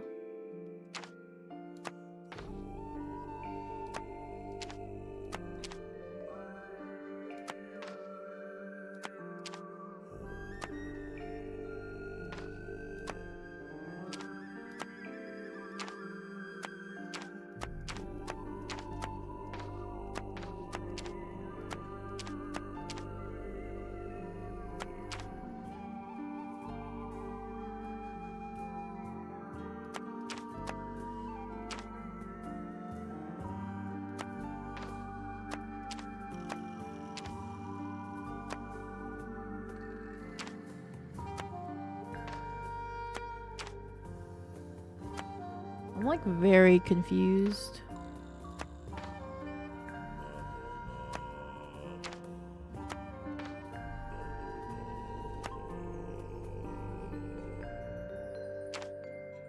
I mean, where would we go?